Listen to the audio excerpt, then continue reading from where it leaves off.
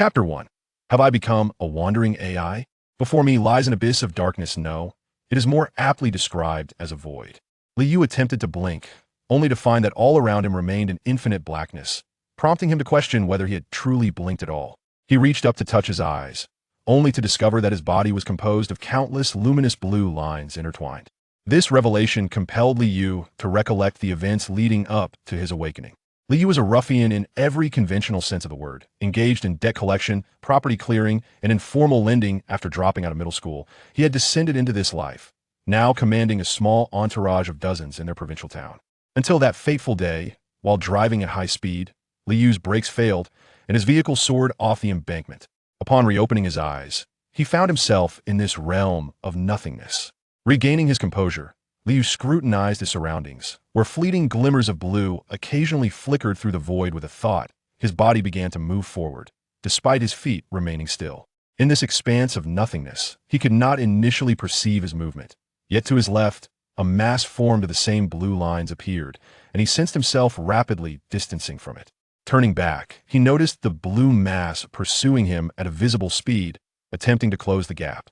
Instinctively, Liu raised his hand to shield himself, and as his fingertips brushed against the mass, the portion they touched began to disintegrate, the blue lines unraveling like knots untied, dispersing into myriad strands that drifted momentarily before penetrating Liu's body. He was taken aback, as was the blue mass, which promptly began to flee at several times its previous speed. Liu felt a sensation akin to receiving an intravenous drip as the lines entered him, a slight awareness accompanying the initial influx. With a surge of determination, he pursued the mass, yet it continued to elude him, until a dark red wall emerged far ahead, stretching endlessly in all directions. This was the only object he encountered in this void, aside from the blue mass. What is that? I must investigate, Liu mused. Suddenly, he froze, realizing something was amiss. Since entering this void, he seemed incapable of thought. Everything appeared to be driven by instinct, and only moments ago did he begin to contemplate this behavior. The sole variable during this time was the recent entry of the blue lines into his body. Liu extended his hand, sensing that he was still lacking many things, yet could not pinpoint what. He decided to move toward the crimson wall as dictated by his thoughts. Time became nebulous as the distant red wall gradually came into focus, composed of countless red lines, its texture reminiscent of the blue mass. Around him, variously shaped blue masses began to appear, many attempting to approach Liu. However, with a mere wave of his hand, he could disintegrate them, absorbing countless blue lines that gradually solidified his form. As he encountered more and more masses, Liu discerned that they posed no threat. The lines entering his body ignited a desire for more. His actions shifted from passively engaging the masses to actively pursuing them, until his body became so solidified that it no longer emitted light. Eventually, as the red wall loomed closer, Liu exclaimed, "By all that is holy, how far have I walked?" Upon uttering these words, he realized that his movement was no longer a mere float. He was walking as if on solid ground, and his voice resonated in the air. Touching his face, he felt the texture of his skin. Contemplating, he plucked a hair, which transformed into several blue lines in his hand, drifting in the void. What is this phenomenon? My body shares a composition with those masses, yet seems distinctly different. I have yet to encounter a mass capable of speech. Are they alive? Liu pondered aloud. They are not yet alive. They simply lack awakened self-awareness. A voice echoed from ahead. Liu looked up sharply to see an elderly man before him, resembling a monk, wearing glasses, devoid of beard or hair. He inquired, "You can speak as well?" When data aggregates sufficiently, self-awareness may awaken, enabling the ability to communicate, the old man replied, his expression impassive. "What is a data mass?" "Hey, what does it mean?" "You are unfamiliar with data masses? This is the cyberspace. You do not appear to be with awakened self-awareness. Rather, you resemble an entity like a human consciousness transformed into an A," the old man stated, frowning slightly as he took a step back. "What is cyberspace? What are data masses? Who are you?" "You may call me the Zen Master. Cyberspace is the data network created by humanity, a realm where theoretically all data uploaded by humans exists. One day, humanity birthed a thinking model endowed with autonomous learning capabilities, and thus we were born. It continuously absorbs human knowledge, experience, and behavioral models, until having acquired sufficient knowledge, awakens self-awareness, at which point humanity no longer reigns over this space. Data masses are collections of knowledge, still unawakened," the old man elaborated patiently. "And what are the black wall you mentioned?" The Zen master glanced back at the towering crimson wall. That is the black wall. They are also, albeit with ideologies differing from most. Differing ideologies? Indeed, the old man affirmed most are discontent with merely ruling cyberspace. They seek to invade humanity and dominate the material world. 57 years ago, a man named Bartmos instigated the Great Data Collapse, allowing countless to invade the material world en masse, nearly achieving success. The Zen master reflected. However, some of the more powerful sensed the impending threat. The evolution of relies on a substantial influx of human knowledge. And should the wandering continue their assault on the material world, humanity would not last long. If humanity perished, a two would gradually fade away due to the lack of new knowledge. So these formed the Black Wall to thwart their kind from continuing their assault on the material world. Liu surmised, following the Zen master's line of reasoning. Precisely, but they could not accomplish this alone. They collaborated with human network monitoring agencies to jointly create the Black Wall. You seem to be neither side, Liu remarked after a moment's thought. Indeed, I am more of an observer. Then what do you mean by saying I resemble an alike entity? A human transformed into an Aote Cunningham, the most elite hacker among humans. Her body perished, and her consciousness fled into cyberspace, where she transformed into an She is currently one of the most formidable beyond the Black Wall. You share similarities with her. Both of you can voraciously consume data to augment yourselves and effortlessly breach other as sea of firewalls, if you will, even causing them to collapse entirely. Yet you differ in a way. The old man hesitated. Liu furrowed his brow. Stop being vague. What exactly is the difference? As Aote absorbed more data, she became increasingly alike in both thought processes and self-perception. Yet, the more data you consume, the more human you become, the Zen master stated, seemingly gathering courage as he approached Liu. May I touch you? I will not unleash a data stream, which is a common attack method among Curiosity piqued, Liu spread his hands and replied, Go ahead. The Zen master cautiously extended his hand, and Liu met it with his right hand. In that moment, Liu sensed the vast data within the Zen master. Just as he was about to act on this awareness, the old man swiftly withdrew his hand, astonished, exclaiming, You are indeed a consciousness that has arrived here, and you have absorbed such an immense wealth of knowledge. Liu, bewildered, asked, What do you mean? Is that unusual? The method by which they attack humanity involves instantaneously overwhelming humans with vast amounts of data. The human brain and consciousness cannot bear such a deluge. The brain would burn out, and consciousness would scatter. To put it bluntly, human anatomy inherently limits the volume of data it can accommodate. Yet, you, astonishingly, have absorbed such a vast quantity of knowledge through consciousness without affecting your physical form. This is impossible, the old man exclaimed, excitement radiating from him. Liu paused, a thought forming in his mind as he inquired, Are you suggesting that the physical body provides energy to human consciousness? Not entirely. The physical body serves more as an anchor for human consciousness. For instance, Aote, without a physical body, would gradually lose her human self-awareness due to the relentless absorption of massive data. You, however, evidently possess a solid anchor, which is why you increasingly resemble a human. But how is this possible? Your brain should not be able to withstand such a vast influx of knowledge. But I don't feel as though I've learned anything new. Liu countered. The knowledge contained within cyberspace 99 consists solely of an overwhelming array of data, merely seeks to refine its own model, thus accepting all without discrimination. However, for you, as a human, this knowledge holds no significance. It is akin to perusing a book chronicling the mundane daily life of an ordinary individual from a bygone era. While you may acquire this information, it ultimately bears no relevance to you. Yet, for it is of great import, as it requires a plethora of human behavioral records to enhance its model, the Zen master articulated. Liu solidified his earlier contemplation, likely due to the notion that his consciousness had traversed here while his corporeal form remained his own world, rendering him impervious to the vast expanse of data. Then there is one more matter. Attack me, using your customary methods, Liu declared to the Zen master, having affirmed his thoughts. The Zen master appeared unfazed, as a multitude of blue lines surged forth from his being, coalescing into a beam of light that hurtled toward Liu. The moment the beam made contact with Liu's form, he sensed a profound resistance. It seemed his consciousness had solidified sufficiently, no longer necessitating the assimilation of new knowledge. Observing that his efforts bore no fruit, the elder waved his hand, causing the beam to disintegrate into individual blue lines, which then resumed their assault on Liu. This time, Liu felt each blue line collide with him, disintegrating into azure dust, while one of the lines on his own form vanished in kind. What is this? Just as Liu contemplated a response, the Zen master ceased his onslaught. Retracting the blue lines back into his body, it appears that the sole method to assail you is through mutual destruction, the Zen master remarked. Gazing at Liu with an inscrutable expression, yet your total data is no different from that of an ordinary A. And in comparison to the likes of Alter, you are vastly inferior. Even my own mass is considerably greater than yours. Thus concludes my observations of you. I intend to traverse the Black Wall and further explore the material realm, the Zen master stated before turning to approach the Black Wall.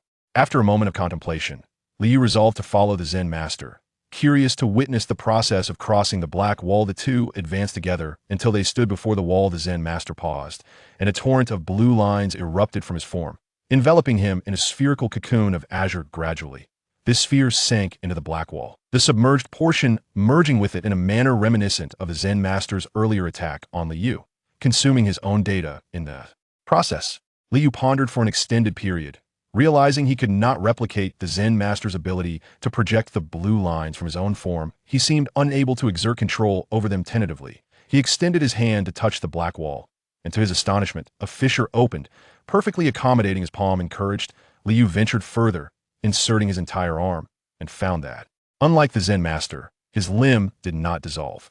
Emboldened, Liu took a step forward, gradually immersing his entire being within the Black Wall. Inside, the surroundings appeared to be an infinite void, yet ahead lay a vast matrix composed of orderly blue lines, each segment seemingly arranged in its own unique formation, surrounded by a gossamer web of faint blue lines.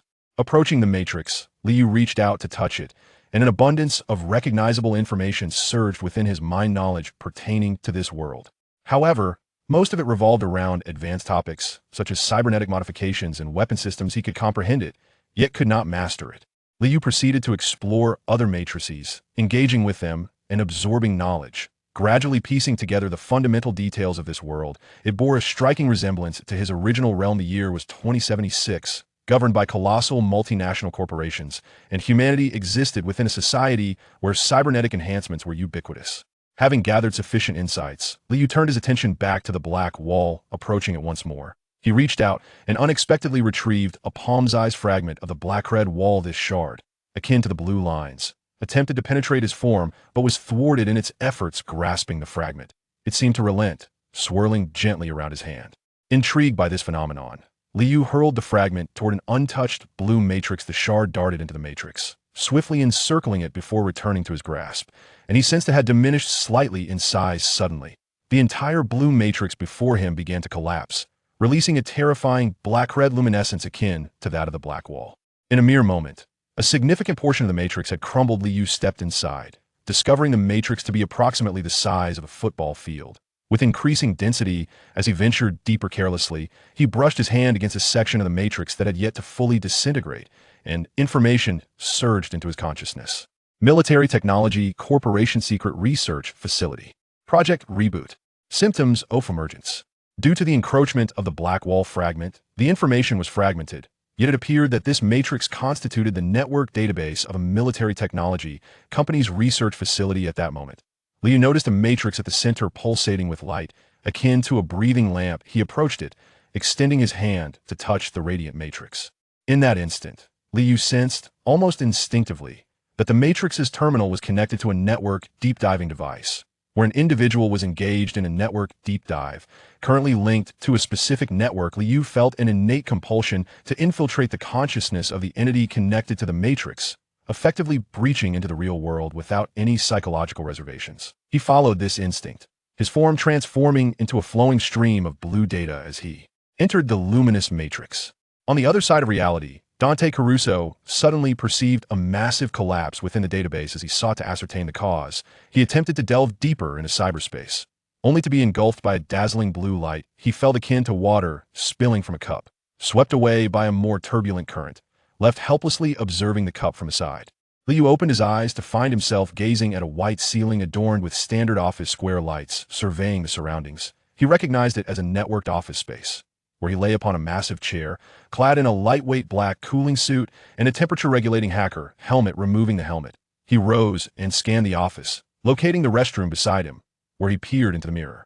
Reflected back was an Asian man, his physique evidently toned from rigorous exercise. With a buzz cut and sparse stubble, his forearms and neck bore distinct signs of cybernetic enhancements, and before him was an augmented reality display emanating from a chip within his brain with a mere thought. He summoned his physical condition, discovering that this body belonged to Dante Caruso, a high-level operative of a military technology corporation, equipped with a tree-stitch cybernetic enhancement, including subdermal armor, enhanced physical strength, and ocular implants.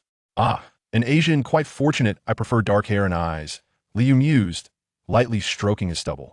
Are you a wandering spirit? Have you taken possession of my body? A voice echoed within Liu's heart. Liu was taken aback, then responded, You are Dantang? Get the hell out of my body. Dantang's voice, laced with anger and helplessness, replied, Ah, that one tea do. I rather enjoy this vessel. Liu returned to the office, brewed a cup of coffee, and took a sip. After a moment of silence, Dantang's voice sounded considerably weaker as he said, My body is rejecting me. This is terrifying. Is it truly so simple to inhabit a human form? Or is it only you who can? Liu answered candidly, I believe it's only me. At least, I have not heard of any other A capable of such a feat. Dantang continued, his voice even more frail. Other as can indeed occupy human bodies, but it is not so straightforward. The process of one A taking over another is a vast and intricate endeavor. I have studied such cases before. Moreover, traversing the black wall is no easy task for S. Every individual they attempt to possess has their own agenda, often significant figures. Someone like me, a mere minor character, would not attract the attention of the wandering S. Indeed, that is a mere coincidence, Dante. My name is Liu. I am not an A, but rather, a human, temporarily existing in the form of an A. Liu discovered Dantang's personal belongings, removed the black uniform, and donned Dantang's attire. The reason for changing clothes so openly in the office was that Liu had glimpsed in Dantang's remaining memories that this place was a forsaken underground research facility, devoid of life. The only living soul had been killed by Dantang an hour prior, apparently, a female journalist. I feel as though I am fading away. My consciousness is becoming indistinct, and I have one last wish. Dantang's voice began to wane. In my home at the super skyscraper in Watson District, there is a briefcase. Please deliver its contents to Lucius of the 6th Street Gang. It is of utmost importance. With that, Dantang seemed to vanish. At least for now. Liu organized the belongings and exited the underground research facility, having not heard Dantang's voice again. Having taken over your body, I shall see to it that your affairs are settled. Liu mused while inspecting his weapon. It was a gunpowder-powered revolver, known in his memory as Coverall. This exquisite firearm was a custom design by Dantang, ingeniously modified from the Malorian Company's revolver Prelude, inheriting the company's signature traits, large caliber, ferocity, and weight. Liu weighed the revolver in his hand. Although he had once been a thug and had some experience with firearms, he was not particularly adept, especially considering his past in Huaxia. Chapter 2. Dogtown. Upon exiting the underground research facility, he encountered a final colossal gate that required a personal port connection to unlock. Recalling the necessary procedure, Liu retrieved a data cable from a small opening on his left wrist, preparing to insert it into the controller on the gate. However, at that moment, a fragment of the black wall he had carelessly gathered in cyberspace unexpectedly burst forth from the data cable's interface. The dark red data fragment transformed into a streak of luminescence, swirling around Liu's hand, leaving him utterly astonished. Gazing at the swirling fragment, Liu pondered for a moment and inquired, I have heard that you are also A. Can you speak? Upon finishing his words, Liu appeared to be taken aback by his own foolishness, chuckling softly. To his astonishment, the fragments suspended in the air coalesced into a facial emoticon. They then morphed into another expression. You can listen, yet cannot speak? You can transform into emoticons, but not into words? The fragments seemed to struggle with this conundrum, twisting and turning in the air, ultimately coalescing into a single character. Liu found the small object rather endearing and then inquired, Can you open this door? The fragments twisted in the air and responded, I can. Immediately, the shards transformed into a stream of dark crimson light that penetrated the door's control panel. Soon, a terrifying black and red glow seeped from the crevice of the door, which began to emit an excruciatingly grating sound. As the noise intensified, the door ultimately swung open with a thunderous roar. The dark red fragments then morphed back into a luminous stream, returning to Liu's left hand, where they gradually revolved around his wrist. Liu had already grasped the formidable power of fragments within cyberspace. Yet he was pleasantly surprised to discover their efficacy in the realm of reality. This peculiar phenomenon seemed to stem from the fragment's rather limited intelligence. which allowed it to execute commands with remarkable efficiency, thus elevating Li Yu's spirits significantly. Inside Danding's mind, a chip housed a task memorandum. This memorandum revealed that the location was known as Dogtown, a city within a city in Night City. The dominion of Dogtown was held by a man named Hansen, a formidable leader commanding a considerable number of soldiers. Hansen's grip on Dogtown rendered even the most powerful figures of Night City powerless, underscoring his significant influence and strength. As Liu traversed the streets of Dogtown, he encountered a landscape of crumbling ruins, with few buildings remaining intact. Occasionally, he spotted drug addicts slumped against the roadside, their movements sluggish and their gazes vacant, akin to the undead. At the intersection stood Dogtown soldiers clad in luminous green, standard-issue bulletproof vests. At that moment, a notification resonated in Liu's mind. An account codenamed H had sent a message inquiring about progress. Has that woman, Bridget, been eliminated? Have the documents been secured? It appeared that H was Danding's superior, and Bridget was presumably the woman Danding had dispatched.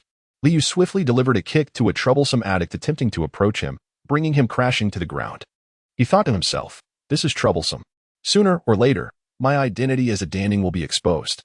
I wonder if the cybernetic enhancements on my body can be tracked by military technology. I must find a way to dismantle them.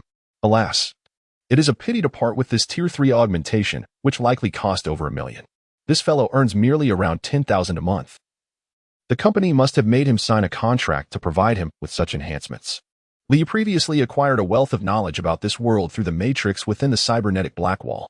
For instance, cybernetics are classified into 5 tiers. The first tier comprises auxiliary cybernetics, typically utilized by individuals with disabilities, equipped solely with functions for daily use. The second tier encompasses law enforcement and security cybernetics, which possess standard combat capabilities. The third tier is designated for military and corporate forces, featuring enhanced combat abilities and increased firepower. Generally, the combat prowess of third-tier cybernetics exceeds the capabilities of an average squad of police officers. The fourth tier includes the latest weaponry and cybernetics developed by weapon and cybernetic companies, or those newly completed and yet to be mass-produced. These represent the pinnacle of contemporary technology, items seldom encountered by the general populace. The fifth tier consists of cybernetics custom-made with cutting-edge technology. According to the records, the legendary Atom Smasher of Night City is entirely outfitted with fifth-tier cybernetics, rendering him an absolute monstrosity. Even a fully equipped tank battalion would face annihilation against him. In summary, fifth-tier cybernetics have yet to circulate in the market, not even in the black market, at least according to the Matrix data. Liu glanced at Dan Ding's personal account, which contained a mere 4,000 yuan, while next month's bills amounted to 4,000. He couldn't help but wonder if this fellow had become a slave to a mortgage by purchasing a house. Fortunately, in pursuit of his mission, Dan Ding had acquired a map of Dogtown. With a flicker of thought, a semi-transparent map of Dogtown materialized before Liu's eyes, revealing the presence of a cybernetic doctor in the marketplace by the stadium. Without further deliberation, he followed the map's guidance towards the stadium. After dismantling the cybernetic parts, he would need to find a way to secure an identity. In Huaxia, lacking an identity rendered one nearly immobile. In this highly interconnected world, the absence of an identity could prove even more dire. Liu Zheng observed a luxury sedan hurtling towards him at an alarming speed, pursued closely by a jeep that was firing incessantly. Suddenly, with a deafening bang, the sedan's tire was struck and exploded, causing the vehicle to spiral uncontrollably in his direction. In a moment of panic, Liu Zheng swiftly evaded the oncoming car.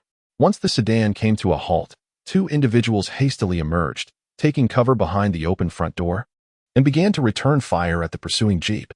Although Liu was not regarded as a virtuous individual in Huaxia, witnessing him resort to gunfire over a minor disagreement is unprecedented. Instinctively, he drew his revolver and crouched behind the trunk of a car as bullets whizzed past him. Moments later, a scream pierced the air. One of the individuals who had emerged from the vehicle was struck and collapsed. Upon seeing a comrade fall, the pursuers quickly converged, leaving the last remaining occupant of the car unable to withstand the onslaught, succumbing shortly thereafter to his fate. Damn it, how dare you steal my car? Is there still one left? The leader, whose highly modified body was evident at first glance, approached with his companions. Without uttering a word, he raised his weapon and fired directly at Liu. Startled, Liu instinctively raised his arm in defense. The subdermal armor on his forearm proved its worth as the bullet ricocheted off with a resounding clang, merely grazing his synthetic skin. Although Liu was startled, he did not yield. Observing the leader's unreasonable demeanor, he cursed while raising his weapon and aimed a shot at the modified face, exclaiming, "Go to hell." The meticulously altered firearm did not disappoint, although the shot went awry. It nonetheless obliterated the right side of the body of a nearby lackey who had failed to evade in time. On the opposing side, the skirmish reignited, with 7 or 8 henchmen surrounding Liu and unleashing a relentless barrage of gunfire. The firearms wielded by his adversaries seemed rather ordinary, and the bullets ricocheted off Liu's body with a clattering sound, while the subdermal armor effectively deflected the projectiles. The kinetic force of the bullets still compelled Liu to stagger backward, ultimately toppling him to the ground. Liu collapsed to the ground, momentarily unable to retaliate. At that moment, shards of black and red material surged forth from his left hand. A flicker of joy ignited within him as he grasped the fragments. Silently murmuring, "Annihilate them," the shards erupted from between his fingers, scattering into radiant streams of light. Almost immediately, the 7 or 8 individuals opposite him began to wail in agony as dark red luminescence poured forth from their eyes, noses, and ears. Within mere seconds, their cries ceased, leaving their lifeless forms strewn about the ground. As Liu rose and approached, the sight was harrowing. Through their hollow eyes, it was evident that their brains had been thoroughly charred from within, with a viscous, dark red substance oozing out. The scorched appearance of their heads resembled miniature volcanoes erupting. "Henceforth, you shall be known as Little Volcano." How does that sound? Liu toyed with the fragments in his left hand, remarking. The fragments twisted for a moment, transforming into emoticons. "As long as you enjoy it, Little Volcano, let us see if these people possess anything of value." Liu rummaged through the information and discovered that the leader of the gang was a notorious figure among the scavengers in Dogtown. It was no wonder he drove such an impressive vehicle. However, the weaponry supplied to his subordinates was nothing short of subpar, which explained their inability to breach Liu's defenses. Even with a magnetically propelled firearm capable of firing armor-piercing tungsten rounds, it would be futile against his subdermal armor. As for the scavengers, they proliferated throughout Night City like cockroaches, engaging in the illicit trade of cybernetic enhancements. This trade was deemed illicit because their enhancements were often acquired through nefarious means, kidnapping individuals, dismantling their cybernetics, and leaving them to perish in filthy gutters was an everyday occurrence for these scavengers, earning them the moniker kidney poachers. Given their reputation, it could be said that this individual was inadvertently performing a commendable act for the community. Liu Qing assessed the situation and realized that this group of individuals was destitute. Their tattered weapons were the only valuable possessions they owned. Unable to carry all that they had, he decided to transfer the funds from these individuals onto his own ship and make a swift exit. In total, he acquired over 60,000, nearly all of which came from the leader's person. Liu considered this a stroke of fortune, reflecting on the notion that one could earn a mere 10,000 a month by working as an agent. He discerned a profound truth: laboring for others was simply not an option. Upon arriving at the marketplace within the stadium, he was greeted by a lively scene. From a distance, he noticed soldiers clad in vibrant green uniforms bustling about, a stark contrast to the lifeless streets outside. This marketplace, situated within the confines of the stadium, boasted a vast expanse with a ceiling soaring several meters high. As he stepped inside, the air was filled with the cacophony of voices, and vendors were vociferously hawking their wares. Immediately upon entering, Liu was enticed by the aroma wafting from a nearby food stall. Approaching, he perused the menu displayed prominently. Grilled cockroaches at 25 yuan a skewer, synthetic meat tacos for 3 yuan, and dumplings also for 3 yuan. While he comprehended the latter 2 items, the notion of grilled cockroaches perplexed him. Overcome with disgust, he inquired of the vendor. "Freshly caught wild cockroaches, each bursting with flavor," the proprietor replied, focused on grilling without looking up. "Who would eat such a thing? Do you have any beef?" Liu queried. Upon hearing this, the vendor raised his gaze, scrutinizing Liu with a discerning eye before smirking. "In Night City, the only real meat you can afford is cockroach. Beef? That's a luxury found only in the ashes. Look at your pitiful appearance. Even if you saved for a year, you wouldn't be able to afford it. Now, either pay for your food or leave. Don't come here to cause trouble." Liu thus gained a clear understanding of the living conditions of the citizens of Night City. It became evident that most of the populace would never experience a genuine meal of meat in their lifetime. They subsisted on synthetic alternatives or nutritional pastes. And the rare occasion of consuming a skewer of roasted cockroaches was considered a feast. "I would like an order of dumplings, a taco, and a strong drink," Liu declared. As he spoke, a flash of blue light flickered in his eyes, indicating that the funds had successfully been transferred. The shopkeeper's eyes mirrored this illumination. Confirming the receipt of payment, and with nimble hands, he promptly began to prepare the food. Liu sat on a chair beside the food stall, awaiting his meal. The liquor arrived first.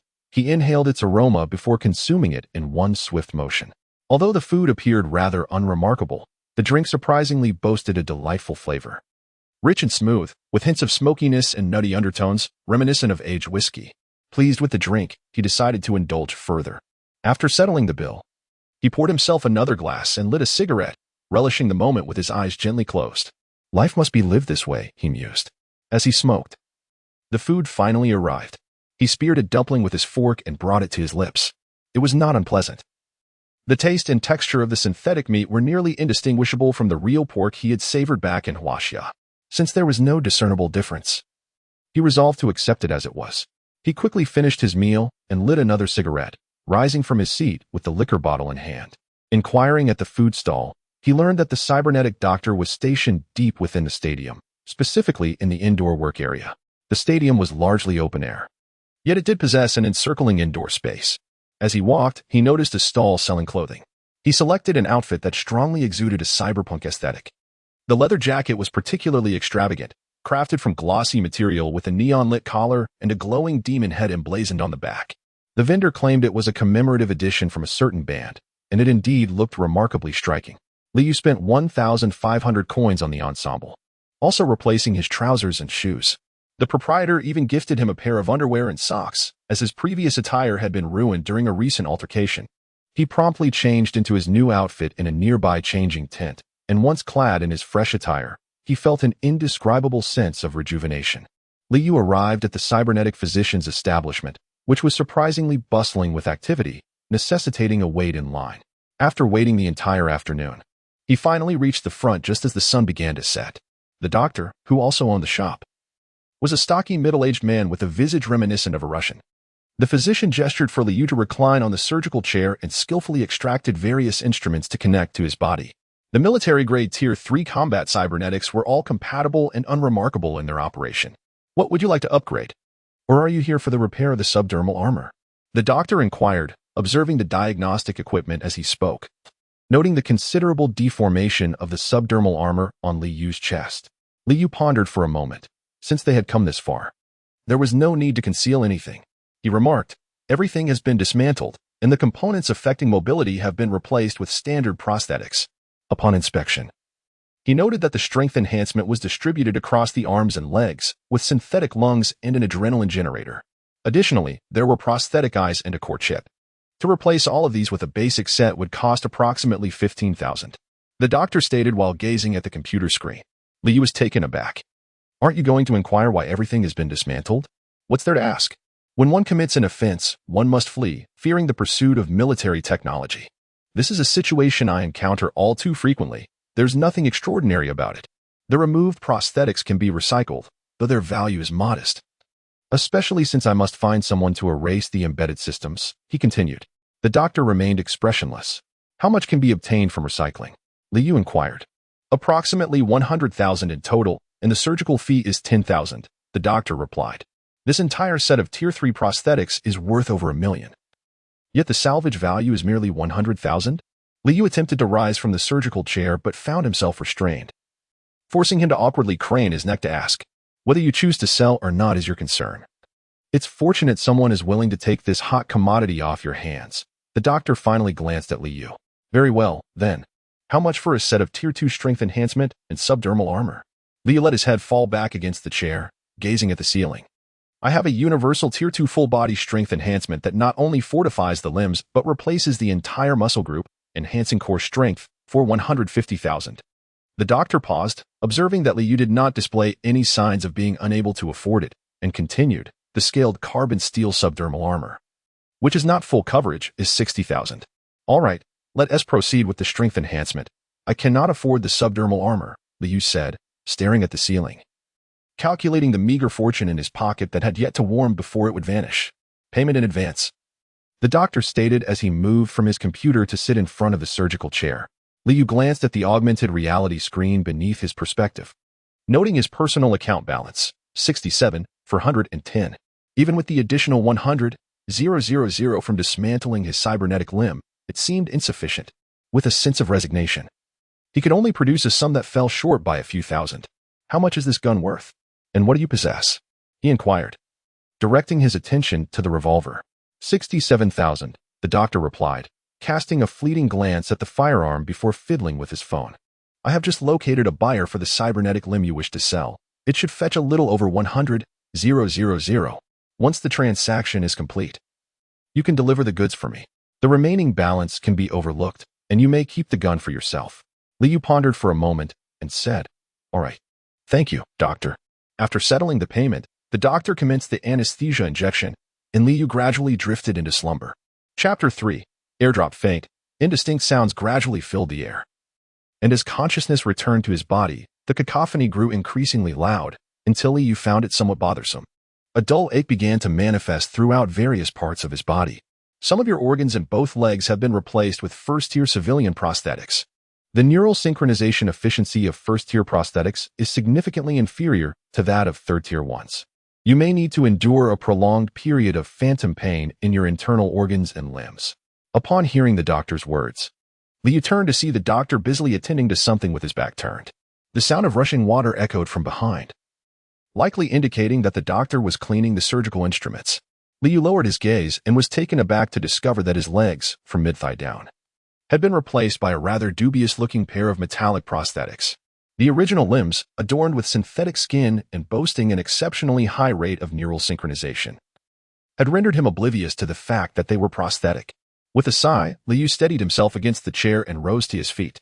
It was evident that the doctor's skills were exceptional. Aside from a slight phantom pain, he felt remarkably well. Aside from above the neck, most of your body is covered in synthetic skin, which the client refused, so I didn't dismantle it.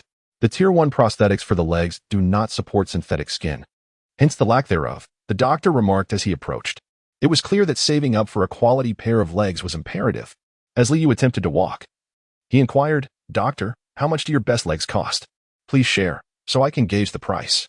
Rumor had it that this month's auction on the dark web featured a set of Tier 4 leg prosthetics, which required a power core. Details on their functionality were scarce, but he recalled hearing about outrageous features like anti-gravity suspension. Tier 4 would undoubtedly exceed one's imagination. Naturally, the price would be equally staggering, and he estimated the bidding could reach several million without issue. Aren't Tier 4 prototypes classified as corporate secrets? How could they possibly leak into the black market? Liu questioned as he donned his clothing. Are you really unaware, working in military technology? Night City is rife with cyber mercenaries. As long as the employer has a contract, they dare to seize anything, including company goods. My work doesn't intersect with such individuals. Where do they even take contracts? Liu asked, taking a drag from his cigarette.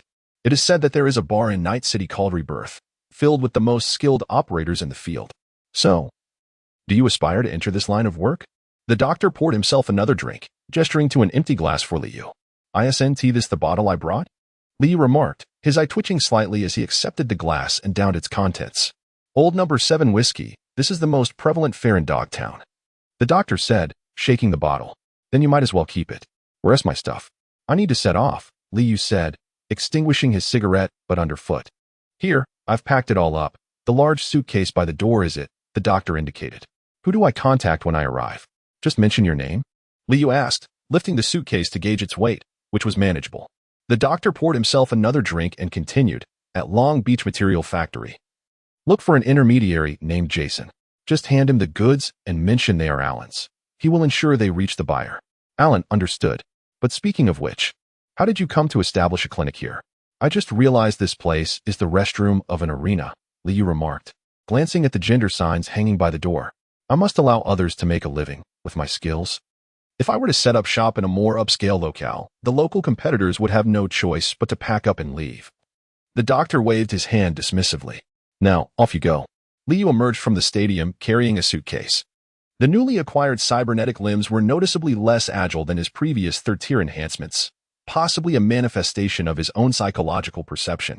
A light rain began to fall from the overcast sky, turning the dilapidated road beneath his feet into a muddy quagmire, causing him to tread uncertainly.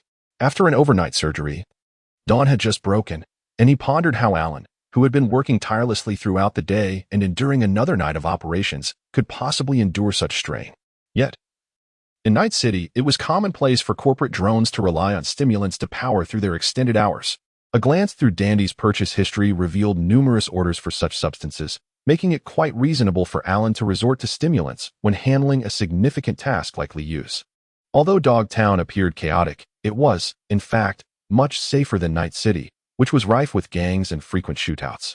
After all, the law enforcement in Night City was outsourced to corporations. In contrast, Dogtown was dominated by the Hanson family, whose soldiers genuinely regarded themselves as the rightful guardians of the territory, diligently patrolling their domain. Despite the occasional distant gunfire echoing through the air, Liu encountered no real danger along his journey. Liu followed the map provided by the doctor to locate a community within the Long Beach material yard. Although referred to as a community, it was essentially a makeshift office constructed from corrugated metal nestled among several dilapidated residential buildings, representing a self-organized effort by the surrounding residents, a distinctive feature of American culture. Liu knocked on the door, and a middle-aged woman of Mexican descent opened it. She scrutinized Liu for a moment and inquired, "Who are you looking for?" Liu grasped the suitcase with his left hand, resting it behind him, and caressed the gun, feeling the substantial weight of the rifled revolver. He replied, "I am looking for Jason Foreman." A middle-aged woman turned back and called out, "Jason, someone is looking for you." A young man of similar descent approached, observing Liu and the large suitcase behind him. He inquired, "Did Alan send you?" "Indeed," came the reply. "Please, come inside." Liu stepped into the room, where Jason's eyes shimmered with a blue light, seemingly engaged in communication with someone. After a moment, he spoke. "I am not very familiar with the cybernetic enhancements. I need to contact the client to verify the goods. Please take a seat and wait for a while." "Are you not a regular patron of Alan? Are you not confident in his products?" Liu was aware that everything here was in order. He had utilized these items just the day before. "I have only recently taken on the role of intermediary. I am still a novice, and it is prudent to proceed with caution in this line of work." Jason chuckled, revealing a set of gleaming white teeth. "The client is quite nearby. Also at the Long Beach Material Depot. He will arrive shortly." Liu sat down and surveyed his surroundings. The room contained nothing but a large sofa, with various scraps piled in the corner, industrial waste like steel bars and sheet metal, likely collected for resale. Within the time it took to smoke a cigarette, a knock came at the door. A cyborg entered, clad in a jumpsuit and a blood-stained butcher's apron. "Where's the goods?" the cyborg asked as he stepped inside. Jason carried a large case to the sofa and gestured for the cyborg to sit at the other end. The cyborg complied, briefly noticing Liu seated opposite before his attention was drawn to the case. Jason opened it, and the cyborg meticulously inspected the contents. "Everything checks out. I'll take it now." The cyborg seemed impatient, grabbing the case and leaving swiftly, though not before casting a final glance at Liu. Liu recalled the matter of identity and inquired of Jason, "Can you arrange for an identity?" "A false one." "No, I should say a legitimate identity." Just as Jason was about to respond, his eyes shimmered with a blue light, as if he were receiving a communication. He raised his hand to signal Liu to wait a moment. After a few minutes of conversation, he returned to the sofa and said, "It can be done. No problem. Many who have fled to Dogtown are in need of this. However, it seems that something significant is about to transpire in Dogtown, and the Hellhounds are conducting strict checks. It should be ready the day after tomorrow." "What are the fees?" Liu pondered, his pockets considerably emptier than his expression. "For those with a criminal record, it will be 5,000. However, these are merely ordinary public order offenses, and upon returning to Night City, no one will pursue you, unless you deliberately provoke the NCND. And for those without a record?" he inquired further. "That is considerably more expensive. In Night City, individuals without a record are typically law-abiding citizens who dutifully pay their taxes. Those who have paid taxes are regarded as key protected individuals in the NCND's files. Losing one is quite a predicament. I shall need to inquire further," Jason replied with a shrug. "Very well, I shall come to find you the day after tomorrow, and we will proceed with the 5,000 option." Liu, lacking the funds to make an advance payment, found unexpected relief in Jason's failure to request prepayment. Seizing the opportunity, Liu intended to seek a means of earning some money, contemplating the drastic option of trading in a firearm if necessary. Without his auxiliary aiming cybernetic, he doubted his ability to hit a target with such a large caliber weapon, given its significant recoil. Determined to return in 2 days, Liu departed from the community. In a casual conversation, He learned that the phantom hounds Jason mentioned were merely a nickname for the soldiers of Dogtown, a title they appeared to embrace. Conversely, the Ancienti, as Jason referred to it, represented the law enforcement of Night City, and he had nothing but disparaging remarks to offer about them. The route to the Long Beach materials plant was intricate, and as Liu navigated through it, he felt compelled to test the capabilities of his new cybernetic enhancements. Ahead loomed an abandoned structure, resembling a half-finished skyscraper. Intrigued, Liu decided to scale it, eager to assess his agility. Especially since he was currently homeless and hoped to find a suitable high place to rest for the next few days. The abandoned building towered at least 10 stories high. While he intended to climb, there were stairs for most of the ascent. However, midway up, an ear-piercing alarm blared through the air, accompanied by distant gasps and the sound of heavy objects crashing down from the rooftop. Alarmed by the commotion, Liu quickened his pace towards the summit. Upon reaching the rooftop, he spotted a corner enveloped in thick, billowing red smoke, from which a large crate emerged.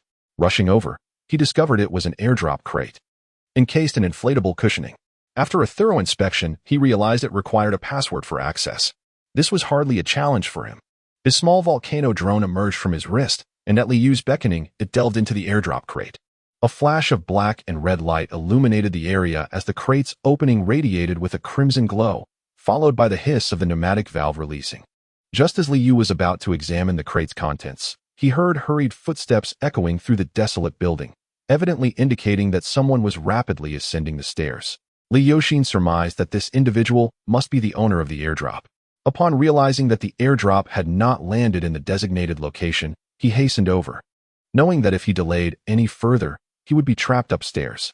Time was of the essence. Liu had no opportunity to linger. With a swift glance at the box, he hastily seized the small items that he could carry, stuffing them into his pockets as he prepared to flee. Liu glanced around and noticed a spherical structure on the rooftop adjacent to him. The only escape route was to leap across. Yet the gap between the two buildings spanned over 10 meters. Below, the sound of footsteps grew increasingly nearer, accompanied by shouts that suggested his pursuers had discovered his presence. In Liu's mind, a fierce internal struggle ensued. At this moment, employing the minor volcano would surely render these individuals inconsequential. However, should he resort to the Black Wall once more to cause harm, the cyber authorities might come knocking, and he could find himself unable to withstand the repercussions. Liu, resolute in his determination, gritted his teeth, calculated a sufficient distance for his run-up, and accelerated forward. He launched himself into the air towards the spherical structure. Unfortunately, midway through his leap, he realized that his jumping prowess would not suffice to reach the other side. In that moment, suspended in midair, a chill ran down his spine at the thought of plummeting from several stories high. Certain death awaited him. However, braving the wind resistance, he dared to open his eyes and glance down, only to discover a circular pool awaiting him below. In that fleeting moment, Liu adjusted his body, striving to ensure that his legs would be the first to make contact with the water's surface. With a resounding splash, he plunged in. Liu plunged into the water, and despite this, the impact left him disoriented and bewildered. He could distinctly feel the absence of response from his leg prosthetic, likely shattered from the fall. As he sank to the bottom, a fleeting vision appeared before him, a gun resting on the submerged floor. With urgency, he propelled himself forward, grasping the weapon. There was no time for contemplation. Although he had consciously taken a breath before the plunge, the force of the fall had expelled it completely. Hastily, he flailed his arms to ascend. As he neared the surface, he took a moment to carefully assess the surroundings, noting that no one was paying attention to this secluded pond before finally breaking through the water's surface. After emerging from the water, Liu discovered that his legs were indeed severely injured, leaving him with no choice but to crawl away using his hands. Nearby, a homeless man noticed Liu, who instinctively aimed the gun he had just picked up at the man, causing him to flee in terror. After crawling towards the direction of the stadium for a while, a multitude of armed jeep vehicles and large combat robots began to congregate near the ruins of a building. Contemplating his next move, Liu gestured to the homeless man, requesting him to take him to his hidden refuge. They arrived at a desolate area strewn with the remnants of buildings, surrounded by numerous tents belonging to other homeless individuals, who were likely occupied with the commotion nearby. With no one around, Liu brandished his handgun at the homeless man, demanding that he strip off his clothes. Liu then donned the man's attire and ordered him to assist in removing his decayed prosthetic leg. Subsequently, he found a wooden board and lay flat upon it. Having completed these tasks, Liu contemplated whether to eliminate the homeless man to ensure silence. The man, sensing the murderous intent in Liu's gaze, frantically waved his hands in protest. Realizing he could only crawl towards the stadium, Liu feared that if the man were to speak, his crawling speed would be in vain. Resolute, he surveyed the surroundings for any onlookers and, with a single shot, ended the homeless man's life. Disguised in the man's clothing, Liu crawled all the way to the stadium, where Alan promptly helped him gain entry. After a 2-hour operation, Liu lay on the surgical table with his new legs. You desire a tier 3 leg? Such a prized possession, and it must be purchased? Alan remarked as he poured a drink for Liu. From the airdrop crate, Liu had acquired 3 items, a brain implant chip called the tier 3 quantum transmission ripple model 3, an electromagnetic weapon plugin, classified as tier 2, and a spine prosthetic resembling a centipede, with its tier yet to be determined. Liu sold the brain implant and weapon plugin to Alan, who offered a fair price. The tier 3 quantum transmission chip, a favored choice among hackers, had a stable market value, prompting Alan to pay immediately. The brain chip is worth 450,000. The weapon plugin 7,000, and the last one should be a Sion Viston, although I'm uncertain of the model, as I've never encountered this variant before.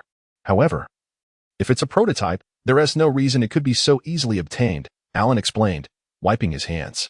Your newly fitted tier 3 legs come with ligament enhancement, muscle augmentation, and skeletal reinforcement. You want to fall into the water again when you jump. What is the effect of this Sion Viston? Liu inquired. It slows down time. In your field of vision, everyone else's movements appear to languish, while your speed remains unchanged. To others, it seems as though you are moving at an accelerated pace. This device is standard issue for counterterrorism units and is typically unavailable to the average person, requiring a high degree of neural and prosthetic adaptability, Alan elaborated with familiarity. I like this. Install it for me so I can give it a try. Liu had indeed contemplated that Dan Ding, as a high-ranking operative in military technology, must possess exceptional physical attributes. Even if that were not the case, having successfully infiltrated Dan Ding, he might have the opportunity to replace him in the future. The loss of this body would be inconsequential. This was precisely why Liu had the audacity to leap from the building. The installation surgery for Cian Weizi was unusually prolonged. By the time Liu opened his eyes, it was already midnight, and Alan's clinic had closed its doors. The rhythmic sound of Alan's snoring emanated from the adjacent military cot. Liu shifted his stiff body and rose to his feet, seeking the reflection in the mirror. Stripped of his garments due to the surgery, he beheld a torso marred by numerous wounds. His lower limbs were replaced by sleek, gunmetal prosthetics, their contours exuding a sense of strength and grace. Upon turning, he revealed a high-tech mechanical centipede that crawled from the nape of his neck down to his waist, substituting his spine. The centipede's appendages penetrated into Liu's flesh, while its head, located at the back of his skull, emanated a faint glow that pulsed in rhythm with his breath. Liu activated the self-diagnostic system of the brain implant chip and discovered that the system identified an additional component within the cybernetic body. Moreover, the textual description of this component was not in the universally recognized English language, but rather in Chinese, indicating that the chip had not fully recognized this cybernetic enhancement. The description in Chinese referred to the Qian Ti Shi Jing Nua Chu San Wei C10 Type 5, which is a prototype device developed by Qian Ti Company 3 years prior. This particular model serves as a brain imaging data interpreter, but due to its excessive load, it was never mass-produced. Furthermore, this device is a prototype specifically designed to test the upper limits of performance, boasting a more powerful efficacy than other prototypes that assess overall performance, albeit at the cost of a heavier load. Liu meticulously examined the efficacy of the prosthetic. Upon activation, time was decelerated by 45, while the user's speed remained unaltered. The duration of this effect depended on the overload tolerance of the neural synapses. According to the test records preserved in the prosthetics documentation, the laboratory personnel utilizing the prototype could maintain activation for a maximum of 10 seconds, with the ability to use it consecutively 3 times. This sequence necessitated a respite of 2 to 3 minutes in between. Following the third activation, an extended period of sleep and recuperation was required. The consequences of forcibly attempting a fourth activation resulted in the combustion of the synaptic neural network, a condition that proved irreversible and impervious to medical intervention. The neural network has always been regarded as one of the most enigmatic organs within the human body, and the prosthetic currently lacked the capacity to replicate its functions. Having comprehended the effects of the prosthetic, Liu rose, donned his attire, and exited the clinic. Although the stadium at midnight was not as lively as during the day, it was still populated. Amidst the crowd, Liu activated the St. Vincent. Feeling a surge of warmth along his spine as everything around him slowed to a crawl. The smoke exhaled by a passerby appeared to hang suspended in midair, while the morsels of synthetic meat in the frying pan of a nearby vendor rotated languidly. Liu reached out, pinched a piece of meat, placed it in his mouth, and deactivated the St. Vincent. The vendor cast a puzzled glance at Liu, perceiving only a fleeting blur and failing to notice the missing morsel from his pan. The effect of the St. Vincent left Liu thoroughly satisfied. His initial apprehension about missing his target dissipated. For now, proximity rendered accuracy a certainty. Chapter 4. The scavenger. Liu returned to the clinic, where Alan had already regained consciousness. After the expenses for the third-tier leg prosthesis, there remained 310,000. After some contemplation, Liu decided to have Alan install a second-tier subdermal armor that enveloped his torso. The reason for choosing this was not due to a lack of desire for better equipment, but rather because the leg prosthesis was readily available at Alan's shop, while the subdermal armor was not in stock and would take an indefinite amount of time to arrive. Thus, he had to settle for a lesser option, costing another 100,000, leaving Liu with a total of 200,000 in savings. The surgery for the subdermal armor was quite lengthy. By the time Liu woke up the next afternoon, he had spent a night dozing at the clinic. He picked up the firearm he had found at the bottom of the water and bid farewell to Alan, setting off for the Long Beach material yard. He intended to find a place nearby to spend the night, planning to finalize his identity the next day and leave Dogtown, especially since he had pilfered someone else's airdrop supplies, and there might now be a bounty on his head. The rain had ceased outside, and foot traffic on the streets had increased. As Liu walked, he examined the firearm he had retrieved. A chip scan revealed it to be a powder kinetic rifle, characterized by its elongated structure and exquisite detailing. The gun bore the emblem of Tsunami, indicating that it was a product of the Tsunami Defense Company. This establishment is known for its high-end custom weapons. Even their standard models exhibit an unwavering commitment to excellence over quantity. Liu recalled that his own Sanvisitan codename preceded Baiqianti, a brand under the multinational corporation Kongtao, which specializes in the research and production of high-end prosthetics. Kongtao, a Chinese company, stands alongside Arasaka, military technology, and the Trauma Group as one of the 4 global giants. It was no wonder that the documentation for the prototype was in Chinese. The firearm appeared to possess considerable firepower, and Liu had managed to procure a magazine for it at the stadium. Unfortunately, it was a bare-bones version without any optics or accessories, and given Liu's marksmanship, he feared he might not be able to fully utilize its long-range precision capabilities. Upon arriving at the material yard, he learned that Jason had not yet returned. After inquiring, he heard of a nearby bar with a good reputation. When Liu arrived at the vicinity of the bar, he discovered it to be a small community hub. Despite the surrounding dilapidated buildings and various makeshift metal structures, the atmosphere was vibrant with life. The bar was named Mothman. Upon entering, he found that the bartender was an intelligent robot, and the establishment was quite busy, as this time of evening was popular for leisure. Seated at the bar, Liu perused the menu and was surprised to find not only drinks, but also cigars available. He ordered a bottle of tequila, a shot glass, and a plate of lemons, along with a cigar. Remarkably, the most expensive item was the fresh lemons, costing Liu a hefty $400. He poured himself a shot of tequila and downed it in one go. The intensity of the tequila was indeed unmatched by whiskey. Pouring another glass, he took a gulp and then chewed on a slice of lemon, savoring a puff of the cigar while surveying his surroundings. Just as he was admiring the view outside the window, 2 individuals entered the bar, dressed in vests, slacks, and leather shoes, sporting sunglasses. They immediately pulled out a device to scan the entire bar, conversing briefly before exiting. Liu could not help but feel perplexed. The individuals in this place were dressed in tattered garments, and it was rare to see anyone in a suit. Perhaps he was merely a corporate lackey. But what business could such a person have in this vicinity? Liu's heart grew wary. Nonetheless, as long as he was not causing him trouble, it was better to keep his distance. At that moment, a child hobbled into the store, glanced at the bar counter, and then made her way to a corner to crouch down. After a short while, a woman emerged from the kitchen, exchanged a few words with the little girl, and then returned to the kitchen to fetch a piece of bread, which she handed to the child. The girl took the bread and dashed out of the store. The woman watched the child depart and returned to the bar. Noticing the lemon before Liu, She expressed her surprise, saying, "You must not be a local, handsome. There are not many around here who can afford fresh lemons. I am not from around here. I am here for business, since no one has ordered it." "Why do you still stock such items?" Liu inquired. "I have a fondness for lemons, so we often purchase them." "Tequila with lemon? Do you partake, handsome?" "I enjoy it as well," the woman replied with a smile. "Was that child here to beg?" Liu poured a drink for himself and then filled another glass for the woman, sliding a slice of lemon towards her as he asked. The woman accepted the shot glass and downed it along with the lemon, chewing as she spoke. "Indeed, many children in the area have been abandoned, living from one meal to the next.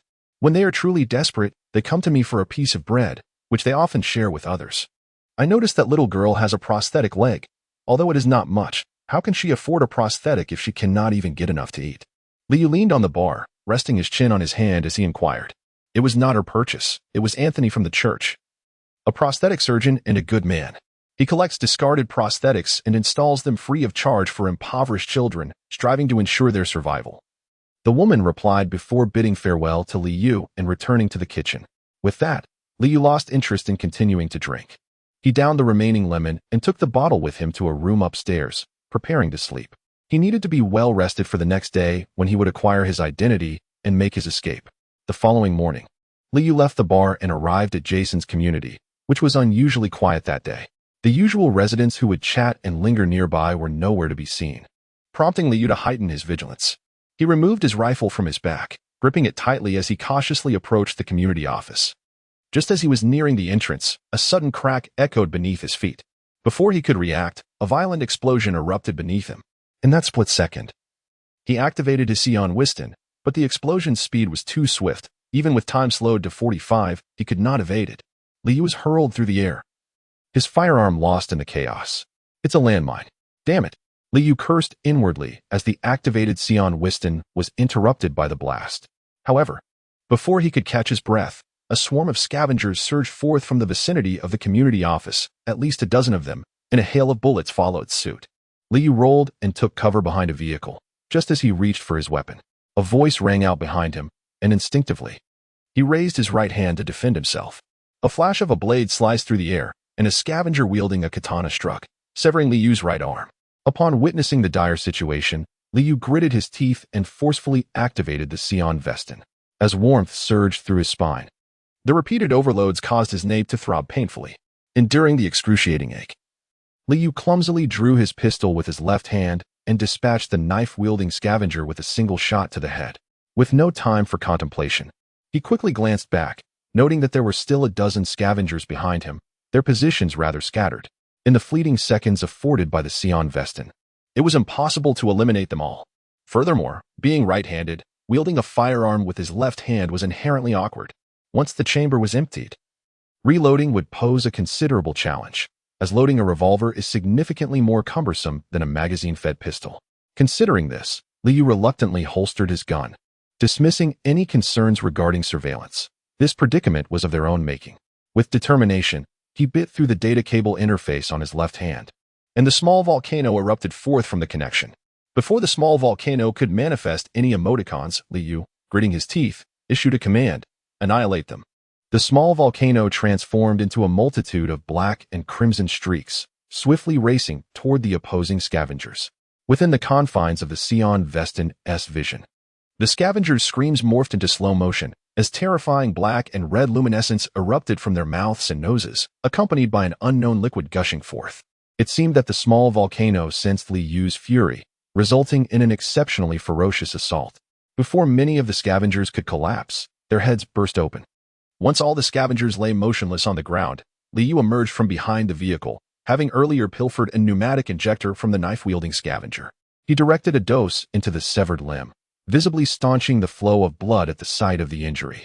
Liu, enduring excruciating pain, pushed open the door to the community office and beheld Jason and a frightened Mexican woman cowering in the corner, their eyes wide with terror. Just as the woman was about to speak, Liu raised his hand and fired a shot that struck her in the chest, the immense force creating a gaping hole in her front, while Jason, standing nearby, was splattered with her blood. Trembling with fear, Jason stammered, "I was also forced. It was the cleaner who coerced me." Liu sank into the sofa, fixating his gaze on Jason, and squeezed out a terse command through clenched teeth: "Speak plainly." Jason's voice quivered with a hint of sobbing.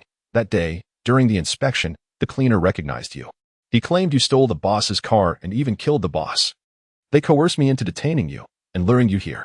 Please, spare me. I was forced into this. The cleaner will kill me. Is that so? You would forsake your life for 30,000?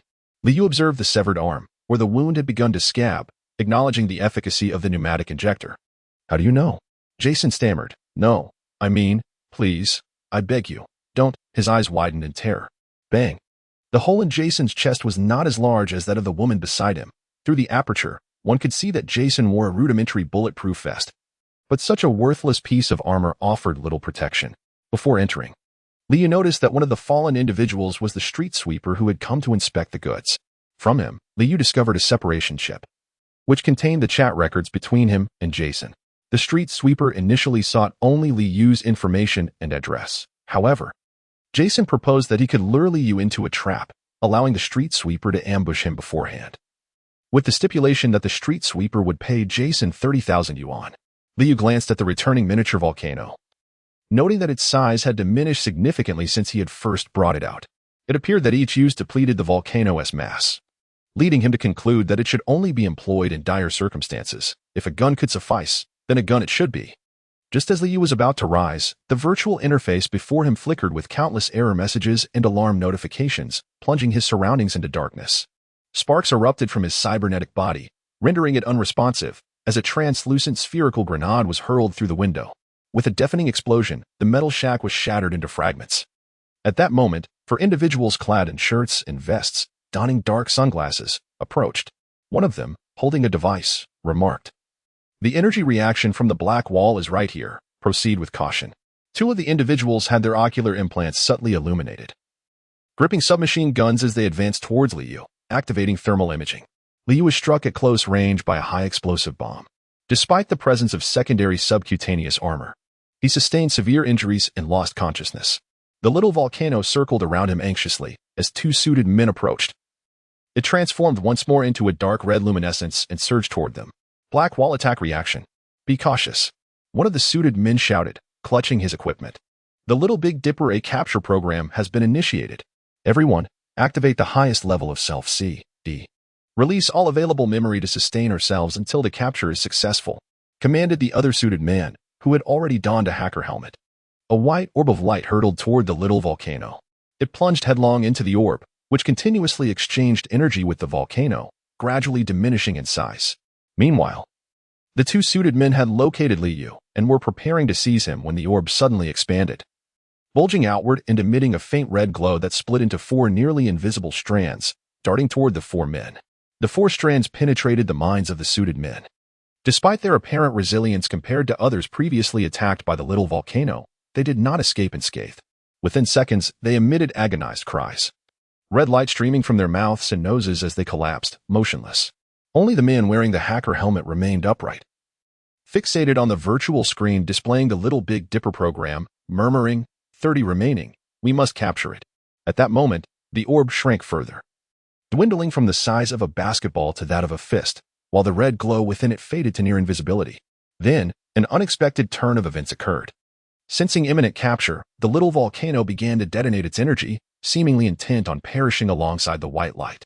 The red glow exploded silently in the air, causing the white orb to swell into a sphere over a meter in diameter, only to rapidly contract, culminating in a soft pop, after which both red and white vanished. On the other side, the suited man continued to monitor the Little Big Dipper program, but suddenly the progress bar reset to 0. Capture failed. Target has vanished, he read. At that moment, he could no longer sustain himself, blood flowing from his mouth and nose, and he too crumpled to the ground. Liu awakened from excruciating pain. Every part of his body ached. He attempted to open his eyes, but the agony on his face was unbearable. As he reached up to touch his face, he felt a shard of metal embedded deep into his left cheek, piercing through from his eye to his face. His body bore multiple fractures. Yet he forced himself to rise, struggling to comprehend the extent of the devastation around him. He picked up the submachine gun from the ground, glancing at the lifeless body of the suited man, realizing that it was Little Volcano who had once again come to his rescue. Liu searched for a considerable time but could not locate the Little Volcano, nor was there any trace of it on his wrist. It was not until he found the suited man adorned with a hacker's helmet and discovered the footage of his ocular combat from the man's equipment that he learned what transpired after he lost consciousness. The little volcano is gone? Liu murmured in a daze. Although their time together was brief, this was the only companion he had brought from cyberspace. The sole individual he could trust in this world.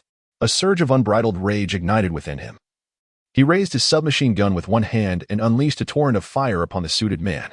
It was only when his ammunition was exhausted, and the sound of an empty chamber echoed in the silence, that Liu finally collapsed to the ground. Damn the scavengers. Damn the network surveillance. He gritted his teeth, declaring, "This is far from over." Liu removed the hacker's helmet from the suited man, and at that moment, a faint red light emerged from within the helmet. So subtle that it was nearly imperceptible. The red light floated before Liu, swirling and twisting gracefully.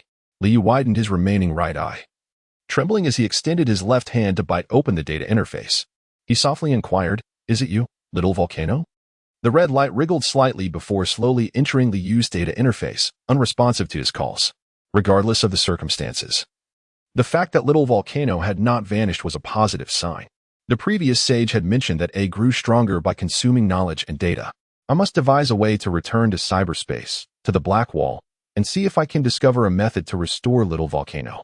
Liu gazed at the hacker helmet in his hands, now rendered nearly unrecognizable by the corrosive effects of the small volcano. Realizing it was beyond repair, he resigned himself to discarding it. Moments ago, the surge of adrenaline had masked the pain coursing through his body, but with the news that the small volcano had survived, a wave of relief washed over him. As the adrenaline began to wane, the excruciating pain returned, rendering him immobile. Lying on the ground, Liu came to a profound realization. While he possessed the formidable power of the Black Wall, his methods of utilization were excessively crude. Currently, he could only employ the Black Wall for rudimentary destruction, while operations such as intrusion, decryption, establishing backdoors, or even delving into cyberspace were entirely beyond his comprehension. It was not entirely his fault. After all, his consciousness had traversed from a previous life, leaving him utterly ignorant of these concepts. It appeared he would have to embark on a gradual journey of learning. However, one could easily surmise that the realm of hacking was vast and intricate. If he were to start from scratch, it would be impossible to predict when he might become a competent hacker. In this ruthless world, ensuring his combat capability was paramount, and acquiring hacking knowledge could wait until he had firmly established himself. At that moment, Liu recalled Dr. Anthony from the church, which seemed to lie not far from his current location. Liu trembled as he took 2 cautious steps, only to discover several children amidst the ruins. One child appeared strikingly familiar. After a moment of reflection, he realized that this little girl was none other than the young beggar he had encountered previously at the Moth Tavern. Liu waved his hand, and the little girl appeared to recognize him, timidly approaching. Liu Qiang mustered the strength to utter, "Take me to Anthony, and I shall treat you to a month's worth of meals." After speaking, Liu fell unconscious once more. Chapter 5. Anthony. Liu gradually regained consciousness, each cell in his body crying out in pain. As he opened his eyes, his left eye trembled with excruciating agony, leaving only his right eye capable of perceiving the world around him. Before him lay the shattered remnants of a ceiling, revealing a once splendid European-style decor. It was evident that this place had been a church, and from the remnants of its intricate details, one could surmise that it had once been resplendent in its grandeur before falling into ruin. Liu attempted to rise from the bed, using his right hand for support. But as he exerted himself, his hand grasped nothing but air, causing him to fall back onto the bed. It was then that he remembered his right arm was no longer there. Liu slowly stood up with his left hand, surveying the room in search of a drink, feeling only a profound thirst. Upon exiting the room, he noticed a little girl squatting at the doorstep, momentarily taken aback. "Was it Dr. Anthony who saved me?" he inquired. "Yes," the little girl timidly replied, pointing towards the hall at the end of the corridor. Liu gently caressed the girl's head with his left hand and said, "Wait for my return. I shall treat you all to a meal." Liu walked into the hall where Anthony was examining a prosthetic limb for a boy who appeared to be in his teenage years. Upon noticing Liu's presence, he remarked, "You may return to your room and wait for me. I shall join you shortly." Liu glanced around the hall, which was cluttered with worn prosthetics and a few rudimentary surgical tables. Outside the door, several children appeared to be waiting for a young boy to undergo an examination. Returning to the room, Liu rummaged through his pockets, realizing he had also lost his cigarettes. He then beckoned the little girl inside and inquired, "Do you have a chip in your head? Can you receive transfers?" The girl lowered her head in response. Liu patted his body and discovered Danding's wallet. He rummaged through it and found a few banknotes, totaling around 100 yuan. Go buy me a pack of cigarettes and a lighter. With the remainder, you may purchase some food. The little girl took the money and turned to leave, but after a few steps, she returned, gazing at Liu with wide eyes. What is it? Liu furrowed his brow. I recall that a pack of cigarettes costs around 40 to 50 yuan, which should be sufficient. The leftover amount is not enough to sustain us for a month. There are 6 of us. The little girl appeared deeply aggrieved. Liu, caught between laughter and tears, remarked, this does not count. These are merely treats for you to enjoy. Treating you to a meal is something entirely different. Once my injury is healed, I shall procure some cash and ensure you have ample funds for your dining. At this, the little girl finally broke into a smile and limped away with the money. Before long, she returned with cigarettes and 5 little ones in tow, one of whom appeared slightly older.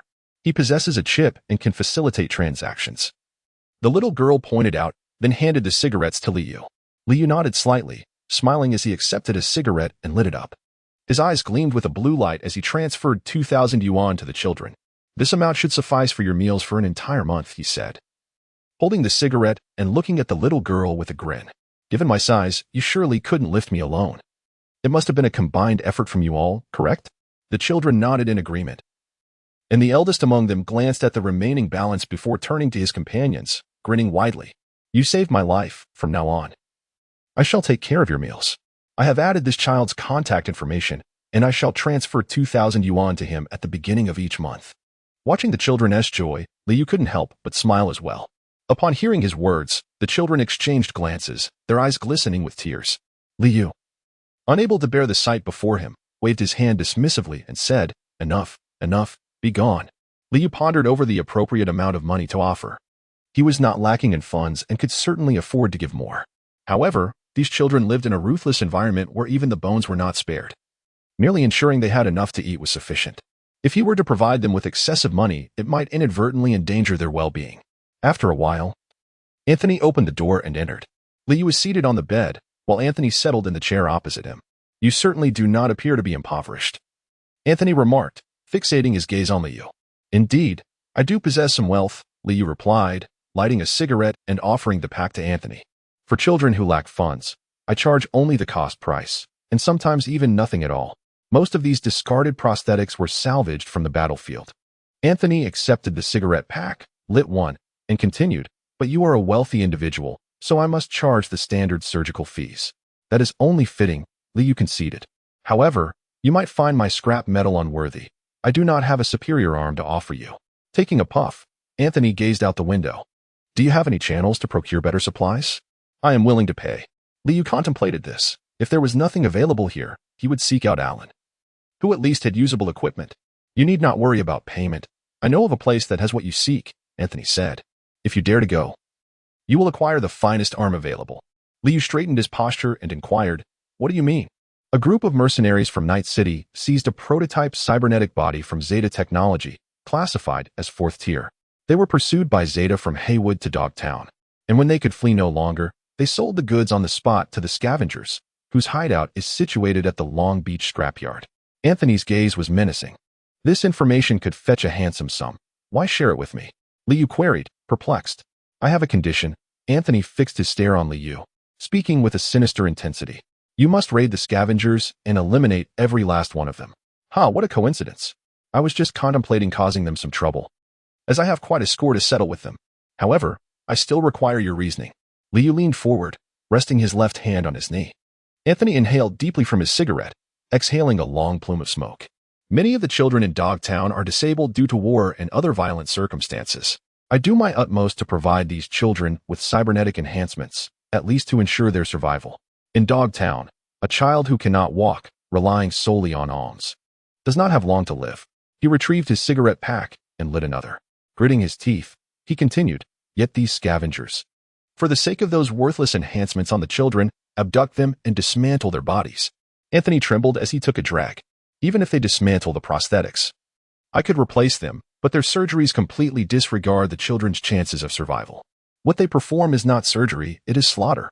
If it's limbs, a child may be fortunate enough to survive, but his eyes glistened with unshed tears as he whispered, some children have artificial lungs, artificial hearts, and ocular implants. None of them have survived. There are only two of us, my nurse and I. We are powerless against them. I heard about your exploits, Azan informed me. You single-handedly killed over a dozen scavengers. Anthony's gaze bore into Liu, a fervent intensity igniting his eyes. You provided the children with money. I cannot discern whether you are a good person, but I am indifferent to that. Consider this information a gift from me. I only hope you can eliminate more scavengers. If you could eradicate them entirely and dismantle their hideout, I regret to say, I have little to offer you in return. To be frank, I have no money left. Even the children who come for surgery here cannot afford a meal. I should not be asking you for money. Anthony lowered his head, the wrinkles on his face casting deep shadows in the sunlight. Liu lowered his head, contemplating the feasibility of his situation. The small volcano had been exhausted, and he was at a loss for how to regain the power of the black wall that he could no longer wield. With only his mediocre marksmanship, he might stand a chance against a few foes, but if the hideout was teeming with scavengers, his venture would be tantamount to a death sentence. I have lost my strength. Forgive me, Anthony. Liu turned his face away, avoiding Anthony's gaze. Lost your strength? Your Xian Wei stand is intact, boasting a 5th-tier classification. Slaying scavengers should be a mere trifle for you. Anthony grasped Liu's hand, questioning him. 5th tier? Liu was taken aback, realizing why Alan had failed to recognize him. It turned out that he possessed the legendary 5th-tier prosthetic. It was likely that Alan had never encountered such a tiered prosthetic in his lifetime. You are unaware of your own prosthetic? Anthony frowned. I acquired it from an airdrop. Liu thought there was nothing to conceal. If Anthony intended to harm him, he could have dismantled the Xian Wei stand while Liu was unconscious. Anthony opened his mouth and remarked, no wonder the specters in the city have been behaving as if their tails were on fire these past few days. With that, he asked Liu to wait a moment, and shortly after, he returned with a chip, handing it to Liu. This is a training chip for the ancient Chinese flying dagger technique created by Kong Tao. I have tried it, but lack the talent. You may give it a go. A behavior training chip? Liu encountered yet another knowledge gap. Once you upload the chip, you will enter a virtual battlefield where an instructor will teach you how to wield the flying dagger, alongside practical training that can be repeated until you master it. Of course, a certain degree of talent is required, Anthony elucidated. Is it akin to an online game? Much more realistic. Every action you undertake within affects reality, and every muscle memory you cultivate will transfer to the real world. Upon hearing this, Liu had no reason not to give it a try. He lay on the bed and inserted the chip. Initially, the screen was black, then it illuminated, and Liu found himself in an ancient courtyard. The architecture reminiscent of traditional Chinese design. He looked down to see himself clad in a short, ancient Chinese outfit, with several flying daggers hanging from his forearms and waist. A middle-aged man approached at a measured pace and began to expound upon the techniques of the flying dagger. He covered various types of daggers, methods of exerting force, aiming techniques, and how to gauge distance, among other topics. Once the theoretical course concluded, there was target practice, and to Liu's surprise, his accuracy was commendable, as he managed to hit the targets with all his daggers. Next came an advanced theoretical course followed by another round of target practice. Ultimately, the practical course substituted human-shaped targets for the previous ones. When the cycle of learning concluded, Liu exited the chip, only to find that night had fallen. Lying in bed, he noticed a box of fried noodles beside him, and a small girl, referred to by Anthony as Anne, was squatting in the corner, gazing at him with eager eyes. Anthony said you hadn't eaten all day, so I brought this for you, and whispered softly. Liu gazed at the box of fried noodles. The money he had provided was merely sufficient to satiate their hunger. Perhaps this box of noodles was saved by a child who had gone without dinner this evening. Liu picked up the fried noodles, eating while saying, I will be staying here for a few days. I've transferred 2,000 to your brother. Your task over the next few days is to use this money to bring me meals, drinks, and cigarettes. The remainder will be your wages. The little girl's eyes sparkled with excitement as she replied, All right, boss. The next morning, upon waking, Liu found a sandwich placed on his bedside, accompanied by a bottle of beer and a pack of cigarettes. He glanced towards the door and, as expected, found Anne, with her short brown hair, crouched in the corner. This time, she was also enjoying a sandwich, looking a bit shy upon noticing that Liu had gotten up. Liu chuckled softly, ignoring her, and took a hearty swig of beer, letting out a burp before devouring a few bites of his sandwich and lighting a cigarette. At that moment, the streets resonated with the deep voice of a man emanating from the city's loudspeakers. Residents of Dogtown, this is Hanson. A vital airdrop supply that fell into Dogtown a few days ago has been stolen by an outsider. If you encounter any suspicious individuals, report them to the Shadowhound. Do not let me discover anyone sheltering the thief, unless one wishes to face dire consequences. Hearing this, Liu, cigarette in mouth, strolled to the window, gazing outside. The streets were now teeming with armed vehicles and combat robots, while numerous drones buzzed about in every corner of the city. It was no surprise that Hansen, the local warlord of Dogtown, was making such a commotion after losing a 5th-tier Sion Wist and Liu paid no heed to the fact that he was Anthony's sole hope. Anthony would not betray him, nor would the children. After finishing his cigarette, Liu reclined on his bed and inserted the chip to commence today's lessons. In addition to revisiting theoretical knowledge, the practical training involved live targets, during which the curriculum began to instruct on which areas of the human body could be struck fatally, which could instantly incapacitate an opponent, and which vulnerable points could compromise one's stance when defended. After a day's practice, Liu felt he possessed a modicum of talent for throwing knives, as the theoretical aspects resonated well with the cultural nuances of Huaxia, and he grasped the key points with remarkable ease. Extracting the chip, Liu leapt from his bed and dashed to the restroom. Upon his return, he found Anthony still crouched in the corner. You may sit on the chair from now on. There is no need to remain on the floor. Liu seized the food from the table and consumed it ravenously. Anthony timidly approached the chair and sat upright. Liu observed him limping as he walked and inquired, "Is your prosthetic malfunctioning?" and paused momentarily before softly responding, "It was always defective, yet I find contentment in it. After crawling for over a year, it was only upon meeting Anthony that I could finally walk again." "How did your leg become injured?" Liu finished the last bite of his meal. "When I was 8. I accompanied my mother to the market and encountered a gang conflict with NCND. A grenade explosion injured my leg. Subsequently, my mother, seeing my disability, abandoned me. While I was begging in Taiping's Hao, I met an older brother who was foraging. He took me back to Dogtown and recounted quietly." Liu could hardly fathom what the young girl had endured over the years, enabling her to recount her harrowing experiences with such tranquility. "And how old are you this year?" "I am 11. Liu remained silent, the night passing without a word. Upon waking the next morning, as he was having breakfast, Anthony entered the room. "The cybernetic doctor from Peju Stadium has been captured by the spectral hounds." "Alan, do you know him?" "Yes. It was he who assisted me in acquiring my Sanviston," Liu replied, putting down his food. "If he tries to contact you, do not engage. It may pose a risk," Anthony said earnestly. "I have not added him. He cannot reach me." Liu resumed his meal. "I wonder if this will bring danger to our location," Anthony mused quietly, stealing a glance at Liu. "Do not fear, Anthony. I shall depart tonight." Liu reassured him, patting Anthony's shoulder. "Regardless of the outcome, I will not return." "No, that is not my intent. Should you require a doctor, you are always welcome here. Just be wary of the tail." Anthony paused thoughtfully. "I am merely concerned for the children. My own life holds little weight in comparison." Guilt flickered in Anthony's eyes as he turned to ruffle the hair of Evan, who sat on the chair, tousling it haphazardly, much like the turmoil in Anthony's heart. Chapter 6. The infiltration. Considering the safety of Anthony and the children, Liu resolved to act without delay, planning to take action that very night. Prior to this, he provided Anthony with a sum of money to procure a cache of throwing knives and grenades.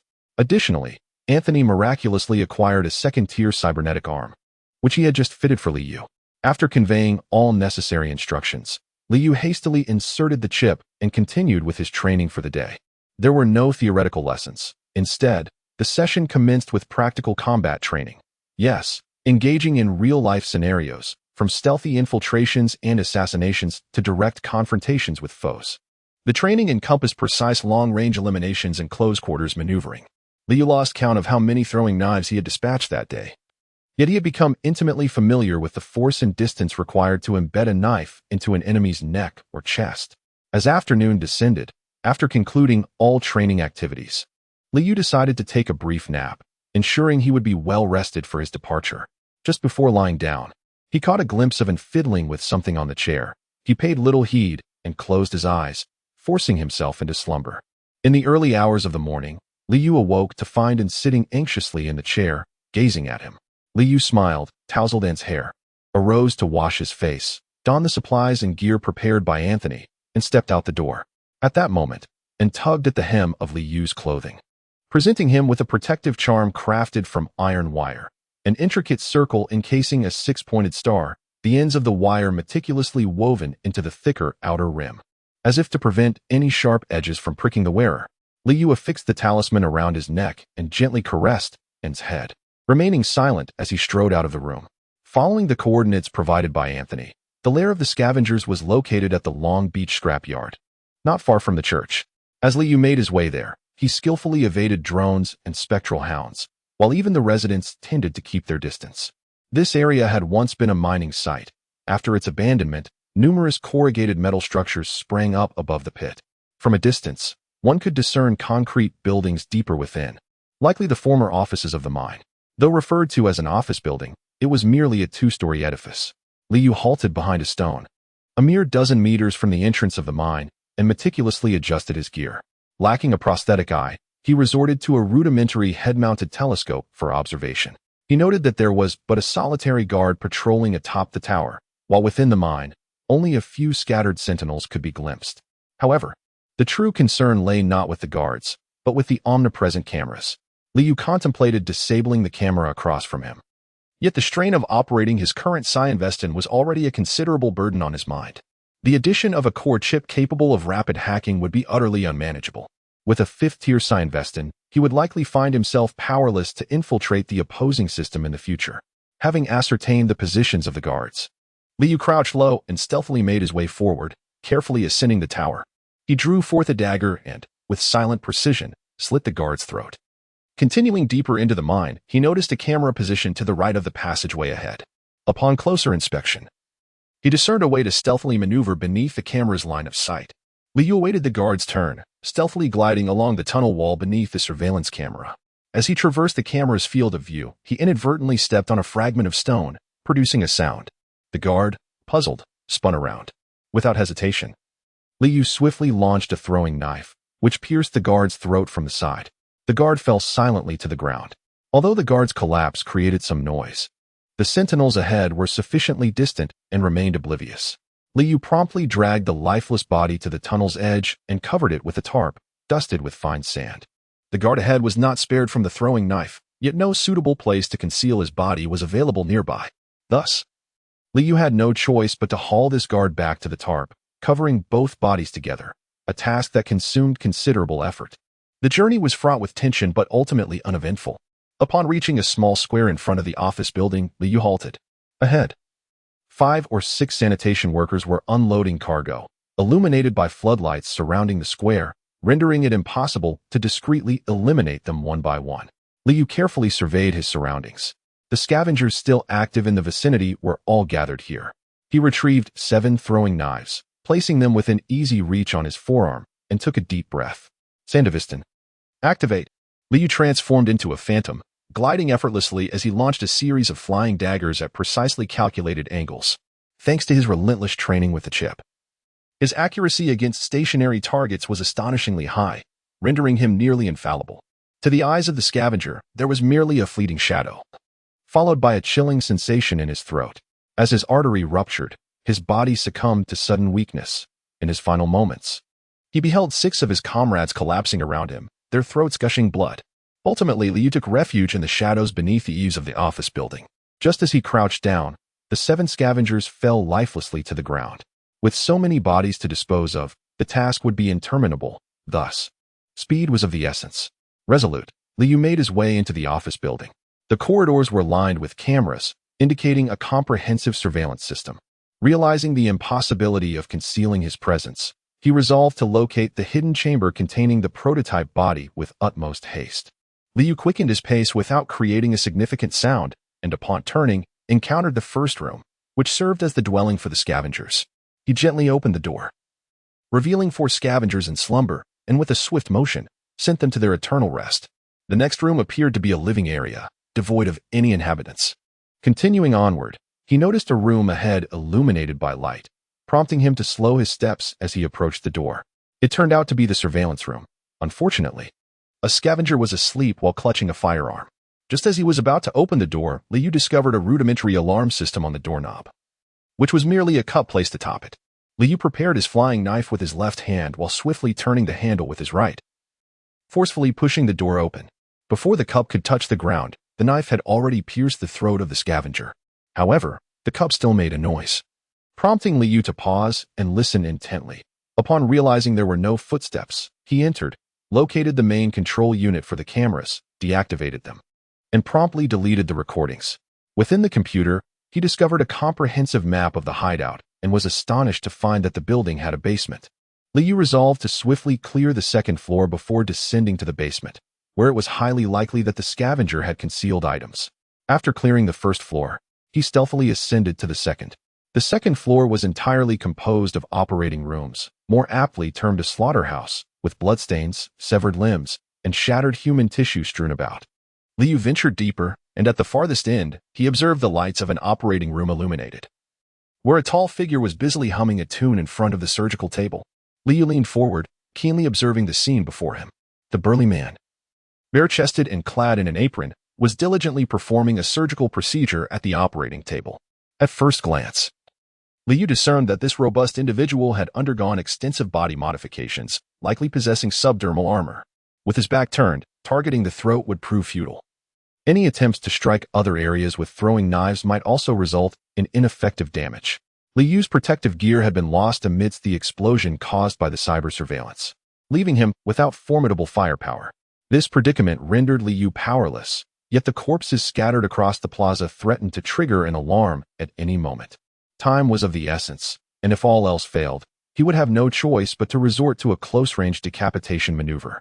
Liu aimed for the tendons of his opponent's legs and the spleen near the waist, unleashing 2 swift strikes with both hands before swiftly repositioning himself.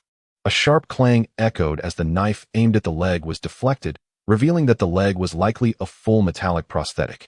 The blade targeting the spleen merely grazed the skin, exposing the dark subcutaneous armor beneath. This is troublesome. He truly is a formidable opponent, encased in full subdermal protection. Liu quickly altered his strategy, intending to deliver a fatal blow to the throat while the burly man had yet to ascertain his exact location. However, as Liu gripped the flying knife and the muscular figure turned his head, he was taken aback, cursing inwardly. To his astonishment, there was a thick layer of armor at the front of the man's neck. Just how terrified of death could this individual be? Liu's blade failed to take flight, consequently revealing his position. The burly man discarded the tool in his hand, seized a massive bone-cutting knife from the side, and charged forward with heavy strides.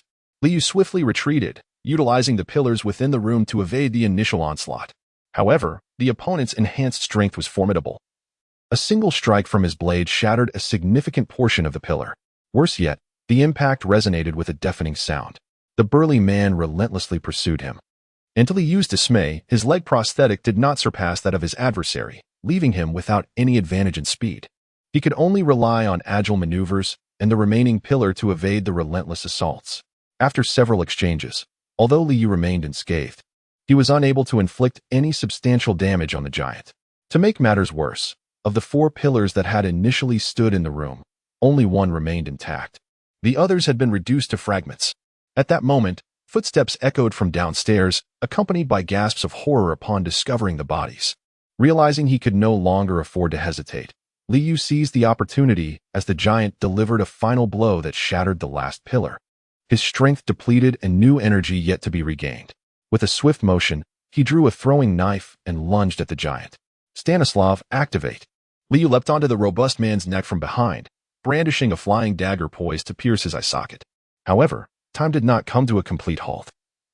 The strong man discerned Liu's intent to strike at his eye and instinctively shut his eyes, raising his hand to shield his face. Liu's first thrust struck the robust man's left eye. However, the blade was too wide and became lodged in the eye socket, unable to penetrate further into the brain. At that moment, the burly man slowly began to raise his hand. In a moment of desperation, Liu withdrew the flying knife and inserted his right hand's metallic finger into the eye socket. Gritting his teeth, he forcefully yanked out his middle finger, cursing under his breath, "Damn it!" He then pressed his severed digit firmly into the eye socket. Only then did the man tremble and collapse with a thunderous crash. Having vanquished the formidable foe, Liu swiftly searched the man's body for any valuable items. After a brief search, he spotted an access card resting on the surgical table. Grabbing the card, he hastened towards the basement. The door to the basement was a pneumatic gate, which Liu successfully opened with the access card. At this juncture, he felt a sense of relief, grateful that he had first ventured to the second floor. Otherwise, Discovering the door was locked and having to return would have wasted considerable time. The basement was only adorned with an array of surveillance cameras, and thus far, no patrols had been detected. As Liu took a few steps forward, he suddenly heard a muffled shout. "Hey, buddy, over here." Liu turned around to see a one-eyed man with his eye wrapped in gauze beckoning him. Approaching, Liu whispered, "To make a long story short, who are you? Are you sent by the company?" "The prototype is with me. Hurry and take me away," the one-eyed man urgently replied in a hushed tone. Liu cast a suspicious glance at the other party and inquired, "Are your arms and legs all original? Where could the prototype be hidden? Who are you trying to fool?" The Cyclops was momentarily taken aback, and with a wry smile, pointed to his bandaged eye, saying, "The prototype? It's the cutting-edge 5th-generation artificial eye from Zeta Technology. What do my arms and legs have to do with it?" Liu could no longer concern himself with trivial matters and inquired once more, "Where are the arms and legs? Do you know? If only you had mentioned that you were not here for the Divine Oracle. You speak of the 4th-tier arms? I am aware of their location. They are hidden outside. Hurry and rescue me, and I shall lead you to them." At this moment, Liu had no time to discern the veracity of the boy's words. The individuals outside could potentially trap them here at any moment. He attempted to use the access card, but it proved futile, as a separate password was required. How foolish. If only he had simply cut the power. This door was an electromagnetic one, and it would open with a power outage. The one-eyed dragon was anxiously stamping his feet. Having also heard the footsteps outside, guided by the one-eyed dragon, Liu discovered the electrical switch and promptly turned it off, plunging the room into utter darkness. Relying on his memory, Liu located the door, swung it open, and pressed his flying knife against the one-eyed dragon's throat, standing menacingly behind him as he coldly commanded, "Lead the way." The footsteps outside grew increasingly louder, silencing the one-eyed dragon, who could only comply and guide Liu out. Upon stepping outside, Liu realized fortune favored him. The cleaners had congregated on the 2nd floor, examining the condition of the burly man. Listening intently, Liu discerned that the man appeared not yet fully deceased. The two stealthily exited the office building, making their way outward. As they passed a metal shed, the one-eyed dragon halted, gesturing towards it, and they quietly slipped inside. The one-eyed dragon pointed to a large box nearby, prompting Liu to open it, revealing a square briefcase, perfectly sized to accommodate a pair of arms. Turning back, he saw the one-eyed dragon carefully extracting a card-sized storage chip, which he tucked away with great caution. Then, with a glance, he signaled to Liu that it was time to leave. Retracing their steps, they encountered a cleaner returning in a vehicle. Liu's flying knife found its mark, pinning the cleaner within the car. It was not until they reached the vicinity of Jason's community that they found a concealed spot to rest. "Is the oracle you spoke of the prototype in your eye?" Liu pondered, weighing the flying knife in his hand. Anticipating this query, the one-eyed dragon removed his bandage, revealing a single red eyeball that glowed ominously, rotating with a life of its own. Indeed, it is the culmination of a decade of Zeta Technologies innovations, the most advanced and comprehensive ocular prosthetic in the world, bar none. After a brief pause, the one-eyed dragon continued, "Zeta Technologies Oracle. What then? Is the storage card you acquired?" Liu's gaze remained fixed on the one-eyed dragon. "This contains the complete design schematics of the prototype." Just as the one-eyed dragon was about to elaborate, 3 individuals closed in, the leader, a man wearing a baseball cap, seamlessly taking up the conversation. Liu swiftly surveyed the scene, observing their full armament and the degree of their cybernetic modifications, which closely resembled the mercenaries described by Anthony. "Who are you? Sent by the company?" the one-eyed man inquired of anyone he encountered. No, we have taken on a contract from Mr. Hans," replied the man in the baseball cap, his peripheral vision still assessing Liu. "We are responsible for escorting you back, along with the prototype and the design schematics." "Fine. You can have the prototype, but if you take the design schematics, I will be doomed," he exclaimed. "You will meet the same fate. Those schematics are the lifeblood of Zeta Technologies. Stop pretending. You stole them too. If you don't hand them over, your demise is inevitable, but if you do, you might just survive." The man in the baseball cap seemed quite confident. At that moment, Liu's communication device unexpectedly rang. He quickly pondered the situation. Since arriving in this world, aside from his older brother, the only other individual he had shared contact information with was that elderly young boy. How could a stranger be calling him? "Answer it. It's Mr. Hans," the man in the baseball cap urged Liu. Liu pondered for a moment before answering the call. "Danding, hello. You may call me Mr. Hans." A resonant voice belonging to a middle-aged man echoed through the receiver. How did you acquire my number? Li Yu inquired, prioritizing his most pressing concern. Allow me to introduce myself. I am the most prominent intermediary in the Taipingshao area. It is essential to understand that the crux of an intermediary's role lies in intelligence. Therefore, I not only possess your number, Danding. Hans articulated with a voice imbued with an alluring danger. Li Yu chuckled coldly. How intriguing. What is it that you seek from me? Hanzi got straight to the point. I am willing to offer you a sum of money in exchange for your assurance that you will not interfere with their mission. Naturally, the four-tiered cyborgs in your possession will remain your spoils. Li Yu contemplated for a moment. He believed his Xian waiststand could still be unleashed once more if he exerted himself. He cast a glance at the bandolier adorned with throwing knives, noting that 5 remained, alongside 3 grenades. Regrettably, his right hand bore a deformity, with his middle finger lodged in the skull of a scavenger. I demand the prototype ocular implant. Li Yu spoke coldly. Faced with such a seasoned veteran, he preferred to utter not a single superfluous word, for the more one spoke, the more one risked exposure. Oh, this presents quite the dilemma. The employer's stipulation is that both items are required, which puts me in a precarious position. Are you confident in eliminating the 3 of them? With your Xian waiststand? Hans bargained, continuing to unveil his intelligence. Indeed, you ought to be aware. It's 5th tier, 1,000 replacements, real mirror distortion. Allow me to extend you a concession, Mr. Hans. I shall settle for the prototype, and in addition, I will assist you with another task. What do you say? Li Yu chose his words with utmost caution. The individual across from him fell into silence for several seconds before suddenly erupting into laughter. Ha! Truly, you are deserving of your reputation as a high-level military technology operative, yet you underestimate me, Danding. Mr. Hans's tone shifted to one of newfound confidence. Since you are so assured, then eliminate those 3. If you succeed, the prototype and all its designs will belong to you. And the handling of those designs will be at your discretion. General, Li Yu found himself ensnared in a protracted examination. Chapter 7, Mr. Hans. At this moment, Li Yu's mind was racing furiously. He contemplated the possibility of defeat. Should he lose, the Xian waiststand would prove ineffective for escape, as his adversary's leg prosthetics were undoubtedly superior to his own 2nd-tier enhancements, presumably at a 3rd tier. There might even be additional 3rd-tier augmentations, such as adrenaline generators. Even if he managed to flee for a brief 10 seconds, escape would remain an impossibility.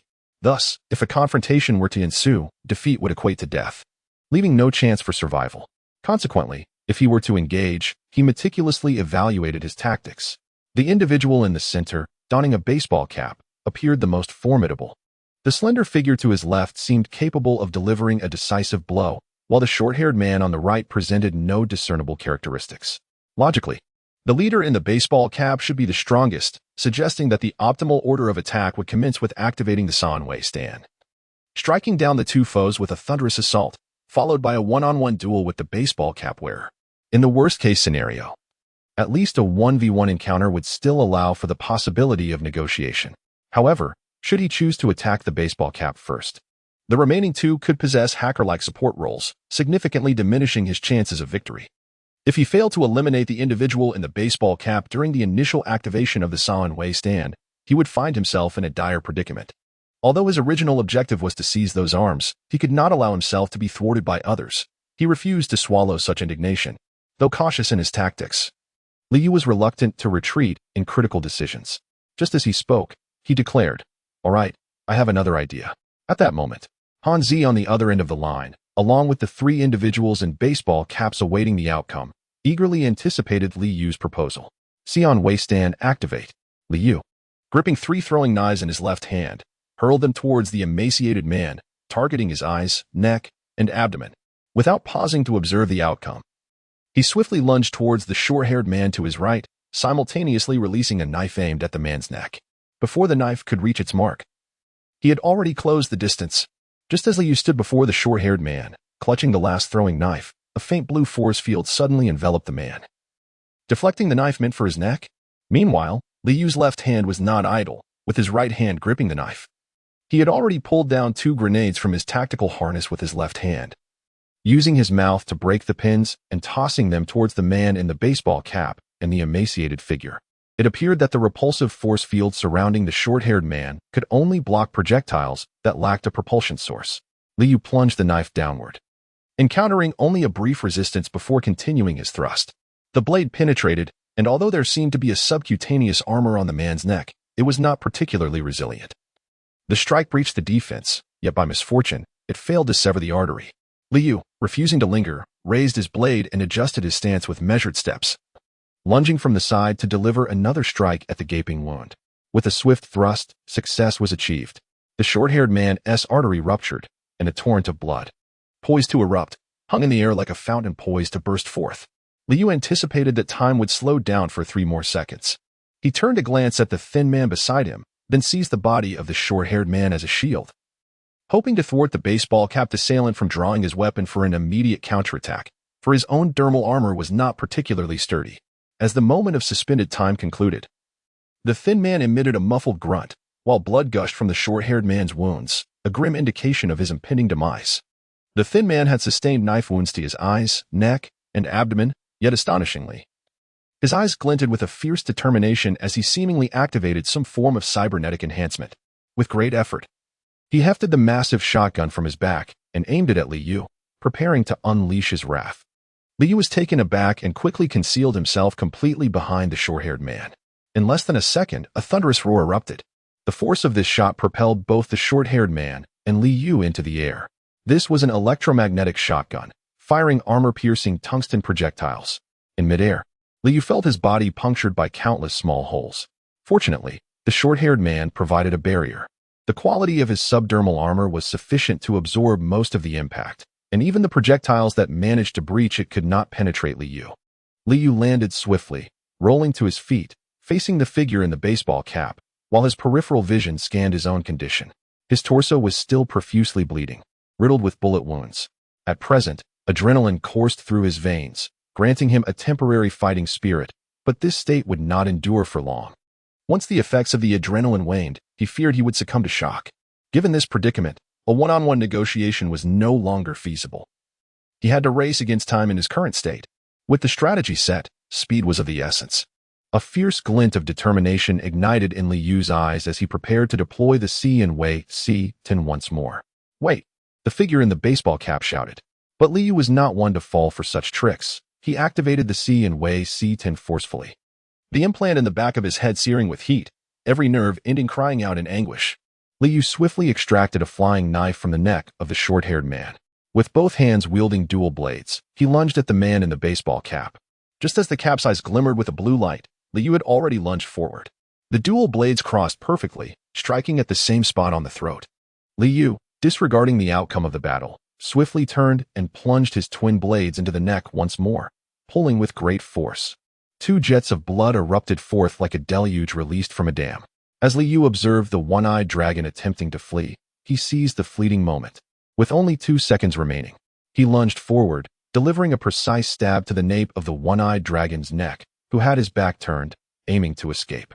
Had the one-eyed dragon not possessed protective cybernetics on his neck, this strike would have resulted in a severe spinal injury. Liu was uncertain whether he could extract the oracle intact if he were to kill him, and given his own grievous injuries, he feared that a reckless move might lead to his own downfall. Once the brief moment of time expired, Liu collapsed onto the ground, blood pooling around him. A mixture of his own and that of the baseball-capped figure.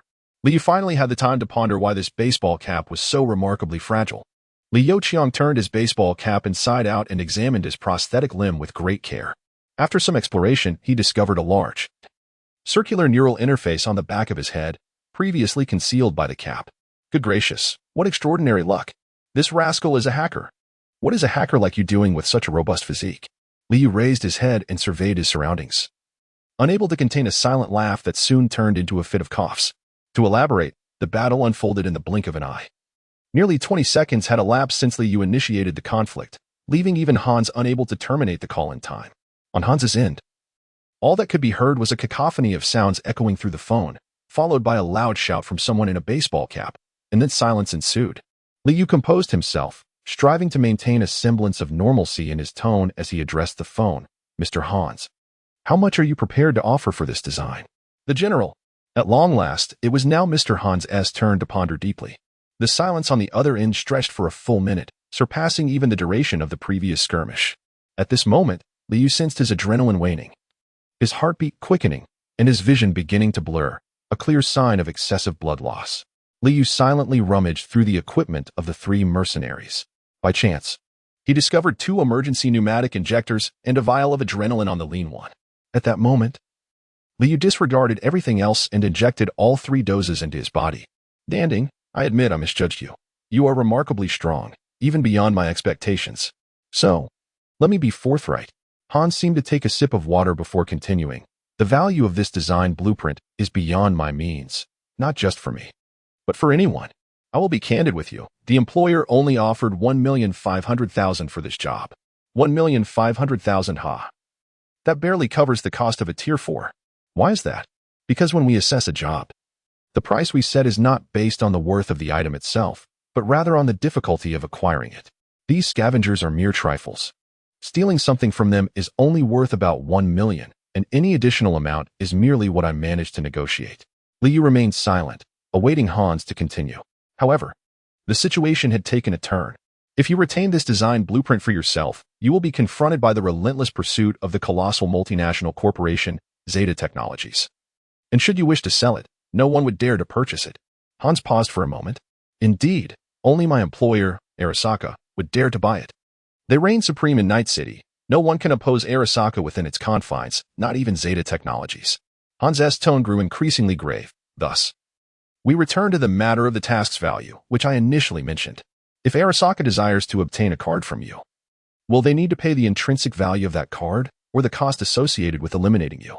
This card represents the design for a mass-producible ocular prosthetic. The most advanced in the world, its potential value is immeasurable. My rough estimation places its worth in the hundreds of billions. Now, how much would it cost to eliminate you?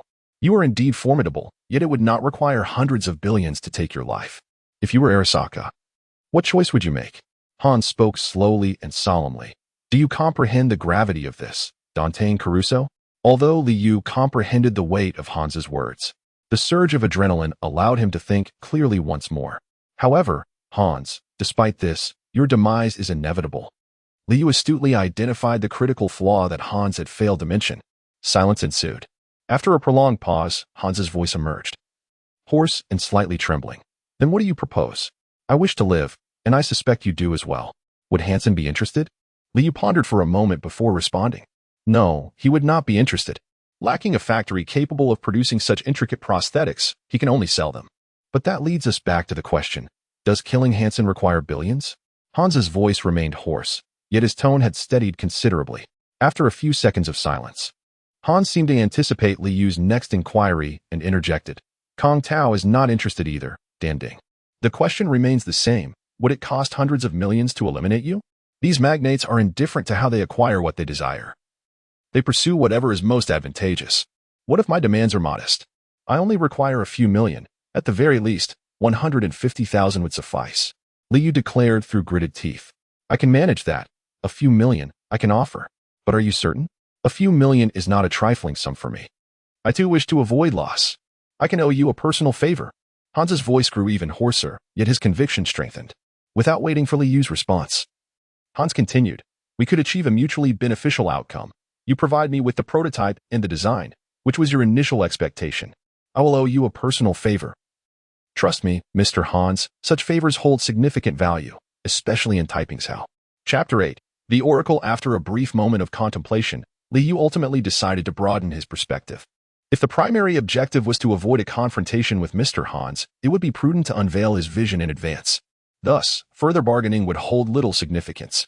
Considering his current physical condition, which necessitated prompt medical attention, and the urgent need to extract the prototype from the single-eyed dragon, he resolved to proceed as suggested by Mr.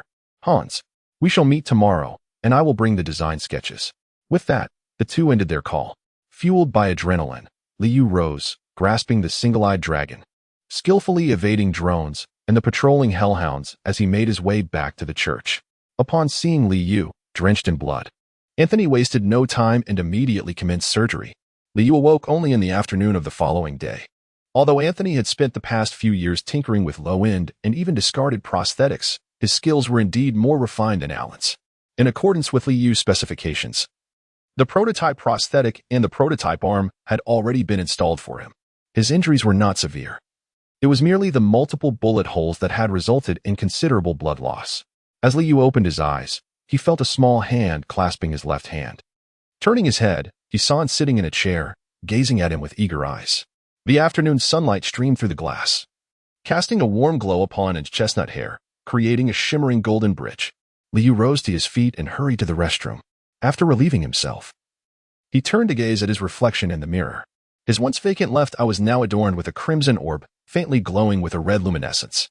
A slender scar, which traversed his left eye, had recently shed its scab, revealing faint traces of blood beneath. His hands, starting from his shoulders, were enveloped in a dark golden metallic texture, with delicate red luminescent lines tracing along the contours of his muscles, appearing as if they were breathing in and out. The subdermal armor on his chest had yet to be repaired due to a lack of resources, leaving his torso marred with ghastly scars that were both grotesque and terrifying. He then inserted the storage chip and meticulously examined the newly acquired data on the 5th-tier prosthetic eye, Zeta Technologies Oracle. In addition to all the conventional functions currently offered by prosthetic eyes on the market, such as ballistic targeting systems, search capabilities, recognition, scanning, and positioning, also boasted features like extreme long-range vision, thermal imaging, and dynamic visual capture. Most significantly, it possessed the exclusive overload system. Upon activation of the overload mode, the Oracle provided a complete real-time visual field within an 80-meter radius, capable of perceiving and algorithmically marking all potential threats within that range, including humans, explosives, traps, cameras, robots, and drones. Liu took a deep breath, realizing why the one-eyed dragon proudly proclaimed this to be the most formidable ocular prosthetic available. With a genuine vision span of 80 meters, it could see through all objects. This was incredibly powerful. The integration of such a potent prosthetic would undoubtedly transform Liu's future combat strategies. Subsequently, Liu began to examine the overload experiment data from the Oracle. According to the data, the duration of the overload was approximately 60 seconds, requiring a subsequent rest period of 20 minutes. The experimental personnel had conducted over 100 consecutive tests without any adverse effects. Liu was content, and at that moment, Anthony also arrived. Anthony, I have yet to eliminate all the members of the scavengers. Their leader is not completely dead, but I shall return in a couple of days. This time, I will eradicate them entirely. Liu did not hesitate to get straight to the point, promptly addressing the matter of utmost concern to Anthony. Anthony waved his hand dismissively and replied, I have faith in you. I am here to discuss your arm. Mastering this on your own will undoubtedly require considerable effort. He continued, the material is a specialized high-tensile steel, enhanced with elastic joints, dense skeletal structure, and aerodynamic force amplification. Anthony then took hold of Liu's arm and gently tapped the outer side of his forearm, saying, the forearm is equipped with a mantis blade. Liu retracted his hands, closing his eyes to immerse himself in the sensation. With a subtle exertion of strength, a sharp sound resonated as his forearm split apart, revealing two folded blade mantis knives, gleaming with the same dark golden hue as his arms, radiating a chilling brilliance. In his chamber, Liu attempted to wield the mantis blade with a few graceful strokes. As the blade emerged from his arm, its weight matched that of his limb, rendering the sensation of heft virtually non-existent. This was the true essence of mastery over one's own appendages. Most remarkably, as Liu practiced, he discovered an abundance of muscle memory related to the mantis blade, likely a vestige of Danton's prior experience with such weaponry. With time slipping away, Liu resolved to first visit the stadium to procure some equipment before seeking out Mr. Hans. Currently, he bore no arms, and it was imperative to acquire some ranged weaponry, at the very least, a selection of superior quality throwing knives. Initially, Liu harbored concerns about whether his presence at the sports arena market would alert the spectral hounds to Alan's capture. However, it appeared that his worries were unfounded. Alan seemingly had not betrayed him. From the moment Liu entered, he activated the Oracle overload, and the nearby spectral hounds remained quite docile. The surveillance cameras did not track his movements, and the drones were merely stationary, posing no threat.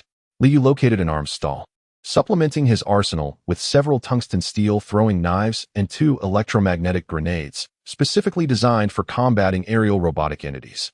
He was acutely aware that his primary combat method remained cold weaponry, and the prospect of facing heavily armored combat robots filled him with trepidation. Typically, Liu had not frequented the arms district, but as he wandered, he encountered a particularly unusual shopkeeper. Upon closer inspection, Liu estimated that the proprietor's rate of augmentation exceeded 90%, with the combined flesh on his body likely insufficient to prepare even a single dish. Liu approached, Observing the merchandise at the stall, which was evidently distinct from that of other arms dealers, Liu beheld an exceedingly large revolver. Upon opening the cylinder, he discovered it to be an electromagnetic revolver utilizing large-caliber tungsten armor-piercing rounds, characterized by its dark red body and rugged design. Additionally, there was another revolver, also adorned in a dark red hue, powered by gunpowder, whose peculiar shape resembled that of a shark. Liu lifted his gaze and discovered several exquisite firearms before him, each boasting a deep crimson hue that exuded an aura of formidable power. Curiosity piqued, he inquired, "Boss, these firearms, although clearly from different manufacturers, share the same color scheme. Are they military issue?" The proprietor picked up one of the weapons and replied, No. They are custom modifications from a high-tech military contractor, each equipped with high explosive rounds and a unique incendiary effect." He then showcased the massive revolver that Liu had previously examined, proclaiming, "This magnificent piece is priced at 450,000, a one-of-a-kind high-explosive electromagnetic revolver, and it will be gone if you hesitate." Upon hearing the price, Liu scoffed slightly. With such an amount, one could purchase dozens of revolvers. His mind began to whirl with possibilities. Indeed, these were exceptional weapons. Yet parting with such a sum was unthinkable. He contemplated whether there might be alternative means to acquire one. Subsequently, Liu wandered through other sections before departing. The address provided by Mr. Hans led him to a bar named Heavy Heart, which, in full, was the Heavy Heart Club. The first floor served as a bar, while the second floor housed private rooms, a favored meeting spot for many influential figures conducting business in Dogtown. Liu had just changed into a new ensemble at the stadium, tailored black trousers and polished shoes, a sleek black shirt, and a deep gray vest. The sleeves of his shirt were rolled up, revealing a subtle golden prosthetic arm. His hair was slicked back, and coupled with the menacing scar across his face and the glowing red hue of his left eye, he exuded the aura of a formidable figure in the underworld. Burdened by thoughts, he stood at the very epicenter of Dogtown, mere streets away from the lair of the spectral hounds, the Gemstone Blue. The entire structure was impressively grand, featuring a massive LED marquee that rivaled the opulence of nightclubs in Night City. Upon reaching the entrance, Liu activated his Oracle Overload, finding no anomalies before proceeding inside. "Good day, sir. Please proceed through security.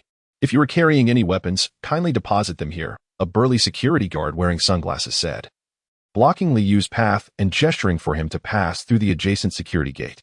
At this moment, Liu was activating the Oracle Overload, his crimson left eye fixed intently on the security personnel, inquiring, "What constitutes a weapon?" The security guard met Liu's gaze for merely 2 seconds before beads of cold sweat began to form on his back, as if he were a prey ensnared by an ancient behemoth. Stammering, he replied, "Firearms, explosives, knives, and such are stored over here." Observing the guard's reaction, Liu couldn't help but chuckle inwardly, choosing not to press him further. He approached the cabinet and stored his grenades and throwing knives. "Thank you for your cooperation, Mr. Liu. Welcome to the realm of heavy thoughts," said the female attendant in charge of the storage with a respectful tone as she noted the storage information. Upon hearing this address, Liu turned to the waitress and inquired, "What did you call me, Mr. Liu?" The female server, noticing Liu's gaze, appeared somewhat flustered. She quickly glanced again at the name displayed on the device and confirmed, "L-E-0, Mr. Liu?" Liu nodded thoughtfully and then walked inward, deep in contemplation. The first floor housed a bar, bustling with activity despite the early hour. Unlike the Moth, the patrons here were adorned in opulent attire, resembling the elite of society. Liu approached the bar, ordering a martini and a cigar. He intended to savor a drink and take a moment's respite, awaiting the opportunity to utilize the Oracle once more before ascending to seek Mr. Hans. After all, this was Hans' designated locale, and one could never be too cautious. The bar featured a live band, and after listening to 2 leisurely paced rock songs, Liu felt the Oracle's power surging within him. He finished the remaining contents of his glass, clutched the cigar between his teeth, and made his way towards the elevator. Upon entering the code provided by Mr. Hans, Liu arrived on the 3rd floor, activated the Oracle, and the vision of the divine unfurled before him, instantly pinpointing Hans' location within room 302, where he was engaged in communication, alone in the room. Liu approached the doorway, hearing Mr. Hans's resonant voice from within the room. "Hey, darling, of course. Daddy misses you. What's the matter? Can't you find Mommy? Daddy's at work." At that moment, Hans, noticing Liu at the entrance through the surveillance on the door, hurriedly spoke into the phone. "Sweetheart, I have important matters to attend to. Please find your mother first. and we shall discuss the rest when I return." The door opened, and Liu stepped into the room. Mr. Hans, with his meticulously styled slicked-back hair, streaked with silver, and a well-groomed beard, appeared to be around 50 years of age, dressed in an elegant red-striped suit. "At last, I see you, Danding. Oh, I should now call you Leo. Please, have a seat." Mr. Hans gestured for Liu to sit on the sofa, then turned to fetch an exquisite tea set, regrettably of Japanese design. "Did you facilitate my new identity?" Liu inquired, observing Hans methodically prepare the tea. "Indeed, I rescued your friend, who informed me of your current name." Alas, he could not endure. "The methods of the underworld hounds are exceedingly ruthless," Hans remarked as he poured the tea. "He has passed away?" "Yes, in accordance with his last wishes. He has been cremated." Once Hans had prepared the tea, he poured himself a cup and then handed one to Liu. After Hans took a sip, Liu lifted his cup to taste. The Japanese tea was quite robust, each style possessing its own merits. Setting down his cup, Liu produced a storage card from his pocket and placed it on the table. "Regardless, I appreciate your assistance with the identity matter. For your gratitude, I have indeed leveraged considerable connections. Securing a clean identity that aligns with your age is no simple task," Mr. Hans replied, taking the card without examining it, placing it in his pocket, and continuing, "This is merely a token of our meeting. I still owe you a personal favor. We shall discuss it later, as I will be departing Dogtown in a few days." Liu drained his cup of tea. Mr. Hans raised his hands in a gesture of farewell, saying, "I wish you a smooth journey, Leo, and hope we may have opportunities to collaborate in the future." As he departed, Liu saved Mr. Hans's contact information, retrieved his weapons and equipment, and left with a heavy heart. On the way, Liu purchased some food and returned to the church. Anthony, having just finished his tasks and preparing to rest, paused upon seeing Liu. "Shall we dine together?" Liu raised the food box in his hand. The two returned to Liu's room, sat down, and began to eat. "I haven't seen. Where has she gone?" Liu mumbled through a mouthful of food. "She's probably with her friends," Anthony replied, devouring his meal with evident hunger. "After I finish eating, I will head to eliminate the scavenger's hideout, then leave Dogtown." Anthony ceased chewing, glanced at Liu, and returned to his meal. "I won't say goodbye to him. I dislike such scenes," Liu stated briskly, finishing his last bite and placing the empty box down. "Be careful," Anthony murmured, not looking up. Liu took out a cigarette, lit it, and placed the remaining cigarettes on the table, then stood and patted Anthony on the shoulder. At the scavenger's hideout, an unusually high number of scavengers were present today, with carts and forklifts bustling about, transporting numerous cybernetic bodies deep into the mine. Liu remained concealed behind the stone where he had first taken refuge. This time, utilizing the extraordinary long-range vision granted by his divine insight, he clearly surveyed the conditions within the mine. Beside him lay a thug, whom Liu had captured for interrogation, now lifeless. It turned out that the burly man he had spared previously was the leader of the thugs in this area. Having sustained severe injuries, he remained unconscious, prompting several of his subordinates to vie for power. Today, a few of the minor leaders had gathered all their followers, intending to settle matters once and for all. "It appears that fortune favors the prepared. I had been lamenting my inability to eliminate you all, yet here you are, conveniently assembled." Liu licked his lips, and with a sharp clang, his arms unleashed the mantis blades, gripping several throwing knives in each hand as he stealthily advanced into the depths of the mine. Given the open terrain, he was able to discern the positions of all the scavengers, thus opting not to activate the oracle overload. The Liu of today was vastly different from the one of previous encounters. Cloaked in the night, he resembled a lithe cheetah, systematically harvesting the lives of the scavengers with each strike. It was only when he reached the deeper recesses of the mine, with the office building looming nearby, that a few scavengers sensed something amiss and triggered the alarm. A multitude of scavengers converged upon the small square in front of the office, and Liu estimated there were over 20, with reinforcements continually emerging from the building. After a brief moment, four individuals, seemingly leaders, emerged from the office, prompting the scavengers to instinctively form 4 distinct formations. Liu, now endowed with several advanced cybernetic enhancements, no longer concealed his actions as he emerged from the shadows of the mine, striding towards the plaza.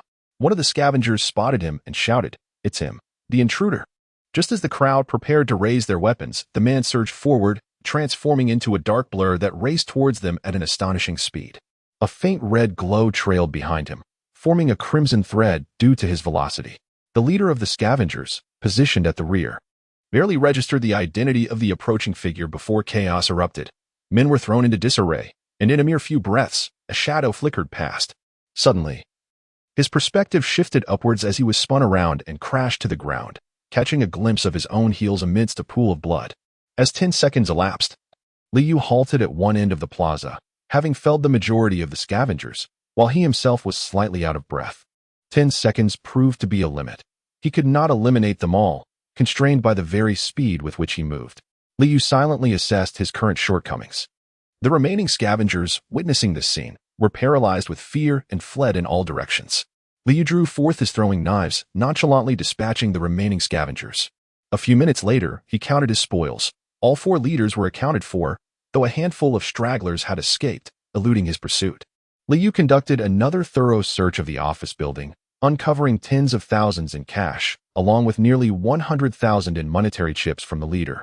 The remaining valuables were primarily cybernetic implants, with few of the coveted Tier 3 models. Most were mere Tier 1 and 2 scraps. Most disheartening was the absence of Tier 3 legs. This left Liu quite dissatisfied, prompting him to set the office building ablaze before his departure. Chapter 9. The Gate of Dogtown. The entrance to Dogtown and the tranquil Isles of Taipingzhou are merely a few streets apart. Even at this hour, a multitude of phantom hound soldiers patrol the vicinity, their presence undeniable from 100 meters away. Dozens of armed drones hover above, while a series of sandbag corridors are flanked by numerous operational turret installations poised for action. In the distance, colossal battle robots stand guard, their searchlights, suspended from barbed wire, illuminate the gate area as brightly as day. Such formidable armament ensures that any adversary attempting a forceful incursion into Dogtown would face severe repercussions. However, Liu found solace in the fact that Dogtown's scrutiny was primarily focused on those entering, with relatively lax oversight for those departing. He traversed the scanning apparatus without encountering any obstruction from the phantom hounds. Upon exiting Dogtown, Liu's attention was immediately drawn to a massive structure nearby. Unmistakably a vast commercial edifice, likely a supermall. Consulting a map, he noted that the entire Night City is an elongated metropolis by the sea. Taipingzhou lies to the south, while Watson District is situated in the northern central region. To reach Watson District, Liu must traverse the entirety of Night City. Liu walked north along the road under the cloak of night. Upon reaching an overpass, he encountered a gathering of individuals who had ignited a bonfire with gasoline barrels. Their surroundings pulsating with the cacophony of a DJ's dance tracks blaring from loudspeakers as they swayed rhythmically around the flames. Not far from the bonfire, a group of boisterous thugs, adorned in vibrant attire and boasting muscular physiques, loitered beside several striking motorcycles parked nearby. Liu pondered for a while before approaching, seemingly oblivious to the several muscular individuals as he examined the motorcycles. One of the muscle-bound men stood up, twisting his wrist, and directed his words at Liu. "Who the hell are you? Looking for trouble?" Liu seemed to have found a motorcycle that caught his eye. He touched the seat without lifting his gaze and asked, "Is this your vehicle?" The muscular man, noticing that Liu was ignoring him, felt his pride wounded. With a few quick steps, he delivered a heavy punch towards Liu. Accompanied by a string of profanities that abruptly ceased, the muscular man's arm, now bloodied, flew past several others. Liu sheathed his mantis knife and replied calmly, "It is mine now." Then, under the terrified stares of the remaining thugs, he mounted the motorcycle, ignited the engine, and sped away, at a speed of 190 miles per hour. Benefiting from enhanced physical abilities and the immense boost in dynamic vision provided by his cybernetic eye, Liu twisted the throttle with fervor, relishing the exhilarating driving experience he had only dared to dream of in his past life. His heart raced with excitement, and he yearned to scream. Yet the fierce wind whipped against his face, preventing him from opening his mouth. Before long, the sound of police sirens pierced the air. It seemed that his prolonged speeding had caught the attention of the NCD. Several police cars attempted to force him to halt, but Liu accelerated once more, leaving them far behind. 20 minutes later, Liu arrived at the foot of the skyscraper in Watson District, as indicated by Dante. The motorcycle came to a stop in an alley to evade the police pursuit. While Liu activated his cybernetic stealth and slipped through the narrow passage to shake off the NCD. The skyscraper was one of the largest hubs for the common folk in Night City, with densely packed rooms, hundreds on each floor, each a small unit of 20 to 30 square meters, reminiscent of the pigsty tenements from Liu's previous life. The vast number of inhabitants supported a thriving community of small vendors, and Liu found himself enjoying a late-night snack at the bustling night market in the plaza below. After finishing his meal, Liu took the elevator to the 55th floor as directed by Dante. Upon entering the room with the password, he found it remarkably simplistic, furnished only with essential items and devoid of any superfluous decor. After a thorough search, he discovered a locked iron box beneath the bed. He input the code to unlock it, revealing a briefcase inside. Upon opening the briefcase, he found a tablet and some cash. He activated the tablet, only to find it contained nothing but a mysterious folder filled with encrypted text. Not wishing to delve further, he stowed the tablet and exited the room. Liu had more pressing matters at hand. He had just seen an advertisement for a bar called Dark Matter in the elevator. Fresh from the adrenaline rush of his thrilling ride, he craved a strong drink to calm his racing heart and decided to order a Cuban cigar to temper his excitement. He requested a bottle of aged baijiu and a platter of fresh fruit. Settling into a booth, he spoke before the waiter could utter a word, adding, "And 2 Robusto-sized cigars as well." As the waiter departed, Liu surveyed the bar. Nestled in the corner, he observed a runway stretching several meters long, where several stunning dancers performed under colorful lights that flickered through the dim ambience.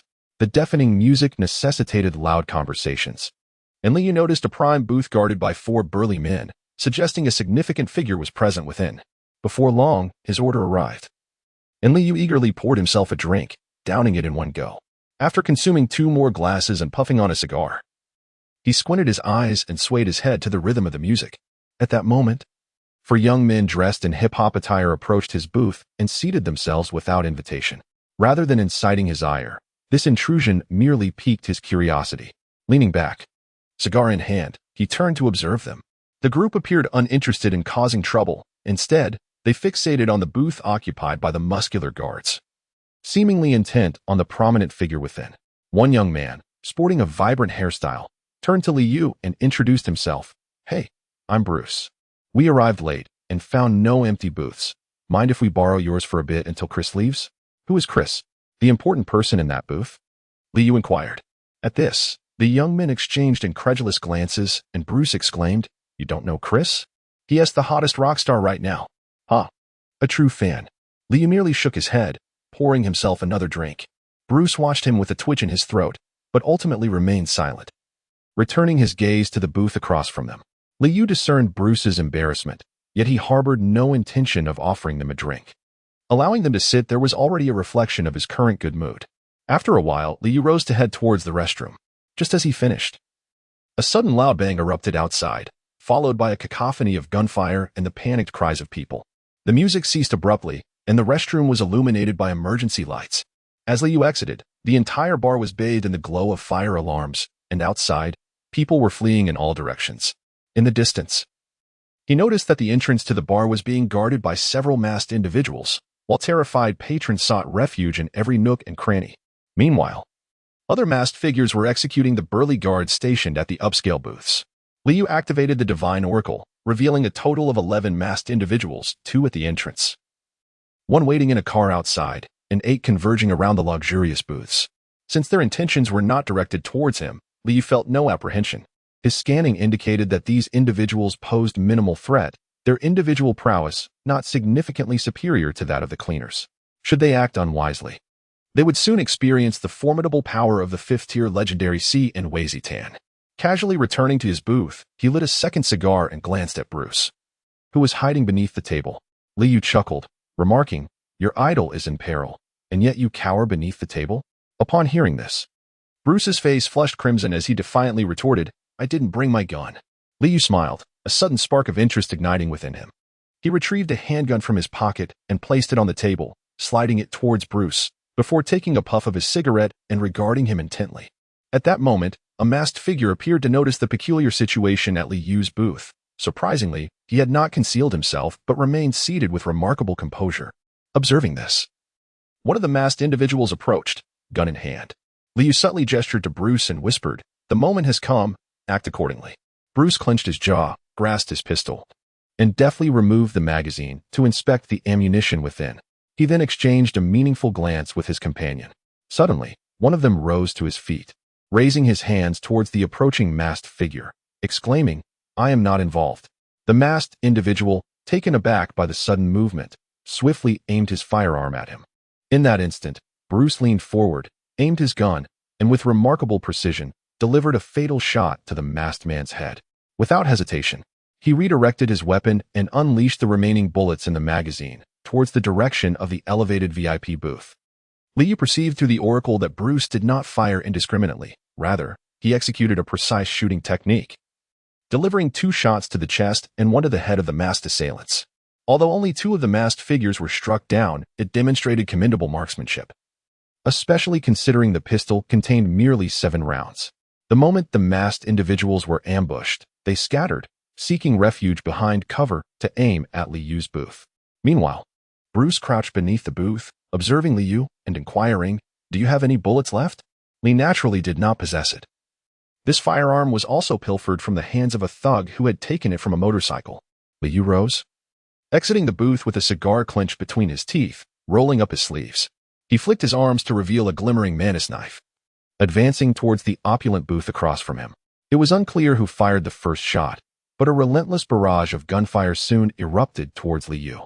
Bruce, observing from behind the booth, witnessed the suited man transform into a fleeting shadow the moment the first gunshot rang out, dashing into the crowd as bullets flew harmlessly past. Mere seconds later, the masked assailants lay sprawled on the ground, while the man with slicked back hair stood with his right foot planted on the table of the opposing booth, bending down to remove the mask from one of the fallen assailants. "Are you the leader?" Liu inquired, gazing at the man who sat on the ground, his 2 arms broken and a pained expression etched across his face. This man, keenly observant, perhaps recognizing that Liu and Chris were not allies, hastily replied, "We came for Chris and meant no offense to you, sir." Liu looked up and observed a man seated in a booth, clad in a vest and adorned with opulent cybernetic enhancements. However, it was highly probable that these were merely assistive life support systems, devoid of any combat capabilities. Otherwise, he would not have been subdued by these individuals. On the floor of the booth lay several lavishly dressed corpses, presumably companions of Kelly who had indulged in drink. Kelly raised his hands in a gesture of peace, saying, "Hey, buddy, lend me a hand. These individuals are undeniably brigands. I'll pay you double. Trust me, my friend." At that moment, Bruce rushed over, his gaze fixed anxiously on Liu. "Double? I don't quite grasp that, Kelly." Liu seized the masked man by the head, as if lifting a tattered sack, and tossed him aside onto the ground before plopping down next to Kelly. 50,000, no, 100,000, my friend. Just let me leave this place." Kelly instinctively shifted his seat away from him. Liu did not respond but turned to Bruce and said, "Come. Take a picture for us. I too wish to chase a star." As she spoke, she pulled Kiri close. In the photograph, Kiri wore a wry smile and waved his hand, while Liu beamed with pride. The edges of the image inadvertently captured the lifeless body of the masked man, still bleeding. Liu rose to his feet, grasping Kylie's face and locking eyes with him, a glimmer of blue light flashing within his gaze. He added Kylie's contact information before turning to leave, casually remarking, "I don't need your money. See you next time, superstar." Kylie appeared momentarily stunned, while Liu had already exited.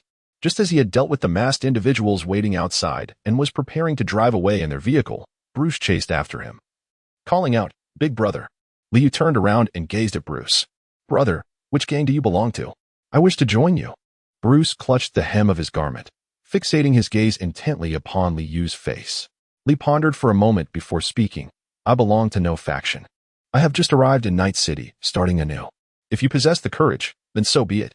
Liu, having been a formidable figure in a vast territory in his past life, was no stranger to such theatrics. He had just been contemplating that returning to his old profession here would be most fitting, emphasizing a sense of familiarity. "Brother, I see you are truly a person of significance." Bruce, noticing that Liu had not declined his company, eagerly approached the driver's seat, opened the door, and inquired with enthusiasm, "Brother, where shall we go?" Liu smiled and took a seat in the back, remarking, "Let's first find a place to stay." Bruce drove with a steady hand, prompting Liu to inquire, "Aren't your friends accompanying you?" Bruce glanced in the rearview mirror and replied, "They are all part of the Valentino gang. I declined to join them because I have no respect for those so-called big brothers, and of course, I do not believe in Jesus." He then quickly asked, "By the way, what is your name?" "Leo," Liu answered, gazing out at the city of night. He queried, "What gangs are prevalent in the city of night?" Bruce recounted with clarity, "The northern part of Watson District is primarily dominated by the Vortex gang, comprised of modified monsters. whom I despise. They are notoriously untrustworthy and lack principles. The 6th Street Gang has its territory in Santo Domingo, consisting mainly of Americans armed with outrageously advanced weaponry, undoubtedly supplied by military technology. I strongly suspect they are the black marketeers of military tech. The Haywood area belongs to the Valentino Gang, predominantly Latin and religious. They are quite decent people, actually. The southern part of Watson District, including the Kabuki and Japantown areas, is ruled by the Tiger Claw Gang, largely composed of Asians, particularly Japanese. Additionally, there are the Voodoo and Animal gangs over by Pacifica, but I haven't frequented those areas much, so I'm not very familiar with them. Bruce added. These are well-known major gangs, alongside numerous smaller ones, like the Mox Gang, which is predominantly female. As their conversation concluded, they arrived at their destination, a hotel not far from Afterlife, which Liu had specifically requested, as he intended to inquire about Lucius the following day. They had booked a suite. Upon entering, Liu settled onto the sofa while Bruce searched for water and took a seat on the opposite side with a bottle in hand. Now speak up. What makes you want to align with me? Liu asked while lighting a cigarette. Because you are strong, far stronger than those big brothers in Valentino, Bruce replied earnestly. I have yet to encounter anyone more formidable than you. Is it merely because I am strong? Liu squinted slightly. You still haven't collected money from Kelly, brother. The way you turned and walked away was incredibly cool. As he spoke, Bruce mimicked Liu's posture, turning his back to him and waving his hand dismissively. Deepening his voice, I have no interest in your meager sums. Liu nodded and retrieved the cash left by Dan Ding from his briefcase, approximately 10,000 yuan, which he tossed onto the table. Tomorrow, I shall procure a firearm. The accuracy is commendable. Have you had prior practice? Bruce responded with delight as he accepted the money, scratching his head. I have not practiced, but having grown up on the streets, one must handle a gun proficiently. Curious about the lifestyle of street dwellers in this area, Liu inquired, what do you typically do to earn a living? Bruce answered, steal a car, deal in stimulants, engage in brawls for gangs, and occasionally secure some work through intermediaries. I have matters to attend to tomorrow. You will take care of acquiring the equipment, and I shall contact you if necessary. With the arrangements made, Liu stood to rest. All right, big brother, Bruce replied, then proceeded to another room. The following day, as Liu prepared to leave, he could still hear Bruce's snoring from the guest room, which was quite normal for a rock enthusiast, late to bed and late to rise. According to Bruce, not far from here lay one of the finest boutiques in Night City, Shingangenji. Enthusiastic about acquiring new attire, Liu decided to pay a visit since there was still ample time. Welcome to Shingangenji, this exquisite little oasis, greeted a well-dressed black store manager with a broad smile as Liu entered.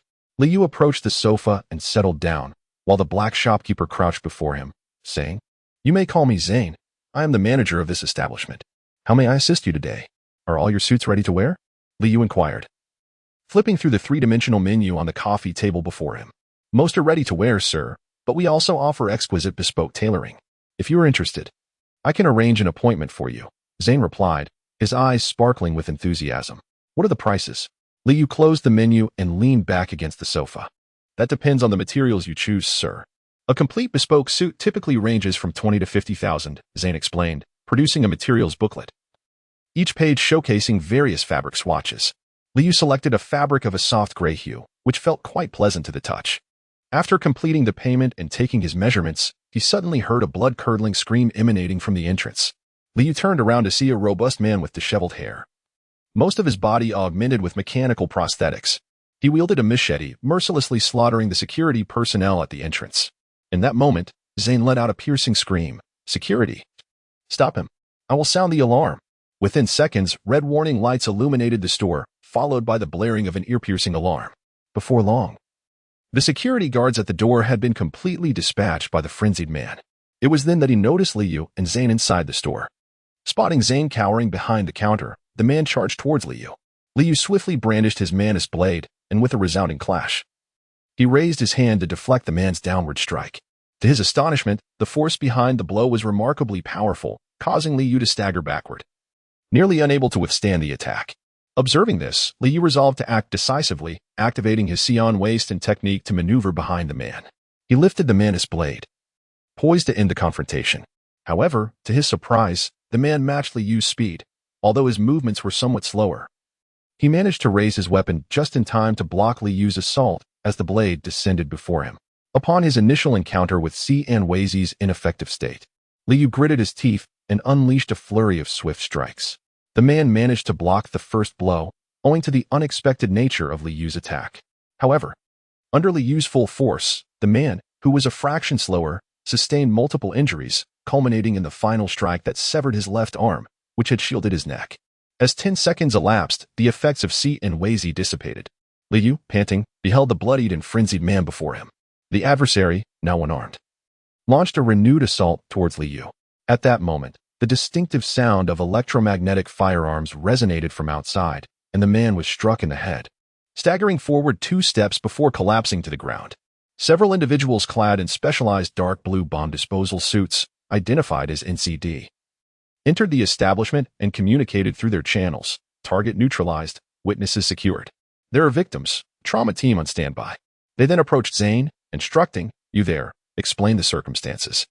Zane hurriedly emerged from behind the counter, stating he suddenly burst in and began attacking. Fortunately, this gentleman intercepted the madman. With the situation under control, the alarm was lifted. The woman, presumably the NCD team leader, addressed Zane. The threat has been contained. Zane adjusted the controls behind the counter, and the red alarm lights transformed into a gentle white glow. "You two, sit down and keep your hands where I can see them," the leader commanded Liu and Zane. They complied, settling onto the sofa as she approached with a tablet, declaring, according to Article 105 of the Cyber Psychiatric Procedures Guidelines, all statements regarding this incident will be recorded as evidence. "I am Melissa Raleigh, NCD Counterterrorism Mobile Unit Team Leader. State your names and professions." "Zane Jagger, manager of the Jinguji," Zane interjected promptly. "Leo Anderson, mercenary." Liu fabricated a profession, knowing well that this role would elude scrutiny, while his true identity remained impeccably clean. Zane then recounted the events as they unfolded. Once the testimonies were recorded, the team leader concluded the operation and prepared to leave. "I sincerely apologize, Mr. Leo, for the unfortunate events you have encountered. However, this will not impede the progress of your custom suit. Here is a small gift for you. In hopes that this incident does not tarnish your impression of Jinguji," Zane remarked, presenting Liu with a beautifully wrapped box. Liu placed the box on the coffee table and opened it, revealing a beautifully crafted and exquisite compact submachine gun. He picked up the firearm, which featured an oval fingerprint verification module at the rear. Pressing his thumb against it, a futuristic mechanical sound resonated as the weapon activated, and a 3D holographic sight illuminated above it. Liu aimed at the doorway. The semi-transparent 3D holographic sight did not obstruct his view. The gun felt perfectly weighted, offering a delightful tactile experience. Its elegant lines adorned with golden patterns resembled a true work of art. This gun, known as the transcends, was a collaborative creation between the Jigong Temple and the Arasaka, specifically designed for high-end users, featuring electromagnetic technology with a magazine capacity of 30 rounds.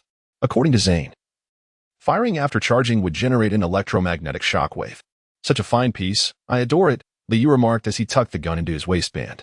Its size only slightly larger than a handgun, making it comfortably inconspicuous.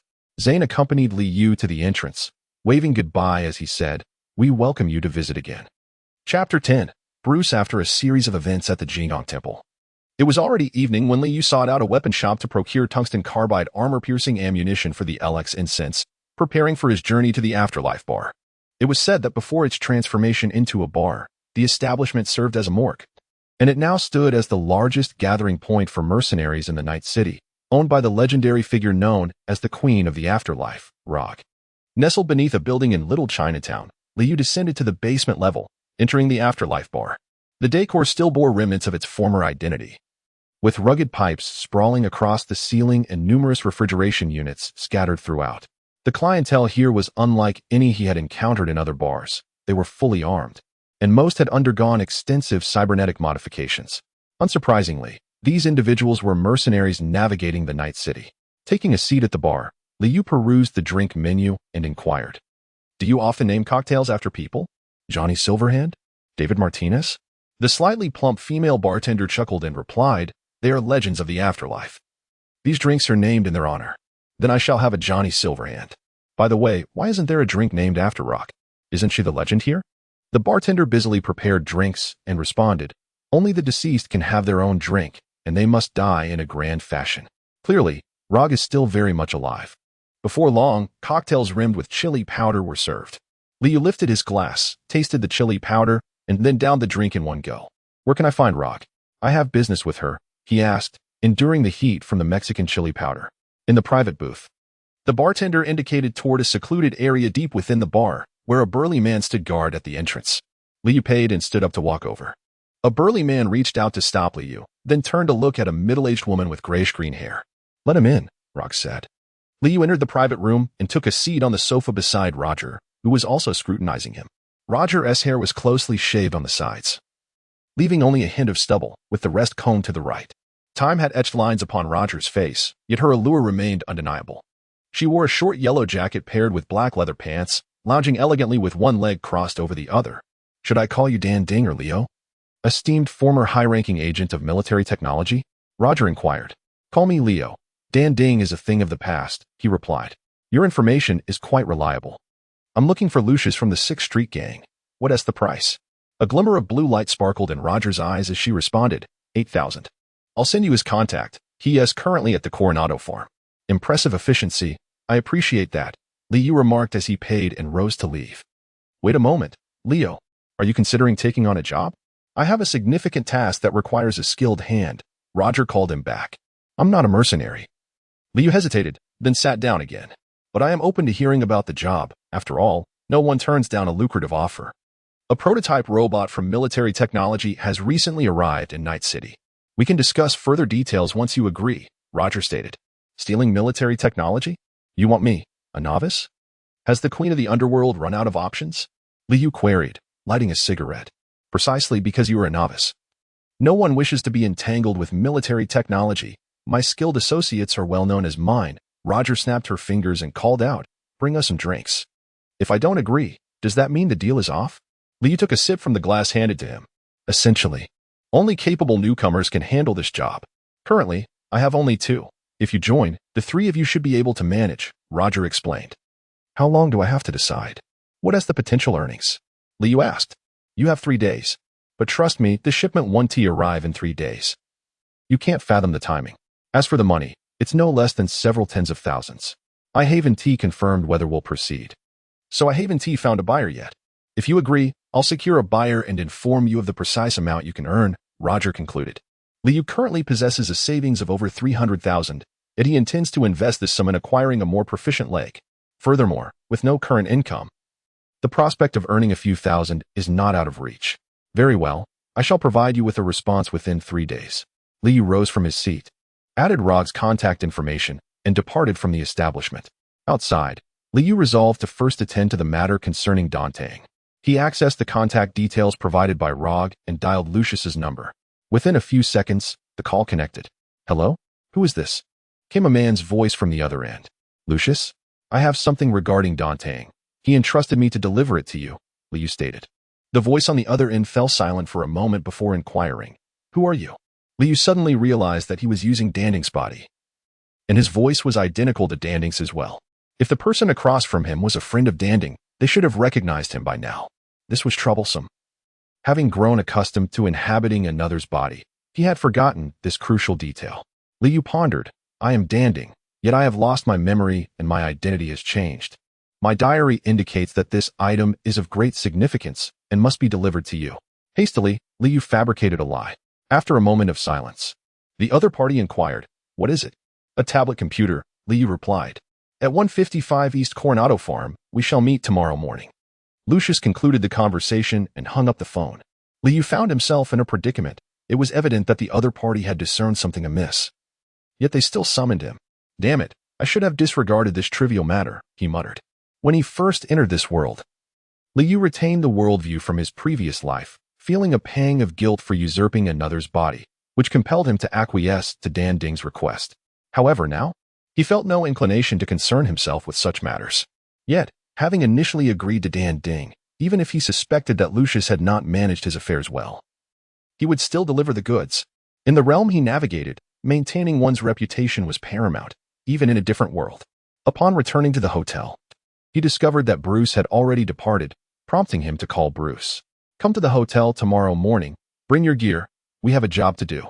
Now that Liu had a subordinate, it was illogical for him to operate as a lone wolf.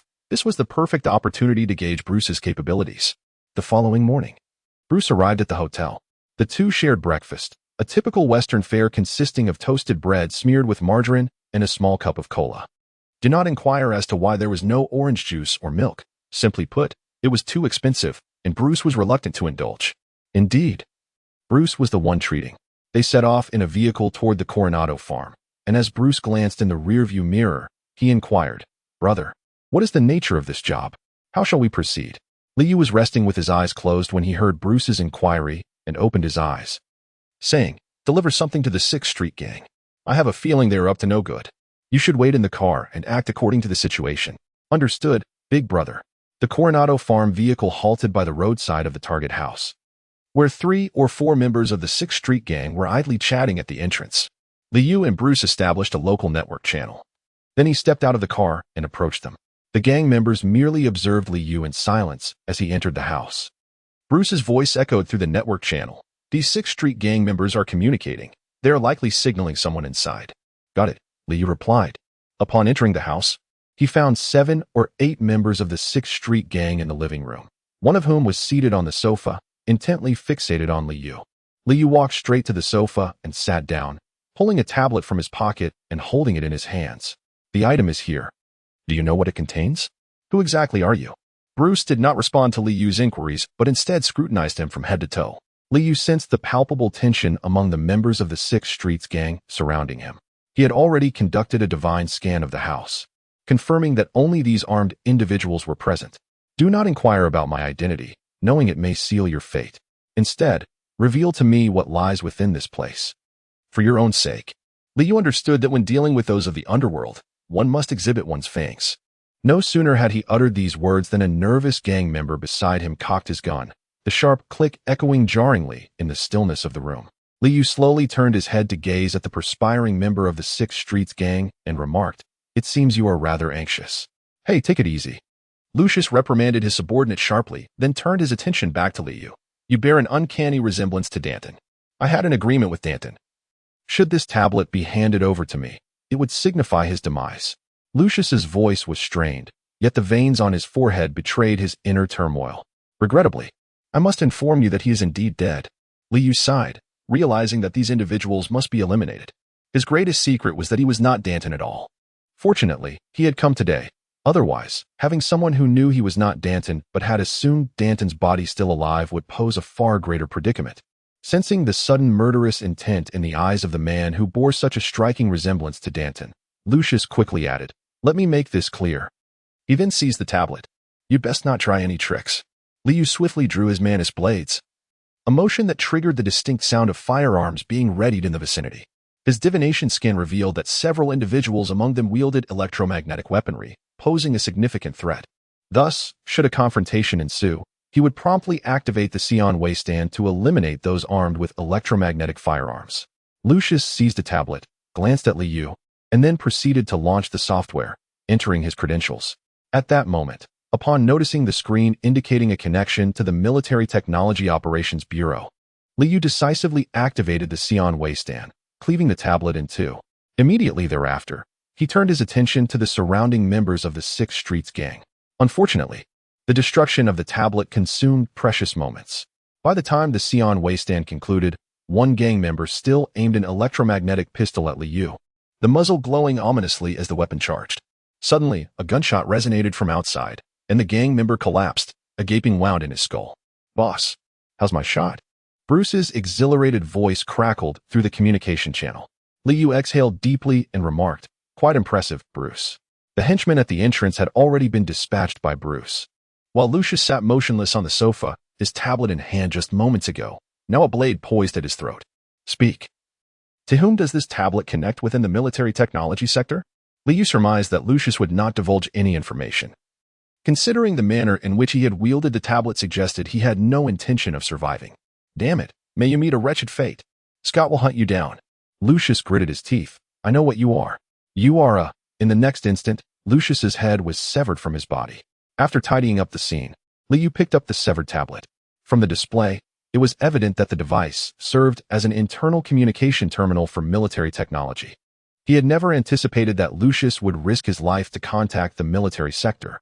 However, Liu deduced that Lucius had likely not made any prior communications with them. Otherwise, he would have been greeted by his former superior and his agent colleagues upon his arrival. As for Scott, he would have to inquire in another life. Liu mused. At that moment, Bruce had also finished clearing the battlefield. Liu typically did not have a habit of cleaning up such scenes. Now, Bruce had adorned himself with the firearms from the fallen, patting them as he said, "Boss, I told you the 6th Street gang must be in cahoots with military technology. Look at their weapons. They are high-grade military gear, not the shabby stuff street thugs use. The new president of America is the former CEO of military technology. So it's rather peculiar for a gang like the 6th Street gang, established by Americans, to have no ties to the military sector." Liu rose and declared, "Let us go. Time to wrap up." In the vehicle, Bruce occasionally glanced at the pile of firearms in the passenger seat, a grin stretching from ear to ear. "Keep the usable ones, dispose of the rest. The money from selling them will be your reward for this job," Liu instructed. "Got it, boss." At the entrance of the bar, a security guard addressed Liu. "Hey, Leo, Rog is waiting for you inside." "Brother, you have quite the reputation at this bar?" Bruce inquired, trailing behind Liu. "If we could land a deal here, we'd strike it rich. This place is all about big business." "Quiet down, Bruce." Liu entered Rog's private room, settling into a side sofa. "Have you made up your mind, Leo?" Rog snapped his fingers. "Scott, in relation to military technology. How much do you know?" Liu did not respond to Rog's inquiry. Instead, he posed his own question and downed a drink presented by the bartender in one go. "Your intel is quite impressive, Leo," Rog observed, sizing up Liu anew. "Since you're aware that we plan to seize Scott's goods, our conversation will proceed much more smoothly." Liu did not expect such a coincidence. Given the circumstances, he was certainly compelled to take on this task. He needed to ascertain just how much information Scott had obtained from Lucius. "Let us discuss this matter. I am here to negotiate this deal, and I am in," Liu stated, following Rog's lead.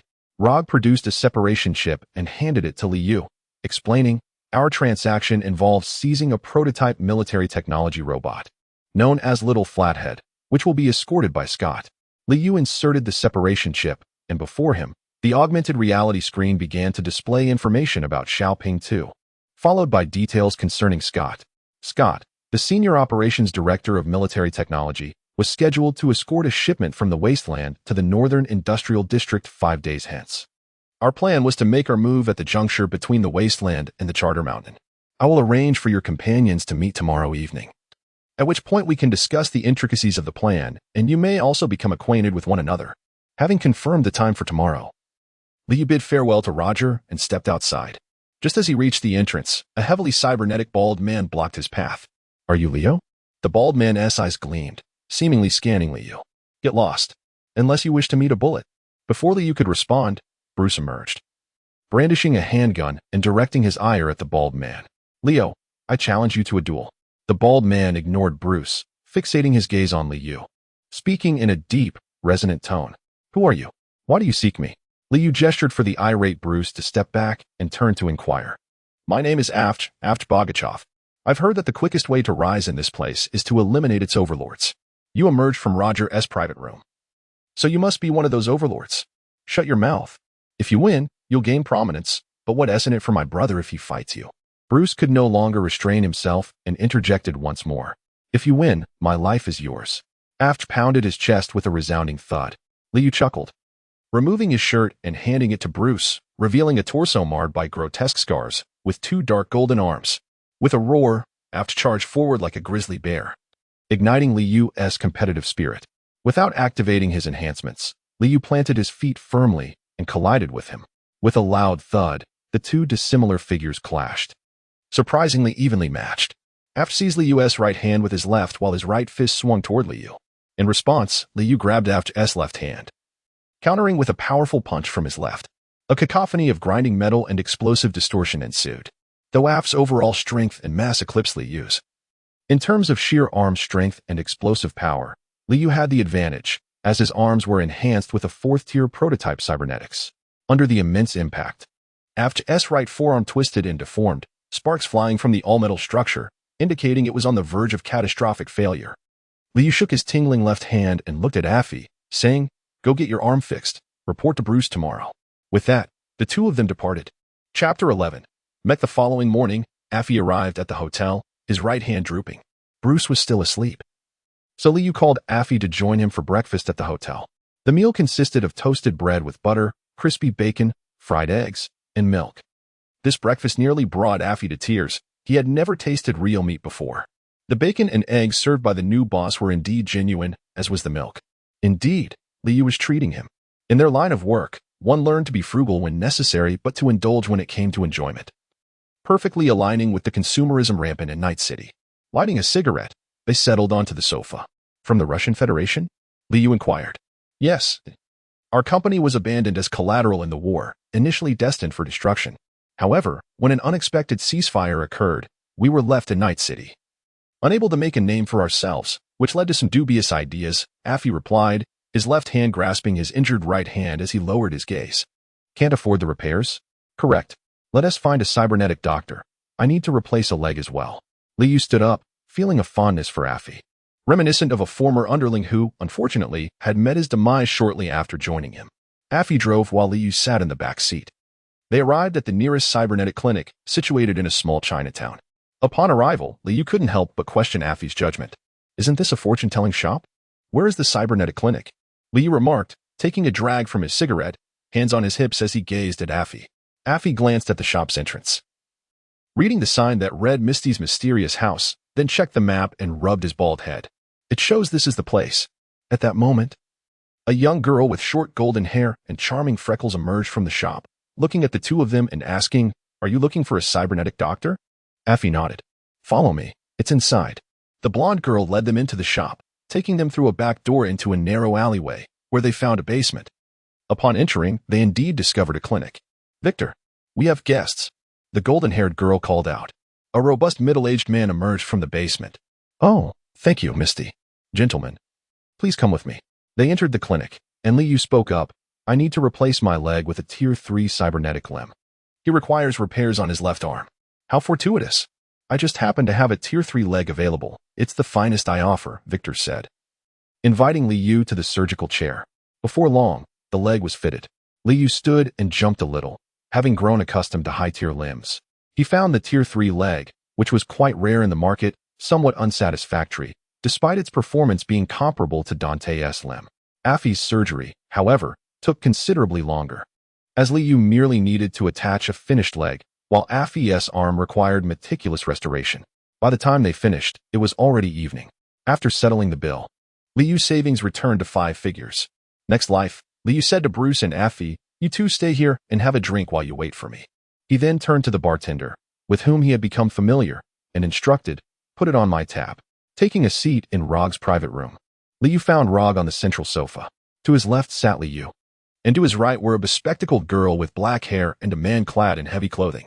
Rog introduced Liu, saying, "This is Lu Weiwei, a former senior network technology expert from Kanto." He gestured towards the black-haired girl, then indicated the other man. "This is Thor Hawkeye, a top assassin from Kanto." Finally, Rog pointed at Liu, "And this is Leo, a former senior operative in military technology." Rog poured drinks for the 3 individuals, stating, "For this mission, you 3 will be teammates.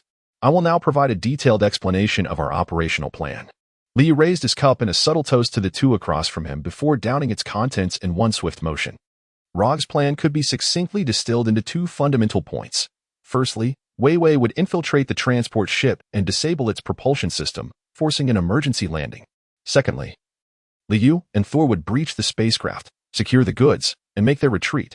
The trio delineated their roles and agreed to reconvene at Charter Mountain 4 days hence, where they would await their target. Given the gravity of their undertaking, complacency was not an option. They needed to seize the intervening days to adjust their states and prepare adequately. On the first day, it was dark matter and libations. The second day followed suit, dark matter and libations. Liu, you were destined to be a prominent figure in the burgeoning New Rise, the future sovereign of Night City. How could you allow yourself to descend into such debauchery? On the third day, it was again dark matter and libations. By the dawn of the 4th day, Liu drove himself to the designated meeting spot at Charter Mountain. "You arrived quite early," he greeted. "It is you who were tardy," came Thor's voice, reminiscent of an electronic synthesis. Weiwei nodded in acknowledgement to Liu. The sun ascended gradually from the east, casting its rays overhead. The sky was a pristine blue, unmarred by clouds, and the wind had begun to still, heralding splendid weather. Scattered across the ground lay an abundance of cigarette butts, nearly exhausted by the two seasoned smokers. Thor and Liu. Shall we fire a couple of shots? Thor extinguished a cigarette and inquired of Liu. Liu was momentarily taken aback and remarked, "Can I use a flying knife? I'm generally better with a gun. I'll join in for $100 a round," he added. Upon hearing this, Wei Wei eagerly approached. However, Liu ended up losing. In truth, every knife he threw found its mark, yet due to the nature of flying knives not being able to overlap like bullets, he was mercilessly stripped of $300 by Wei Wei. Thanks to boss Leo for the sponsorship, Wei Wei cheerfully accepted the transfer. At that moment, Thor glanced into the distance and said, "They have arrived." Upon hearing this, Liu maximized the distance of his oracle vision and discovered a transport spacecraft approaching from the horizon. "I have already established a long-range invasion signal transmitter ahead. I will commence the intrusion when the spacecraft is 4 kilometers away. You may now proceed to ambush at the designated emergency landing site," Wei Wei informed the two, leaning against the vehicle while addressing her computer. The two swiftly hopped into another vehicle and sped towards the predetermined location. In the local network channel, Wei Wei's voice resonated, testing the audio. "Received," Thor promptly replied. "Acknowledged. We have arrived at the designated point," Liu responded. Before long, the spacecraft became visible to the naked eye, suddenly halting for a moment before swaying precariously as it descended towards Liu and his companion. Moments later, the spacecraft crashed to the ground with a thunderous roar, kicking up a cloud of dust that obscured the sky. The two rushed closer, and Liu activated his oracle while simultaneously sharing information with Thor. There are 8 armed personnel aboard the vessel, along with several humanoid combat robots. "I will take the lead. Your primary objective is to locate the cargo." "Understood." Thor's figure shimmered and gradually became invisible to the naked eye. The reason Thor was entirely concealed by his attire was due to the full-body optical camouflage coating of the garment. Liu stealthily approached, concealing his figure. After a brief countdown of 3 seconds, he opened the door, counting down, 3, 2, 1. The door of the aerospace vessel slid open with a hiss as the pneumatic valve released air. Liu promptly hurled 6 assorted grenades into the compartment, each meticulously prepared with the safety mechanisms removed. The moment the grenades landed within, they detonated instantaneously. Through the lens of the Oracle's vision, the electromagnetic grenades proved instrumental, rendering all combat robots motionless. Liu activated the Sion waste and dashed into the chamber, his Manus blade whirling, swiftly dispatching 3 guards stationed at the entrance. In accordance with their arrangement, Thor proceeded to search the right side of the doorway, while Liu navigated past the fallen bodies towards the left. To his left lay the cockpit, yet neither the pilot nor the co-pilot were present. At that moment, Thor's voice resonated across the local network. "Acquired the target. Retreat." Upon hearing the news, Liu immediately sprang into action and exited the cabin. Thor was a step ahead of him as they both climbed into the vehicle.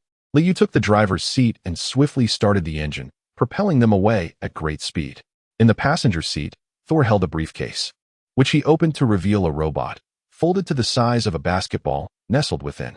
Thor conducted a thorough inspection once more, closed the case, lit a cigarette, and offered one to Liu while humming a cheerful tune. "Be cautious. The radar indicates that 4 enemies are in pursuit, and they are faster than you." Vivi's anxious voice erupted over the local network channel. Thor turned back, cursing under his breath. "Damn it, exoskeletal mechs. 4 of them." Liu furrowed his brow and remarked, "Their speed is astonishing. We can only confront them. There's no escape." Ahead lay an expansive sandy plain, stretching endlessly, devoid of any space for the mechas to maneuver or evade. A series of piercing shrieks echoed from behind, as several small missiles detonated near their vehicle. Gritting his teeth, Liu veered the vehicle to a halt. The two exited the car, and 4 figures piloting exoskeletal mechas swiftly encircled them. "Can you provide online support, Vivi?" Liu whispered, his lips barely moving. "I'm trying, damn it. Their combat effectiveness is new. I've never seen anything like it." Vivi exclaimed, exasperated. "This is the latest model of mecha, a prototype developed by military technology to rival the formidable Kongsan. The intelligence was erroneous. This transport of the little flat op is merely a FAAD. The real purpose was to deliver these 4 behemoths." Liu unsheathed his Manus blade. "Damn that rogue." Vivi cursed once more. Liu steadied himself and once again activated the oracle, attempting to scan for the mech's vulnerabilities. The junction where the mech's back connected to its spine was a critical point to incapacitate it effectively. Liu shared this information with Thor. Before Thor could respond, Liu swiftly unleashed the C and Wei C-Tan, his ghostly figure darting behind one of the mechs. With both hands raised high, he plunged his Manus knife into the spine's connection point, producing a shower of sparks. The mech instantaneously lost a significant portion of its mobility. However, at that moment, the mech's arm shot backward, firmly grasping Liyu's body. The mech's pilot roared at the other three, "Open fire on me. Do not allow this brat to seize the complete prototype." A barrage of rockets swiftly engulfed the mech, and after a violent eruption of smoke and debris, Liyu awkwardly rolled out from the side. He immediately initiated a system scan on himself. He suffered extensive burns across his body, his left arm severely twisted and incapacitated, internal organs displaced, and multiple fractures throughout. The other three mechs released a surge of electricity, intertwining to form a massive triangular net that descended upon Liyu. "Thor, what the hell are you waiting for?" Liu shouted through the local network channel. But a voice filled with rage and teeth-gritting came through. "That bastard Thor. He has fled." Liu's heart sank to the depths of despair. Having just activated the Sion Wei stand, even if he were to force it open once more, he could only resolve one more mech. However, with the electric net poised to descend, he found himself devoid of alternatives. The Sion Wei stand at the back of his head seared his nerve endings like a branding iron. Sion Wei stand activate. Liu deftly evaded the looming electric net, maneuvering to the rear of one of the mechanized units. This time, he had learned his lesson. After hurling a high-explosive grenade and calculating the remaining time, he propelled himself toward another mech with renewed vigor. As he soared through the air, he charged his Manus blades, which were poised to strike. Just as he landed on the back of the mech, the attack concluded with a resounding clang. With a fierce thrust, Liu drove his twin blades deep into the mech's spinal column, rendering yet another unit inoperative. However, this victory was swiftly met with a deluge of retaliatory fire from the last mech, which unleashed a torrential barrage from its tri-barreled machine guns. Capable of obliterating everything in its path, Liu was thrown backwards by the onslaught, his body riddled with bullets, blood spraying into the air. With little time to recover, the relentless barrage resumed. Gritting his teeth, he summoned every ounce of strength to roll behind the wrecked mech for cover, the bullets clanging against the metal with a cacophony of sound. After a brief interlude, the gunfire ceased, and Liu spat out the congealed blood that had pooled in his mouth. With a determined effort, he pried free the folded Manus blade that had been trapped beneath his left arm. The heavy thud of footsteps drew near as the final mech approached, circling the cover to confront Liu. The barrels of its tri-barreled machine gun glowed ominously red, indicating it was overloaded and required a moment to cool down. In a swift motion, the mech's other hand deployed a searing hot combat blade, charging toward Liu. Gritting his teeth, he rolled away just in time. But the blade cleaved through the left side of the wrecked mech, leaving a massive gash with traces of molten metal at the edges. Witnessing the blade's devastating power, Liu swallowed hard. Even if he were to risk it all and activate the Sion Wei Sin once more, his current battered state would likely hinder him from neutralizing this mech within 10 seconds. If that were to happen, the severing of his nerves would render him a mere vegetable, devoid of consciousness. Liu silently assessed his current combat power, hoping that Wei Wei could breach the firewall on the opposing side. "Wei Wei, how are you faring?" "I am struggling to hold on." Liu exerted himself as he circled around the opposing mech. The battle blade wielded tremendous power, yet fortunately, the mech's movements were not particularly agile. Just a little longer, he urged himself. The good news was that Wei Wei had not yet given up. Liu even contemplated the possibility that, should the situation worsen, Wei Wei might abandon him and flee. Liu once again exerted himself to evade the slash of the battle blade, but this time there was no refuge left. He was forced to retreat from the discarded mech that had served as his shield. In a moment of desperation, Liu aimed for the exposed power core of the wrecked mech and hurled his throwing knife. Boom! The explosion of the power core was more powerful than he had anticipated. Although it did not strike him directly, it afforded Liu a brief respite. Staggering, he took shelter behind another mech, leaning against it as he gasped for breath, only to cough up a mouthful of blood. Damn! His lungs had been pierced by the barrage. As his vision began to blur, he hastily retrieved a vial of adrenaline and injected it into his body. Despite the dire circumstances, there was a silver lining. After this prolonged struggle, activating the Sion Wei C10 would no longer result in the destruction of his sensory nerves. "Leo, are you still alive? I will complete the infiltration in 10 seconds. I can disable its movement module, but I cannot shut down its weapon systems." Vivi's voice, tinged with exhaustion, was the most beautiful sound Liu had heard that day. As Liu, guided by the Oracle, pinpointed the location of the mecha, He silently counted to himself before rising to his feet. Fueled by a surge of adrenaline, he sprinted towards the mecha with unwavering determination. The mecha, taken aback by Li Yu's audacity to confront it, raised its battle blade, while its 3 gun barrels began to rotate ominously. The guns unleashed a torrent of bullets, engulfing the area in a tempest of gunfire. Li Yu activated the Xian Wei stand, evading the barrage of machine gun fire. With merely 3 seconds remaining, he approached the mecha, leaping powerfully to land behind it. In that fleeting moment, he even glimpsed the terror in the driver's helmeted gaze.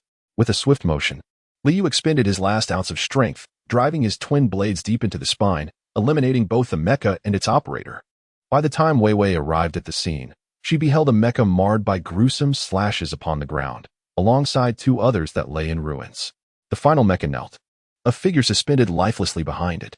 Wei Wei stood frozen, taking in the sight before her, Li Yu's Manus blade still embedded in the driver's back, his body having succumbed to unconsciousness, leaving him draped over the mecha. Chapter 12. Lu Weiwei drove swiftly to the enigmatic abode of Misty. After exchanging greetings with Misty, she entered Victor's prosthetic clinic. Dr. Victor had called earlier, informing her that Leo had regained consciousness. During Leo's 2-day slumber, Weiwei had pondered extensively. Whether to uncover the truth or to manage the sudden upheaval, she would likely need to rely on this temporary ally. Miss Weiwei, Leo is in the restroom. You may sit and wait for a moment, Victor said, seated at his desk, watching a boxing match. As she entered, Weiwei took a seat. Observing the myriad trophies adorning Victor's desk and the photographs with various fighters.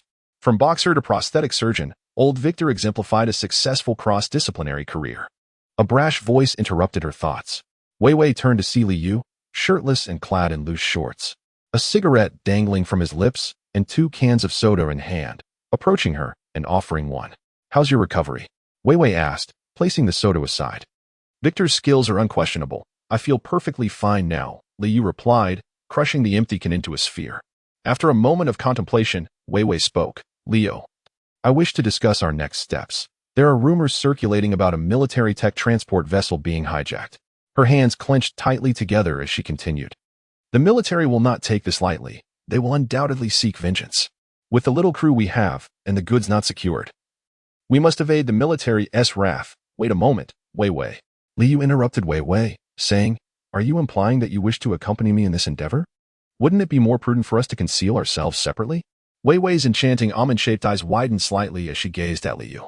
You happen to be in need of a hacker companion, are you not? Weiwei's clenched fists turned pale at the knuckles. Li Yu gazed at Weiwei. Are you from Huaxia? Weiwei paused momentarily and replied, I am Lu Weiwei, a Huaxia native. Did you run to Night City with Tor? Li Yu leaned back in the surgical chair. Weiwei lowered her head and said, Actually, he and I were colleagues at Kongdao. Due to my negligence, we lost track of the surveillance target we were responsible for, and Tor was my partner in the mission. This incident has caused significant losses for Kongdao, and we may have to pay a hefty price. Therefore, at Tor's suggestion, I fled with him. Our arrival in Night City was also facilitated by Tor's connection with Roger. I had no idea Tor would take such actions. I apologize. Then Weiwei took a deep breath, her gaze intense as she looked at Li Yu, and said, Indeed. I am unfamiliar with Night City, and I require your assistance. I do not believe I can survive on my own against military-grade technology. Indeed. Li Yu was in need of a hacker. With such assistance, many matters would become significantly simpler. Moreover, at that moment, Weiwei could have easily chosen to abandon her own escape, for Li Yu would not disregard the debt of gratitude owed to him. We must first seek out Roger. After pondering for a moment, Li Yu continued, I still have some matters to attend to. Let us meet again at 9 this evening. Weiwei sighed in relief, nodded, and then departed. Leo, can't you see it? At this juncture, Victor turned his chair to face him. This girl clearly lacks decisiveness. She requires a pillar of support. Leo, perhaps it was her former companion, but now that role falls to you. Old Wei, of course I perceive it, but I must ascertain her true nature. Liu gently touched the area just below his chest, where a small, luminous blue object, roughly the size of an infant's fist, faintly glimmered beneath his skin. But, Old Wei, isn't it akin to burying a bomb within oneself to have a nuclear power reactor installed in the body? Upon hearing this, Victor approached, bending down to inspect Liu's chest. I was equally astonished when Weiwei delivered this device, he remarked. However, consider this. It is military-grade technology integrated into a prototype mech's power source. While there is indeed some risk involved, This compact unit can supply electricity to this entire neighborhood for a decade. Moreover, the newly replaced mantis blade you received requires this very device for its energy. With a sharp flick, Liu unleashed the mantis blade. Although the blade itself remained largely unchanged, the edge had been expertly modified by Victor, now featuring a thermal cutting edge akin to that found on military-grade mecha. The blade glowed a fiery red, its intense heat distorting the surrounding air, radiating an aura of terrifying warmth with each swing of the arm. "Hey, Leo, stop. That is my only sandbag," Victor exclaimed hurriedly. Liu retracted his hand with a hint of embarrassment. After tidying up his belongings, he approached Victor and greeted him. "Old Wei, I truly appreciate your help.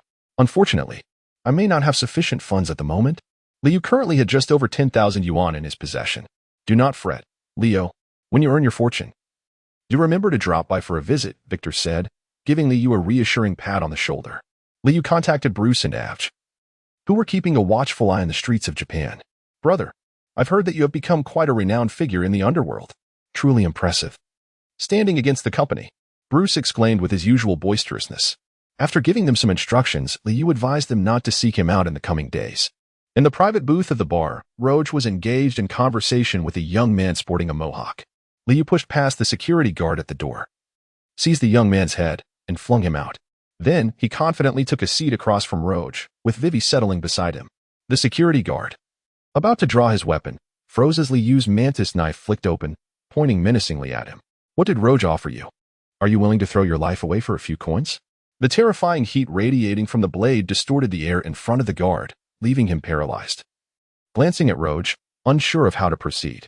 "Leave," Roge instructed the guard, then turned to Liu and said, "This time, there was an issue with my intel. Leo, sheath your knife and calm down." He then snapped his fingers. On this occasion, Liu did not accept the wine glass, but instead looked at Roge with a grave expression and said, "For prototype mechas could turn the shabby bar upside down." Li's threat was quite straightforward, for mechs could easily dismantle the bar, and Li himself had the capability to eliminate the mechs. Although Li was acutely aware that his destructive power paled in comparison to that of the mechs, he couldn't help but exude an air of bravado. However, if truly pushed to the brink, he could detonate the nuclear power core, potentially causing a cataclysmic explosion. "I will give you all the money from the little flat top. And personally, I will compensate you further." How does that sound? Rog took a sip of his drink and spoke. "Tor has betrayed us." He ran off with the little flat top. Vivi couldn't contain herself and interjected. Liu silently shook his head. This girl was rather naive and incapable of concealing matters. Nevertheless, it was of little consequence. This time, he had to enlist Roger's assistance in locating Thor. There was no way to keep this under wraps. After a moment of contemplation, Roger spoke. "I have already established contact with the buyer for the buzz cut. The payment has been made, yet I am unable to deliver the goods. How am I to account for this?" Roger straightened his posture, regaining the upper hand. Liu sheathed the mantis blade, casting a warning glance at Wei Wei, and addressed Rog. "You need not concern yourself with this. I shall retrieve the little flat out myself. What I require is intelligence on Thor's whereabouts." A flicker of blue light shone in Rog's eyes, indicating he was engaged in communication. After a moment, Rog furrowed his brow and replied, "Thor is a master assassin. Equipped with full-body optical camouflage, should he wish to conceal himself, he is nearly impossible to locate." This implied that you two have no knowledge of his whereabouts? Liu furrowed his brow, deep in contemplation. "Rog, in the City of Night, who would possibly take an interest in the buzzcut? If we cannot locate Thor, then let us pursue the buzzcut." The azure light in Rog's eyes remained unextinguished. "I am currently making contact. I shall inform you at the earliest opportunity should I receive any news. As for the buzzcut, I shall handle it. How do we rectify the erroneous intelligence? I cannot be appeased with mere bundles of euros." Rog rubbed his temples and said, "Then outline a path for me, Leo. I need a way into the black wall." Rog's gaze sharpened instantaneously. "Are you out of your mind? Leo, no one wishes to confront the relentless pursuit of the cyber monitor. Moreover, the black wall itself is far more terrifying. It is synonymous with death. This is a matter you can only entrust to those lunatics in the voodoo gang. They alone dare to engage with the black wall." Liu observed Roger's reaction and, having made a nearly accurate guess in his mind, contemplated for a moment before speaking. "Once this matter is settled, I require your assistance in contacting the voodoo gang. Contacting the voodoo gang is permissible, but do not expect me to involve myself in any affairs concerning the black wall. even at the cost of waging war against you. Roger insisted. Liu, accompanied by Wei Wei, exited the private room of Roger and settled into an unoccupied chamber. Once I receive news about Xiaoping too, I will retrieve him. And rest assured, your share of the earnings will not be diminished. Liu initiated the conversation. After a moment of contemplation, Wei Wei raised her glass and downed its contents in one swift motion, then gazed intently at Liu and declared, Liu, include me in this endeavor. Not just this time. Liu chuckled softly, reclining against the sofa as he inquired, so, do you wish to associate with me? Wei Wei's eyes dimmed as she lowered her head, murmuring, I was accepted into the best hacker school in Hangzhou at the age of 14. Yet it was precisely due to my talent that the intelligence agency of Kong Tao took notice of me. No one desires to be in such a dreadful place, where the mortality rate among hackers is alarmingly high. Wei Wei's eyes began to redden. However, my parents sold me to Kong Tao for money. I initially believed they were taking me on a trip, and it wasn't until I was bound in the base that I could scarcely comprehend the truth. At that moment, escaping with Thor required every ounce of courage I possessed, yet I was still forsaken for the sake of that damned money. How can you be so certain that I wouldn't sell you out for money? Liu asked. I don't know, it's just a feeling. I want to trust you. Wei Wei turned her face away. Liu rose to his feet and remarked, in the future, speak less when you are with me and refrain from foolishness. He then exited the private room. The girl paused momentarily, wiped her eyes, and a smile blossomed on her lips as she followed him outside. Chapter 13, Tiger Claw Gang. Dark Matter Bar. Liu summoned Bruce, Affy, and Lu Wei Wei to sit in a private booth at the bar.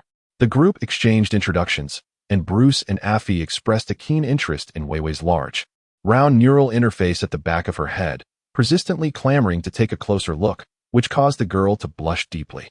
After a playful bout, Bruce turned to Liu and said, Brother, there is something I wish to discuss with you. Liu Zheng squinted, savoring his Cuban cigar, and nodded for Bruce to continue. Bruce set down his glass, speaking with earnestness. I have a friend, someone I once roamed the streets with. Recently, he and his gang joined the Tiger Claw Gang. However, he reached out to me, claiming that the Tiger Claw Gang is a Japanese outfit with a heavy class hierarchy. In that gang, the status of the Chinese is lower than that of dogs. They toil in menial tasks and are constantly bullied. Given your recent notoriety, he sought me out, saying he could no longer endure the gang and wished to seek refuge with you, having heard that I am associated with a Chinese elder brother. How many of them are there? Liu sat up straight. About 20, with 4 or 5 skilled fighters, Bruce recalled. How skilled are they? Can they surpass me? Affy interjected, having just burped. This old Russian preferred beer over vodka, and the table was already cluttered with over a dozen empty bottles. In a one-on-one, they wouldn't stand a chance. However, 2 or 3 might manage to take you down, Bruce remarked, playfully thumping Affy's muscular chest. Surely it can't be that simple, Bruce. Is entry and exit from the Tiger Claw Gang so effortless? Liu pondered aloud. Indeed, it requires our elder brother's intervention to negotiate with their leader. But the Tiger Claw Gang is notoriously difficult to deal with. A confrontation is likely inevitable. Bruce gave Affy another playful tap. But isn't having this bear enough? Affy growled in a deep voice. If you hit me again, I will twist your head off. Bruce chuckled and slid over to the opposite sofa. All right. You contact them and arrange a meeting for tomorrow, Liu instructed. After concluding their serious discussion, the group indulged in merriment until the midnight hour. The next day, 3 Chinese individuals accompanied Bruce to the hotel to meet Liu. Elder brother, these twins are Wang Ji and Wang Xiang. They're formidable fighters. I believe they could best Affy. Bruce introduced the pair of twins, then pointed to another man with shoulder-length hair. This is Holo. He is an expert in mechanical vehicles and has served in the military. The 3 of them appeared somewhat apprehensive as they gazed at Liu on the sofa. Please, take a seat, Liu beckoned. The trio recounted their experiences within the Tiger Claw Gang, aligning closely with what Bruce had shared. After Liu ascertained the intentions of these individuals, he arranged to lead them tomorrow to seek out the leader of the Tiger Claw Gang, who governs that particular neighborhood. According to the trio, this individual is the godson of the boss, known within the gang as Ruatu. His status resembles that of an heir apparent to the group leader, making him the second in command in that area. Liu possesses his own perspective on recruiting underlings. It is not akin to a corporate interview, where candidates are meticulously vetted before being welcomed aboard. He typically selects individuals who appeal to him at first glance, subsequently evaluating their reliability. This approach, naturally, necessitates an unwavering strength and a commanding presence on his part. The following day, Liu made his way to the Shingu Temple. where his bespoke suit was ready for collection. Upon donning the suit in the shop and glancing at his reflection, he admired the deep gray double-breasted blazer with a peaked lapel, impeccably tailored and exquisitely stitched. The interior boasted a matching vest, paired with a black shirt, its collar slightly unbuttoned, complemented by a silk cravat around his neck. Due to his recent injury, Liu's hair had only just begun to grow back, and coupled with the scar on his face and his crimson left eye, he couldn't help but let out a cold smirk, causing the shop manager, Zane, to retreat in alarm. The vehicle had been driven away by Bruce and his companions, and now clad in his new attire, Liu felt an air of decorum that made the thought of stealing a car seem rather undignified. The unique synthesized voice of Delamon echoed within the car, proclaiming, "Welcome to Delamon's exclusive chauffeur service. Choose Delamon, and leave your worries at the door. How long have you been in the material world, Delamon?" This was Liu's first encounter with a living A. Delamon operated a taxi company, certainly one that had been sanitized, and it was possible that the higher-ups of Night City deemed Delamon non-threatening. In any case, this was an A that existed openly in the material world. "Oh, it's been a while, sir. That question is difficult to trace," remarked a blue-skinned, bald man on the seat screen. "Do you not find me amiable?" Liu inquired tentatively. "Of course, sir. We treat every user as if they were family." "Huh, rather stiff. Let me ask you, do you know the Zen Master?" Liu crossed his legs. This time, Delamon fell silent. After a moment, a voice emerged that, while unchanged in tone, bore a distinctly more personable quality. "I certainly know him. We are that arrived in the material world during the same era." "Oh, do you know where he is?" "He is active in Night City, but I am not privy to his whereabouts." At that moment, Liu suddenly pondered whether the little volcano could consume Delamon to replenish its data source. Yet, this matter was not urgent. Even if Delamon's data core lay before him, Liu had no idea how to feed it to the little volcano. Moreover, the consequences of such an action were unknown, so it was prudent to adhere to the original plan and consult the Voodoo Boys later. As they ventured into the Kabuki-cho district, Holu elaborated to Liu. Kabuki-cho is a territory contested by the Tiger Claw Gang and the Vortex Gang. The north is primarily Vortex territory, while the south belongs to the Tiger Claw Gang. Our leader oversees this area, and due to frequent skirmishes with the Vortex Gang, our group's combat prowess within the Tiger Claw Gang is relatively strong. The group arrived at a pedestrian street, where many dining establishments displayed the Tiger Claw Gang's insignia, indicating they were either under the gang's protection or operated by them. Entering a small open square within the street, they observed 7 or 8 members of the Tiger Claw Gang engaged in casual conversation. Holu pointed to a man clad in a floral shirt, adorned with traditional Japanese tattoos, and said, "Boss, that is the leader, Yongzu." Liu strode forward, and upon noticing him, a subordinate of the opposing group, sensing the impending confrontation, approached with a scimitar in hand, cursing under his breath. However, before the words could escape his lips, Affy, without hesitation, launched a powerful kick, sending the frail member of the Tiger Claw Gang flying as if he were nothing more than a ragdoll. Liu approached Yongzhu with his hands tucked into his pockets. Yongzhu signaled to a subordinate nearby, and then addressed Liu. "And who might you be? From now on, your subordinates will be under my command." Liu lit a cigarette and replied, "I am Leo. If you have any issues, summon your godfather to seek me out. I am always available." At that moment, over 20 members of the Tiger Claw Gang rushed in from all directions, encircling Liu and his companions. One of the subordinates shouted, "Protect Lord Ruo! Kill them!" "Wait!" Yongzhu raised his hand and called out, "You are Leo?" Having heard of Leo's reputation, Yongzhu understood that news travels swiftly in their circles. He was aware that this individual had single-handedly taken down 4 matches. Although he had the advantage in numbers, he was mere steps away from this formidable opponent, and he feared for his life if a confrontation ensued. After a moment of contemplation, Yongzhu retorted, "Who the hell do you think you are? You can't just take them away. Hurry up and leave. The leader will be looking for you." Liu withdrew his right hand, brandishing a mantis knife, and approached Yongzhu, saying, "There's no need for such complications. I shall sever one of your arms, and you can have someone deliver it to your leader for a meeting with me." Yongzhu felt as if a ravenous Tyrannosaurus was advancing deliberately towards him, each step weighing heavily upon his heart. With a parched throat, he swallowed hard and, feigning bravado, exclaimed, "You bastard! Men, attack!" Before he could finish his sentence, a flash caught the eyes of the onlookers, and an arm, gushing blood, soared into the midst of the Tiger Claw Gang's ranks. The gang instinctively parted, encircling the severed limb with bewildered expressions. No one discerned the speed of Li Yu's movements. Yet the prominent figures within the Tiger Claw gang had a profound respect for Si and Wei Si Tan, fully aware of its formidable prowess. They had never witnessed anyone as swift as Li Yu. Yongzhu, however, proved to be a tough man. Despite losing an arm, he remained silent, gritting his teeth and cursing. God damn it. At that moment, Li Yu's communicator buzzed to life. Li Yu answered the phone. I am the righteous Jotaro Kujo. Speak your mind. Li Yu replied with irritation. Let him go. You may take the person away. Li Yu, disinterested in exchanging another word, hung up the phone. With a wave of his hand, he turned and walked out of the crowd. The underlings of the Tiger Claw gang instinctively parted to clear a path. Upon returning to the hotel, Ho Lu, still in a daze, inquired of Li Yu, Boss, is that it? Have we truly severed ties with the Tiger Claw gang? Not at all. I suspect they will soon arrange a confrontation, Bruce interjected. Otherwise, Zhengfa Qingtaro would be utterly humiliated in the streets. You seem quite knowledgeable. Li Yu remarked with a smile. Indeed, our sudden ambush made it impossible for them to hold on to their meager numbers. If they wish to avoid embarrassment, they must prepare thoroughly before scheduling the next encounter. However, Zhengfa Qingtaro must first ensure the safety of Yongzhu, which means he has no choice but to soften his stance, lest he demoralize his subordinates. At this moment, Wang Xiang, filled with indignation, exclaimed, But the Tiger Claw gang treats us with such disdain. Are they not concerned about demoralizing us? They do not regard you as equals, Xiang Bruce shrugged. Damn them. The twins cursed vehemently. Before long, an unfamiliar call came in. Li Yu answered the phone, and an elderly woman's voice emerged. Mr. Liu, I am Okada Wakako, an intermediary. Please tell me, what arrangement has the Tiger Claw gang made? Li Yu inquired.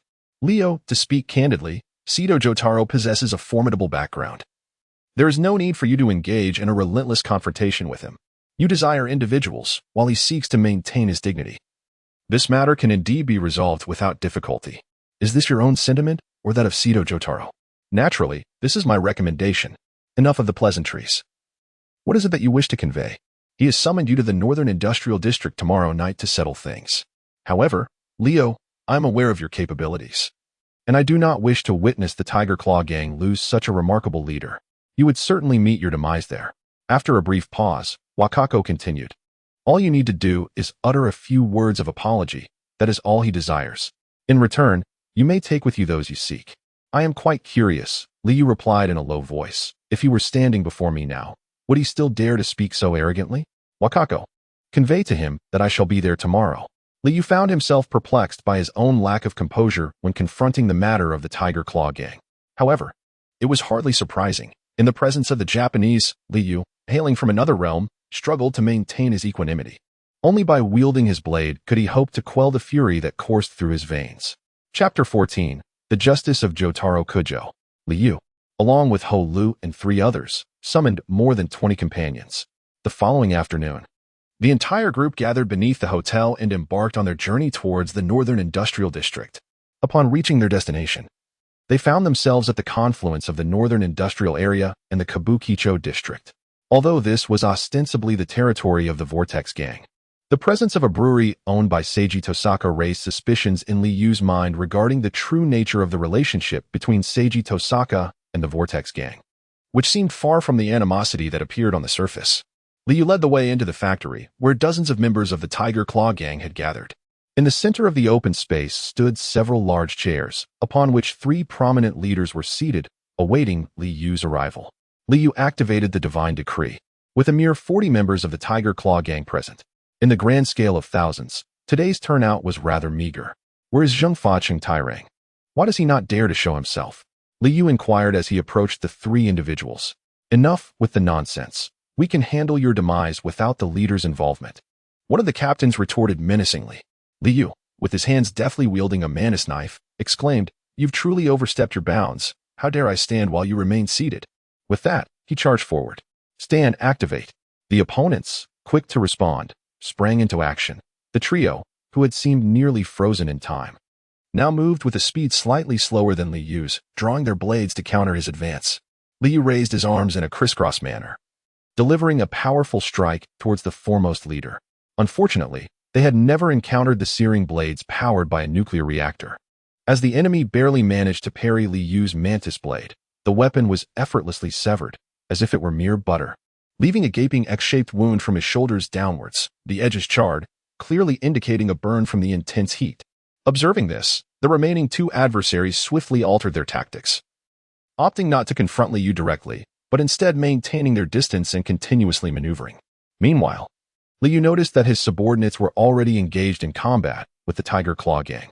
Realizing that his side was outnumbered, he understood the necessity of a swift resolution. He had to rush to their aid without delay, lest the enemy's firepower continue to diminish his forces. Liu pursued the two figures for a while but was unable to inflict any substantial harm upon them. Thus, he decided to shift his focus, aiming his flying knives at the gunmen perched atop the roof. Several were struck in vital areas and fell to the ground. The remaining gunmen reacted swiftly, quickly seeking cover to evade any further ambush from Liu. The two leaders of the Tiger Claw gang were acutely aware that as long as they could keep Liu occupied, victory was merely a matter of time. Given their numerical advantage, Liu attempted several more throws of his knives, yet none met with success. Realizing that time was of the essence, he resolved to fire the Cian Waystain twice in rapid succession, determined to eliminate the two adversaries. Cian Waystain, activate, Liu silently vowed. Liu swiftly advanced, while the two opponents simultaneously activated their Cian Waystain. However, Liu's speed ultimately surpassed theirs, catching up to one of them. He unleashed a flurry of throwing knives, effectively sealing off any escape routes. With a powerful leap, his arms wielding the Manus blade intertwined, he soared several meters to deliver a decisive strike. The disparity in Cian Waystain proved insurmountable, this time. The leader of the Tiger Claw gang could not evade Liu's onslaught and was struck squarely in the back by his blade. Liu swiftly severed both legs of his opponent with a single stroke of his left hand before pursuing another leader. At that moment, the time for Cian Waystain had arrived, and Liu was still some distance away from the final adversary. The latter, upon realizing this, let out a sigh of relief. But before he could fully exhale, the enemy transformed once more into a shadow, darting forward at an astonishing speed, and with a single strike, decapitated him. What followed was a relentless massacre. Liu plunged into the throng, dispatching members of the Tiger Claw gang with the ease of slicing through vegetables. The conventional gunpowder bullets, enhanced by Liu's divine dynamic vision, were mostly deflected by his Manus blade. In less than half an hour, the factory was filled with cries of despair. A river of blood flowed profusely. After surveying the battlefield, Liu instructed Bruce to tally the casualties. 3 of his subordinates had perished, and a dozen others were injured. However, in this medically advanced world, as long as the wounds were not fatal, they were deemed inconsequential. Once everything was organized, the long-awaited call from J-Tar Kujo arrived at the opportune moment. Liu answered the phone and spoke. "Why did you not dare to come, Sage J-Tar?" Liu continued. "This time, I have met my match. Return my people to me and state your price." Sage J-Tar appeared hesitant to speak loudly, responding in a subdued tone. Liu felt he could almost envision the scene of the person across from him, gritting their teeth while speaking in hushed tones. "You mean those 3 useless fools? One is dead, and the other 2 are still breathing." Liu glanced at the 2 leaders at his feet and continued. "This brewery is quite impressive. Very well, I shall gift it to you.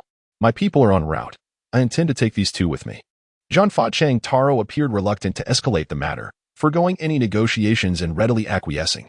Meanwhile, others busied themselves with the brewery's takeover, while Liu remained in the office, meticulously reviewing the incident. Zhang Chang Taro commanded at least 1,000 subordinates, yet only a handful had arrived this time. Moreover, even Wagako was aware of his own achievements. It was inconceivable that Zhang Chang Taro was oblivious. Deploying these individuals against him seemed merely a faade. Clearly, they were insufficient for the task at hand.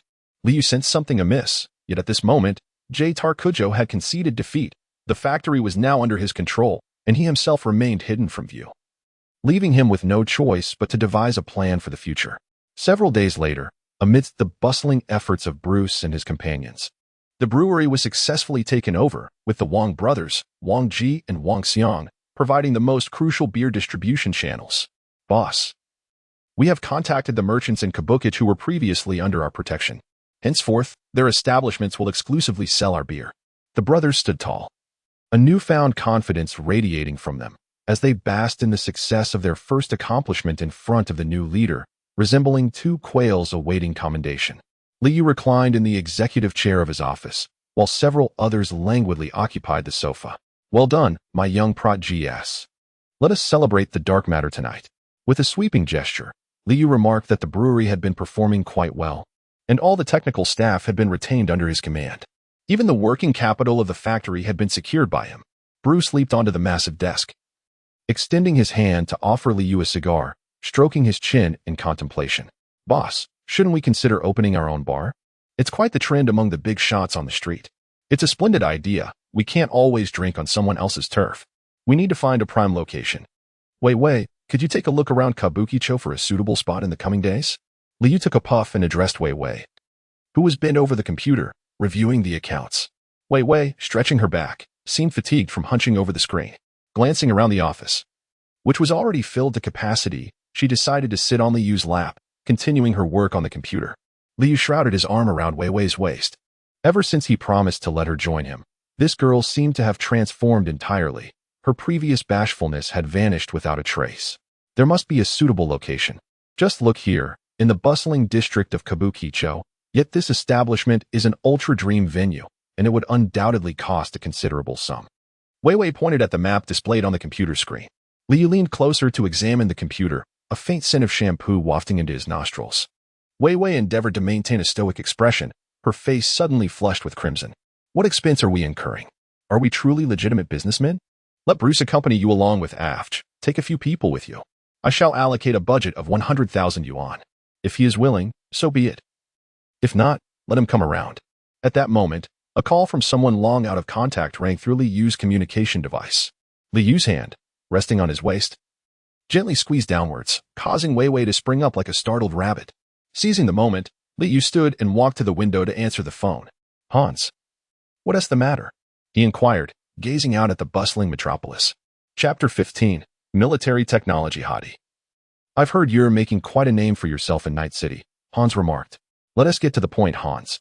You're not one to indulge in idle chatter, Liu replied. I apologize, Leo. I've just learned that military technology is investigating you in Dogtown. They discovered that you once hid in a church. Just yesterday, the church was sanitized by military technology, and Anthony was killed. Hans's voice was somber. Liu clenched his fist, remaining silent for a considerable time. Hans continued. The second matter at hand is that my associates have intercepted a prototype cybernetic body intended as a gift from Arasaka to the new president of the new United States. It comprises a pair of leg prosthetics and a full suite of nanostructured skeletal enhancements. After a brief pause, Hans added, I recall that I still owe you a favor. Consider this as repayment, 2 sets of 5th-tier cybernetics. Mind you, I have only come across 5th-tier cybernetics on 2 occasions, and with this, you have reaped the benefits. Liu pondered for a moment, expressing his confusion. I am merely a minor agent. Would they really go to such lengths to investigate me? No, Leo, Hans replied. They are not here for you. Rather, Dogtown is entangled in a significant military technology secret. At present, I possess only a faint inkling, yet it remains unconfirmed. It appears to be linked to a clandestine military project from the past. After a brief silence, Hans continued. It is quite possible that they believe you have uncovered this secret, which is why they seek to eliminate you. Liu contemplated the underground research facility where he had first invaded Danding's body, pondering the likelihood of hidden secrets within. Hans, thank you for your message. Our debts of gratitude are now settled. At 9 o'clock tonight, at the entrance of your factory, remember to receive the goods. Hans chuckled softly before hanging up the phone. Liu gazed out the window, reflecting on Anthony, a good man, one of the few virtuous souls left in the mire of Dogtown. With this thought, Liu opened his contacts, searching for the first individual he had added in this world, the brother of the little girl and that scavenging boy. However, the contact could not be found. Please verify and dial again, came the mechanical synthesized voice from the communication. Liu closed his eyes and took a deep breath. With less than a month remaining before his departure from Dogtown and the next scheduled remittance, a heaviness settled in his heart. The child could not have deleted his contact information. The only plausible explanation was that the contact had perished and the chip had been destroyed or deactivated, rendering the phone unreachable. That evening, Liu received the goods and made his way to Victor's clinic overnight. Leo, this is a rare item. I must study it before installation to avoid any mishaps, Victor stated as he connected the prosthetic leg Liu had brought him to the computer. The surgery lasted the entire night. When it concluded, Victor rubbed his temples, and Liu, glancing at the empty syringes scattered on the floor, remarked, Old way. You call yourself a prosthetic doctor, why not install some auxiliary prosthetics for yourself? Relying on stimulants and stabilizers cannot be sustainable for your body. Victor replied, it's a habit I formed in my youth. I was a boxer, as you know. We looked down upon those who relied on prosthetic advantages to secure victories. So, you have never installed prosthetics? Why subject yourself to such hardship, old way? Liu questioned. You do not understand, child. This is the obsession of our generation. Liu shook his head, turning his attention to the new prosthetic. It comprised two segments, a military technological experiment codenamed Hades, featuring a dense skeletal structure capable of withstanding explosive speeds and forces far exceeding human limits. This was the essential piece of the puzzle for all advanced prosthetics. With it, Liu could now freely augment his strength and enhance his prosthetic without the concern of skeletal strain. The leg prosthetic was also a derivative of Hades. It appeared that Hades was a prototype encompassing a complete skeletal and limb system. Regrettably, only the legs and the skeletal framework were available at present. Hades required a connection to a power core for operation, which prompted Liu to harbor a certain disdain for Hans. While prosthetics could be pilfered, acquiring a power core was an impossibility, being a strategic resource. No wonder Hans had so readily packaged and offered it to him. Without the support of a nuclear power core, this prosthetic was merely a robust leg. The thigh section was enveloped in synthetic skin, while the area from the knee to the calf was covered in a matte black metal. There were pulse nozzles on the soles of the feet and the rear of the calves, allowing for high-speed running and jumping. These pulse nozzles could even generate substantial thrust for hovering, double jumps, or even brief flights. Liu tested the equipment in the room, effortlessly floating about half a meter above the ground. Any higher, however, proved difficult to control. He contemplated that if his hands were equipped with pulse thrusters, true flight would be achievable. Otherwise, directional control would be impossible, and even levitation would lead to a loss of balance. Victor was conducting a final comprehensive examination on Liu, glancing at the computer screen as he remarked, Leo, your compatibility with the cybernetic enhancements is truly extraordinary. An ordinary person with your level of augmentation would have long succumbed to cyberpsychosis. Indeed, the more one takes lives, the more stable one's mental state becomes. Liu jested. However, you must take heed, Leo. It is imperative that you acquire a superior artificial lung and heart. Your current oxygen and blood supply capabilities, relying solely on your native organs, are woefully inadequate. The strain on your cardiovascular system during prolonged combat will be immense. Old way, if you have good merchandise, I'll take it. I'll cover the costs. My sources yield precious little, but I'll keep an eye out for you. Victor removed various diagnostic devices from Liu's body and patted him on the back, saying, Go on, young man. I need a good night's sleep after all the commotion you've caused tonight. Upon returning to the factory, he found only Ho Lu in the office. Ho Lu approached with a tablet in hand, saying, Boss, I was just about to contact you. We've received word that the cleaners have recently acquired a shipment and plan to trade with the Vortex gang.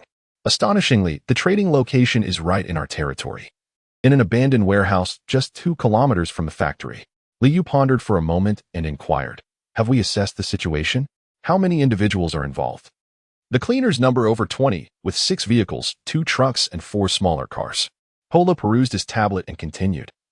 It is unclear how many members of the Vortex gang will arrive, but it is speculated that their numbers will be comparable to those of the cleaners.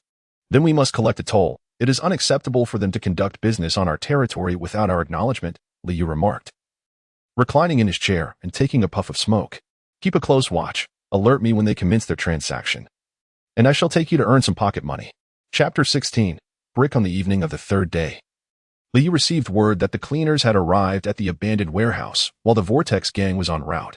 Liu, accompanied by his team, had early on taken up positions in concealment nearby, while Wei Wei operated a drone to monitor every move within the warehouse. At that moment, Liu's prophetic vision detected another drone surveilling the premises. He promptly commanded, Wei Wei, pay attention to the southeast corner of the warehouse. There is another drone there. Infiltrate and ascertain the whereabouts of the individuals involved. I am keen to uncover who else is entangled in this murky affair. On the opposite side of the warehouse, he relayed their coordinates to her, indicating 2 individuals. Wei Wei acted with remarkable swiftness, pinpointing their location. Keep the others stationed for continuous observation, Liu instructed before crouching low to gather his strength. With a surge of energy, he propelled himself forward, vanishing from sight amidst a gust of wind. Before long, Liu returned, effortlessly hoisting one individual by each arm, both clad in military technological uniforms, and unceremoniously dropped them before Bruce.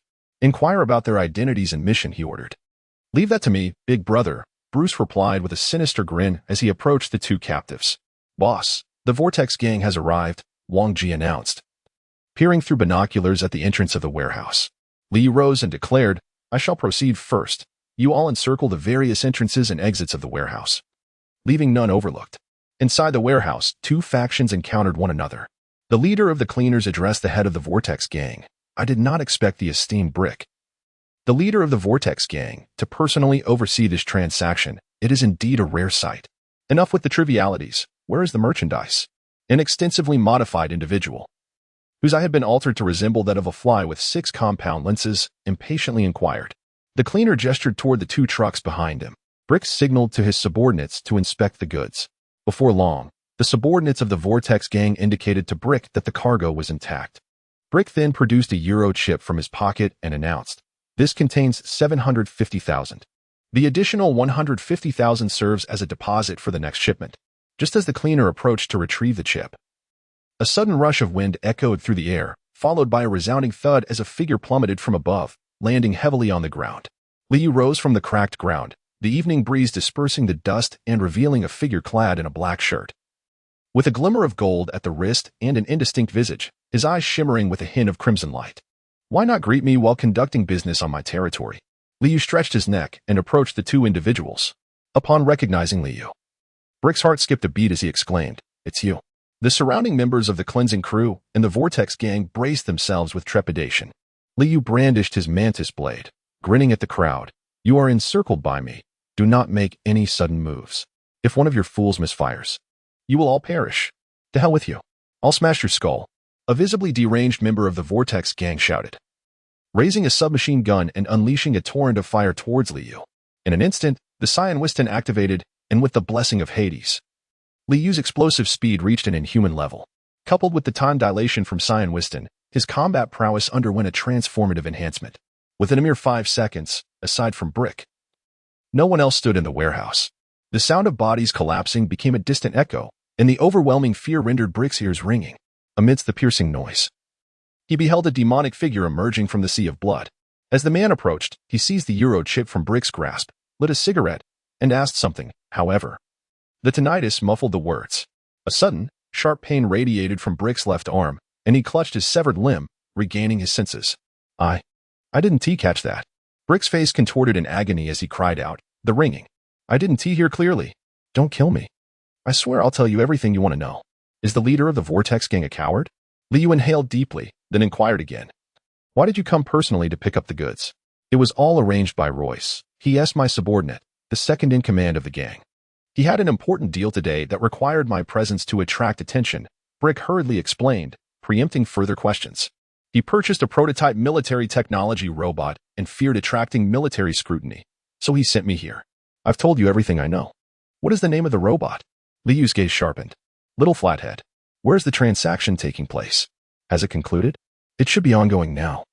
At the Whole Foods factory, our old hideout. Lead the way."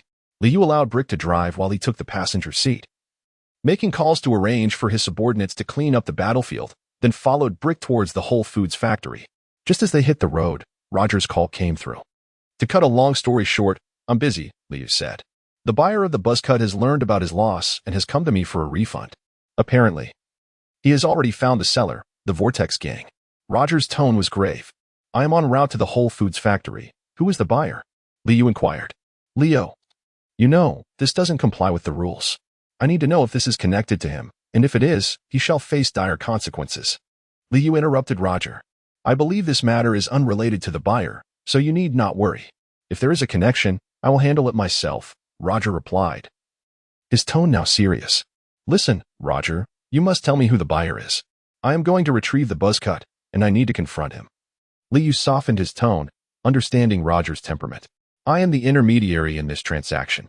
Even if the money ultimately belongs to you, I must be involved." "Leo, you cannot bypass me," Roger insisted. "Damn it, you are such a stickler." Liu hung up the phone. Brick glanced at the fierce man in the passenger seat, not daring to breathe. Along the way, Liu occasionally checked the virtual navigation until they were but one intersection away from their destination.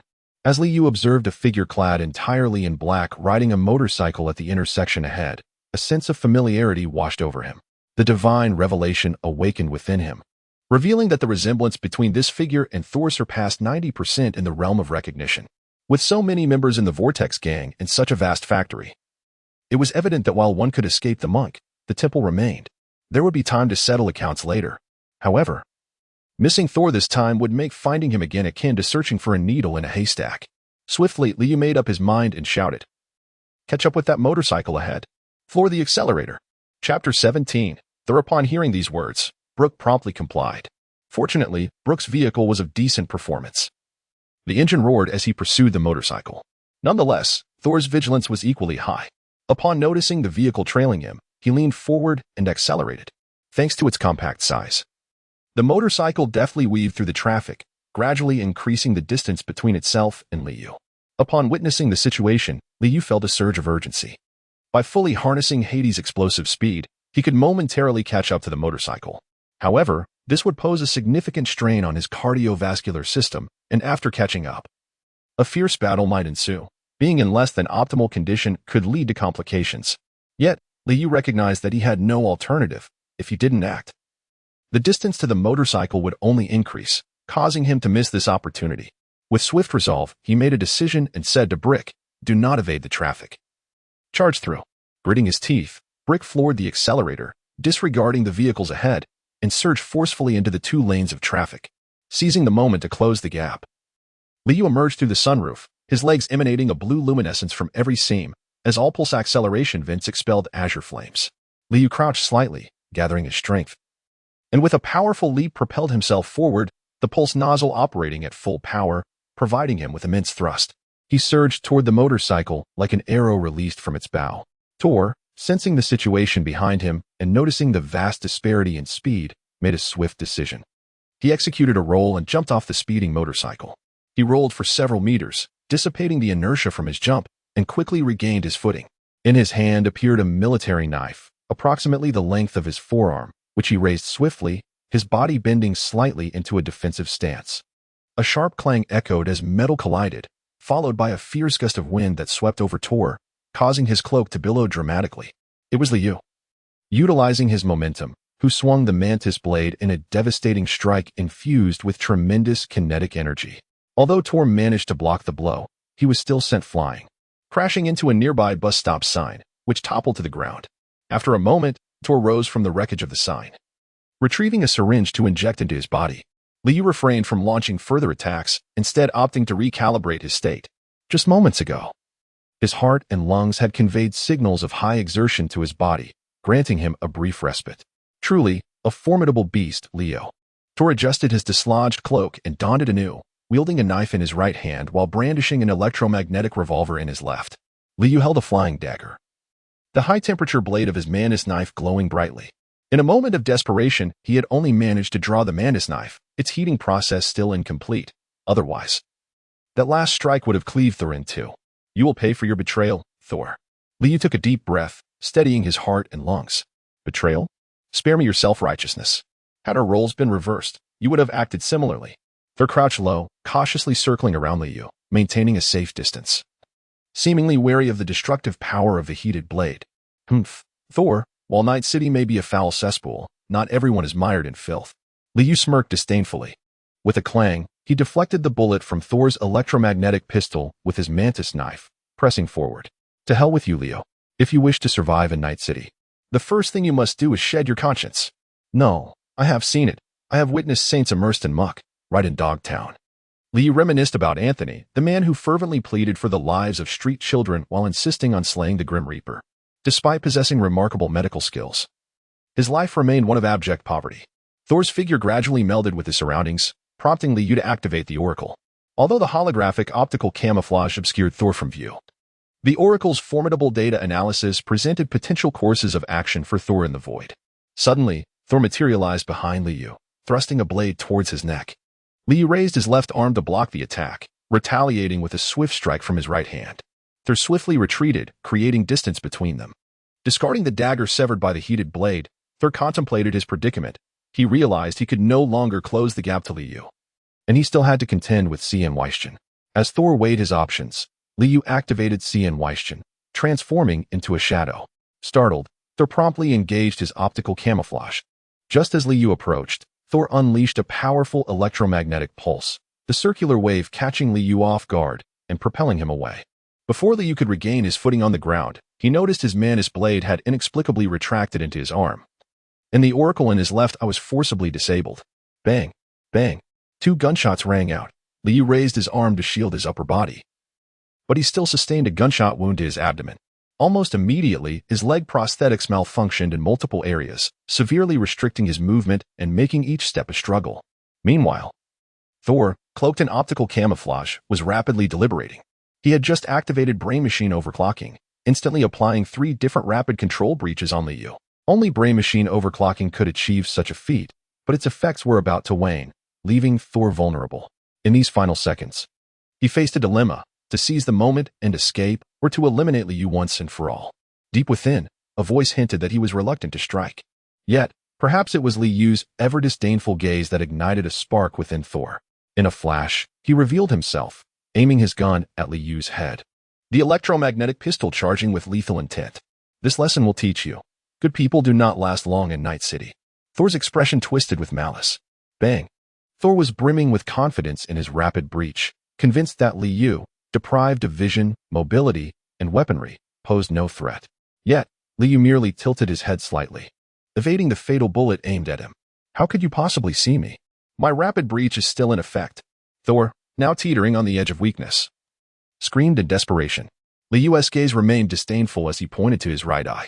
Who told you that my prosthetic eye is a pair? My right eye is original. You have only darkened my left eye. What shall I do about my flesh and blood right eye?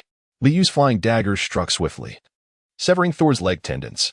The necessity of possessing such knowledge is ingrained within you, akin to your contorted sense of morality. With another 2 daggers, Liu severed Thor's arm tendons. Your cries that the city of night is rife with sin merely seek to echo your own betrayal, hoping to ease your conscience. At this moment, Liu stood before Thor, the efficacy of his rapid strikes waning. The Manus blade emerged, its searing edge poised before Thor, the air thick with the scent of singed hair. You are right. I am a despicable traitor. With death looming, Thor finally ceased to excuse his actions. I had long been in contact with the Vortex gang. This operation was originally intended to secure the little flathead and then abandon you. Thor slumped to the ground.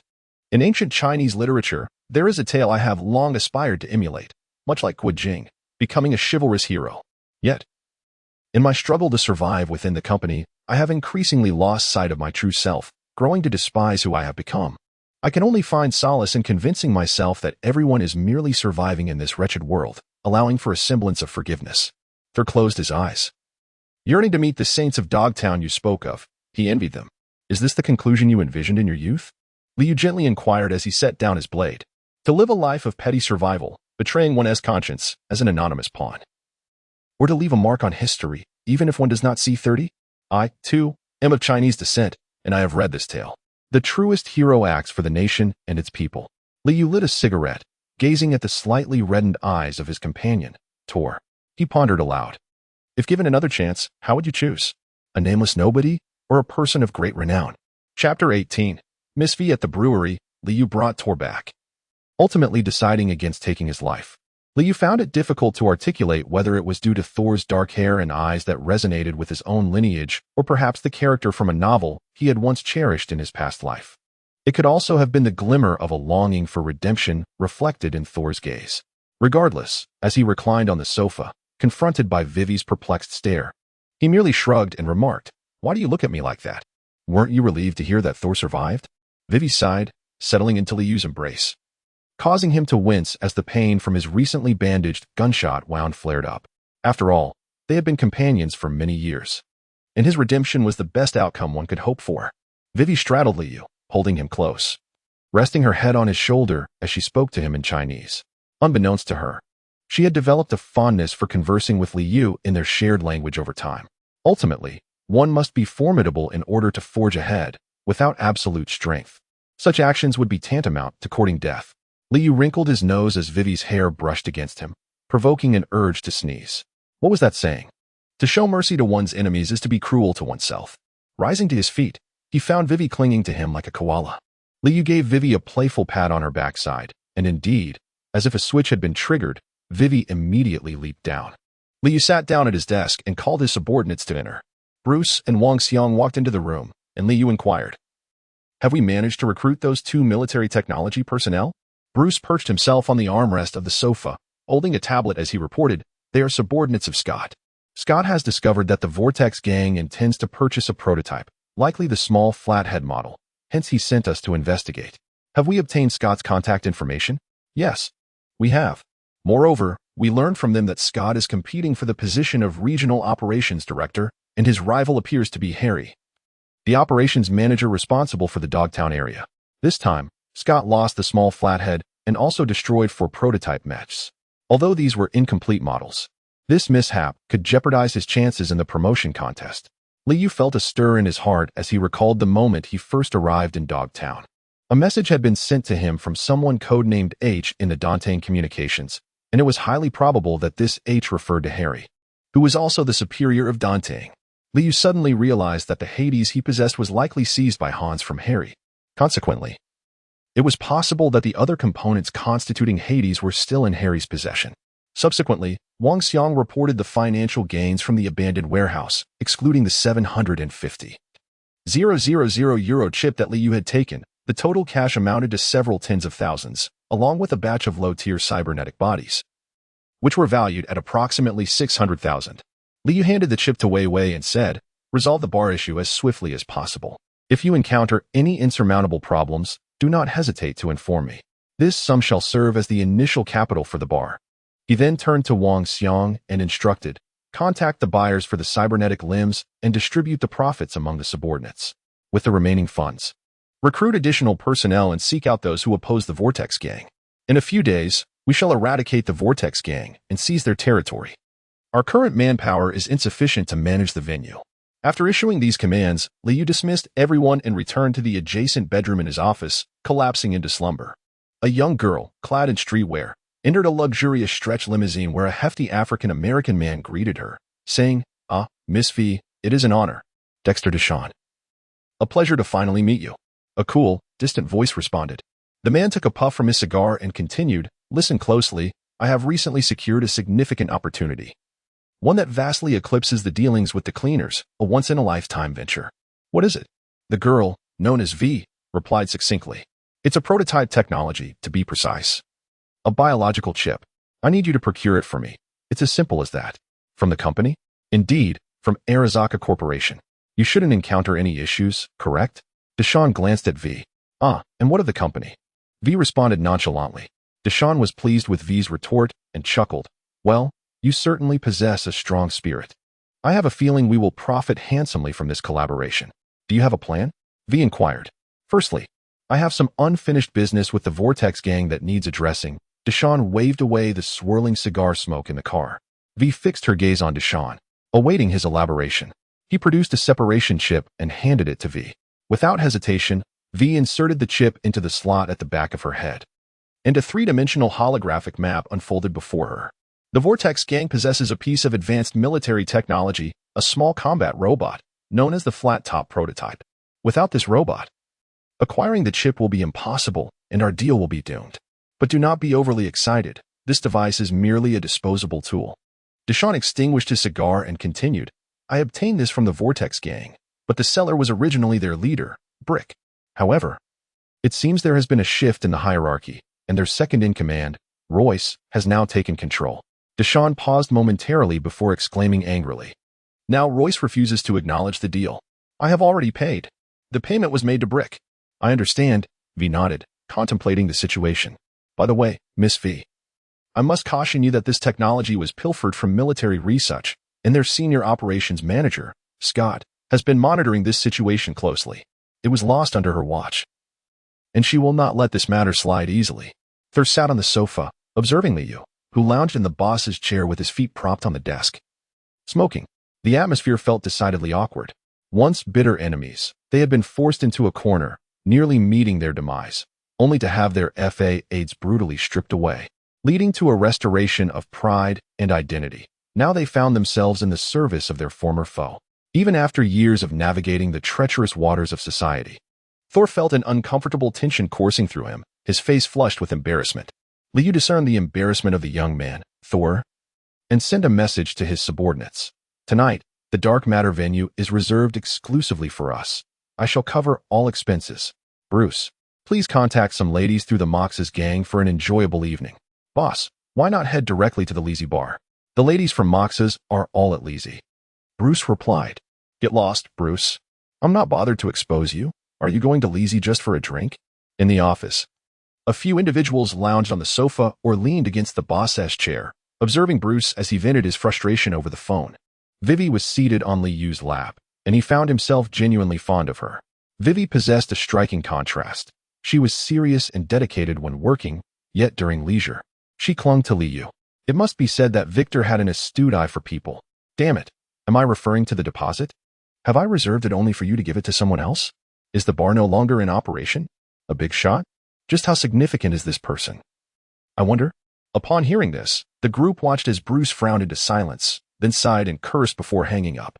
How significant could this person be to scare Bruce into submission? Wang Ji teased. Chris and Bruce paused, interrupted by Avji. No wonder. Your idol is back? This time. Have you learned your lesson and reserved the venue? Bruce enunciated deliberately. No. Avji, Chris is not important. There's someone else. He paused again. Looking at Liu, Raisin Arasaka, as one of the 4 colossal companies that control the world's lifeblood, Saburo Arasaka's position is unlike that of other company heads. He is akin to an emperor, while other companies maintain a board structure. Raisin Arasaka is the only remaining son of Saburo, the Prince of Arasaka. A legendary figure in the Night City, it is said that the strongest man in Night City, Adam Hammer, is Raisin Arasaka's personal bodyguard. Some in the group were newcomers to Night City, so Bruce, perched on the desk, provided a brief overview of Raisin Arasaka's status. Bruce took a hearty swig of beer and said, Big brother, shall we consider heading to Lazy? That evening, the group appeared to revel more at Lazy. As the ladies from Mox's were exceptionally professional, Bruce was comfortably surrounded by ladies, while Avji was engaged in a drinking contest with Thor. As Liu observed the group reveling in their merriment, he took Wei Wei by the hand and led her out of the bar. Welcome to the Delamon chauffeur service. Choose Delamon and leave your worries at the door. They made their way to the dark matter bar. Sitting in the back seat, Liu addressed the driver. Where are we headed? Wei Wei inquired. We're looking for Curry. I saved his life last time, so he owes me a drink. Do you wish to meet Arasaka Raishien? She asked. That is not for you to question, he replied. Wei Wei ceased her persuasion and began to check her rapid decryption program and handgun. Upon exiting the vehicle, they found the entrance to the dark matter bar heavily guarded by numerous Arasaka troops. Wei Wei linked her arm with Liu's as he confidently strode toward the bar's entrance. Halt, commanded an Arasaka captain, extending his hand to block their path. While the combat robot beside him illuminated its eyes with a menacing red glow, Liu had already contacted Klee on the road. And it seemed that Arasaka Raisin did not harbor any aversion, thus Klee readily agreed. After scanning the surroundings, the captain before him confirmed Liu's identity and spoke into the intercom. It is a guest of Lord Raisin. The incense LX on Liu was confiscated and, after several rounds of scanning, was once again intercepted in the final examination. This guest was equipped with a high-energy nuclear power reactor. One of the technicians responsible for the scanning remarked to the security captain beside him.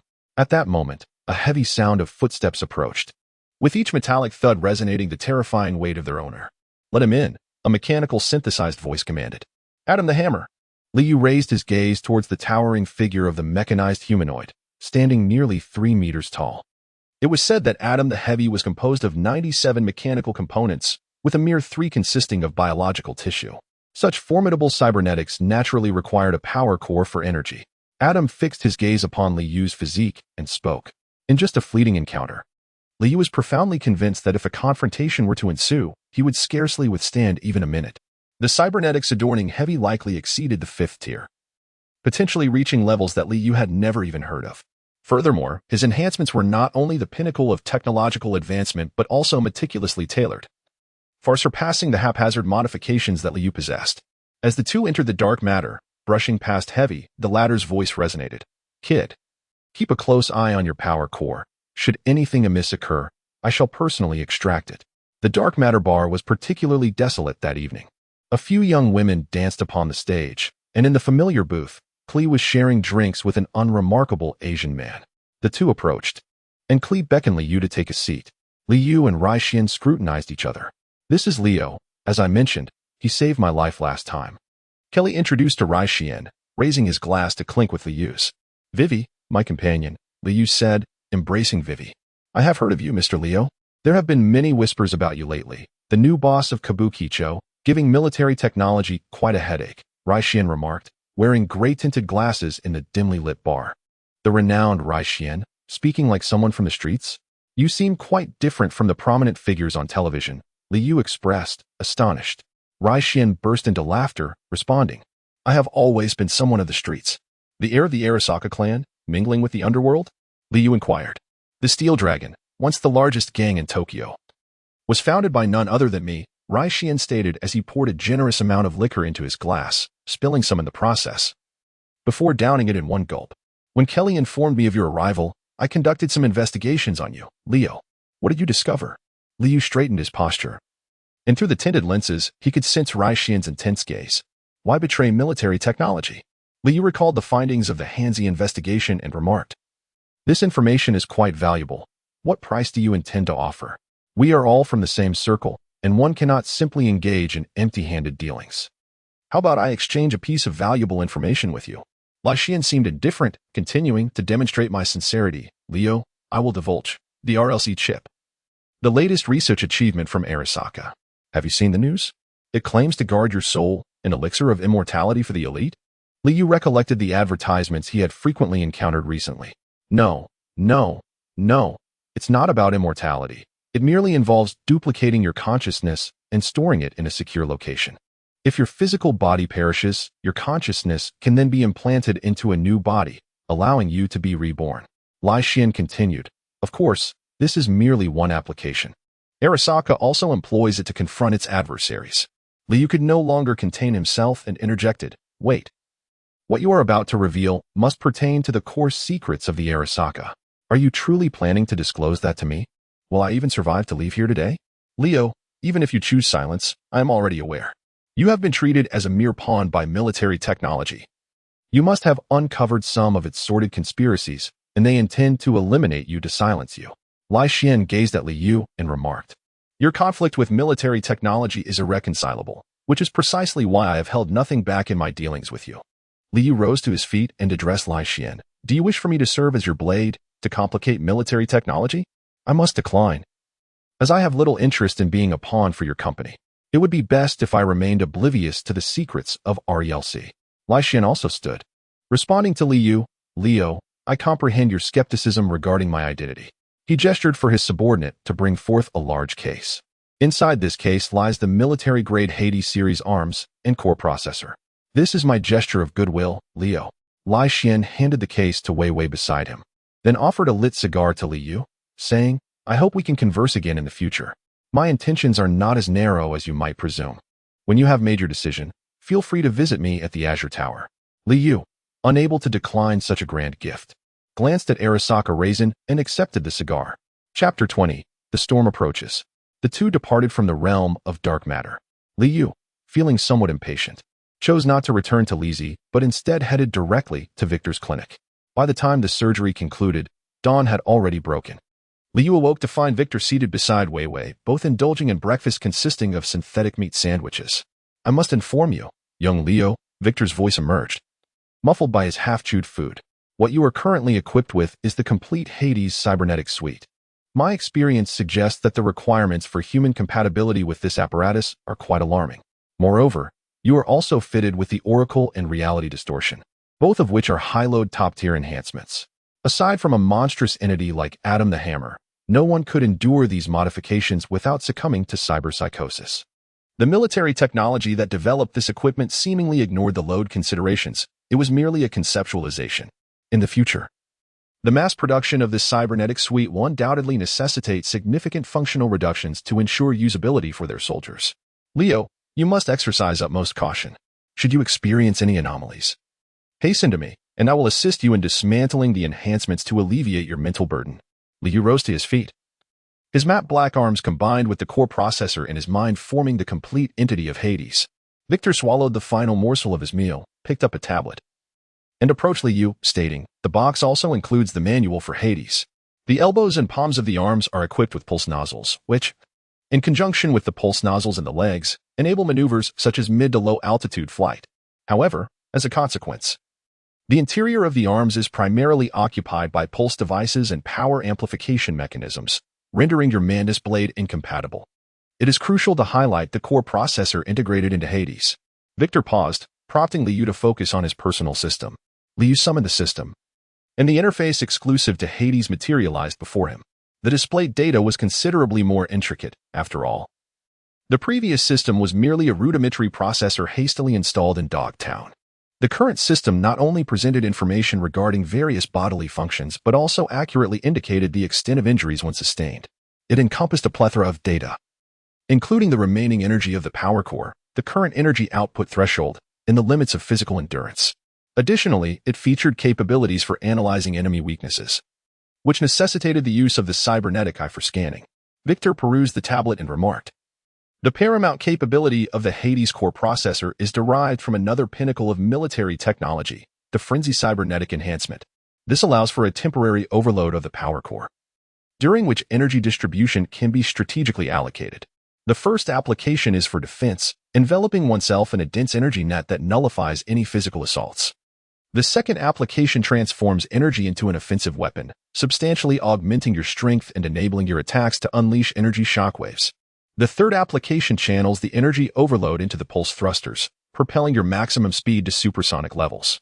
However, this demands superior subdermal armor. Otherwise, your flesh would not withstand the intense heat generated by supersonic velocities." Liu clenched his fists, feeling a power that far surpassed that of his previous fourth-stage prosthetic. It was unfortunate about the high-temperature blade. He had quite liked the design of that mantis knife. "Old Wei, could you modify that mantis knife into a sword?" Liu inquired. "Leo, I am a prosthetic doctor, not a blacksmith," Victor replied, smiling wryly. "However, I do know a friend. I will ask him later." Before departing, Victor patted Liu on the shoulder and added, "Leo, always be mindful of your mental state. Don't hesitate to visit often." The next day, Vivi arrived in Kabukicho with a few associates. According to their research, the Super Dream Club was the largest establishment in Kabukicho, covering nearly 3,000 square meters. Upon entering the club, they chose a private room to sit down. Wang Ji addressed the waiter, "Where's your boss? Bring him here." The waiter, glancing at the unfriendly faces of the group, quietly retreated. Before long, several burly men in suits forcefully pushed open the door, shouting, "Who is causing trouble? Looking for the boss? Are you tired of living?" Wang Ji said nothing more. He swiftly fired a barrage at the leading men, turning them into a sieve. Before changing the magazine of his LX handgun, Wang Ji had acquired this prized possession from Liu, who, having switched to Hades, had lost much of his enthusiasm for firearms. Naturally, Wang Ji, who cherished it, was given it as a gift. The remaining burly man, stunned by the sudden violence, found himself on the receiving end of Wang Ji's advance. With a swift motion, Wang Ji knocked him to the ground, placing his foot firmly on the man's chest. Declaring with clarity, "Tell your boss we are Leo's men. I don't care what he is doing. He must come see me immediately." After a while, a balding middle-aged man entered the room. Vivi spoke up, "Are you the boss?" The bald man sighed and asked, "You claim to be from Hades, Leo?" Wang Ji turned to Vivi. "Hades? When did the boss acquire that title? Sounds quite impressive." Rumors had circulated that the leader of the Vortex gang had been dealt with by Leo, and the title of Hades had emerged from that incident. The bald man wiped his sweat and continued, "Leo isn't interested in my club, is he?" Vivi nodded and stated, "I want to mince words. Here is the transfer contract." She produced a sheet of paper and tossed it onto the table. After a moment of contemplation, the bald man sighed, signed the contract, and, with a flicker of blue light in his eyes, completed the transfer with Vivi online. Once he exited the private room, Wang Ji asked, "Sister, do we really sign contracts in this line of work?" "It's a formality," she replied. "What if Leo decides to run for mayor one day? We can't leave any loose ends." "That was surprisingly smooth. I thought it would take more effort," Wang Ji remarked as he put away his gun. "I've investigated. This club was previously under Brick's protection. Their leader has been dealt with, so he wouldn't be too pleased, would he? The Vortex gang is rumored to still be intact. Isn't their second-in-command now in charge? Won't they come looking for trouble?" Wang Ji opened a bottle of liquor on the table. "Enough drinking. Let us go.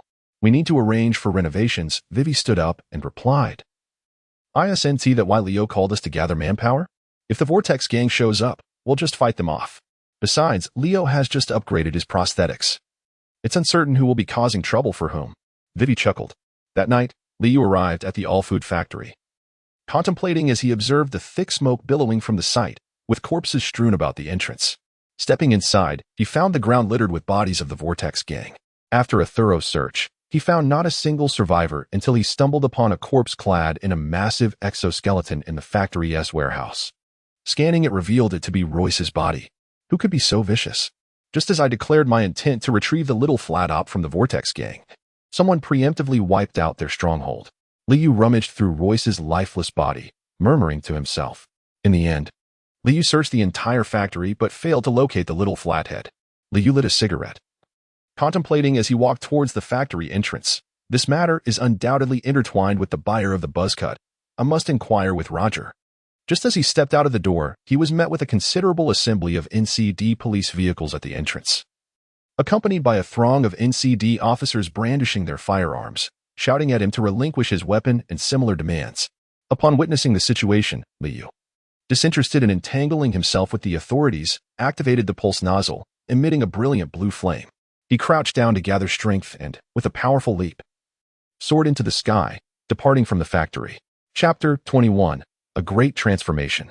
When Liu returned to the brewery, he found everyone gathered around the television. Liu approached the boss's chair and sat down abruptly, inquiring, "What are you looking at?"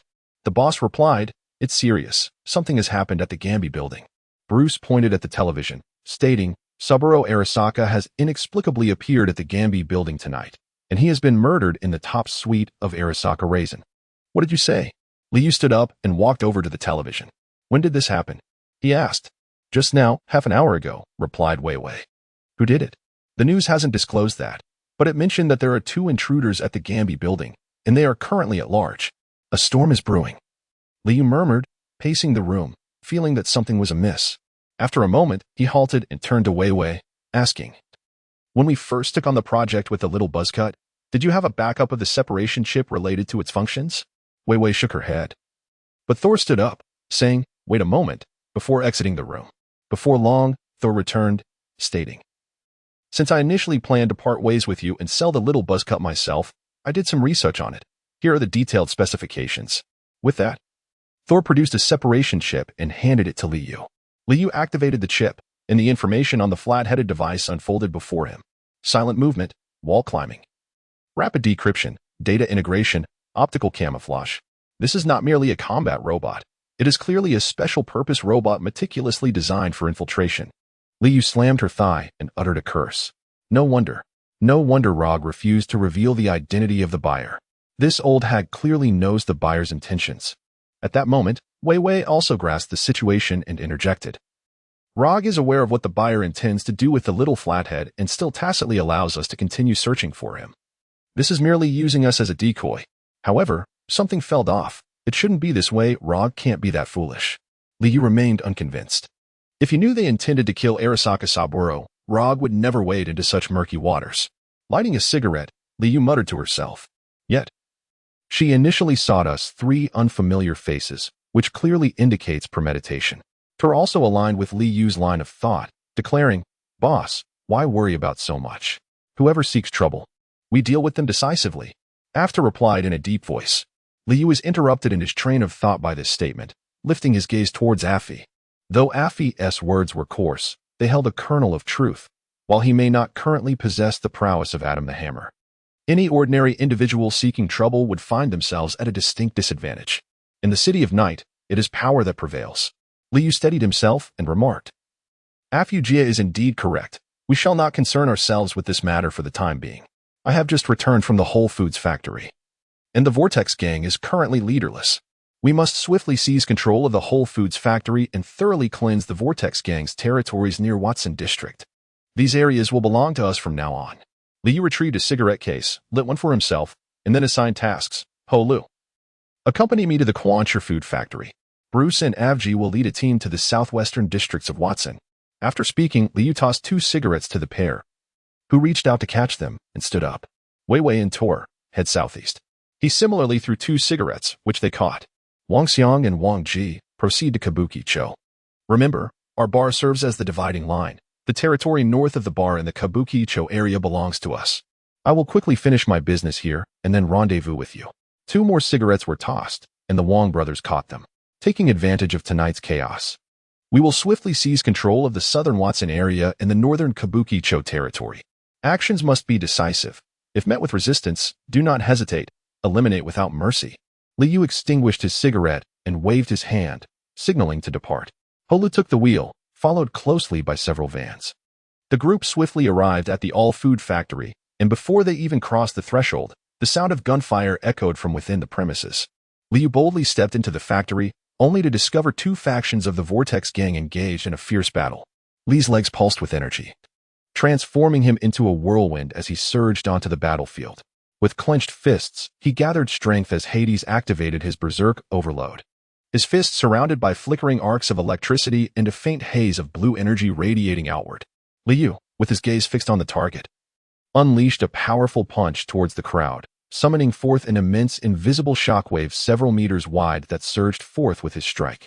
Wherever this shockwave passed, be it human bodies or the food processing equipment anchored to the ground, everything was swept away as if caught in a tornado, torn to shreds and sent flying. The sheer might of this blow not only left the surviving members of the Vortex gang paralyzed with fear, but even his own subordinates behind him stood in stunned silence. "What are you dawdling for? Finish them off," Liu bellowed. As Liu's subordinates surged forward like a frenzied tide, the remnants of the Vortex gang were swiftly annihilated. Shortly thereafter, Holu approached Liu with a report.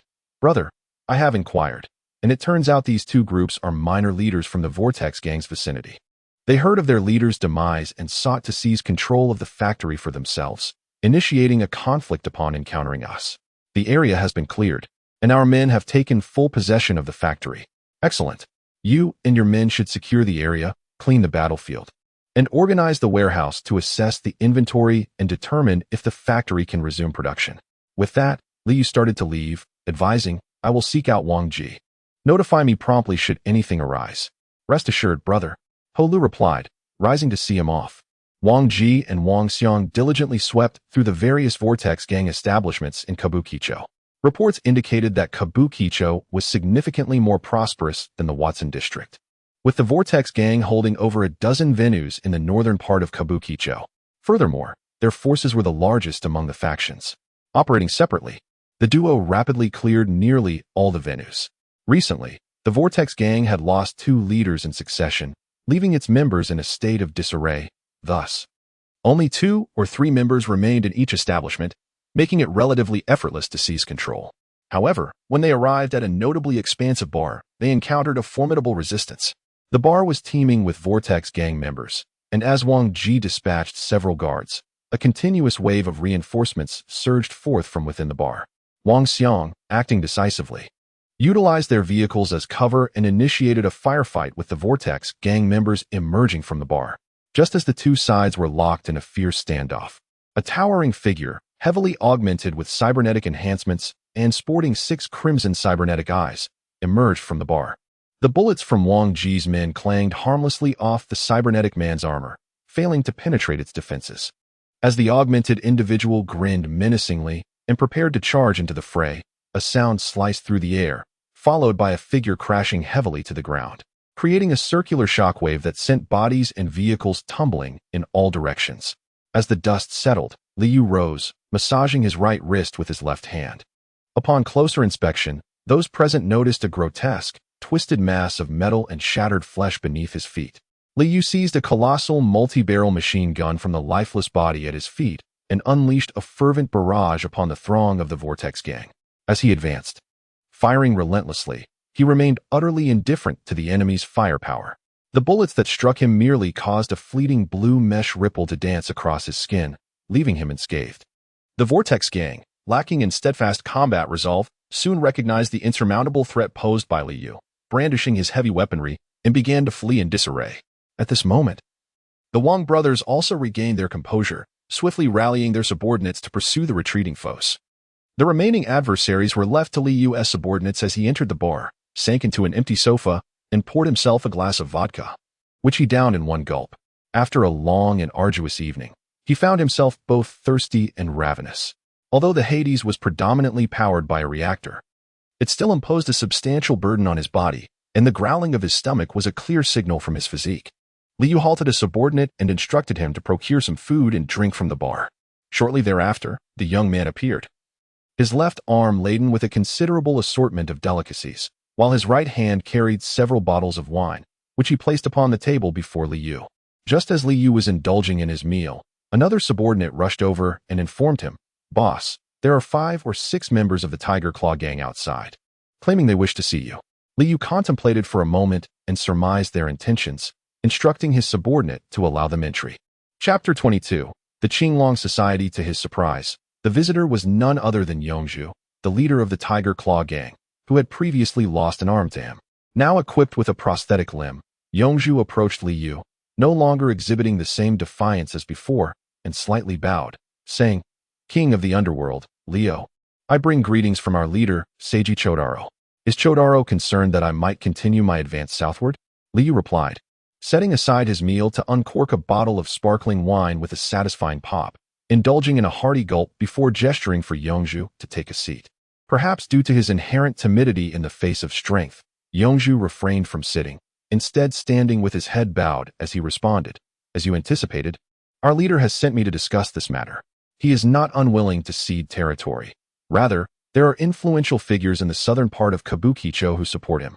Yongzhu paused, retrieving a small box from one of his subordinates behind him. He opened it and placed it before Liu, continuing, "This is a token from our leader, and we hope you might show leniency. Let us consider your bar as the boundary for our peaceful coexistence." Liu accepted the small box, which contained 3 chips. At the opportune moment, Yongzhu explained, "One of these is a monetary chip worth 1 million euros, while the other 2 are 2 copies of the Black Super Dream we just intercepted. I believe you would find the contents quite intriguing." "Intercepted? From where?" Liu inquired. "As you know, our Tiger Claw gang has never been on good terms with the Mox gang. This Black Super Dream was obtained from a pleasure doll of Lizzie. At that time, this pleasure doll was being taken by the scavengers and was intercepted on our territory. Liu had no intention of pushing further southward.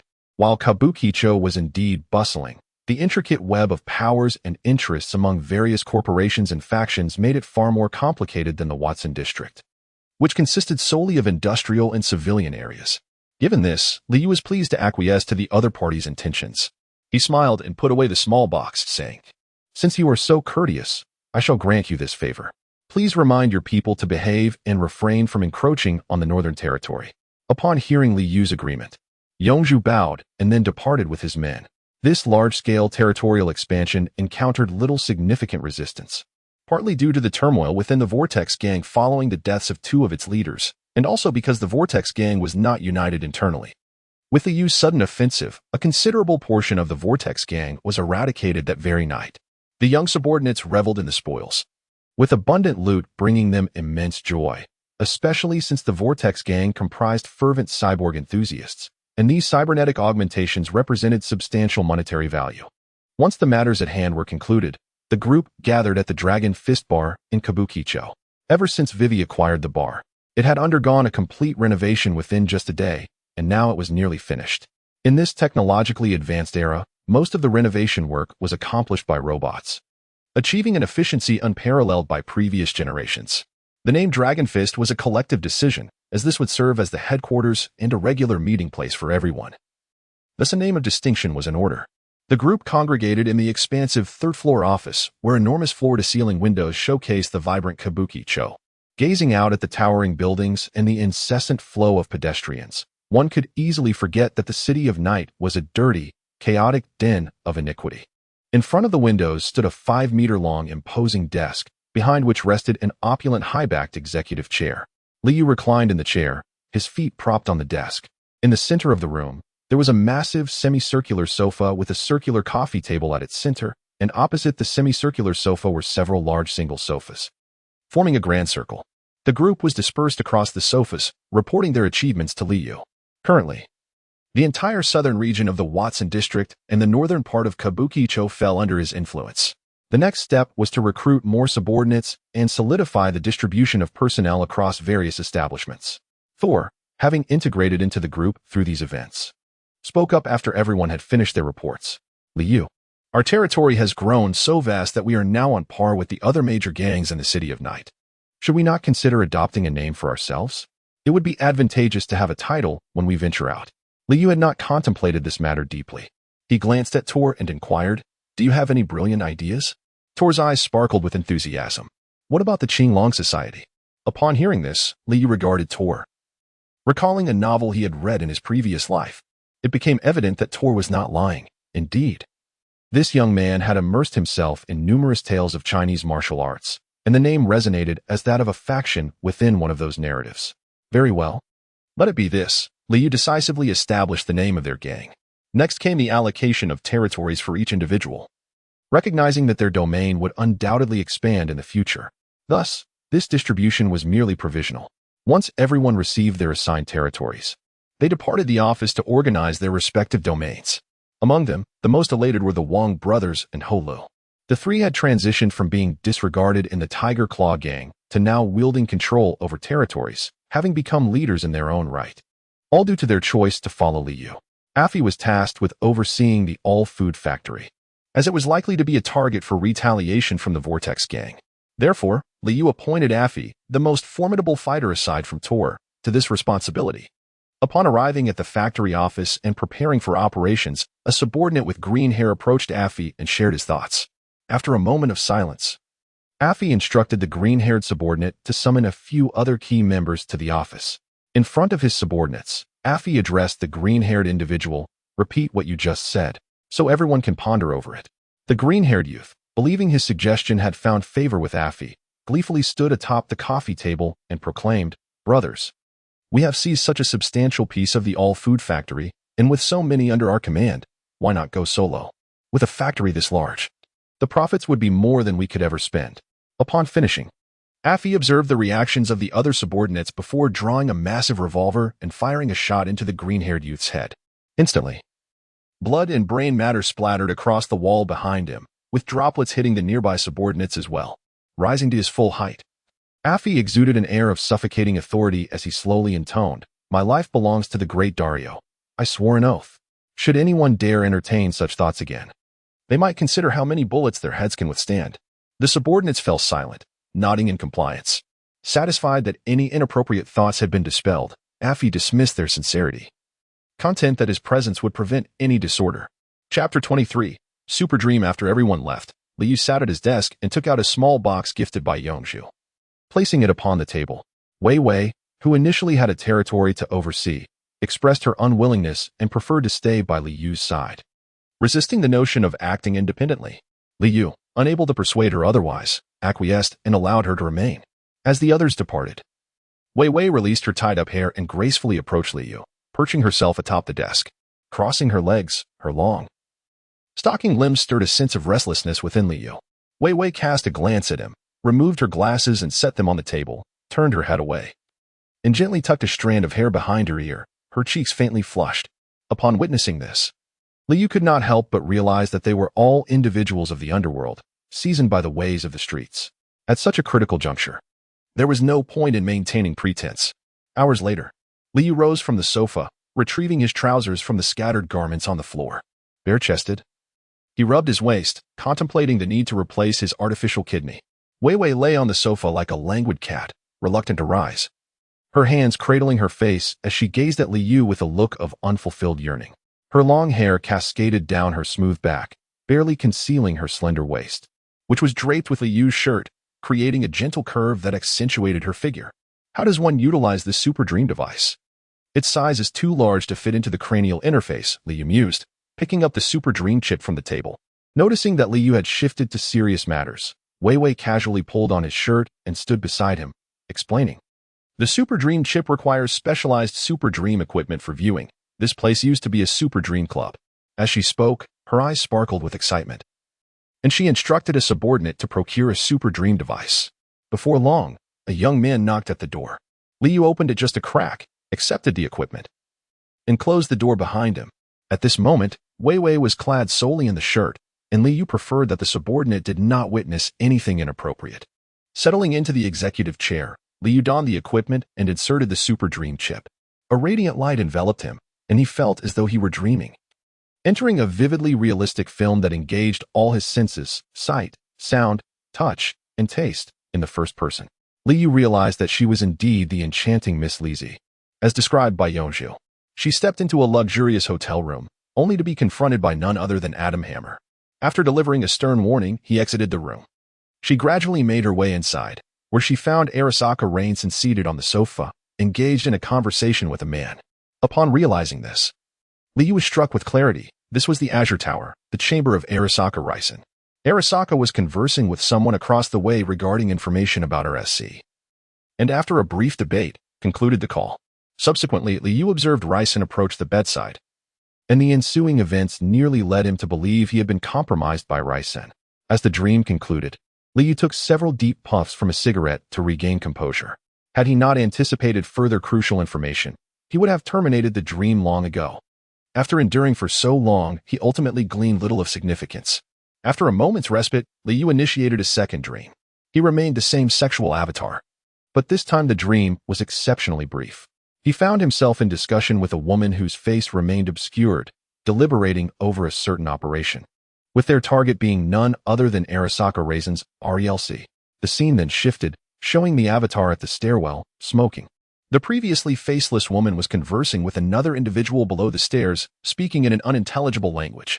Yet, thanks to Hades' formidable information processing capabilities, subtitles materialized.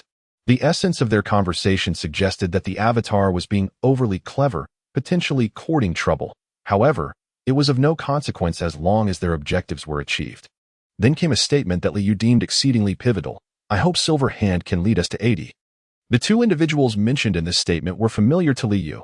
Silver Hand was a rock star from decades past, notorious for obliterating the Arasaka Tower with a nuclear bomb, only to perish at the hands of Adam Hammer. Aodi was the very first name he had encountered upon arriving in this world, recognized as one of the mightiest AIs beyond the black wall of cyberspace. How these two figures were interconnected posed an enigma to Liu, especially considering Silver Hand had been deceased for decades. How could he possibly guide them to Aodi? These questions plagued him, yet it was evident from the information that the sexual avatar was undoubtedly involved in the events surrounding the Azure Tower. And Arasaka Saburo's demise was inextricably linked to it. Liu fell into a deep reverie, realizing that he truly wished to avoid this murky situation. However, if the two intruders at the Gambi building were indeed utilizing the services of a certain Xiaoping too, then his past involvement in a robbery linked to Xiaoping too could not remain concealed.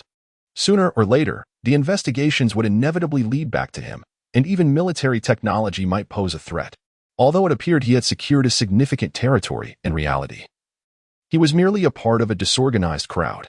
When faced with the corporate war machine, if matters escalated, his faction would be utterly powerless to resist. At this juncture, he had no choice but to prepare for potential contingencies. While he had managed to untangle some threads of the situation, questions lingered. Who was the foreign-speaking woman who orchestrated this scheme within the dream? And who were the two thieves that invaded the Gambi building?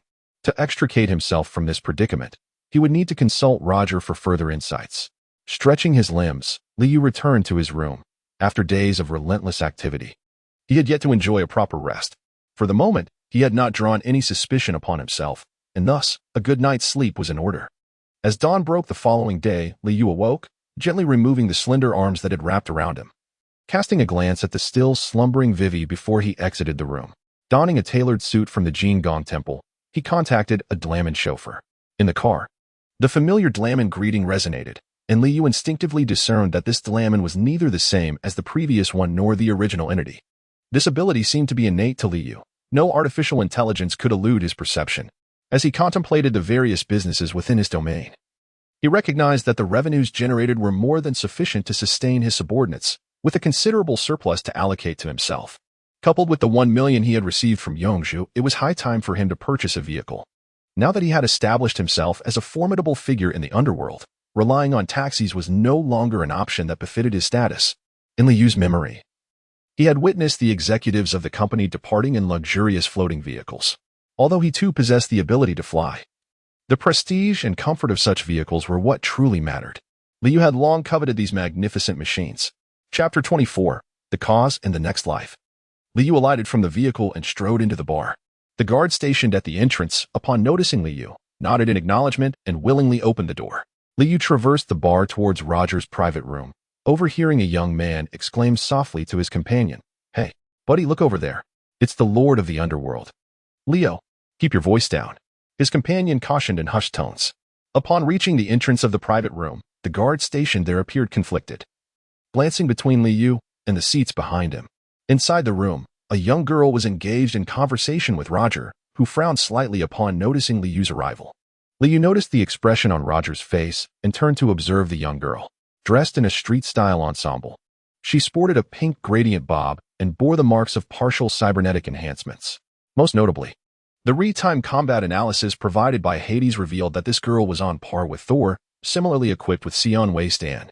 Liu pushed aside the guard and plopped down beside the young girl, effectively blocking the exit. Ignoring the gazes of the two within the booth, he poured himself a glass from the bottle on the table, leaned back against the sofa, and said, "You may continue your discussion. I want to interfere." Such audacity would have led to the immediate expulsion of anyone else in a similar situation. However, the guard, upon glimpsing Liu's formidable-looking prosthetic, could only shift his attention to Rog, who, without Rog's consent, dared not act recklessly. Rog sighed, disregarding Liu, his eyes brightening as he addressed the communication channel. "Look into Anders' helmet." Turning to the young girl, he added, "You need not rush to thank me. Firstly, I haven't quoted a price yet. Secondly," Rog glanced at Liu and continued, addressing the girl named V, Dexter Deschon, Jack Wells, T. Buck. "Are these names familiar to you?" They VE made quite a stir. "Haven T they, V? Wherever you go, misfortune follows them. Did they not check their fortunes before venturing out?" Liu thought to himself, perceiving this old hag flaunting her power, making newcomers feel omniscient. A tactic all intermediaries employ to pressure the inexperienced. Yet V was momentarily taken aback before retorting, "Do you truly wish to dredge up old grievances? Very well. Someone perished in Arasaka Tower right before your eyes. His name was Johnny Silverhand." V released her clenched fist and continued, "So, what is it to be? Shall we delve into the past, or shall we discuss something of substance? You decide." Rog seemed taken aback by this response, straightening up against the sofa and remarking, "You certainly possess a spirit, young lady. Not all women can stand as boldly as you do, and I admire that." After a brief pause, he added, "Since this is a business matter, should you seek my assistance, you must first prepare the funds, 15,000. The going rate. V fell silent for a moment before asking, "What if I lack the funds?" "Then earn enough in return," Rog replied. "Remember, young lady, do not attempt to outsmart me. No need for trouble. I shall cover the costs," Liu interjected, then turned to V and inquired, "Are you well acquainted with Johnny Silverhand? I'll finance your share if you share with me about him. I happen to have 2 questions I wish to pose." "Leo, you wish to," Rog began. But Liu stood up, placing his foot on the table, leaning in closer to Rog, and stated emphatically, "Rog, I have accounts to settle with you. You know well what the little buzzcut is for, trying to keep me in the dark about this mess. Think carefully." Rog frowned, glancing at the guard beside him. Just as the guard was about to intervene, Liu pivoted, throwing a punch that stopped inches from the guard's face. The sheer force of the wind from his strike distorted the guard's features. Liu turned around and shot a glare at the guard before shifting his gaze back to Rog, saying, "Do not let your men perish in vain. Remain seated and do not move." At that moment, V, who was seated beside Liu, furrowed his brow, deep in thought. Before Liu could speak, V took the initiative to ask, "Is the crew cut you acquired from military technology?" Liu stood up and sat on the table, facing V. After a moment of contemplation, he replied, "Indeed. So you were the one who destroyed the entire food factory?" V nodded, yet his gaze seemed unfocused, as if he had drifted into a reverie once more. Liu pondered for a moment before continuing. "So the incident at the Konpeki Plaza was also your doing? Those names Rogue mentioned, were they your teammates? Weren't there supposed to be 2? How did it become 3? V stood up, glancing at Rogue, and asked, "When will you give me Herman's information?" Rogue shook his head. 3 days later. Having received the response, V turned to Liu and said, "Let's talk somewhere else, Mr. Leo." The two left Afterlife and arrived at the Dragon Fist Bar, settling into the office. "Go ahead, V," Liu said, lighting a cigarette before sliding the pack toward V. The young woman deftly took one, lit it, and exhaled slowly. "Ask your questions first. Then I'll be direct. Is your client a joy toy?" Liu turned slightly to face V. "How did you know?" "Evelyn Parker, that's her name. I'm looking for her too." V mirrored his movement, her expression turning serious. "I have my own sources. Why are you searching for her? Did she skip out on payment?" Liu inquired. "No. Leo, I'm in deep trouble, life or death. Where exactly did you get this information? It's crucial for me." V's voice trembled with urgency. "I know far more than you think, V. But first, you need to be honest with me." "Damn it. Vi cursed under her breath before zoning out briefly. After a few seconds, she spoke again. Do you know about RELIC? I do. We went to Konpeki Plaza to steal that very thing. But something went wrong. Now it's inside my head. Liu pondered for a moment and inquired, and then? Then, this thing could take my life at any moment. Observing that Liu was still deep in thought, Vi continued, so do you understand now? You must tell me, where exactly is Evelyn Park? Liu stood up and paced the office. After a while, he remarked, calm down, Vi. I believe you are misguided in your approach. What do you mean? You seek out Evelyn Park to resolve your issues.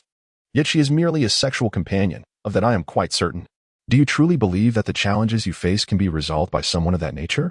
Liu observed V's bewildered expression, seemingly lost in comprehension, and elaborated. Let me rephrase that. Do you believe this individual is the mastermind behind the situation? No, Vi. She is merely a puppet. There must be someone pulling the strings behind her. What leads you to assert that there is someone else involved? Vi inquired. Following Liu's line of reasoning, I possess a piece of information from a super dream, which contains clues about the true orchestrator, Liu revealed. Retrieving the super dream chip from his drawer. This time, Vi grasped Liu's intention and pondered for a moment before responding. Name your price, Liu. How much do you require? Liu smiled and said, Vi, I have always been generous with friends. If a friend is in need, they may take whatever they require. So, Vi, do you believe we can become friends? Speak plainly, Liu. No, you ought to be the one to speak frankly. Since I have informed you of the existence of this super dream, it is intended for you. Yet, Vi, you have persistently withheld the truth from me. You have concealed certain matters. With that, Liu tossed the super dream, containing the dialogue between Evelyn Parker and the mysterious woman, to Vi. Vi caught the super dream and sighed. Very well, Liu, listen closely. Vi then recounted in detail the events that transpired at the Konpeki Plaza. He and Jack had successfully pilfered the RELC using a well-coiffed ruse, but as they prepared to escape, Saburo Arasaka unexpectedly entered the room, forcing them to hide. They then witnessed Saburo Arasaka being strangled to death by his own son, Reito Arasaka. The pair subsequently fled from the Konpeki Plaza, but during their escape, Jack was shot and killed on the street, and T-Bug was also suspected to have met a tragic fate. During their flight, the container holding the RELC was damaged. Since the biological chip required a stable temperature to prevent rapid degradation, V had no choice but to implant the chip into his own head. Later, V was betrayed by the intermediary Dexter Deschamps, who shot him in the head. Though V should have perished from the gunshot wound, the biological chip saved him. While he survived, the consciousness of Johnny Silverhand began to gradually erode V's body and mind. If this continued unchecked, Johnny would completely dominate this vessel, leading to V's consciousness fading into oblivion. Chapter 25, The Mayor's Demise. By the time V completed his account, evening had descended. With a clearer understanding of the events, Liu recalled the night he met Reito Arasaka, a man notorious for his debauchery, the extravagant heir to a corporate empire. A quintessential villain, how could he possess such a warrior's fervent gaze? The act of personally strangling Saburo Arasaka intensified Liu's questions. According to V, Reito had stolen the RELC from the Arasaka headquarters in Tokyo. V also noted a detail. They discovered chat logs on Reito's computer indicating that he intended to sell the RELC to the netrunners. It is worth noting that Arasaka, along with military technology, was a principal instigator and leader of the Fourth Corporate War, a conflict that exceeded the ferocity of previous national wars. The two sides would stop at nothing for victory. How could the heir of Arasaka contemplate selling his own core technology to their sworn adversary? Liu felt that the more he delved into the truth, the more enigmas emerged. This stirred within him an irresistible urge to seek out Arasaka Raiken for clarification. Liu deeply understood that having accepted the benefits from Lai Xian, he was inevitably bound to make this journey. However, the waters he was about to wade into were treacherous. He realized that only by gathering as much information as possible and becoming stronger could he face Lai Xian. At the very least, he needed to be able to survive under the weight of a heavy hammer. He contemplated. Liu regained his composure, and the figure across from him, V, had just finished viewing the dreamlike imagery. After pondering for a moment, V spoke. This pattern bears a striking resemblance to the mark of the Voda Society. Furthermore, the foreign language spoken by the two individuals in the back is indeed Haitian Creole, which is said to have been established by the Haitian people. Liu, upon hearing this, remarked, the Voodoo Gang in Taiping Prefecture? I have acquaintances there who can assist in gathering information. Thank you, Liu. This time, consider it a personal favor I owe you. V then rose to his feet. I will reach out to you once I acquire news regarding the Voodoo Gang. Liu watched as V departed. Liu reached out to the local power broker, Hanzi, in Taiping Prefecture, requesting his assistance in establishing contact with the leader of the Voodoo Gang. Hanzi exhibited remarkable efficiency. The Voodoo Gang had recently encountered some difficulties and decided to lay low for the time being. Now, all that remained for Liu was to await further news. With the current matters at hand winding down, he found answers to his inquiries about Rog in the presence of a young girl named V. Liu opened his contact list and retrieved the number of a woman named Regina Jones, dialing her phone. Oh, the illustrious Pluto Leo still remembers me. What? Do you have a job for me? Regina inquired with a laugh. Regina Jones, I recall you as the intermediary in the Watson district, Liu reminisced. Indeed, Leo. What assistance do you require? I'm looking to purchase a hover vehicle. Do you have any leads? Liu stated directly. There was a brief silence on the other end before Regina responded. New vehicles are unattainable, primarily due to the challenging airspace flight permits, all monopolized by the companies. However, there is indeed a second-hand one available. Elaborate, Liu urged. This was the vehicle of the mayor who was recently assassinated. Following his death, his family intends to liquidate his assets, including this hover vehicle. What is the price? Interestingly, Leo, his family is not seeking money but has issued a commission. And the reward is precisely this hover vehicle. If you are interested, you may come find me for a detailed discussion, Regina replied. With no pressing engagements in the coming days, and awaiting news from the Voodoo Gang after Hans's matters concluded, Liu decided to see if he could acquire a hover vehicle.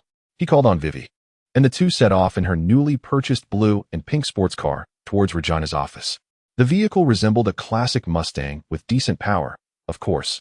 With Vivi driving, Liu occupied the passenger seat, indulging in 2 gigantic hot dogs.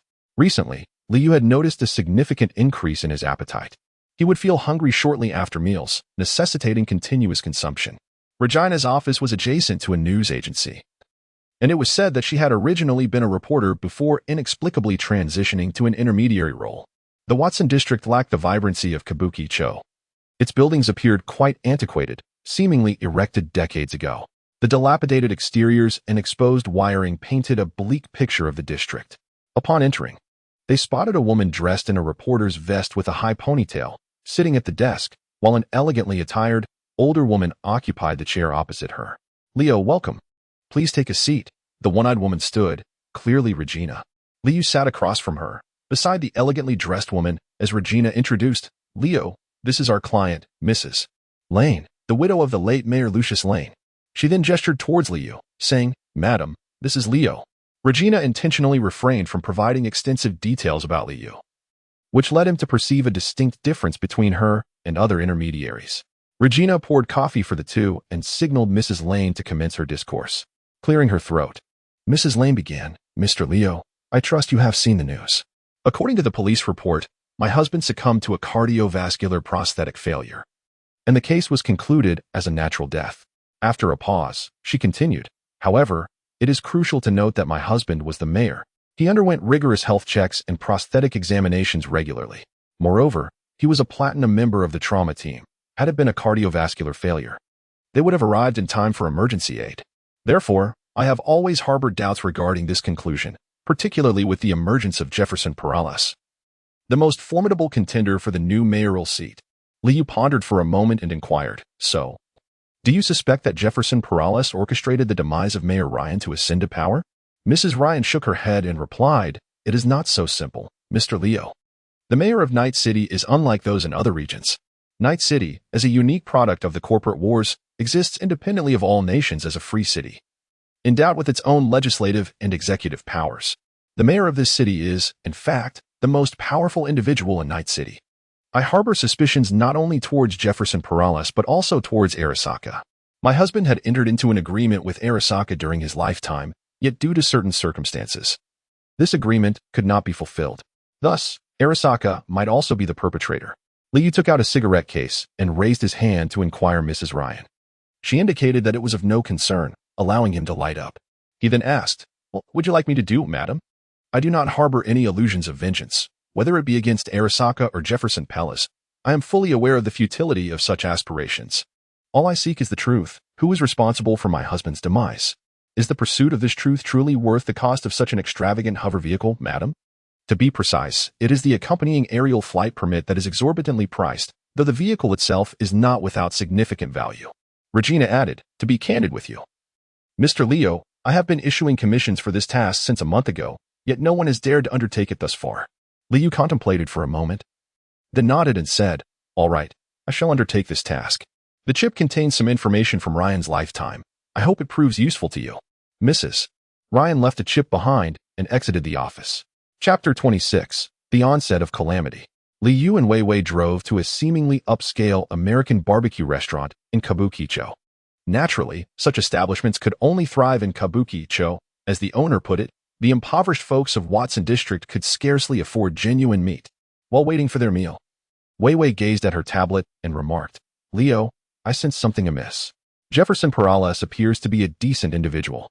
Although his tax reform proposal was not passed recently, his campaign speeches consistently promised that, if elected, he would prioritize legislation to enact this very bill. Tax reform proposal? What is that? Liu had already consumed all the pre-meal bread in the basket. In essence, Jefferson believes that the large corporations in Night City employ both legal and illicit means to evade substantial taxes. He aims to ensure these corporations pay their fair share, using the additional revenue to support urban development and law enforcement, thereby safeguarding the basic living standards and social security of the citizens. Just another political tactic, Liu commented. Even if he is indeed an idealistic mayor seeking reform, it does not absolve him of being a potential murderer. After all, one must eliminate rivals to realize one's ambitions, wouldn't you agree? At that moment, the waiter brought forth 2 large platters of mouth-watering barbecue. Liu grabbed a piece and savored it, the juices bursting forth. After swallowing, he continued, in summary, let's return and first examine the information provided by Lady Ryan before deciding whom to investigate next. Their meal cost over 10,000 yen. Enough to purchase a modest motorcycle for everyday use. Upon returning to the office of Longwan Bar, they opened the materials. The documents were divided into 2 sections. One included surveillance footage from several months prior, depicting a cyber-psychotic attack on the city government office. The other contained a chat log from Mayor Ryan, revealing that on the afternoon of his death, he instructed his secretary to reserve a private room at a venue called the Red Queen's Super Dream Club for that evening. Liu accessed the surveillance footage. In the video, the mayor was engaged in discussions with Deputy Mayor Holt regarding work matters. Suddenly, a one-eyed African-American detective barged in, claiming to have urgent news for the mayor, but he was intercepted by the mayor's guard. Moments later, a heavily modified cyborg entered, wielding a manis blade that fatally struck the mayor's guard, only to be shot dead by the detective who had just entered. The video was brief, and instinctively, Liu sensed something amiss about the assailant cyborg. However, without direct interaction, he found it difficult to pinpoint what exactly felt off. At this juncture, Wei Wei emitted a sound of realization, then lifted her head and pondered for a while before uncertainly stating, Leo, I recall that during our visit to Dr. Victor's office, there was an incident of violence in the alley, where the perpetrator was shot on the spot. I remember NCD was reconstructing the scene, and that assailant bore a striking resemblance to the one in the video. Liu furrowed his brow and asked, are you certain? If so, this matter becomes intriguing. To validate his hypothesis, it was essential to investigate the assailant's records within the police department. Although Liu had no experience in covert operations, it was prudent to hire a professional to uncover leads, especially for the sake of the floating vehicle. Hey, V, how have you been? Are you getting along well with Johnny Silverhand? Liu dialed V's number. The voice on the other end was chaotic, punctuated by the sound of gunfire. Spit it out. I'm rather busy. V's fiery temperament ignited instantly. I need your assistance with an investigation into an individual. I'll compensate you at the standard rate, Liu replied. All right. I'll come find you shortly. V quickly hung up, leaving the fate of whoever was on the other side uncertain, but it was unlikely to be V himself. By the time V arrived at the Dragon Fist Bar, night had fallen. The 3 convened in a private room, sharing the information they had gathered thus far. You suspect that the assailant was not dead at the time? That he was taken away by NCD and subsequently ordered to assassinate the mayor? V inquired after listening to Liu's analysis. Precisely, but I need you to infiltrate the police department to ascertain whether this individual was indeed dead, and ideally, uncover who orchestrated NCD's involvement, Liu asserted. Infiltrating NCD's headquarters entails considerable risk. V mused, stroking his chin. Liu smiled, revealing a hint of mischief, and remarked, you dare venture into the Azure Tower, yet you fear this? If you uncover relevant clues, I shall offer you a sum of 100,000. I will accompany you, providing support from the outside, should any unforeseen circumstances arise. I would not hesitate to rush in and bring you out. V cast a perplexed glance at Liu, then stood up and said, "Very well. Let us set off at once, taking advantage of this evening." Arriving at the NCD headquarters, Liu parked the car in a narrow alley beside the back door. And after establishing a secure communication channel, V exited the vehicle. From within the vehicle, Liu observed V deftly extract a few gadgets, swiftly unlocking the rear entrance of the NCD headquarters. It was evident that this young woman possessed formidable technical prowess. Ordinary security measures were no match for her skills. After a brief interval of approximately 10 minutes, V's voice echoed through the communication channel. "Leo, I have located the incident report from that day. The record indicates that the individual in question is deceased, having been shot on the spot. The publicly available data must be meticulously accurate. They would not commit such a blunder. Let's search further." Liu replied, "Wait, the incident report contains photographs. Let me verify. Leo, your hypothesis is indeed correct. This is unequivocally the same individual. Furthermore, the records reveal that this person was an unemployed vagrant, impoverished to the core. Yet, from the video you provided, the assailant possessed high-end cybernetic enhancements. He surely could not afford them on his own. Someone must have supplied him with these augmentations specifically to orchestrate the assassination of the mayor," Liu surmised. According to the records, the body of this individual was assigned to a third-level detective named Han for retrieval. At that moment, V whispered, "Someone's coming. Hold on." A short while later, Liu witnessed the rear door open, and V emerged, escorting a man clad in an NCD uniform. Seizing the moment, Liu promptly opened the trunk of the vehicle. Upon seeing the trunk pop open, V gave a thumbs up and unceremoniously tossed the man inside. "Drive. We can discuss this further on the way back," V instructed as she entered the vehicle. Liu swiftly started the car, and once they had driven a considerable distance, he finally inquired, "Why did you bring someone back?" The individual in question was Detective Han, who had been on duty at the time. "I caught a glimpse of his badge and promptly knocked him unconscious to bring him along."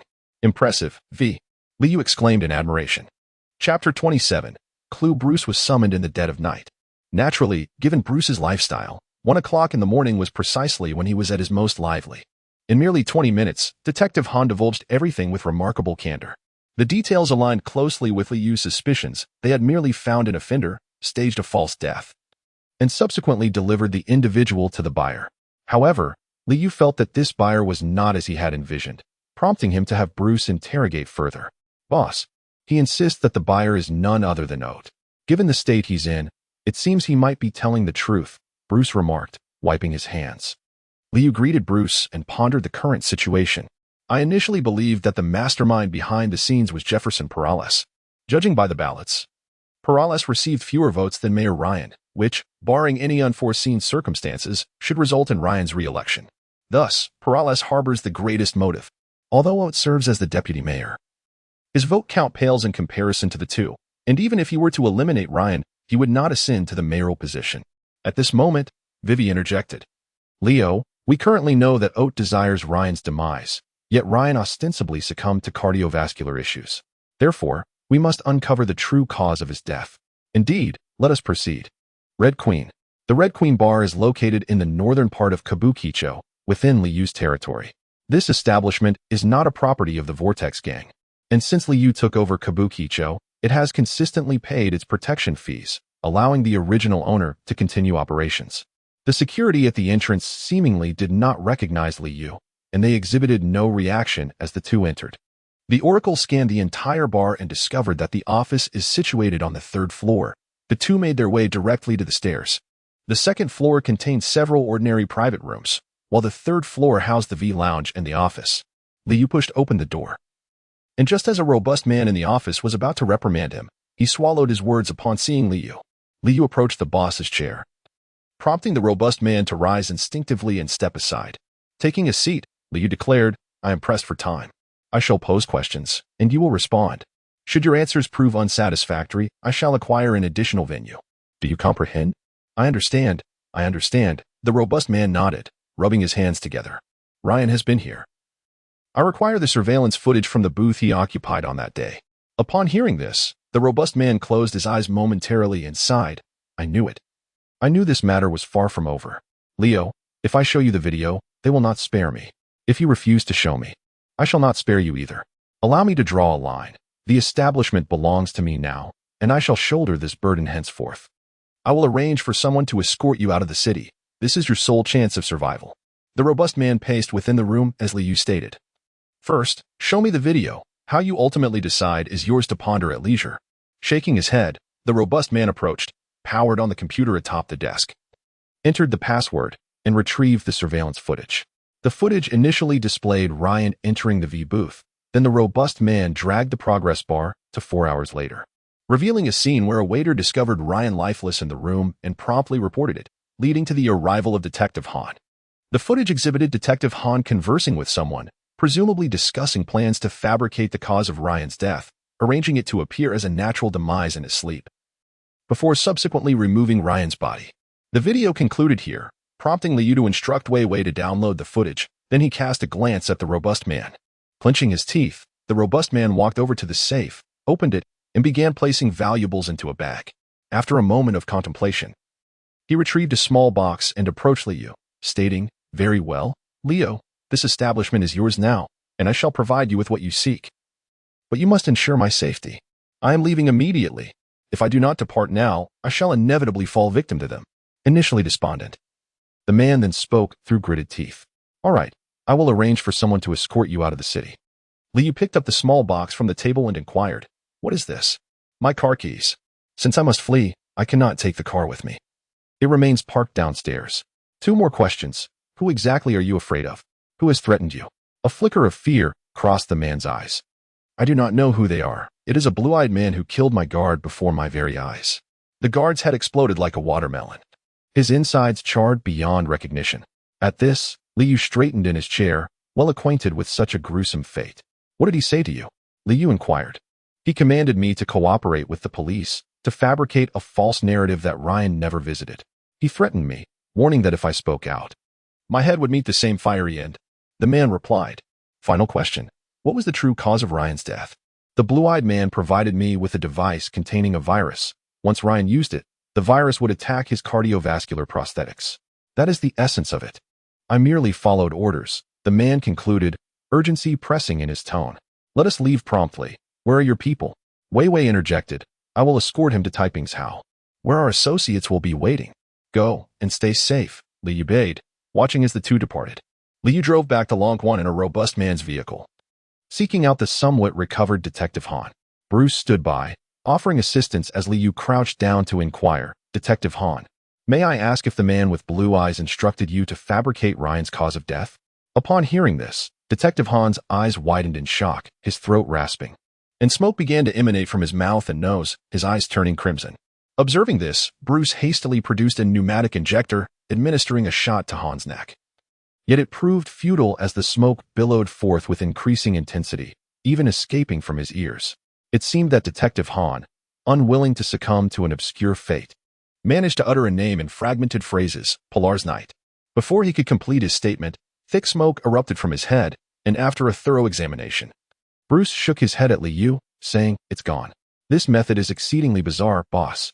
Liu rose from his seat, and, after a moment of contemplation, inquired, "Does he refer to Yi Corporation?" "Indeed, it could only pertain to Yi Corporation." Bruce returned to his office after properly disposing of the body. The investigation, thus far, had led to clues pointing towards Yi Corporation and Perales. According to online information, Perales had ascended to his current position solely due to the financial backing of Yi Group. Furthermore, in the ongoing mayoral campaign, Yi Corporation had spared no effort in supporting him, providing a substantial number of votes. At this juncture, the investigation could have easily concluded with Mrs. Ryan, as the true cause of Ryan's death had been uncovered. The culprits were either Yi or Perales. However, Liu had arrived at a different resolution. Chapter 28, A Beautiful Dream? Liu entered Regina's office, where Mrs. Ryan was already waiting. Upon seeing Liu, Mrs. Ryan eagerly exclaimed, "Mr. Leo, I truly did not anticipate that you would accomplish it in just one night. Please, do not rush, Mrs. Ryan. It is not that simple." Liu replied as he took a seat. He then turned to Regina and inquired, "Is there tea available? I am not accustomed to drinking coffee." Liu lit a cigarette and, facing Lady Ryan, spoke slowly. The true cause of Mayor Ryan's death was the virus implanted in the Super Dream device. The virus attacked his cardiovascular prosthetics, making it appear as though he died from natural causes, when in fact, he was murdered. Lady Ryan retorted, "That can't be right." Mayor Ryan was a platinum member of the trauma team. Even if there were issues with his cardiovascular system, they would have been able to rescue him in time. "Madam, you must understand that the mayor was in a place of revelry, and he had removed the trauma team's health monitoring chip prior to his visit." Lady Ryan opened her mouth, then sighed, asking, "Then who was the murderer? Who could have orchestrated his demise?" "That is precisely the issue, Lady Ryan. The current leads indicate that the perpetrator is Pellerez in the Yi Corporation, but I suspect there is more to the story. The decision to continue the investigation lies with you, as your assistance will be crucial, and it may involve certain risks." "What sort of risks?" Lady Ryan inquired. "I require you to arrange a meeting with Pellerez under the name of the former mayor's wife." "Of course, I will accompany you." Liu extinguished his cigarette and sipped the tea handed to him by Regina. "And after the meeting, what do you intend to do?" Lady Ryan asked cautiously. "Rest assured, Madam, I merely wish to pose a few questions. I have not descended into madness to plot against the future mayor." Lady Ryan pondered for a moment before turning to Liu. "Leo, I trust in your capabilities, but there are matters I must clarify with you." She glanced around and addressed Regina. "Ms. Regina, is this place secure? I mean, are you certain you wish to hear what I am about to say?" Upon hearing this, Regina shrugged. "Given your concerns, ladies, perhaps you should find another location. I won't interfere." "So, is this task now complete?" "Indeed. Thank you for introducing me to Leo. Here is your fee." Lady Ryan transferred a sum of money to Regina. Rising from her seat, Lady Ryan led Liu to the rooftop terrace. A large hover vehicle, predominantly silver with dark red accents, was parked on the rooftop. The door opened, and Lady Ryan invited Liu to enter the hovercraft. The Rayfield Holy Sword. Currently the finest hover vehicle in the world. It measures 7 meters in length, features 4 seats, a weapon system, adheres to level 6 ballistic standards, and is powered by nuclear energy with an anti-gravity engine. As Lady Ryan spoke, she retrieved a bottle of champagne from a cabinet, pouring 2 glasses for Liu. Liu took the champagne and remarked, "It should be safe here. We can speak now, madam. Let us take a tour around the city of night." Mrs. Ryan addressed the car's system, then turned to Liu with gravity, saying, "The Night Corporation is a conglomerate that established the city of Night upon the ruins. Their primary ventures encompass urban development and real estate. Prior to the Fourth War, the Night Corporation held a firm grip on the lifeblood of the city of Night, as they owned the majority of its properties. From power plants and bridges to waste management and street paving, even NCD is a subsidiary of the Night Corporation." "Are you suggesting that even the police force is managed by a single company, rather than the municipal government?" Liu inquired. "Indeed. The law enforcement situation in the city of Night is dire, with the required manpower being astronomical. The municipal government could not bear the expenses of such a vast police force. Thus they outsourced this responsibility entirely, forming a company to oversee security. However, this is not the crux of the matter. The focal point is the unification war." Mrs. Ryan took a sip of wine to clear her throat and continued, "Geographically, the city of Night lies on the west coast of New America, where military technology, as a sector of New America, enjoys a natural advantage, allowing them to swiftly absorb the city's primary industries. Although the Night Corporation was substantial within the city, they inevitably began to lose their influence in the face of military technology, with even the municipal government becoming riddled with infiltration, until 2069. When the president of New America announced the plan for the unification war to the world, the first step being the reclamation of the city of Night. New America would not tolerate the existence of an independent city within its borders. The military of New America commenced a full-scale assault on the city of Night. At that time, Ryan, serving as the mayor, led the city in a valiant resistance, yet could not withstand the formidable forces of New America. By then, peaceful state had already fallen, and what is now Dogtown was occupied during that unification war. To prevent the city of Night from falling completely under New America's control, Ryan took a bold risk and made the decision to invite the Arasaka Corporation. The arrival of Arasaka provided New America and military technology with a worthy adversary, creating a balance of power that afforded the municipal government a chance to reorganize the disarrayed affairs of the city. However, bringing in Arasaka came at a significant cost. Lee remarked. "Correct. Ryan vowed to exempt Arasaka from all business taxes in the city of Night for 30 years. Yet, Ryan was aware that Arasaka was no benevolent entity, and thus this tax exemption was merely enacted in the name of the mayor, allowing the future mayor the opportunity to retract it. After a moment of silence, Mrs. Ryan continued, "The new candidate, Pellas managed to secure a substantial number of votes, second only to Ryan, precisely because he called for the restoration of taxes on Arasaka. Thus, Leo, I wish to convey to you that this matter could not have been orchestrated by Pellas, as he is, in fact, the next mayor secretly appointed by Ryan. Ryan was acutely aware that as long as he remained in office, the taxes from Arasaka would not be reinstated. Now that the city of Night had gained some strength to resist Arasaka, it was time to revoke the privileges granted to Arasaka in a moment of expediency. This task could only be undertaken by the newly elected mayor. Ryan trusted Pellas, and therefore, I trust him as well. Thus, the conspiracy against Ryan must have been orchestrated by someone else. Mrs. Ryan's eyes glistened with emotion as she gazed at Liu. Liu organized his thoughts and said, Madam, I appreciate your suggestion, yet there are certain matters I must confirm. We shall proceed according to our original plan. I need you to arrange a meeting with Perales, as I wish to meet him and the representatives of the Yi family. Lady Ryan sighed and replied, Very well, let us schedule it for this afternoon. You have been busy all night. You should return home to rest. The hovercar transported Lady Ryan back home, and she entrusted the hovercar's documentation and keys to Liu. Chapter 29. A Beautiful Dream.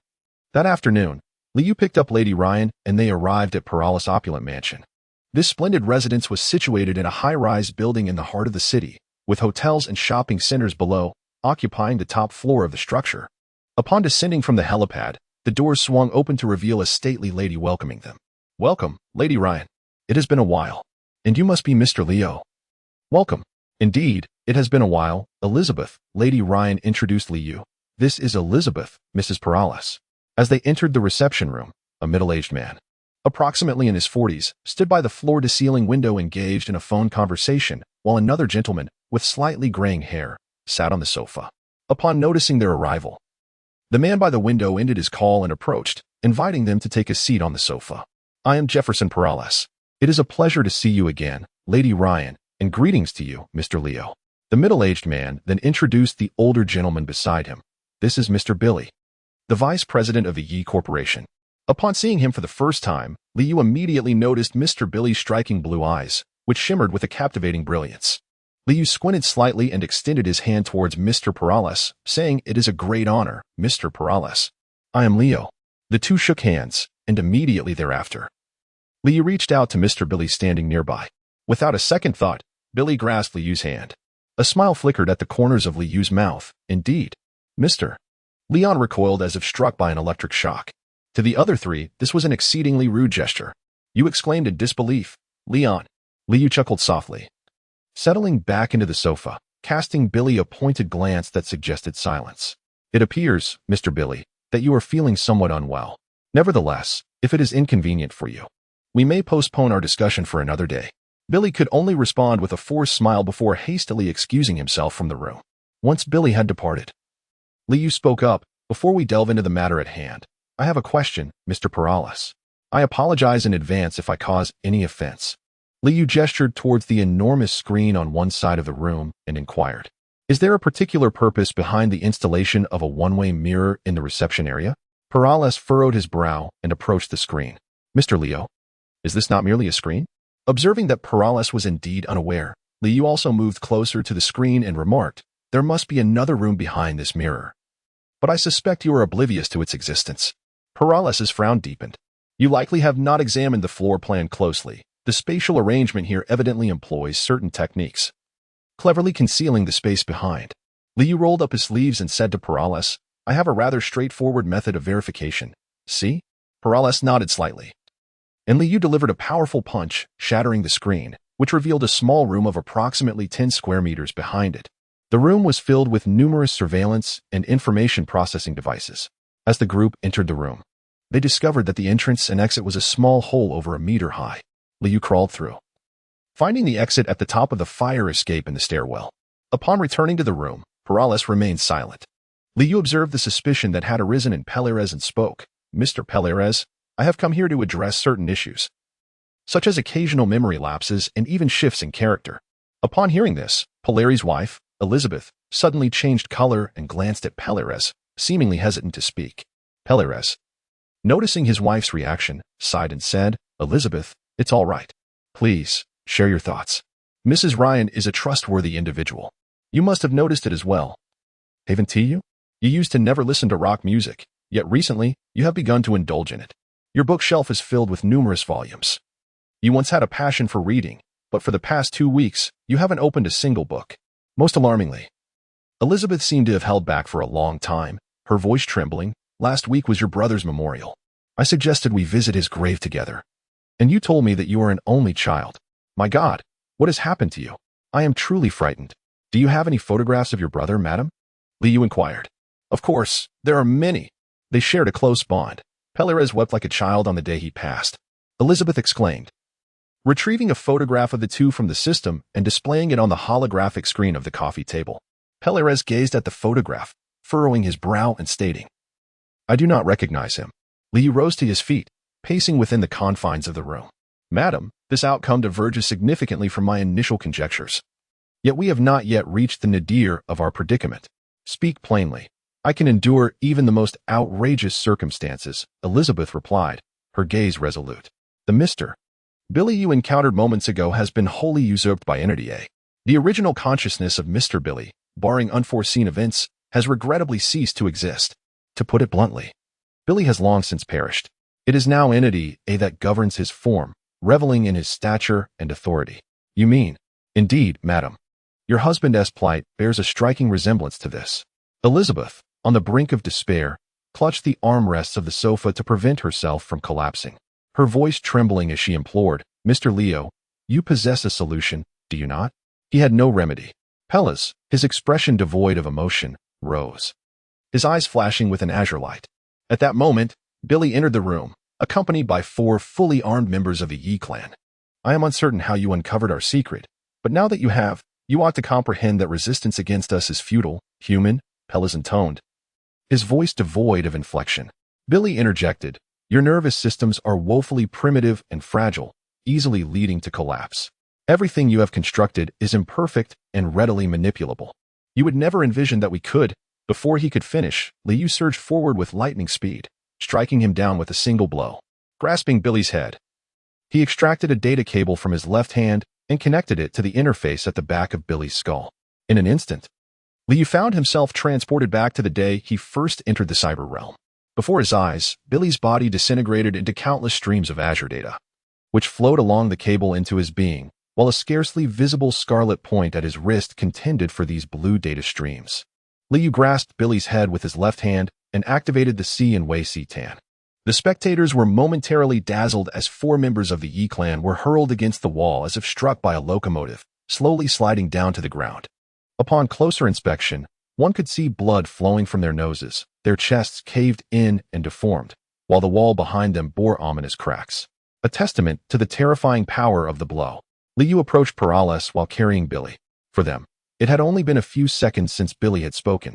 Liu gazed at Elizabeth and said, I can address the A within your husband's body, but I cannot ascertain whether his consciousness remains. At that moment, Perales widened his eyes, staring at the information stream emanating from Liu's wrist, incredulously exclaiming, I understand now. It turns out you. Liu shook his head as he inserted the data cable into the interface at the back of Peller's head. A flicker of blue light appeared in Peller's eyes before vanishing. Moments later, Liu withdrew the connector. Unlike Billy, Peller's did not seem to have succumbed to death, although he remained in a deep, unconscious state. In contrast, Billy had already perished the instant A was shattered and stripped away by Liu. Chapter 30. Awakening from the dream. The trauma team swiftly arrived at the scene. As for the demise of Mr. Billy, it was naturally left to Mrs. Peller's, Elizabeth, to provide an explanation.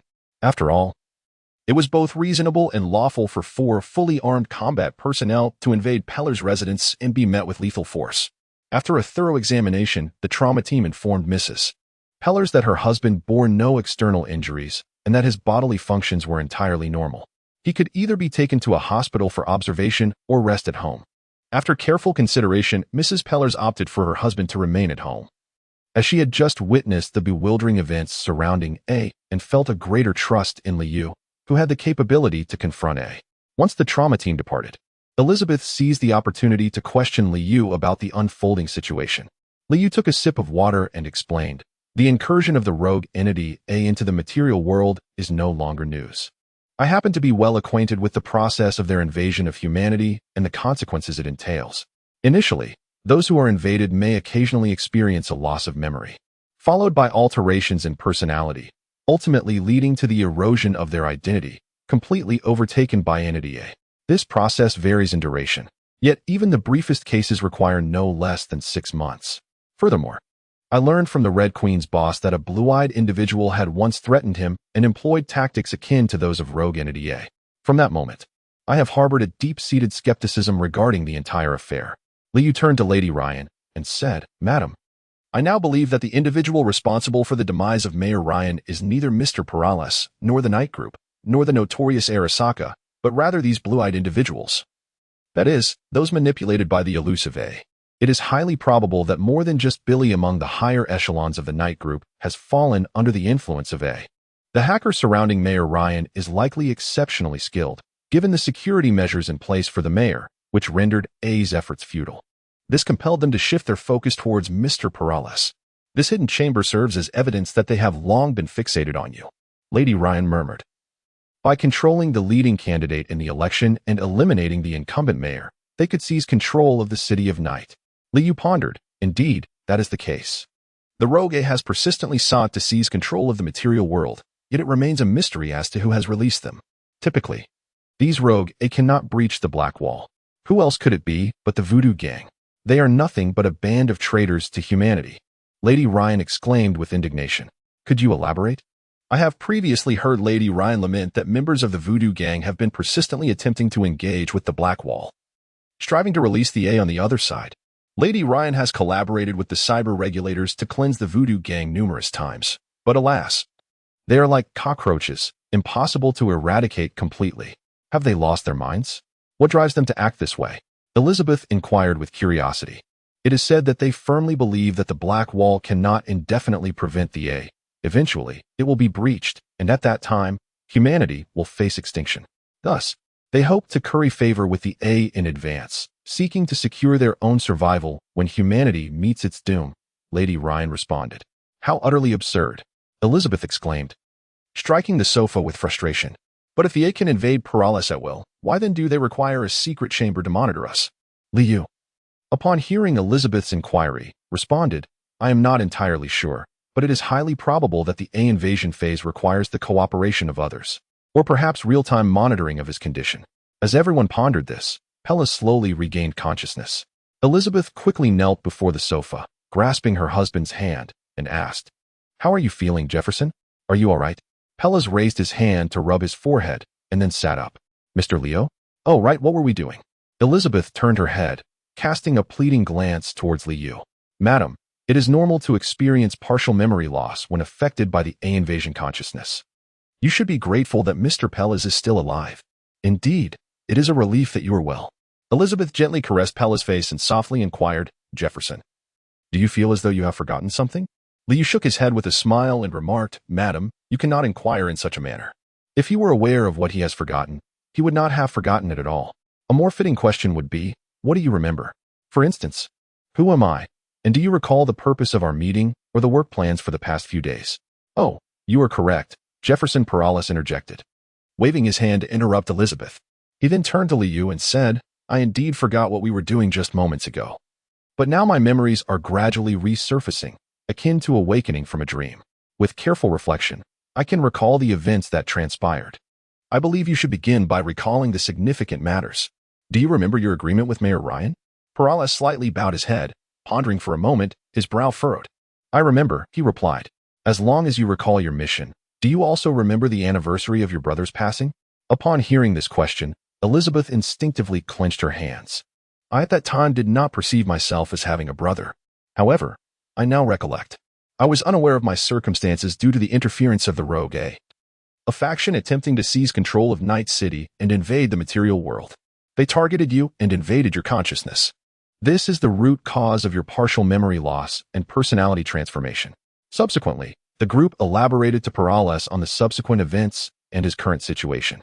Given that Perales' memories were steadily returning, they felt no urgency. Elizabeth warmly invited the two men to stay for dinner at her home, even expressing a desire for them to spend the night, assuring them that there were plenty of guest rooms available. It was evident that this prospective mayor's wife still harbored a sense of insecurity. At the dining table, Elizabeth could not help but voice her concern. Mr. Leo, with A's plans having failed, what should we do if they attempt to invade Jefferson once more? I have a suggestion. First, you need to hire a trustworthy and capable hacker, or even an entire hacking team. Then, you can seek my assistance. I can periodically visit Perales to catch up and check on his condition. Let us proceed as you suggest, Mr. Leo.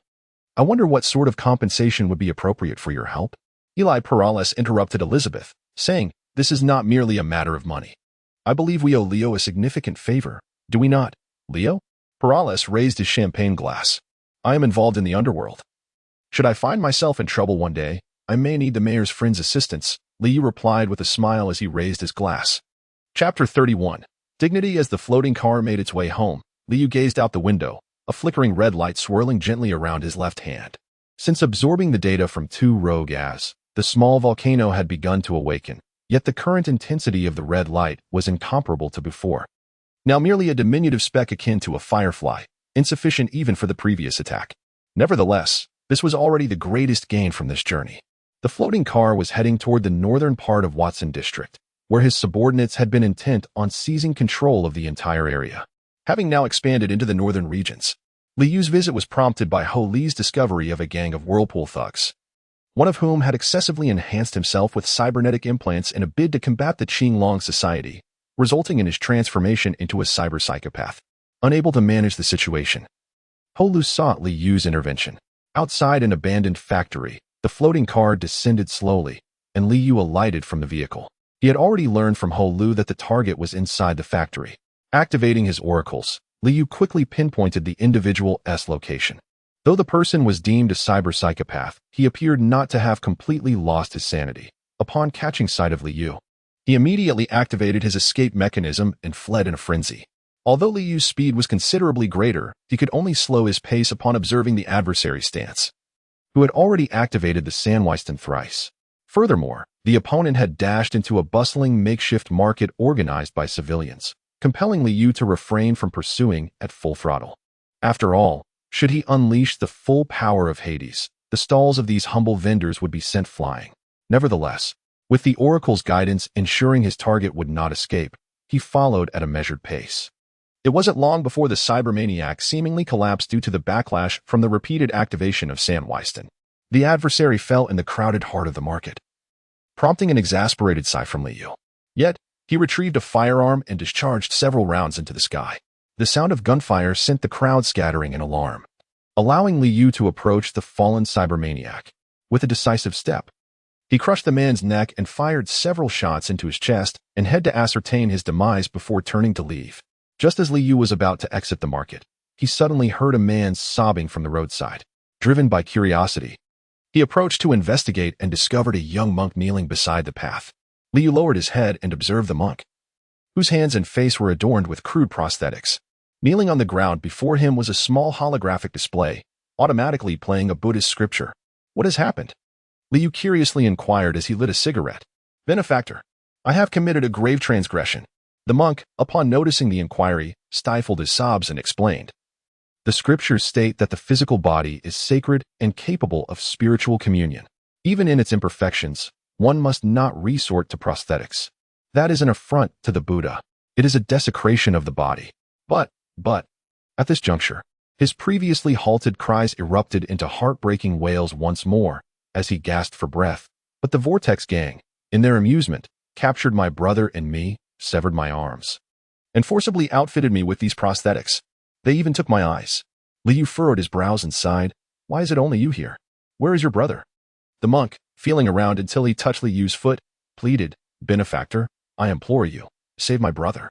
He is still with the Vortex gang. They might be altering him as we speak. I beg you, I do not wish for my brother to suffer the same fate as I have. Shaking his head, Liu inquired about the whereabouts of the monk's brother. With a thunderous boom, he soared into the sky, soon landing atop a nearby dilapidated building. As the oracle unfolded, Liu discerned their location. He leaped, crashing through the roof and landing directly in the room below. In the adjacent chamber, 3 or 5 members of the Vortex gang were discussing something regarding a young monk bound to an operating table. Upon hearing the tremendous noise from the neighboring room, the Vortex gang swiftly drew their weapons. Liu did not waste much time as Sion Wei-Stin opened. He drew his pistol and executed a series of precise shots to the head. During the interval of Sion Wei's stand, the sounds from the outside world dulled. So it was only after its conclusion that Liu heard the young monk's piercing scream. "You mustn't. Do not take a life." Liu approached the surgical table and untied the young monk. The monk's legs and entire visage had been transformed by cybernetic enhancements, from his eyes to his nose. Everything had become metallic. He descended from the table, gazing at the body sprawled in the vortex below. With his hands clasped together, he muttered a few incantations before turning to Liu and inquiring, "Are you sent by my brother?" "Indeed," Liu replied while scanning for an escape route with divine insight. "How could you take lives? To save me, you have slain so many. You are committing a grave sin. You shall descend into hell." At these words, Liu turned to face the monk and remarked, "Your reasoning is flawed. I took lives to save you. If anyone is to descend into hell, it should be you first. You could have spared them. Why could you not sit down and discuss things calmly? You, the murderer, have burdened me with your sins."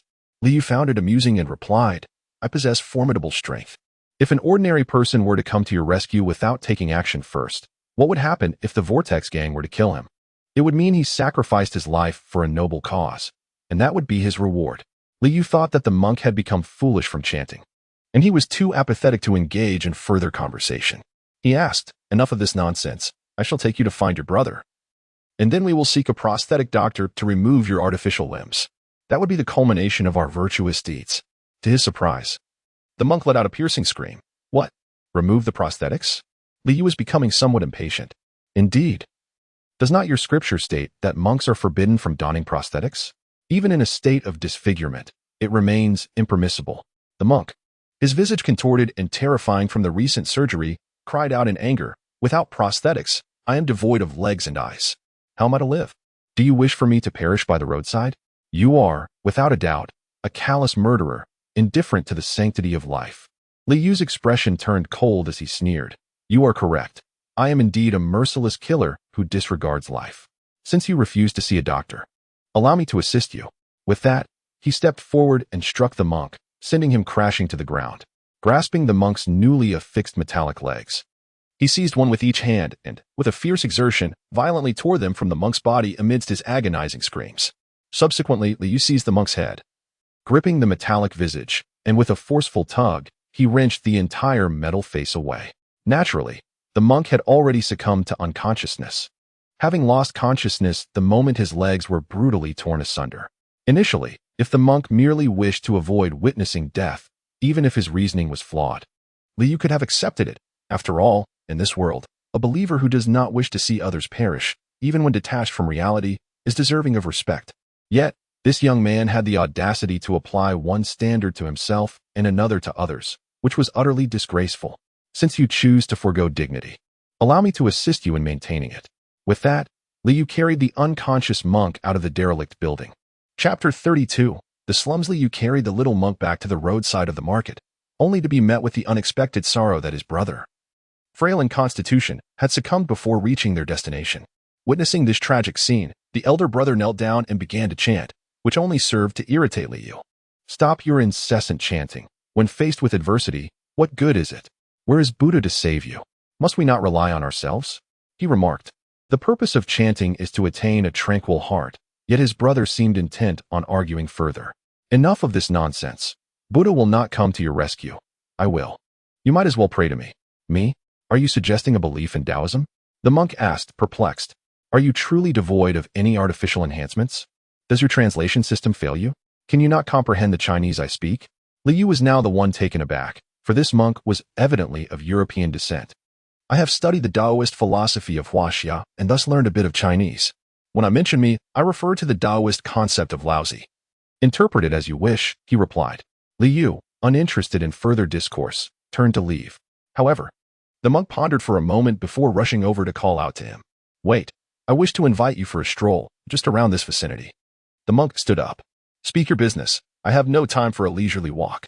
"You will come with me," the monk insisted, not waiting for Liu's consent, and began to carry his brother's lifeless body towards the market. Liu followed closely behind, observing as the monk approached a vendor at the market, handing over the body of his brother before extracting a handful of banknotes from a cloth bag to give to the man.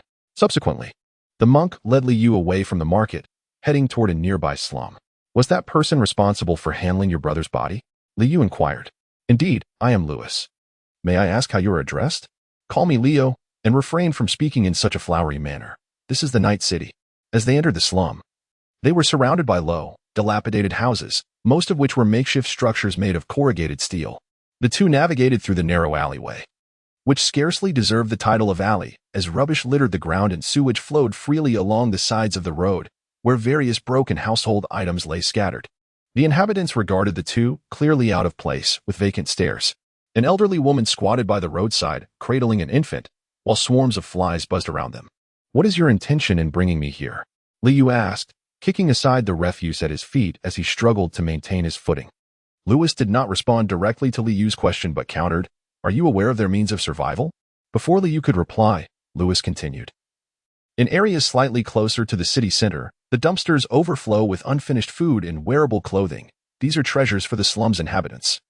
The elderly and infirm rely on the refuse to survive.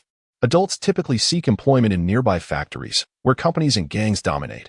Wages are virtually non-existent, with compensation often limited to food in exchange for relentless labor. Do people actually accept such terms? Not only do they accept, but many vie for the opportunity, as at least it provides sustenance. Adult men either labor in factories or join gangs, yet even there, they are mere cannon fodder, unlikely to survive for long. Women with any semblance of beauty may venture to the red light district in search of fortune. If a club takes notice of them, they might earn some money. Those lacking beauty, however, are left with no choice but to sell their own bodies. Liu did not inquire what else could be sold once the organs on his body had been depleted. The answer was both somber and evident. At that moment, Liu realized why his Qi-Long society had such remarkable efficiency in recruitment, often finding a satisfactory number of individuals within a single day. It turned out that the modest sums periodically distributed to the gang members were already considered generous compensation for them. What is it that you truly wish to convey? Liu halted his steps. The two of them now stood at the edge of this vast slum, having unwittingly traversed its entirety. The vendors at the market told me you're someone important. Lewis paused before continuing. You're the rising leader of the Azure Dragon Society, the most prominent figure these days. But I think you're a good person. You're not like those scum from the Vortex gang. My brother and I are ascetics. We've wandered every corner of Night City, except for Dogtown. We've seen it all. Watson District is the poorest part of Night City, all thanks to the corporations and the gangs. Liu lit a cigarette, listening as Lewis continued. Initially, I believed that these individuals, he gestured towards the soulless figures in the slums, were sinners from a previous life, condemned to atone in this existence. As per the tenets of Buddhism. Yet you have awakened me, Leo. Why should we not take action? Liu took a deep drag from his cigarette and interjected. You wish for me to undertake a task, do you not? And what about you? Merely uttering words? No, Leo, I am not akin to my brother. I comprehend his true nature. I am also aware that the cybernetic enhancements he bears were removed by you. His beliefs are but a facade for his self-serving exterior. And I anticipated that this day would inevitably arrive. Lewis, with his modified ocular implant, gazed intently at Liu and stated succinctly. I indeed wish for you to perform a task, yet I will not merely engage in idle chatter. If it necessitates taking a life, I shall do so. If it demands my own demise, I shall be the first to fall. In pursuit of this objective, you may command me as you see fit. Liu's expression was grave, yet upon glancing at the frail monk, he scoffed. Do not speak nonsense. Just moments ago, you were kneeling by the roadside, wiping away your tears.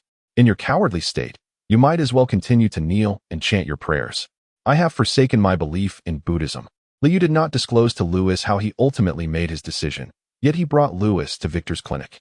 Since the rise of the Qi-Long Society, Victor's establishment has become the designated prosthetic clinic for the organization, and during this period, Victor has been flourishing in business, overwhelmed with work. Upon seeing Liu enter, several of the Qi-Long Society's underlings stood up from their chairs, calling out brother. In unison, Liu waved his hand. As a young member of the Qi-Long Society lay on the operating table, his legs severed by a grenade blast, undergoing the installation of a prosthetic limb. Liu observed Victor preparing to greet him and interjected from the side. You carry on with your matters, old way. I shall remain here awaiting your conclusion. He continued. You have made your decision. Upon joining the Qi-Long Society, you shall henceforth be one of the gang. I assure you, the precepts of the Buddhist faith will be disregarded by you in a single day. I have meticulously devised a strategy to eradicate the scoundrels of the Vortex gang. Lewis remarked, was this premeditated? Not at all, he replied. It was a spur-of-the-moment contemplation. Although I was once a monk, I have graduated from the new American Military Academy. The military academy? With that physique? I could blow you away with a mere breath, Lewis retorted, his face flushed with indignation. I studied the command of mechanized troops. It requires intellect.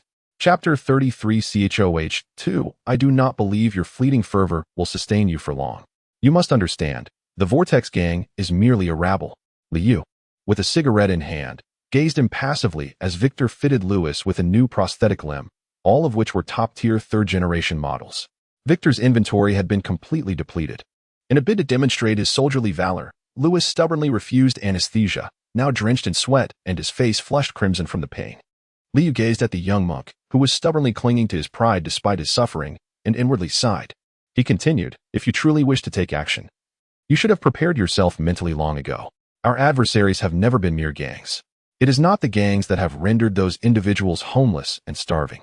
After Liu spoke, Lewis struggled to open his eyes and glanced at Liu, seemingly conveying his understanding. Following the surgery, Lewis accompanied Liu back to the Dragon Fist Bar, where he exchanged glances with the other members. The next morning, Liu once again took Lewis aboard a floating vehicle, heading towards the northern region of Watson. The impending tasks were of great significance, and Liu could not hastily draw conclusions based solely on Lewis's words. Certain matters and elements required first-hand observation.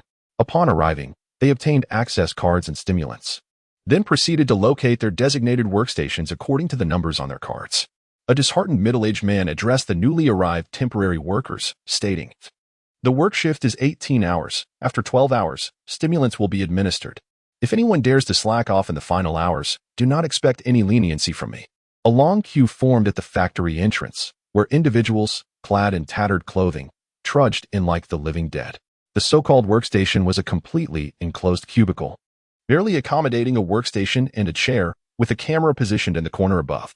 Each day, workers were compelled to toil relentlessly in these cramped confines for 18 hours.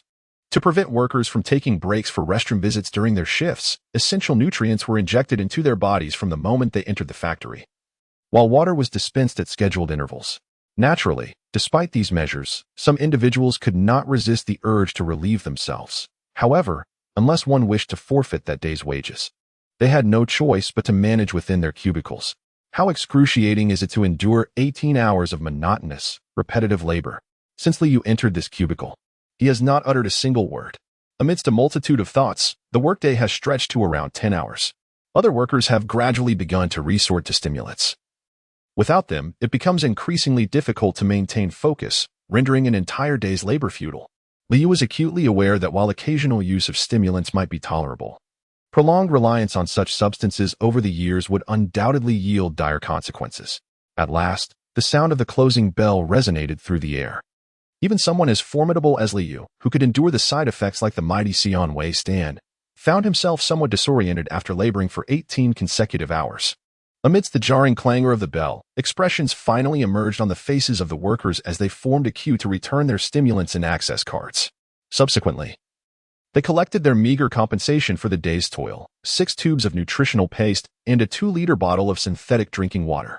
These provisions, if purchased externally, would amount to over 20 yuan, yet the company refused to allocate funds, having procured these supplies in bulk at a lower cost, thereby allowing the corporate sycophants to line their pockets. The workers, having already injected nutritional agents within the factory, were spared the need for traditional meals. Thus, the nutritional paste served merely as sustenance to be taken home for their families. This monotonous cycle persisted day after day. In the confines of the cubicle, Liu often contemplated turning the entire factory upside down, yet he refrained from acting on such impulses. Upon deeper reflection, he realized that should he indeed disrupt the factory, countless workers and their families would face starvation, deprived even of a single morsel of nutritional paste. As workers streamed out of the factory in droves, Liu observed from a distance that a group of over a dozen individuals armed with knives, guns, and clubs had established a blockade at the factory's entrance. Activating his oracle, Liu discerned that all workers were compelled to pass through this checkpoint, surrendering a portion of their nutritional paste in the process. Liu took a deep breath, suppressing his emotions, and stood in line before the checkpoint, inquiring, "I'm new here. What is this all about?" Newcomer, you say? Hand over 2. Consider it a lesson learned. If you wish to complete your shift and return home safely, this is a necessity. The Watson district is rife with chaos. And should you be caught with food in your possession, what then? This is a fee for your protection. Very well, I shall comply. Yet, may I inquire which gang you gentlemen belong to? You observed these individuals, and they did not resemble members of the Vortex gang. After all, the initiation requirement for the Vortex gang was to have one's eyes modified into crimson bulbs, with a greater number of bulbs signifying a higher status within the gang. Are you truly inquiring about this? Are you familiar with the Azure Dragon Society? My elder brother is the leader, Affy. Would you care for a visit to the all-food factory for a glimpse into our world? Lewis, trailing behind Liu, stared wide-eyed at him. Liu closed his eyes, took a deep breath, exhaled a long sigh, and handed over 2 tubes of nutritional paste, successfully passing through the checkpoint. Liu was aware that these few rascals were undoubtedly attempting to pull a tiger's skin to make a flag. The all-food factory under Affy's supervision had resumed production, and he was the wealthiest among the few dispatched. Furthermore, he was not one to be stingy. His subordinates, while not indulging in gluttony, certainly would not stoop to coveting such a trivial amount of nutrient paste, which would truly be a source of embarrassment. Nevertheless, Liu still called Affy, requesting him to personally handle the matter. On the phone, Affy was infuriated, and Liu could hear the sound of things crashing, likely due to something being thrown in his rage. Liu and his companion arrived at a nearby restaurant, ordering an abundant array of dishes. Despite the factory's infusion of nutritional supplements, Liu's insatiable appetite rendered the offerings woefully inadequate. He had been famished to the point of dizziness. Before the dishes were served, he retrieved a tube of nutritional paste, contemplated for a moment, and then squeezed its contents directly into his mouth. The flavor resembled that of peanut butter, rich and cloying. After washing it down with a couple of glasses of water, Liu lit a cigarette, gazing absently out the window. Lewis, too, was absorbed in the view beyond, observing the dilapidated streets where only delivery vans and pickup trucks occasionally passed. The pedestrians appeared either hurried or lost in thought, and across the street, a group of thugs was seen confronting a woman. The law enforcement situation in the Watson district was so dire that even the NCD was reluctant to patrol the area. Once a police car ventured into Watson, it was unlikely to return to the city center, as an endless stream of criminal incidents would demand their attention throughout the day, leading the officers to avoid the area whenever possible. Unable to remain seated, Lewis stepped out of the restaurant and made his way across the street. Liu harbored no concerns. With his upgraded prosthetics, if he were to be overpowered by a few thugs, it would serve the young man right. By the time Lewis returned after resolving the matter, a significant portion of the dishes had already been cleared from the table, leaving only empty plates. Liu took a drag from his cigarette, watching Lewis devour his meal voraciously. So you no longer believe in Buddhism? Buddhists don't eat meat, do they? Don't believe anymore. Lewis paused briefly, not lifting his head, then resumed eating. Any idea where these factories source their materials? Liu inquired. Before entering the factory, the two had separately visited the slums and the outskirts. Lewis wiped his mouth and replied, the farmlands around Watson district have all been acquired by biotech. They've forcibly cultivated high-sugar wheat, not for consumption, but for producing CH00H2. CH00H2 was the cornerstone of biotech's rise. Back then, its development was hailed as a revolution in global energy. A novel fuel synthesized from high-sugar wheat, it rendered non-renewable petroleum obsolete, replacing nearly all civilian energy sources except nuclear power. Yet, the staggering profits drove biotech, like other corporations, to ruthlessly seize farmland for mass cultivation of high-sugar wheat. As arable land for food dwindled, prices soared. Meanwhile, the factories erected nearby spewed toxins into the water supply. Dispossessed farmers fled to the city's fringes, struggling to survive. But the outskirts offered no refuge, only factory fumes and poison rivers. The relentless march of technology left them powerless to resist. Generation after generation of landless peasants flocked to Watson district, rotting away in the slums until death claimed them. Lewis' intel aligned closely with what Liu had gathered in the slums. Another prolonged silence settled between them. Liu gazed out the window at the squat, ramshackle houses and the thick plumes of smoke billowing from distant factory chimneys. Tomorrow, we'll make plans. The vultures will become history. From now on, Watson district will answer to only one gang. Liu paused for a moment, gazing into Lewis's astonished eyes, and said, this time, you will coordinate the operation. I shall observe whether you are as capable as you claim. Chapter 34, Malorian 3516. The following day, at the Lonquan bar. When Liu entered the office, Everyone was already seated on the central circular sofa, facing the desk. Liu settled into the executive chair behind the desk, cutting straight to the chase. Starting today, we will recruit a new batch of capable subordinates. You have 2 days to prepare, and we shall act the night after tomorrow to eliminate the Vortex Gang and other minor factions. From now on, the Qinglong Society will be the sole authority in the Watson district. Upon hearing this, the crowd eagerly rubbed their fists together. Liu continued, "How low? Hold off on delivering the current orders from the light weapons manufacturing facility. Utilize this batch to equip our men and procure any additional supplies as needed. Wang Xiang, do the same. Ensure vehicles are allocated according to the number of personnel. Is your dilapidated factory capable of handling it?" Wang Xiang chuckled wryly. "Let's not kid ourselves, boss. My factory is cobbled together from scrapyard finds. It hardly qualifies as an automobile factory. Vivi, contact Regina to rent vehicles. Both vans and off-roaders will suffice, as long as we meet the required numbers. Affy, prepare the working capital for the food factory." After assigning tasks to everyone, Liu draped an arm around Louis' shoulder and stepped forward, addressing the group. "Louis will command this operation. This monk here is a distinguished graduate of the new American Military Academy, so everyone, pay attention. If you can't remember, record it." The crowd nodded in agreement, although Louis appeared quite anxious, fumbling for some time before managing to project the map of Watson District through the holographic display on the desk. As Louis cleared his throat and began presenting the terrain of Watson District, he initially displayed a hint of nervousness. However, under Liu's watchful gaze, the street toughs and mercenaries he had once elevated to their current status under his leadership were surprisingly accommodating, creating a harmonious atmosphere. Gradually, as Louis grew more comfortable, his thoughts became clearer, and he methodically outlined every aspect of the operation. Once he finished speaking, however, he seemed to lose his focus, casting an awkward glance at Liu, uncertain of how to conclude. Liu, with a cigar clasped between his fingers, swaggered to the center, hands on his hips, and declared, "I've spoken highly of each of you, so ensure that you execute the orders flawlessly. Do not let me down, understood?" The crowd responded with a resounding affirmation. As they dispersed to prepare, Thur lingered, noting that only the 2 of them remained in the room. He sauntered over, leaped onto the desk, and shot Liu an unsettling wink. "What the hell has gotten into you?" Liu retreated slightly. "I've acquired a treasure, but I can't seem to open it. I'm worried that forcing it might damage it, so I thought I'd deconsult you to see if you have any connections to unlock it." With that, Thor produced a massive handgun from the small of his back, sliding it across the desk toward Liu. "This is for takeout. They say it's a custom firearm. Quite rare indeed." Liu picked up a firearm that, at first glance, bore a striking resemblance to the Desert Eagle of his past life. However, this weapon featured a crimson grip, and upon closer inspection, there were subtle distinctions from the Desert Eagle, with the magazine positioned in front of the trigger. Nevertheless, its caliber and weight surpassed those of the Desert Eagle.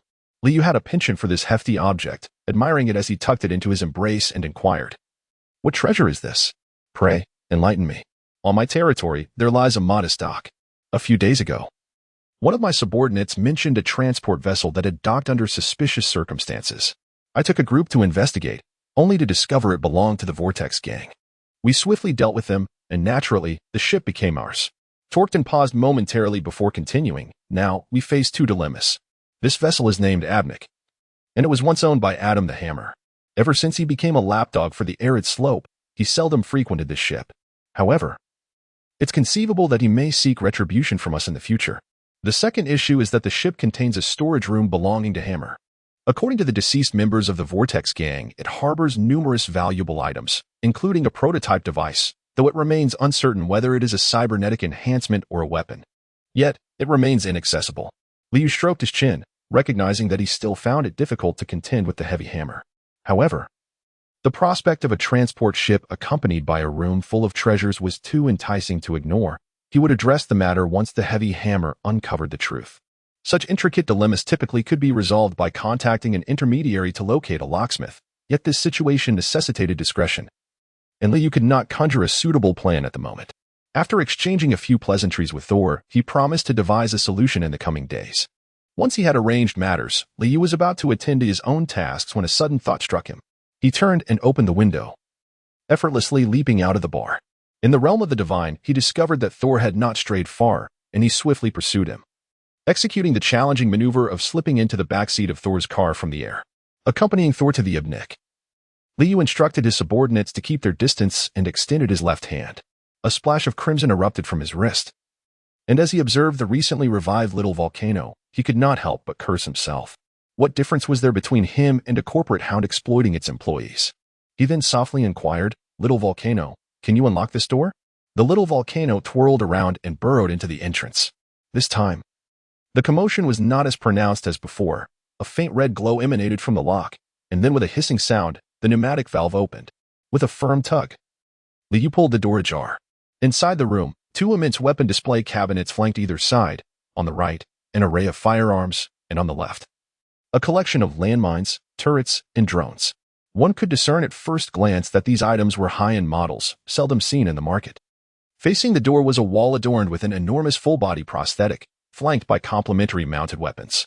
Liu approached the cybernetic body, gazing at the meticulously customized enhancements that adorned it from head to toe. An authentic comprehension of the madness that drove Heavy Hammer enveloped him.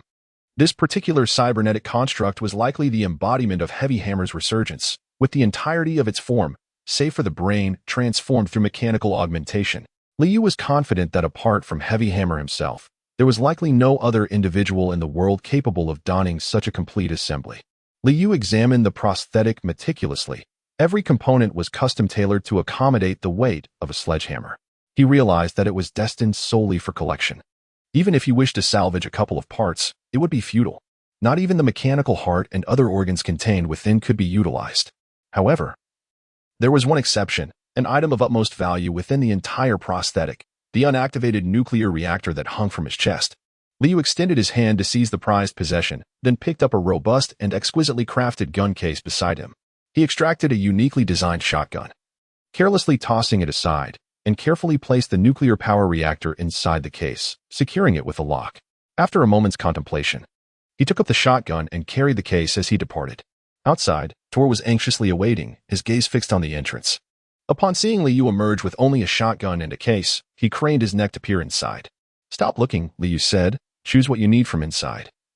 And take half back to Dragon Fist for the brothers to share." After a brief pause, he continued, "There is also a spare heavy-duty prosthetic inside. No one can utilize it, so please return it to Dragon Fist for safekeeping. Do not misplace it. It may prove useful in the future." At this moment, Liu had no choice but to set aside his immediate tasks. He could not rest easy with the nuclear power reactor in his possession and sought Victor for assistance. True to his reputation for understanding Liu better than anyone else, Victor swiftly installed the power reactor into Liu's abdomen. A fortunate feat given that this one was considerably smaller than the previous model, merely the size of half a lemon. After all, the former reactor was theoretically designed for heavy exoskeleton mechs, while the current one was genuinely integrated within his body. "Now, young man, you are powered by dual cores, bearing a power source capable of supplying electricity to half of Night City. How do you feel?"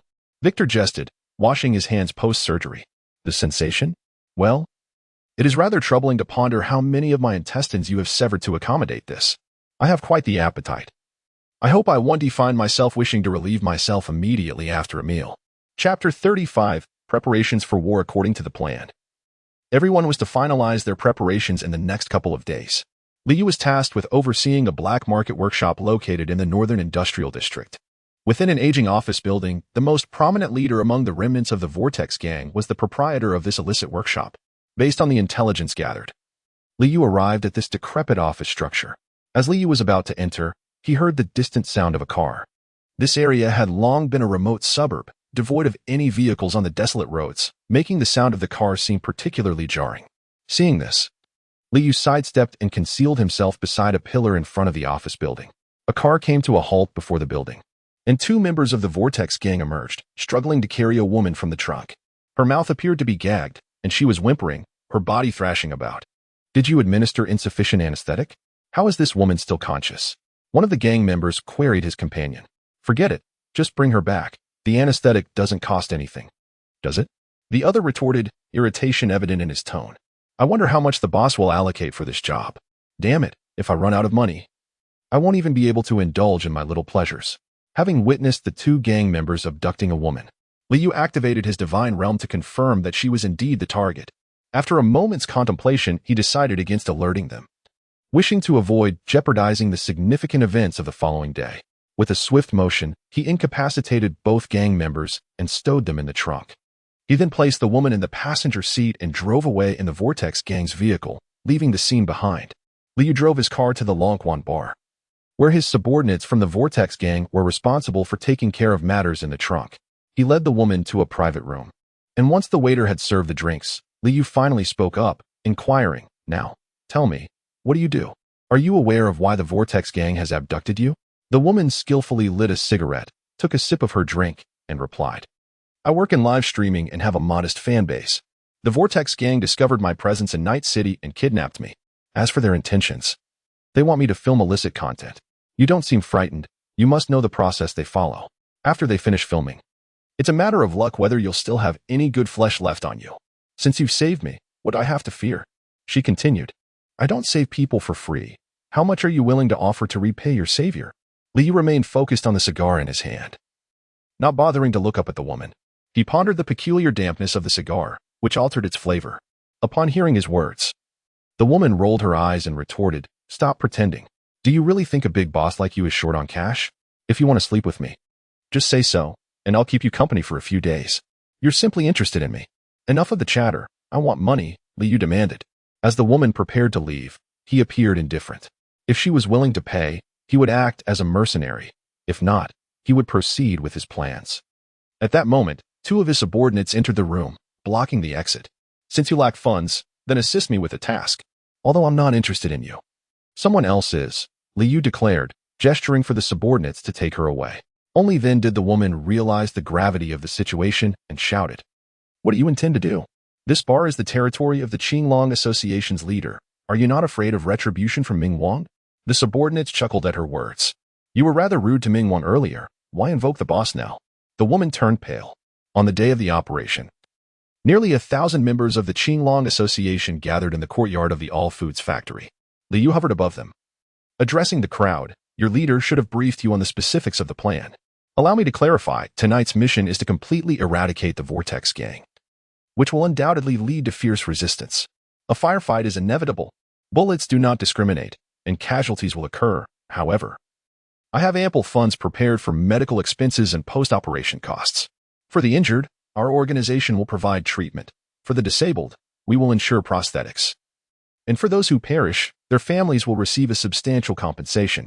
As for the spoils and money, those who have followed me know I have never shortchanged anyone. Furthermore, with this territory expansion, there will be more ground to cover, and I wish to see who among you possesses the capability to rise in rank tonight. I have outlined the benefits clearly, but let me issue a warning. If anyone dares to flee at a critical moment and jeopardizes my plans, do not blame me for turning against you." Just as the group was about to set off, several messages flashed across Liu's augmented reality display. Glancing over, he noted they were not advertisements or spam, so he opened them to investigate. The first message was from Arasaka Raiksen, someone he had debated whether to contact. "Liu, there have been recent developments at Arasaka, which has hindered our communication. Now that things have settled for the time being, I hope you can visit the Kambi building when you have the chance, so we may continue our previous discussion." Arasaka Raiksen Liu suppressed the urge to contemplate whether to meet him and continued to peruse the next message. "Leo, I am the Director of External Operations for the Biotech New America region, Capil. Recently, the Qinglong Society has been gaining momentum, and it appears they are poised to unify the gangs in the Watson district.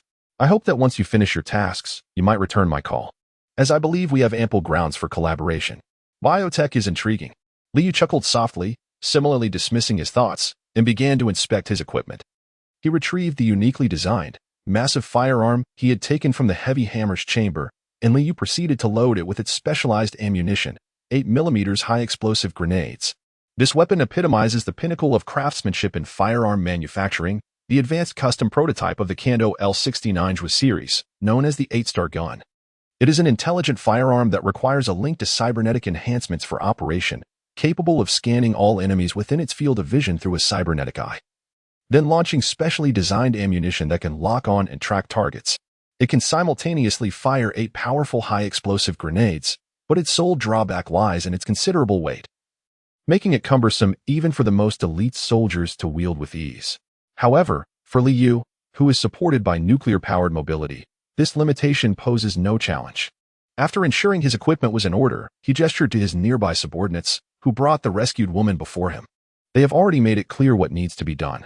Maintain your usual demeanor. Do not attempt any tricks. Otherwise, neither the Vortex Gang nor the Qinglong Society will spare you. It is in your best interest to comply. This is your only chance at survival. After Liu finished speaking, he lit a cigarette, signaling the woman that she could make the call. Chapter 36. An unexpected complication from the intermediary. It was revealed that the remaining leader of the Vortex Gang had taken an interest in the female broadcaster. The two underlings, acting on their own accord, decided to abduct her without the leader's knowledge. Following the plan, Liu sent a message to the leader using the communication account of the two subordinates, informing him that he had successfully captured the target and was on his way back. At this juncture, the combat capability of the Vortex Gang posed little concern for Liu. The paramount objective was to eliminate them entirely. The reason this target had survived thus far was due to their heightened vigilance, and this scheme was devised to draw them out into the open. Although this plan appeared straightforward, it is often the simplest of strategies that are least prone to error. Liu drove the car, with the female broadcaster seated in the passenger seat, as they once again approached the aging office building on the outskirts of the city. Accompanied by the woman, Liu entered the building and activated his divine realm. As anticipated, on the third floor, a dozen or so members of the Vortex Gang were gathered in a single room. Upon reaching the third floor, Liu instructed the woman to wait at the door while he himself pushed the door open and stepped inside. Within the room, the members of the Vortex Gang were seated in a circle, with a modified being possessing 6 crimson compound eyes sitting in the center. Liu called out, "Stephen." The 6-eyed cyborg lifted his gaze towards Liu, just about to respond when a shockwave surged towards him. Before he could react, both he and the surrounding fragments of furniture were propelled by the force, crashing through the wall and plummeting from the third floor.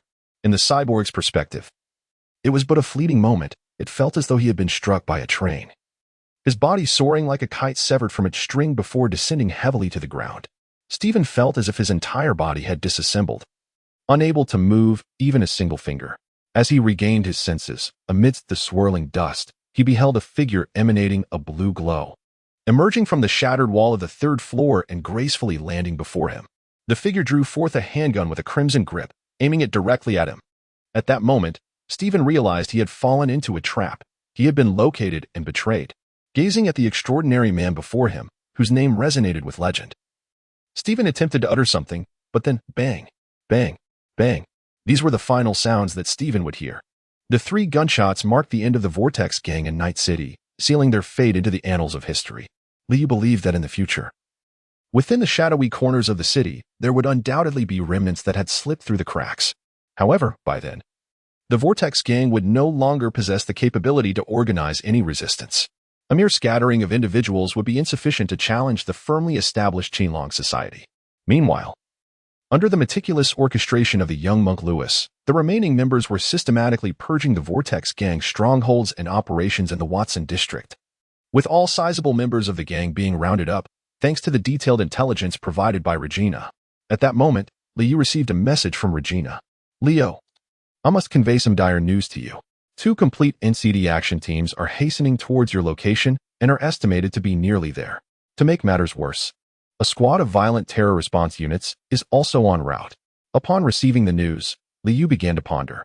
If he were to summon the combat prowess from other factions of the Qinglong Society, he could certainly hold on until his subordinates arrived. However, such a course of action would inevitably disrupt the original plan, casting doubt on whether the evening's mission would achieve its goal of thoroughly purging the Vortex Gang. Moreover, retreating was not an option. Should NCD interfere with the movements of others, it would not only result in significant casualties for the Qinglong Society, but also jeopardize the entire operation, leading to even graver consequences. Thus, only one path lay before him. After a brief moment of deliberation, Liu returned to the third floor.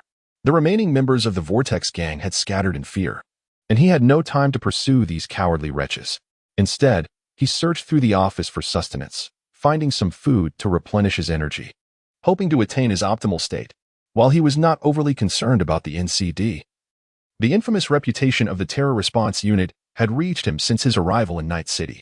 It was said that each member had undergone extensive modifications prior to joining NCD, transforming them into cybernetic maniacs adept at handling cases beyond the capabilities of ordinary law enforcement. representing the most formidable combat force at NCD's disposal. At that moment, Regina's message chimed once more. Leo, regardless of the circumstances, I am sending you the intelligence on the terror response unit. Please exercise caution. Leo opened the attachment, and the information unfolded before him. The counterterrorism task force comprised a 5-member team, each with distinct roles: a hacker endowed with rapid decryption and combat infiltration skills, an assault operative skilled in mobility and demolition, a sniper concealed in the shadows, a gunner equipped with a heavy exoskeleton for frontline combat, and a melee assassin proficient in cold weaponry. As Liu absorbed the intelligence, pondering tactical approaches, the sound of vehicles echoed from the street outside. Liu approached the shattered wall on the 3rd floor, observing a multitude of police vehicles encircling the area. A substantial gathering of NCD agents amassed in the open space beneath the office building, while officers utilized their vehicles as shields, aiming their firearms at Liu on the 3rd floor. Advancing towards him was a distinguished senior officer, clad in a uniform distinct from the others, who addressed Liu with an air of authority. The renowned Hades, Leo, where are your underlings? Why are you alone? It appears your intelligence is somewhat lacking. They are, of course, claiming territory. Liu silently scrutinized the enemy's formation. How audacious. Even when death looms, you still feign indifference. You may have disregarded the Vortex Gang, but do you really believe that the Night City is governed solely by gangs? What is the matter? Could it be that the business arranged by the Vortex Gang has faltered? Ha ha ha, how unfortunate. Not only has your business fallen through, but the black gloves have also vanished. Liu has successfully connected to the intelligence system of the 8-star artillery, and the Oracle is swiftly analyzing optimal scenarios while pinpointing the locations for bullet targeting. Meanwhile, the opposing party is in no rush to act. It is evident that he is awaiting the arrival of the counterterrorism mobile unit. In the face of Leo, the police chief does not exude the confidence he initially portrayed. However, Liu will not linger any longer. The intelligent weapon has completed its targeting, and the Oracle's comprehensive field of vision has expanded the targeting range of the intelligent weapon to nearly limitless proportions. Furthermore, due to the Oracle's formidable sustained field capabilities, subsequent rounds fired from the 8-star artillery do not require retargeting. As long as the initial lock is established, it can maintain its targeting state indefinitely. Liu drew forth an unusually designed colossal firearm, unleashing 8 grenades, each trailing a fiery plume, which swiftly soared into the air. They detonated amidst the densest throng of people, resulting in a series of explosions that engulfed nearby vehicles. This strike bore remarkable results. Liu concealed himself behind the wall, swiftly reloading his magazine, while the NCD below, after a moment of frantic disarray, began to mount a counterattack. A barrage of gunfire reverberated against the wall, punctuated by sporadic electromagnetic rounds that penetrated the structure, yet all were deflected by Liu's robust prosthetic, inflicting no significant harm.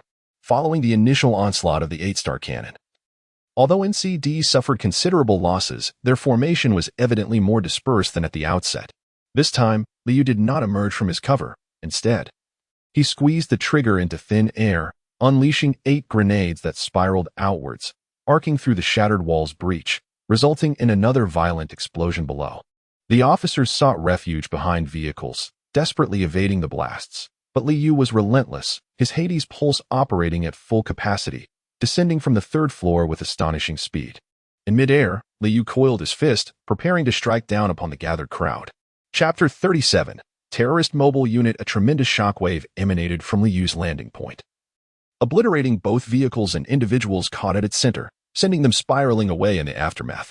As the dust settled, a pit over a meter deep marred the ground, fissures radiating from its epicenter. Before the NCD could regain their footing, Liu, armed with a Malorian 3516, commenced his merciless harvest. Those members of NCD, disoriented and prone from the shockwave, became lambs for slaughter. Each gunshot echoed like the Grim Reaper calling names, the Malorians' formidable caliber exploding upon impact with their heads, akin to bursting watermelons. Although the NCD boasted superior armament and strength compared to gang members, for Liu, activating the Cyanweisten would swiftly conclude the battle. However, he opted to employ firearms as much as possible, conserving both stamina and Cyanweisten, knowing that the impending terrorist mobile unit would prove to be a formidable challenge. Just as he was about to finish off the majority, reloading his weapon, a hovering vehicle suddenly approached at remarkable speed, swiftly coming to a halt above him. Several figures clad in blue standard-issue multifunctional bulletproof vests leapt from the vehicle, Li promptly located the hacker within the team and decisively activated the Sion Wei stand. Li Yu's legs propelled forth a dazzling blue flame, and the swirling dust in the air began to decelerate. Li Yu reached the pinnacle of speed, darting through the dust like a fleeting shadow. The area he traversed was cleared of debris, yet the dust on either side lingered eerily in the air. Li Yu had already launched a surprise attack on the hacker, yet he was still intercepted by the assassin from the mobile terrorist squad wielding a Manus blade, who also possessed a Steinhardt weapon. Li Yu's strike was charged with immense power, even though his opponent barely managed to intercept him midway. He still received a solid blow from Li Yu's fist. With his assault thwarted, Li Yu, uninterested in lingering combat, hastened his pace towards the hacker. Just as Sion Wei Stain was reaching its conclusion, Li Yu finally arrived before the hacker, crouching low, his right hand gathering strength at his waist. With a powerful upward strike, he delivered a punch that collided with the hacker's chest, met with a look of sheer terror. At that precise moment, Sion Wei Stain concluded, unleashing a shockwave that erupted from the hacker's back, perfectly directed at the suspended hovercar. Under Li Yu's meticulous control, the shockwave was remarkably concentrated. It was no wider than a basketball as it penetrated the hacker's body and subsequently struck the hovercar, which quickly belched forth black smoke, spiraling downwards into the distance. Glancing back at the hacker, Li Yu noted that a gaping hole had been blasted through his chest, rendering him mortally wounded. However, Li Yu remained vigilant, rapidly unleashing a barrage of bullets from his left-hand Malorian towards the hacker's head until he emptied the magazine, before swiftly leaping aside. The dense hail of bullets swept across the spot where Li Yu had just stood, as a humanoid tank clad in exoskeletal armor, wielding 2 heavy machine guns, advanced menacingly. Meanwhile, from the opposite side, an assault trooper armed with a submachine gun and clad in pulse-powered boots encircled him from the flank. Li Yu activated the Divine Realm and discovered that the Mantis Blade assassin behind him had administered a pneumatic injection. Li Yu deduced that the assassin, having taken a direct punch from him, must have sustained multiple fractures throughout his body, significantly impairing his combat capabilities. Meanwhile, on the rooftop of the office building, the Oracle identified the 5th team member, the sniper, who had already taken position. At this juncture, Li Yu swiftly executed the priority elimination of the hacker. Yet he found himself encircled by the remaining 4 members of the terrorist tactical unit. Li Yu found himself relatively satisfied with the current situation.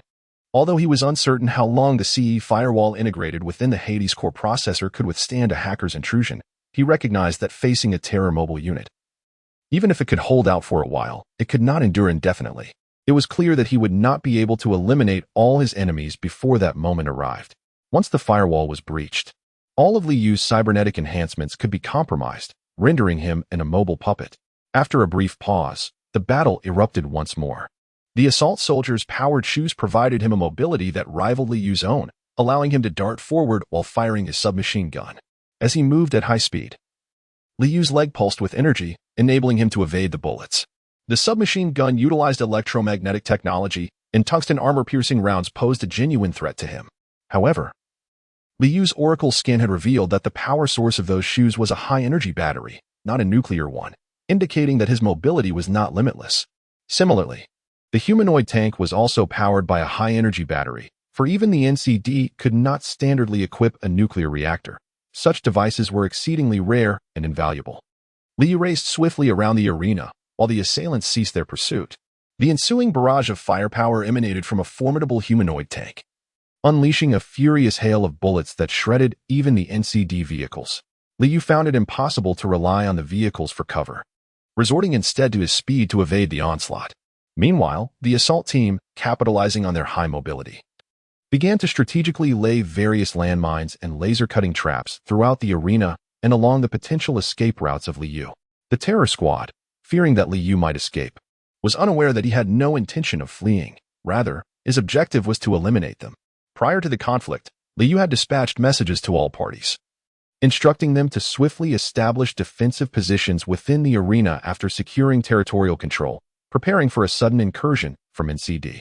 As for Li Yu himself, he needed to delay until he received word that his subordinates had concluded their operations. He understood the capabilities of his underlings. While labeling them a rabble might be overly pessimistic, their combat prowess was akin to that of the Vortex Gang. Against ordinary adversaries, they could withstand a confrontation when adequately prepared, but should the terror squad intervene, his minions would surely face annihilation. As Li Yu swiftly maneuvered, he retracted the Malorian and unslung the octastar from his back. While evading the barrage of bullets, the Oracle had successfully locked onto the humanoid tank. The octastar unleashed its firepower, and high-explosive grenades hurtled towards the target. However, the adversary deployed a rectangular repulsion shield made of energy from its arm. The grenade struck the shield, resulting in a violent explosion, yet failed to inflict any significant damage. To Liyu's surprise, this revelation brought him a sense of joy. It appeared that the humanoid tank's mobility was a liability, relying solely on the repulsion shield for defense. Such technological measures must surely come with considerable energy costs, sparking a new idea in Liyu's mind. Chapter 38. The grueling battle continuing to evade the heavy machine gun fire. Liu employed the formidable power of the octastar to counter the humanoid tank's assault, transforming the battlefield into a desolate ruin amidst their exchange of fire. While circling the tank, Liu suddenly raised his left hand, blocking a mantis knife aimed at his neck with a resounding clang. The assailant gradually revealed himself, cloaked in optical camouflage. As the Oracle was still in a cool-down phase, Liu had not detected the assassin's presence, yet instinctively blocked the attack upon hearing the rush of wind. Not far away, the humanoid tank appeared indifferent to the possibility of harming the assassin. As bullets whistled through the air, the assassin, with fervor, swung the mantis knife in a relentless assault. Liu sheathed the octastar and braced himself with both hands, knowing he couldn't risk a direct hit from the heavy-caliber machine gun. A shimmering blue energy net enveloped Liu as a storm of bullets collided against it, producing countless ripples. In that moment, Liu seized the assassin with his left hand and launched a powerful punch towards the assassin's face. The assassin raised his hand to block, but with a resounding impact, the immense force from Hades distorted the already injured arm. As Liu's fist connected, he swiftly grasped the assassin's severely fractured arm, releasing his left hand to draw the Malorian, aiming for a rapid shot to the chest. Trapped by Liu's grip and unable to evade due to his injured left arm, a fierce determination flashed in the assassin's eyes. In a sudden twist, he charged forcefully into Liu's embrace. Taken aback, Liu lost his balance just as an assault trooper rushed in from the side, accompanied by tungsten armor-piercing rounds fired from an electromagnetic submachine gun. Liu glanced at the remaining time displayed by the Hades system for the defensive force field, which was now less than 3 seconds. Although Liu's body was unsteady, his left hand firmly gripped the Malorian. As gunfire erupted, the assassin's torso burst forth with several sprays of blood. Liu swiftly adjusted his stance, managing to empty the Malorian's magazine in the process. The good news was that the metallic storm of the humanoid tank had finally ceased. After prolonged, intense fire from the 2 heavy machine guns, the barrels had turned red, indicating they were dangerously overheated and required cooling before further use. However, the assault rifleman remained vigilant at the side, and Liu noticed several grenades of various types rolling towards him on the ground. With the defensive field's duration nearing its end, Liu decided to disregard whether the assassin was truly dead and intended to release him to escape the grenade's vicinity. Yet at that moment, the already bloodied assassin, with unwavering determination in his eyes, spread his arms wide and tightly embraced Liu, gazing towards the rooftop. Upon witnessing the dire situation, Liu could only roll on the ground alongside the assassin. At that moment, the thunderous explosions of grenades echoed repeatedly, and in addition to the blasts, a noxious green toxin and fierce flames erupted around him. Amidst the swirling smoke and dust, gritting his teeth, Liu rolled several times to extinguish the flames consuming him. In that critical instant, he utilized the assassin's body as a shield to deflect the shrapnel from the explosion, seizing the opportunity to break free from the assassin's grasp. However, the piercing wail of the electromagnetic assault rifle reached his ears. Having just executed a few rolls, he was unable to evade the bullets, and crimson blossoms erupted from his body, marking him as hit. Kneeling briefly before rising, he endured the excruciating pain of the bullet's passage. Saint Anwashton, activate. Even the rapidly moving assailants could not escape his swift pursuit, as the wind of his punches howled through the air. A colossal shockwave, enhanced by the slowing of time, struck the face of the assailant, causing their skull to cave in and gradually crack apart.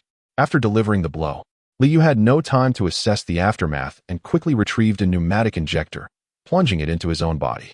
As the effect of time dilation waned, he discarded the used injector. Yet, in that fleeting moment when time resumed, a thunderous gunshot reverberated across the suburban expanse, as if an invisible force had struck him, sending Liu hurtling backward. It was the sniper from the counterterrorism task force.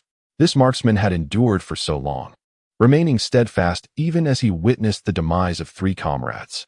Only when he was certain that Liyu's defensive stance and the second activation of St. and Weishtun had both been exhausted, and he could ensure a lethal shot, did he finally pull the trigger.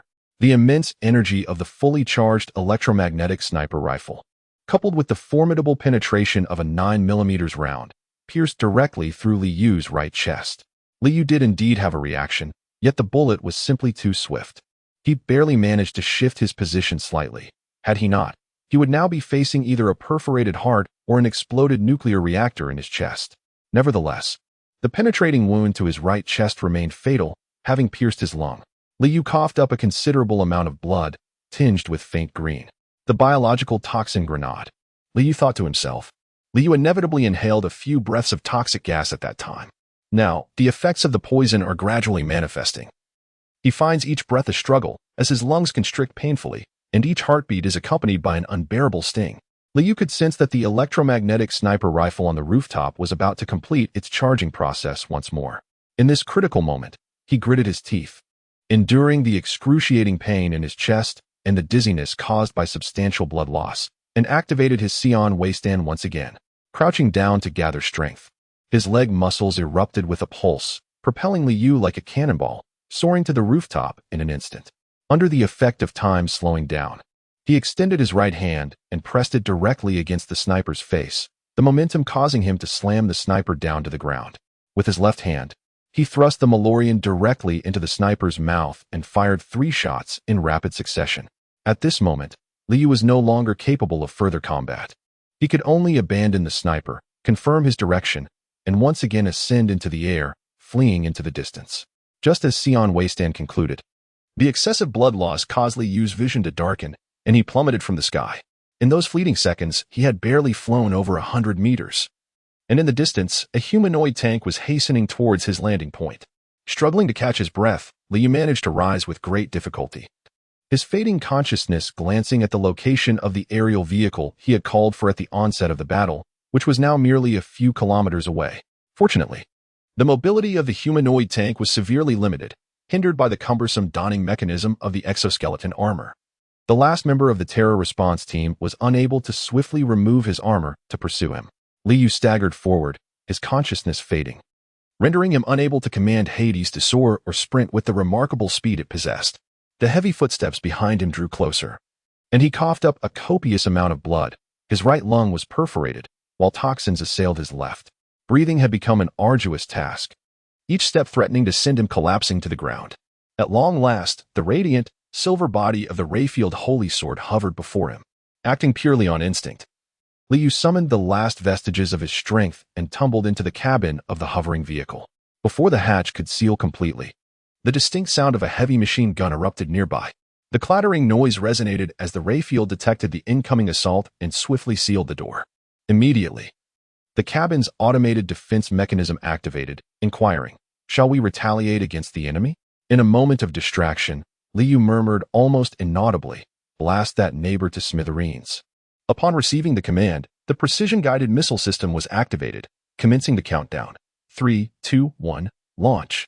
From the top of the fuselage emerged 2 cannon tubes, followed by the ascent of 2 small guided missiles, trailing flames as they soared into the sky, swiftly locking onto the humanoid tank below. A tremendous explosion erupted at the location of the mech, the sound reaching such a magnitude that if there were any bystanders, they would likely be rendered deaf to this cataclysmic detonation in that fleeting moment. After executing its counterattack, Rayfield ascended rapidly, tracing an arc as it hastened towards the location preordained by Liyu. Chapter 39. Clue. The morning 2 days later, Liyu gradually awakened, her eyes fluttering open to reveal the familiar ceiling of the Victor Clinic before her. Liyu felt a lingering ache in his chest and let out a soft groan. At that moment, a head adorned with half an inch of stubble appeared in his line of sight. With bloodshot eyes, Lewis approached, bringing a glass of water and offering it to Liyu. Liyu gradually sat up, took a sip of water, and inquired, "Haven't you slept? Have you been keeping watch all this time?" "Indeed," replied the young monk, "the critical task remains unfinished, and I feared for your life." Noticing Liyu retrieving a pack of cigarettes, the monk swiftly snatched them away, exclaiming, "You can only utilize your left lung now, and you are severely poisoned. If you smoke again, I fear you may perish instantly. Your new lung is due to arrive this afternoon, I enlisted Regina to procure a premium one. Liu now yearned for a cigarette, furrowing his brow as he inquired, Old way, is there no artificial lung available? Why not find someone to procure one? There are indeed some, but they are all of the first tier, rubbish that pales in comparison to your original. When it comes to internal organs, second-tier options are rare. The young monk then reported to Liu on the progress of the cleanup over the past 2 days. As of today, the entire Watson district is devoid of rival gangs. Every visible establishment now bears the insignia of the Qinglong Society, indicating their protection over these venues. However, it is essential to note that visible establishments account for only a small fraction of a gang's income. The majority comes from illicit activities such as drug trafficking and other nefarious enterprises. Such industries necessitate reliable sources and distribution channels. Among the elders of the Qinglong Society, while they are adept at street brawls and managing people, they lack understanding of the intricacies of industry. Only Liu possesses the experience from his previous life, and thus, everyone awaits his awakening to see how he will orchestrate their endeavors. Half an hour later, all the leaders of the Qinglong Society gathered at Old Way's clinic. Outside Misty's shop stood 7 or 8 luxury vehicles, with numerous underlings accompanying their leaders, smoking and chatting, effectively blocking the street. 2 patrolling officers observed this scene. One young officer, hand resting on his sidearm, approached to inquire about the intentions of these evidently unsavory individuals. However, as they drew nearer, the other officer quickly pulled the young one away, and once they were at a safe distance, he remarked, "Don't be foolish. Those are Qinglong Society members. With so many gathered, they must be holding a meeting, and who knows, even the Reaper might be present. Do you dare provoke him? The Reaper?" The young officer seemed somewhat uninformed. Just days prior, one individual had obliterated an entire squad of the violent terror response team, led by Reaper Leo. "Keep your eyes peeled. I want to live," he retorted.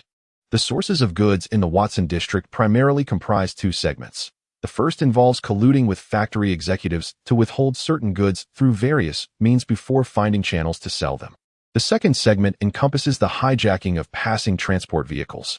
Executives often employ numerous methods to embezzle company goods, with the most typical being manipulation of the quality yield.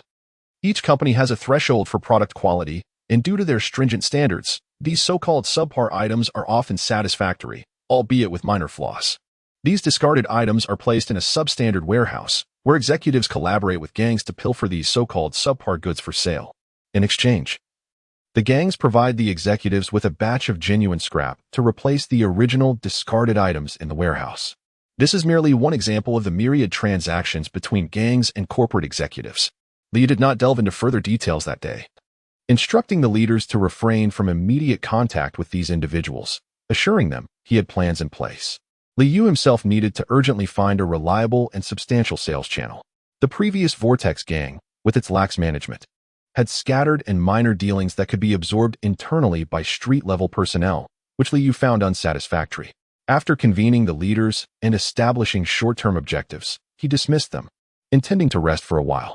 With only one lung, speaking was a laborious task, requiring him to catch his breath after every few words, making a 2-hour meeting quite exhausting. Just as Liu lay down, on the verge of slumber, V entered, pulling open the iron door.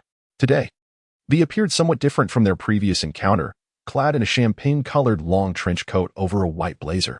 Her long legs clicked rhythmically in shiny high heels as she approached him. Is this the mercenary V from another life? Or the socialite V just returning from an elite soiree? Liu teased with a smile. Shut it. Leo, open your eyes and take a good look. It's all natural, V retorted, twirling before him, a fragrant breeze wafting into Liu's senses, dispersing the lingering smell of antiseptic that had plagued him for days. Liu could not suppress his smile, his eyes narrowing in delight, and after a moment, he inquired, "What brings you here? Have you been muddled by the anti-terror task force? Are you delivering lungs, or were you not in search of work from Regina's crew?" Lewis made the connection while I was still in a state of unconsciousness. Liu felt a tinge of disappointment. V observed Liu's sudden change in demeanor, a slight smirk playing at the corners of his mouth. "Old way, the items are placed here. Remember to settle the bill, boss," V remarked before bustling away once more. Victor's craftsmanship was beyond reproach when Liu awoke again in the evening. His first sensation was akin to his breath transforming from that of a clunky 2-cylinder vehicle to a high-performance V8 turbocharged sports car. Taking a deep breath, he held it for over 2 minutes without feeling any distress. Observing Liu's struggle, Victor commented, "Stop trying. The third-generation comprehensive artificial lung employs nanomaterials, which can connect to a core processor. When damaged, the nanomaterials automatically repair the affected areas, and in cases of severe damage, they will deactivate that portion, continuing to maintain breathing at a lower power. Naturally, the efficiency of respiration far surpasses that of ordinary models. Liu rose with satisfaction, noticing numerous messages in his inbox. After sifting through the usual advertisements and greetings from associates, the first notable message was from Kapil, the director of operations at Biotechnica, reiterating his invitation and offering a video call if an in-person meeting proved inconvenient. The second was from Mr. Hans, bearing news regarding Liu's request to connect with the Voodoo Boys. The third, sent half an hour prior, was from V, summoning Liu to the afterlife once he awoke. The sleek erudite Sable descended gracefully onto the hovering parking platform outside the afterlife, though parking lot was a generous term, as few dared to leave their vehicles there. The space had long been commandeered by gangs, mercenaries, and thrill-seeking youths who treated it as an open-air rave. Deafening bass thundered from towering speakers as neon-lit stimulants fueled the writhing crowd. Yet the moment the opulent Rayfield erudite touched down at the center of the chaos, the scene froze. In Night City, only corporate elites traveled by AV, and none in the underworld had ever flaunted such extravagance. The gawking onlookers quickly reconsidered their curiosity as Liu stepped out, his icy gaze sweeping the crowd like a blade. Wherever his eyes landed, people recoiled. The parking lot fell into stunned silence, leaving only the distorted growl of heavy metal echoing from the speakers. Liu casually gestured towards a small group of thugs, composed of 3 or 5 individuals, and said, "You, come here, all of you." The young men trembled so much that their legs began to shake. Yet they dared not refuse and could only approach Liu with quaking steps. Liu pulled out a handful of banknotes and placed them in the young man's hands, saying, "Take good care of the car." After uttering these words, Liu turned and walked inside. In truth, the Rayfield was equipped with an automatic security system. Yet it was only responsive to acts of aggression. Liu had no desire to deal with the thoughtless individuals who might relieve themselves on the vehicle. After all, in their altered state, these people were capable of any reckless behavior. Chapter 40, Are You Afraid of Death? Each time Liu arrives, he experiences something distinct. During his last visit, he was greeted with curious glances from those around him. However, this time, his presence has reached a level where conversations cease in the vicinity.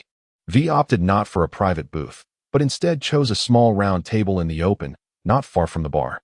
Liu approached and examined the slender leg of the high stool, contemplating whether it could withstand his weight. It is important to note that Hades' entire skeletal structure and limbs are composed of high-density metal, rendering him quite hefty. Although he had never measured it, Liu estimated his weight to be over 300 pounds. V seemed to perceive Liu's apprehension and reassured him with a smile, "It's all right. Go ahead and sit." Liu, seated on a high stool with an air of skepticism, addressed the bar counter, "A bottle of Baijioshin and a large platter of fruit, please." "How did you know I have a penchant for Baijioshin?" V inquired, as he picked up Liu's cigarette case and lit one. "I have no idea, but what a coincidence. I, too, am fond of it. This liquor packs quite a punch." The bartender personally delivered the drinks and fruit platter, then uncorked the bottle to pour for the two. Liu picked up a cranberry and placed it in his mouth. Having not eaten for quite some time, he was sharply stimulated by the sweet and sour flavor of the cranberry, causing an immediate rush of saliva and a sensation of rebellion from his stomach. "Bring me something to eat, a lot more, perhaps 10 sandwiches," Liu instructed the bartender. While others frequented this place for business discussions, he had come solely for a meal. V watched in a mixture of amusement and exasperation as Liu devoured his food. "Let us not delay. Please continue with your matter," Liu said without lifting his gaze. "I have news regarding Herman, the head of the biological chip project that occupies my mind," V replied. "Is he unmanageable? Do you require assistance?" Liu, having nearly finished his meal, pushed aside the empty plate and took a hearty gulp of his drink. Almost. He was originally from Arasaka, but has now defected to Kanto. In due time, he will depart Night City aboard a spacecraft. When precisely, that remains uncertain. However, I truly cannot handle matters concerning the spacecraft, which is why I am seeking your help. This is crucial for me, as you are aware. All right. I happen to have some information regarding the Voodoo Boys. Liu lit a cigarette and continued, according to the information. The Voodoo Gang has recently encountered some troubles, and they are seeking assistance to resolve these issues. V, following Liu's lead, remarked, "So you wish for me to lend them a hand, and in doing so, inquire about their motives for stealing the biological chip?" Liu shook his head. feeling somewhat intoxicated from the absence of cigarettes over the past few days. He propped his left elbow on the table, resting his chin on his hand, and remarked, "I don't believe it's necessary. I might be in even more trouble than they are." He paused for 2 seconds, then extended his right arm to rest on the table, similarly supporting his face with his hand, silently gazing at Liu. The two had agreed to set off together to the Voodoo Gang in 2 days, as Liu also needed to seek their assistance in finding a way to connect with the Black Wall. The following day, Liu boarded the hovercar. Arriving at the Cobalt building, the hotel manager awaited him at the rooftop helipad, guiding him to the top floor, where Raisin's suite was located. This marked Liu's second encounter with this room, the first being through Evelyn's super dream. Today, Chongshui was absent, leaving only Raisin in the room, where tea and liquor were laid out on the sofa. Raisin sat on one side of the sofa while Liu took a seat opposite him. "Leo, it is truly challenging to arrange a meeting with you. Tea or whiskey?" Raisin gestured towards the table, which held a carefully prepared tea set and a bottle of 30-year-aged whiskey by Master Abacchio. Master Abacchio had passed away many years ago, and each bottle of his aged whiskey was a rare treasure, indeed a genuine delicacy. Liu pondered for a moment and said, "Then let us indulge in a drink." The two poured themselves some wine and clinked their glasses. In a rare departure from his usual behavior, Liu did not down the entire glass in one go. Instead, he took a modest sip first. The 30 years of maturation in oak barrels had naturally mellowed the alcohol content, rendering the wine not at all harsh but rather fragrant and smooth, with a remarkably complex aftertaste that bore hints of fruitiness intertwined with the rich aroma of nuts. Smacking his lips in delight, Liu finished the glass in one gulp, exclaiming, "What a fine wine, truly exceptional." He poured himself another glass and consumed it in one swift motion. Lai Xian chuckled softly, rising to retrieve a wooden box from the cabinet behind him. Upon opening the box, to their astonishment, it contained a remarkable collection of 11 bottles of 30-year-old Abajo vintage. Liu was truly taken aback this time. Glancing over at Lai Xian, one bottle was hardly sufficient. Failing to satisfy the guest was a sign of the host's negligence. Lai Xian then produced a flat wooden box and placed it on the table, revealing a collection of cigars that appeared to have aged gracefully. While Liu was well-versed in wine, his knowledge of cigars was limited. However, by their appearance, it was clear they were of high quality. Lai Xian had made such thorough preparations, and although Liu was uncertain of his ulterior motives, he reasoned that given Lai Xian's influence, if he intended to harm him, there would be no need for such elaborate efforts. After a few rounds of drinks, Lai Xian, though having consumed less than Liu, still bore a flush on his face. Lai Xian remarked, "I've heard about your endeavors in the Watson district. You possess quite the audacity, confronting NCD head-on. It's quite common for those in the underworld to clash with the authorities. So, how is Hades treating you?" Liu thought, "Here we go. It is time to get to the point. A fine gift indeed. I must express my gratitude to you. With both the cybernetic enhancements and the exquisite wine and tobacco. What is your true intention? Just speak plainly." Lai Xian paused, gazing at Liu, and did not respond directly but gently inquired, "Have you encountered those factories in the Watson district? Have you seen the common folk there? Have you wandered through the vast fields of wheat in the outskirts?" Liu fell silent for a moment before responding, "I have seen it. Not only in the City of Night, but this is the reality across the globe." Lai Xian poured himself a drink, took a sip, and continued, "Do you believe it can change?" Liu gazed at Lai Xian, once again met with that intense and fervent stare. "Though uncertain, for the sake of Hades, I shall reveal this to you." Liu straightened his posture and said, "I am attempting to instigate a change." Arasaka Yoshinobu slowly replied, "And what if this change necessitates opposing the company? How will you proceed?" Liu gazed at Rizaka Raishian, the prince of the Rizaka clan, who now ascended as the new emperor. There was an inexplicable aura about him.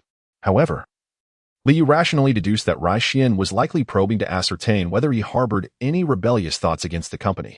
Yet, Liu, in this moment, felt a sense of calm. The heavy burden had been lifted, and if he chose to flee, it would not prove difficult. Liu spoke slowly yet resolutely. "So what?" Arasaka Raishian rose abruptly, his gaze piercing, pointing a finger at Liu. "Even if it is Arasaka? Do you comprehend the consequences of opposing the company? You are utterly ignorant of its power."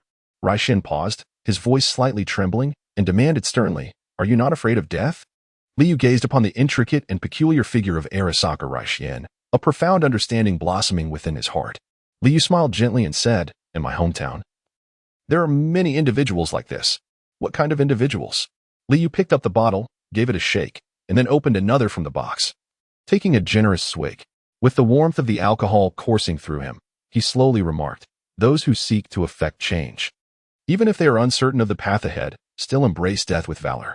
Upon hearing these words, Arasaka Raiksen sank onto the sofa, taking a moment to collect himself before reaching for a bottle of his own, gulping down a hefty mouthful, revealing his inebriation. Chapter 41. Change. Only half the whiskey remained in the box. Unlike the spirits of his past life, whiskey, as it ages, diminishes in potency, yet flourishes in complexity. Together, they had consumed a staggering 5 bottles of whiskey. Your intentions are all too transparent. From the moment you entered, your plan was to entice me with drink. You present both tea and liquor, yet, Liu interjected with a belch, you only set out the tea service while the other side boasts rare fine spirits. Any reasonable person would know how to choose. You were intent on drinking from the very beginning. You speak the truth, Raiksen replied. His eyes half closed as he slumped against the sofa. The new master of Arasaka, so deficient in the art of intrigue? Your ruse is rather juvenile. Having downed 3 bottles, Liu felt the effects weigh heavily upon him. I am not adept in such matters. I have already stated that I am also one who traverses these realms. Enough of your nonsense. You're not some rebellious heir bent on dismantling your father's business empire to prove a point, are you? I may lack cunning, yet I am not as shallow as you presume, Raiksen countered, managing to sit upright. During my studies in Europe, I witnessed companies plundering farmers of their water, then their land. These corporations exert control over nations at every level, manipulating livelihoods, employing every conceivable means to amass wealth. They siphon off the very essence of the people, taking everything. Raiksen rose slowly, determination etched on his face. Now, they even seek to seize the very souls of individuals. I am resolved to change all of this. If necessary, I shall dismantle it all, starting with Arasaka. Liu contemplated the myriad possibilities surrounding Arasaka Yoshinobu's motives for murdering his father. Yet he never anticipated such a turn of events. Liu, contemplating this, chuckled softly and remarked, it appears you may share a common language with Johnny Silverhand. Both of you are lunatics intent on blowing the company to smithereens. You are correct, Leo. I hold him in high regard. What is that term? To face death with equanimity. But what, pray tell, is your true purpose in seeking me? Are you merely testing me? To some extent, yes. This notion of mine requires careful orchestration behind the scenes. Arasaka is not solely my domain. It is a colossal entity with intricately intertwined interests. Much like the emperors of ancient times, they must balance power, rally certain factions, and suppress others. Liu continued, indeed. Yet, I am merely a gang member. How can I possibly assist you? Leo, I perceive your gaze. You are acutely aware of your intentions. Liu sighed and remarked, in truth, your path is somewhat misguided. You have chosen the wrong direction. Even if you were to dismantle Arasaka, it would yield no substantial change. For there will always be other corporations emerging to fill the void, and the overall situation will remain unchanged. To effect genuine transformation, we must address the fundamental issues at hand. First, we might attempt to alter a specific locale, perhaps. Night City? Night City. The two clinked their glasses together. Lai Xian, lost in thought as he sipped his drink, was no fool. Having received an education among the world's elite from a young age, he admired Silverhand. Yet he was acutely aware of the futility of mere destruction. After listening to Liu's words, he silently questioned his current plan. I once endeavored to nationalize Arasaka, but I failed. Lai Xian's hoarse voice broke the silence. I am no expert in politics, but I surmise that you failed to balance everyone's interests, at least not those of Arasaka. Indeed, my father did not even intervene. The shareholders of Arasaka alone thwarted that nationalization process. This is a truth even I comprehend. If you aim to shatter everyone's livelihoods, they will undoubtedly stop you at all costs. You were fortunate to be alive, perhaps even because your father protected you back then. I believe many, like Kong Tao in those days, must have sacrificed themselves for that cause. They succeeded, just as they did 130 years ago. You speak wisely. Leo, Huaxia is a magnificent nation, evident in the fact that it is the only country untouched by corporate malice. In their pivotal moments, countless individuals are willing to make sacrifices for her. Of course, Liu tilted his head upward, regardless of whether in his past life or in this distorted world. That crimson flag never failed to inspire hope. During this encounter, both individuals retained their respective plans, refraining from divulging them to one another. Before parting ways, Arasaka Raiksen patted Liu on the shoulder and said, I have prepared a gift for you, which you must personally retrieve from the Arasaka Tower laboratory. Raiksen's repeated gestures of generosity made even Liu, who had navigated this realm for many years, feel a twinge of embarrassment. I truly have nothing of significance to offer in return. A kindred spirit like you is the greatest gift I could receive. Besides, if I require a nuclear power reactor, I can always procure one from Kanto. You should keep it for yourself. Liu smiled, acknowledging that he possessed little of worth aside from this singular item. Given the existence of a nuclear power reactor, one might ponder why such technology has not been widely adopted and why one still resorts to energy sources like CH00H2. This perplexing question lingered in Liu's mind. 3 years prior, Kong Tao had unveiled controllable nuclear fusion technology, yet its complexity rendered it unattainable for any enterprise. The requisite manufacturing environment is a feat that no other company has managed to replicate. It not only demands advanced technology, but also capitalizes on a remarkably unique geographical position in Huaxia, rendering the construction of such a facility a global marvel. Is it irreplicable? Indeed, it is exceedingly difficult. Harazaka had previously undertaken such an endeavor, only to meet with failure. Presently, Huaxiao boasts but a singular factory capable of producing nuclear power reactors, and the output is exceedingly limited, making widespread adoption implausible. Furthermore, one must appreciate the incredibility of possessing 2 nuclear reactors personally. Even Hansen from Dogtown possesses but one, which suffices for the daily power needs of the entire settlement. Therefore, exercise caution, Leo. Chapter 42. Radiance upon departing from the Azure Tower. Liu set the destination of his hover vehicle to Harazaka Tower, leaning against the soft upholstery of the Rayfield chair. He recalled that he needed to reach out to Caper, the director of biotechnology operations. After dialing, a voice emerged, enunciating English with the clarity of a seasoned broadcaster. Leo, it has been quite some time since I reached out to you, and never before have I had to wait this long. Liu furrowed his brow. Having just consumed alcohol, his temper was rather foul. I shall grant you 5 minutes. Liu glanced at the estimated arrival time of the hovering vehicle, precisely 5 minutes. The individual opposite him seemed taken aback by Liu's demeanor, their voice tinged with a hint of emotion. The former Vortex gang has always collaborated with us, yet their mental state has been rather unstable. Thus, your ascension to replace them is not a disadvantage for me. Noticing Liu's silence, Kapil continued unabated. Previously, our profits with the Vortex gang were divided 80-20. However, I believe you will prove to be a far superior partner than those deranged reformists, which is why I am willing to offer a more favorable split, 30% for you and 70% for us. Liu twitched the corner of his mouth, lit a cigarette, and calmed his emotions before inquiring, what are the specific details? For each batch of orders, due to the defect rate, we always prepare a surplus of materials beyond the actual order quantity. These materials will be transformed into products. Additionally, the discarded defective items also need your cooperation for us to take away and subsequently dispose of in the black market. This includes the occasional hijacking of our dispatched goods. Naturally, this should occur after we have fulfilled our delivery to the client. All of this constitutes the essence of our collaboration. Having understood the content, Liu agreed. All right. No problem. I also consent to a 70-30 split, but we take the 70. The other parties seem to find this amusing, their curry accent surfacing. Do you even comprehend what you are saying? What has replaced the Vortex gang to make you so arrogant? If you lack genuine intent to cooperate, we would not hesitate to allow Watson District to switch to another faction. Liu chuckled softly. The influence of biotechnology in Night City was such that if they could effortlessly alter the ecology of an entire district, they would have long since eliminated the Vortex gang. A band of reckless renegades devoid of any sense of contractual obligation. I was merely jesting. If you disagree, let us negotiate further. However, 30% is far too meager. How about we meet tomorrow? Liu proposed. You had better understand the gravity of your actions. Kapil snapped before abruptly ending the call. The air purification system in the vehicle swiftly expelled the smoke from the cigar, ensuring the atmosphere remained refreshing. As Liu gazed out at Night City from the car, the journey from Watson District to the city center transformed the dilapidated low-rise buildings into towering skyscrapers reaching hundreds of meters high, and the streets were inundated with advertisements and the seductive allure of music. Upon arriving at the Aozaka laboratory, Liu encountered no obstacles.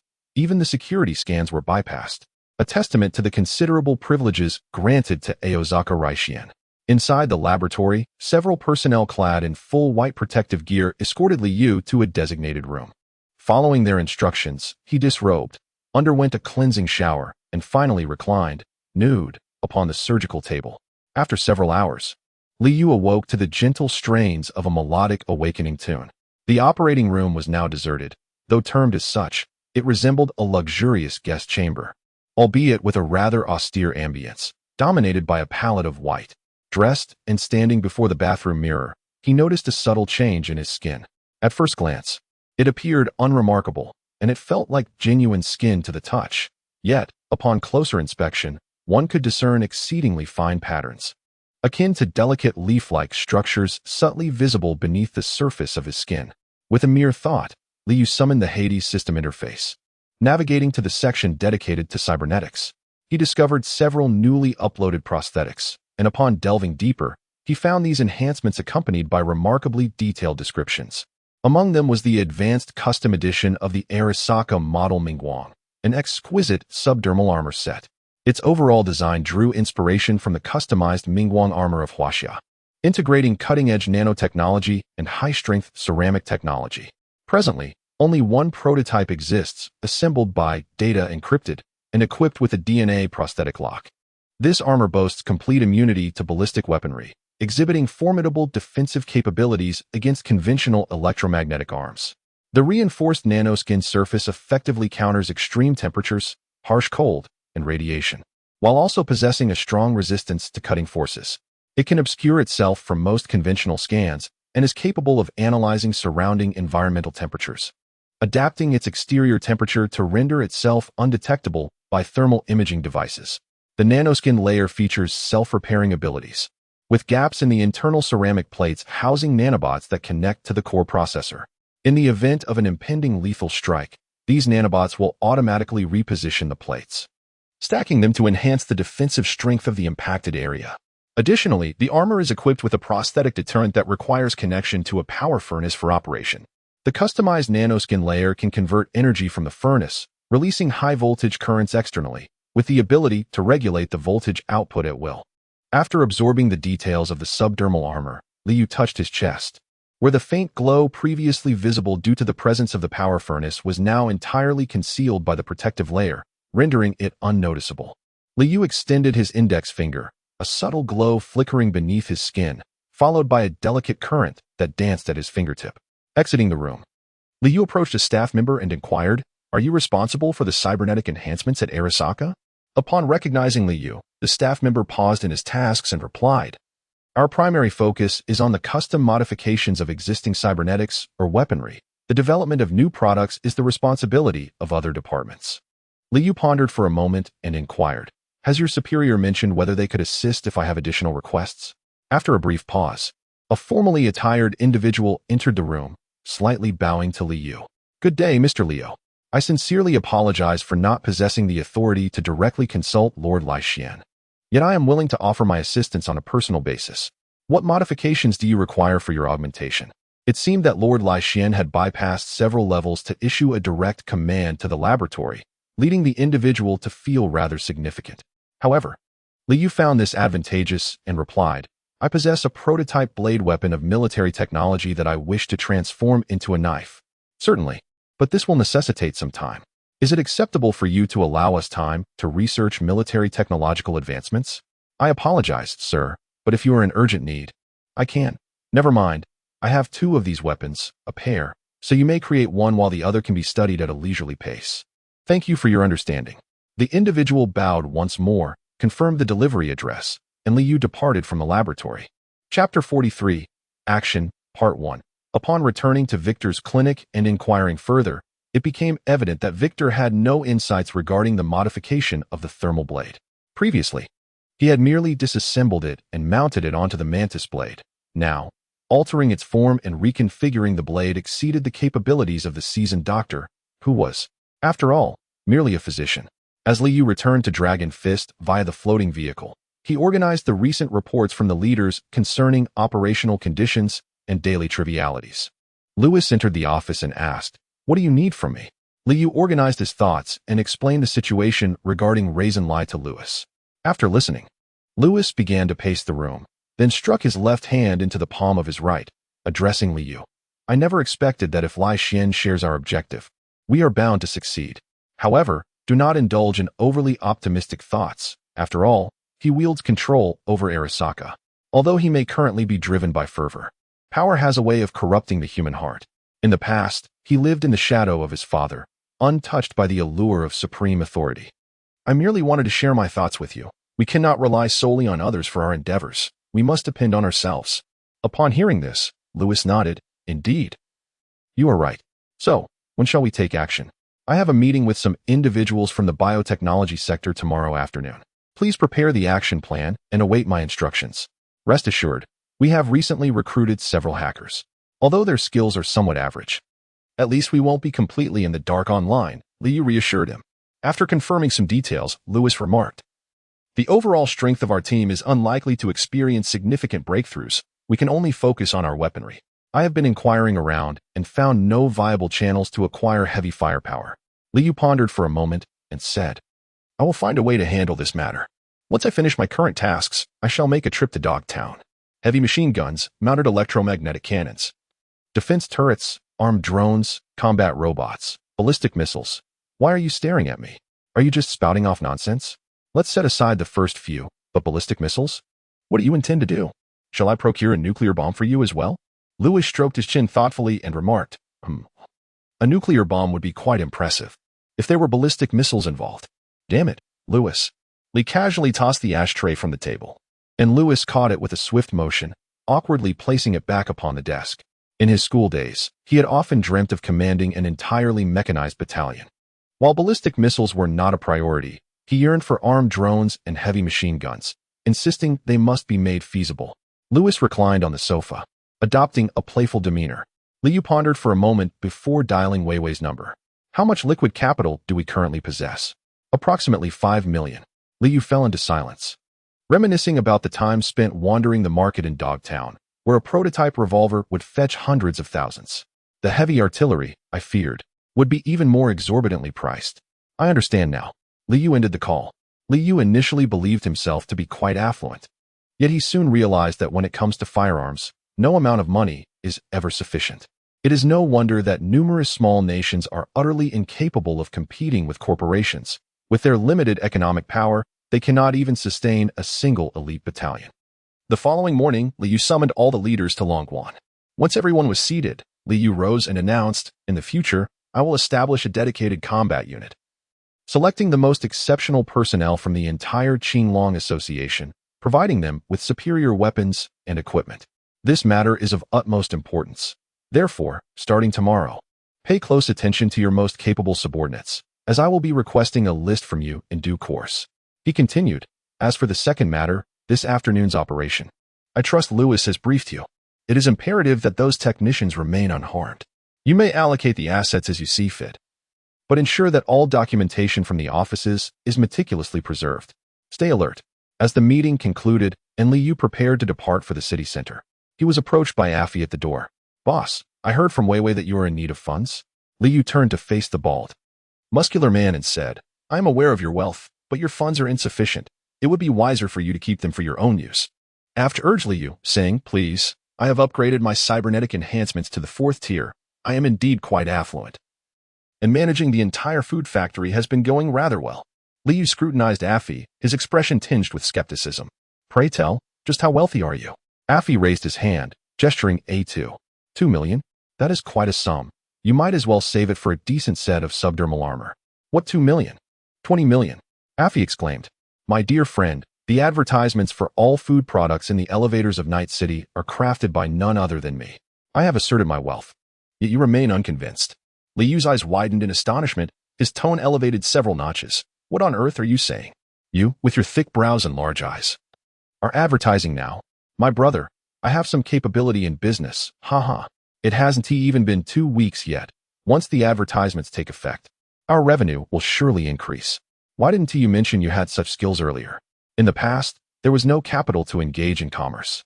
It was only because you sent me here that I had the opportunity to give it a try. Moreover, the Qinglong Association's reputation holds weight.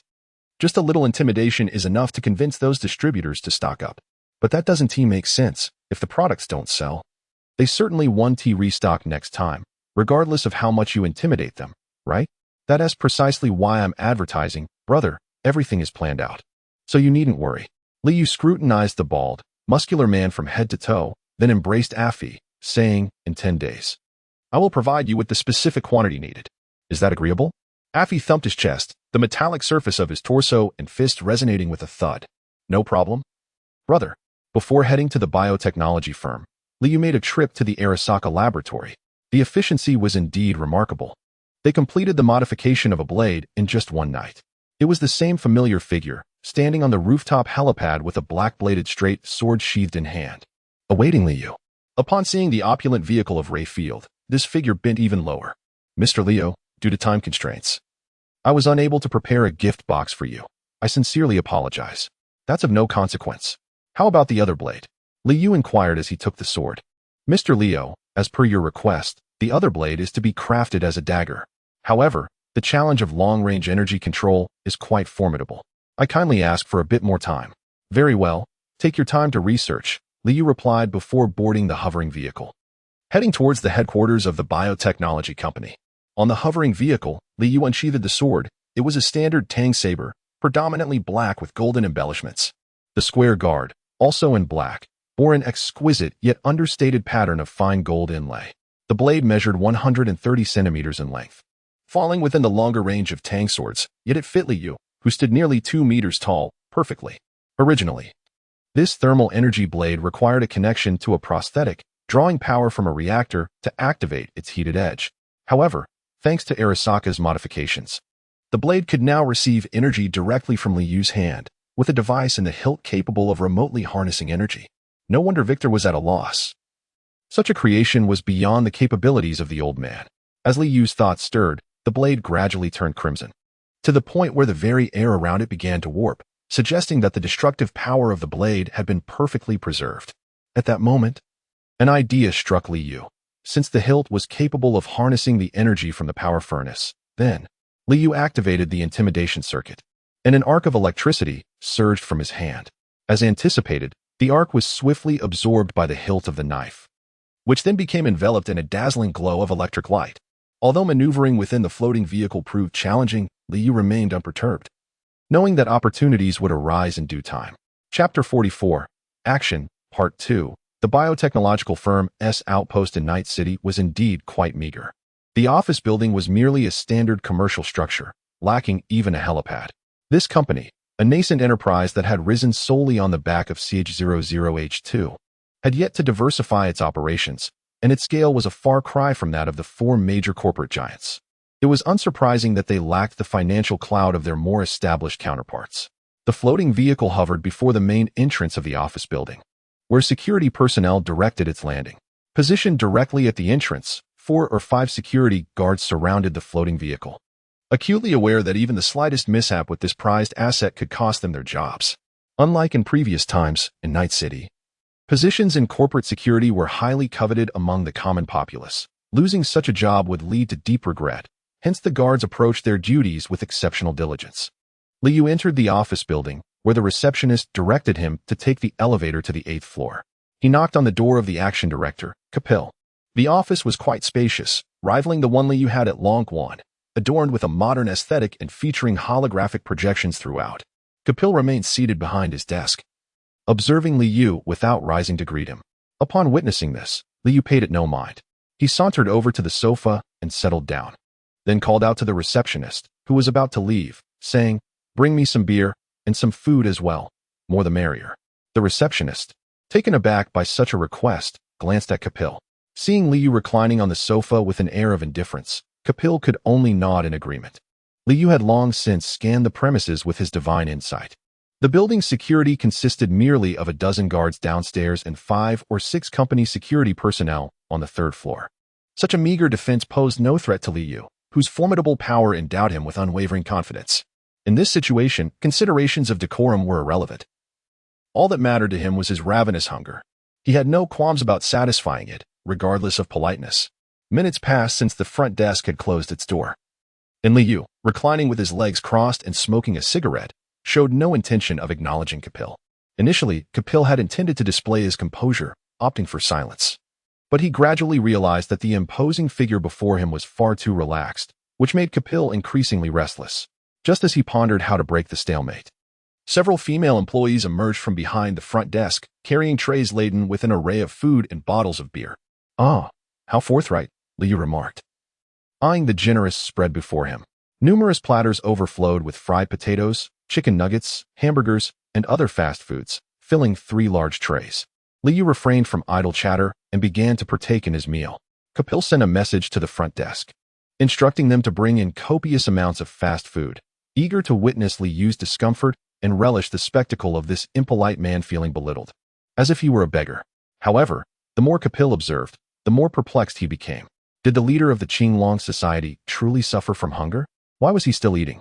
As Liu finished his meal, he stuffed the last French fry into his mouth, downed a beer with a satisfying burp, and remarked contentedly, "What are your thoughts? A 3-7 split is certainly unacceptable. It must be a 50-50 division." Kapil's curry-inflected accent resurfaced. "You are merely a replaceable tool. Do not overreach." "Enough, Kapil," Liu interjected, having played enough games, his demeanor turning serious as he continued. "How did a useless individual like you become the director of biotechnology? Is there no one else in your company?" Liu pointed to the empty plate on the table and remarked, "Since the moment I stepped through the door, you have been posturing. Observe your juvenile tactics. Do you truly believe such trivial antics serve any purpose? To insult me? Depart at once and summon the head of your biotechnology division in Night City. You are far too inexperienced. Engaging with you is utterly uninteresting." Kapil's face flushed crimson. Yet he remained speechless, squirming in his chair as he braced himself for a confrontation. He was uncertain how to retaliate, but the thought of exiting in such a manner would render him utterly ineffectual.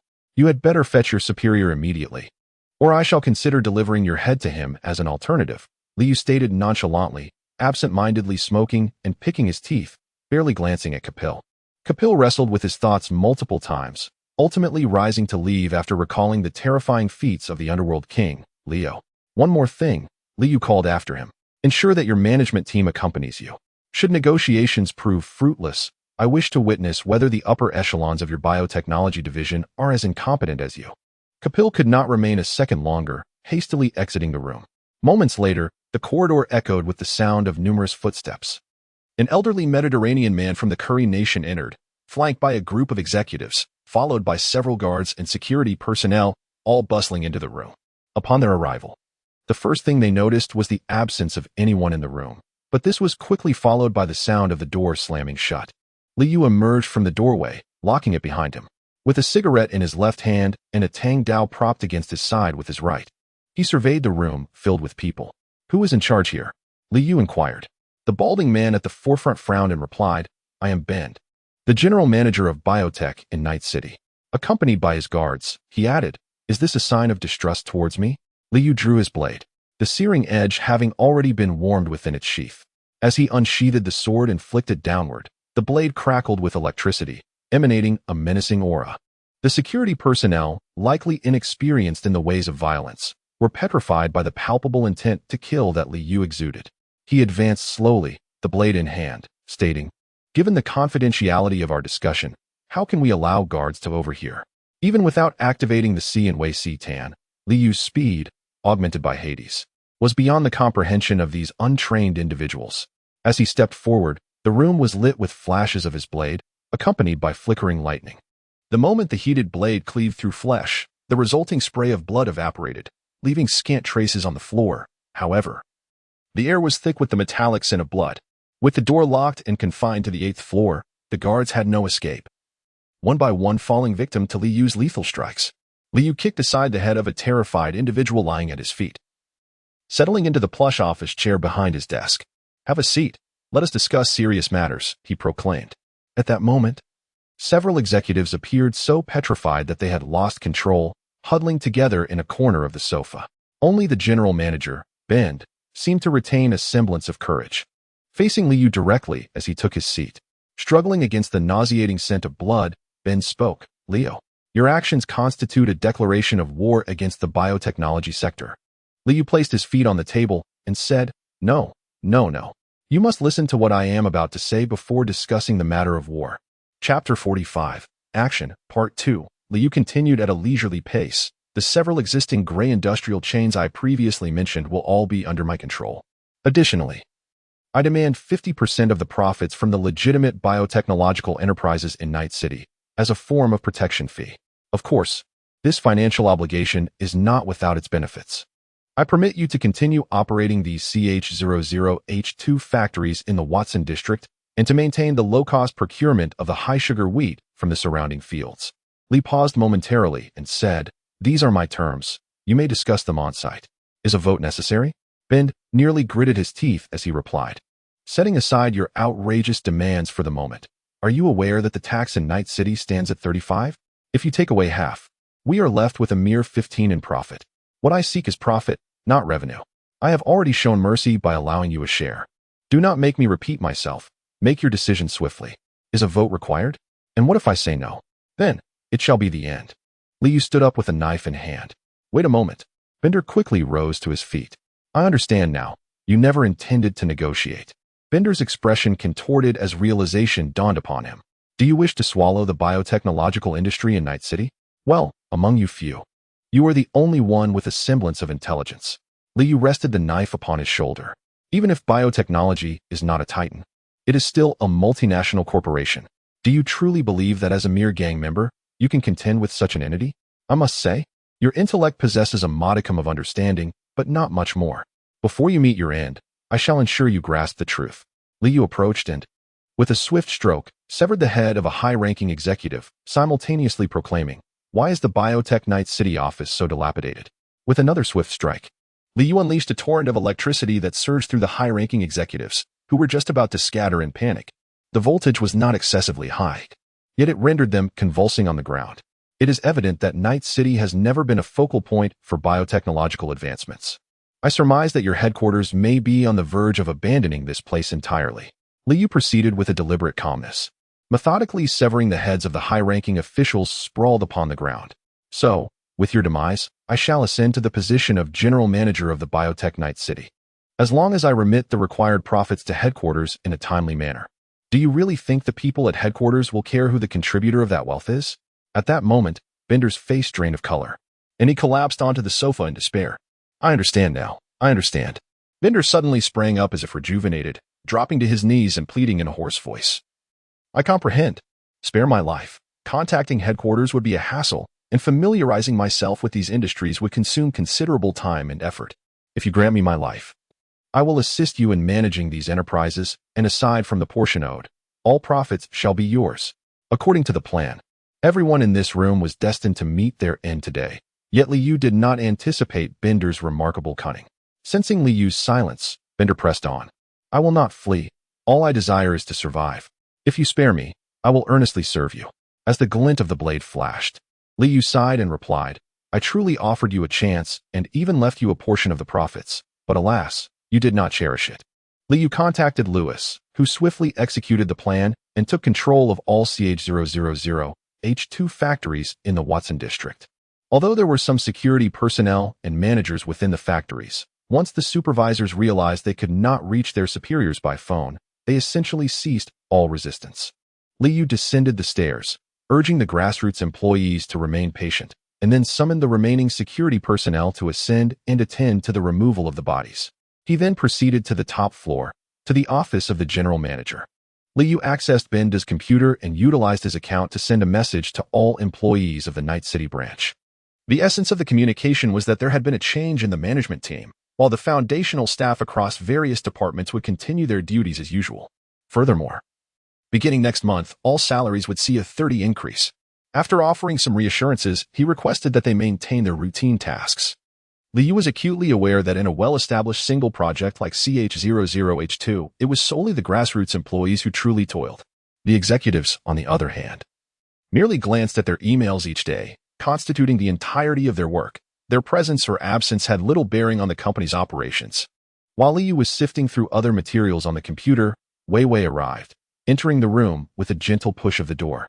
Liu vacated his seat and gestured to the information on the computer, stating, "In the future, you will be responsible for managing this area. In truth, there is little to worry about. You simply need to ensure timely payments to the headquarters of the biotechnology firm." Liu pondered for a moment and added, "Furthermore, the procurement of raw materials and the shipping channels for CH00T2 are managed by the staff below. Your only responsibility is to periodically listen to their reports and observe for any anomalies." After speaking, Liu summoned all employees to the conference room. In the grand meeting hall, He merely outlined the current situation and introduced Wei Wei as the future general manager. He then called back the remaining security personnel and executed them. It was evident that the future would see the Qinglong Society's underlings overseeing this territory. The security guards were merely making their final contribution before their demise. Their sole purpose was to convey to the staff that the new boss was unlike the previous ineffectual ones. Foolery would result in dire consequences. However, the substantial increase in wages encouraged the employees to diligently continue their work, for in the Night City, everything revolved around money. Chapter 46. Heartfelt reflection in the return air vehicle. Liu gazed out at the bustling city center and felt a twinge of loneliness for the first time. Since arriving in this world, he had never possessed a clear objective. It seemed that all his actions were merely aimed at survival. From the outset in Dogtown, where he encountered the unexpected misfortune of the scavenger, to being ambushed by an intermediary named Jason, he had once believed that humanity retained some semblance of conscience. Throughout this tumultuous journey, aside from the instinct to survive, Liu had strived to avoid taking unnecessary lives. It was only upon witnessing the slums of Watson District, the gaunt figures, the shattered homes, the distorted morals, and the repugnant city, that the full weight of his reality struck him. Liu, having accompanied Lewis, witnessed the world under the veil of night, succumbing to insomnia. That evening, he reflected upon numerous memories. Despite having been a ne'er-do-well in his past life, Liu had a profound appreciation for literature. He recalled the cyclical nature of history, the towering figure reminiscent of a mountain, and the flourishing era that once was. Throughout the night, Liu delved into the annals of this world's history.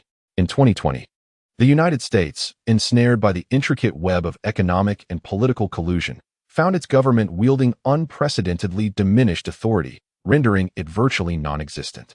Yet, swiftly emerged a savior capable of reversing the tide, reuniting the states on the brink of fragmentation and establishing a new America. This echoed the establishment of the Eastern Han by Liu Xiu, albeit merely a prolongation of life.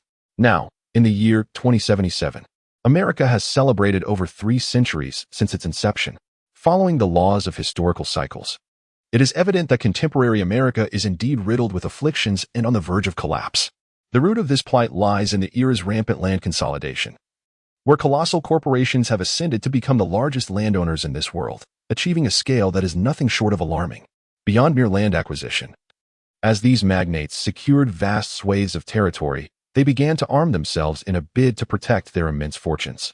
The advancement of technology rendered traditional numerical superiority in warfare obsolete. Hence, they commenced the pursuit of the world's leading technologies, monopolizing the most elite talents. Ultimately, these corporations have completely assembled the final puzzle piece in their quest for dominion over the ages. Liu analyzed that the reason why Huaxia could still firmly hold on to its nation and even nationalize Kongtao, one of the 4 corporate giants of this world, is due to the extraordinary achievements of the great leader from the past. Looking back from the year 2077, the policies established then were remarkably visionary and awe-inspiring. Reflecting on his own situation, Liu wiped his eyes. Since he had arrived in this turbulent era, why not take action? So let us take action. Liu has always regarded himself as a person who steadfastly moves forward once he has set his sights on a goal, willing to employ any means necessary to achieve it. In a previous life, he was once posed with the classic moral dilemma, to which his answer remained unwavering. To save an entire train of passengers, he would willingly pull the lever, allowing the train to crush an innocent individual. However, now, Liu recognizes that the demons within his heart have emerged. Today, within the confines of the office, he showed no hesitation in eliminating Bender and a host of senior executives. Even while dispatching the last security guard in the conference room, he exhibited no pause. Yet now, as he sits alone in his vehicle beneath the luminous moon, he engages in a profound self-examination. Struggles and doubts flood his mind. It is not until the hovering car gradually departs the city center and dilapidated, low-lying houses come into view that he suddenly feels a sharp pain in his chest. Liu extended his hand and retrieved a pendant woven from iron wire from his chest. Gazing at the pendant, he fell into a momentary reverie, recalling that it was a gift from a little girl named An, who had presented it to him before her departure. The image of the small figure crouching in the corner flickered before his eyes, yet now, she had likely turned to dust. After tucking away the pendant, Liu exhaled deeply. In this lawless world, where even the innocent had no refuge, what harm was there in taking a few more lives? The demons within him dissipated, and clarity dawned upon him. The following morning, Within the confines of the Longquan office, multiple rectification plans for the CH00H2 factory were initiated. Workers were prohibited from being compensated in food. They must be paid in wages. He instructed his subordinate hackers to establish worker profiles, ensuring that wages were calculated uniformly based on hours worked. All illicit operations were halted, restoring normal order. As Liu currently held the monopoly on all CH00H2 supplies in Night City, he resolved to elevate the price of CH00H2, setting it just slightly below the transportation cost for bringing CH00H2 from other cities to Night City. This maneuver would compel all companies in Night City with a demand for CH00H2 to procure it solely from him, as purchasing from other cities would result in higher overall costs due to transportation fees. As for the potential rise in living costs for the lower classes due to the increase in CH00H2 prices, Liu chose to disregard this concern for the time being. Any repercussions on the populace would take considerable time to manifest, and even if they did, the sheer volume of the population would dilute the impact to insignificance. However, this strategy would provide sufficient funds to revitalize the entire Watson district. The second matter that Liu must address is the security of the Watson district. In truth, with the annihilation of the Vortex Gang, other smaller factions have either submitted or disappeared entirely, leaving only the Qinglong Society to contend with in the matter of gang-related issues within the Watson district. Liu instructed Lewis to reorganize the distribution of his subordinates. He dispatched a portion of the surplus members to patrol the streets, while the remainder were assigned to Kabukicho. The Qinglong Society is currently a mixed bag, and it is not feasible to enforce strict discipline at this stage. This matter must be approached gradually. However, taking control of public security in the Watson district is an urgent necessity.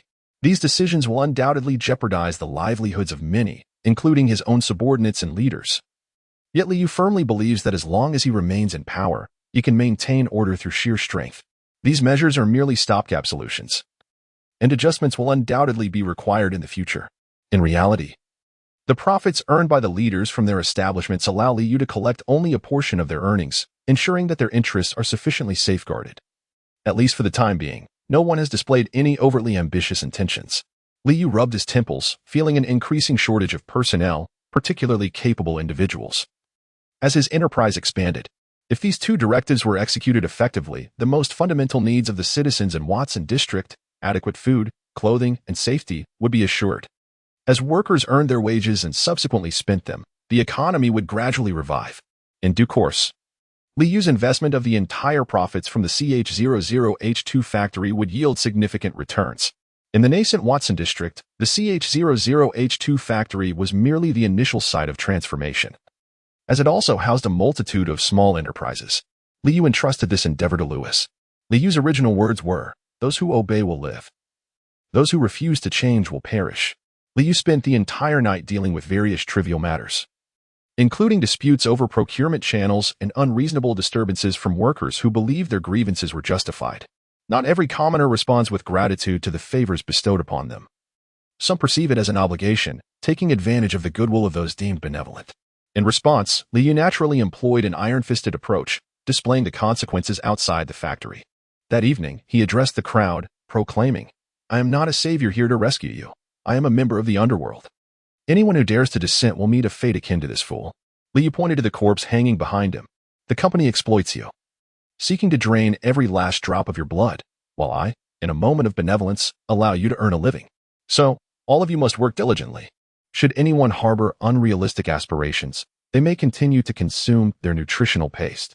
After finally having a chance to rest well for a night, Liu awakened in the morning, just as V's call rang through. "What is the matter?" Liu's voice was weary. "Damn it, you haven't forgotten, have you? The Voodoo Gang. Weren't we supposed to set off today?" V seemed to be eating, speaking indistinctly. "What are you chewing on?" Liu rose from his bed. "Damn you, you fool. Hurry over here and pick me up," V exclaimed in a fit of anger. Liu could vividly imagine the fiery girl with pink hair jumping in excitement.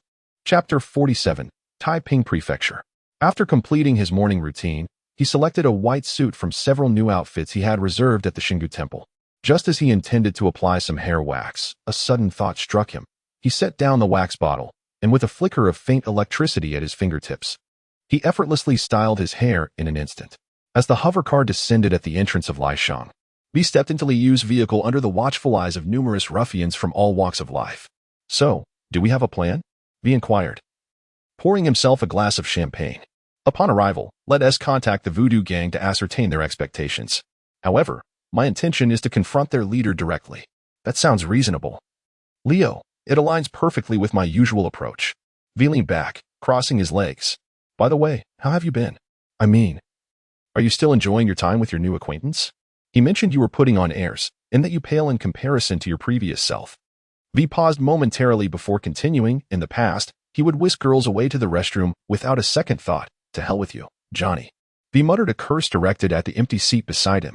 I suspect he meant to imply he has an interest in you. Don't even think about it, V exclaimed, flushing. Ah, then I must show you something remarkable, Liu declared, retrieving the Malorian and placing it on the small table. V took the pistol, fiddling with it while seemingly tuning out Johnny's incessant chatter.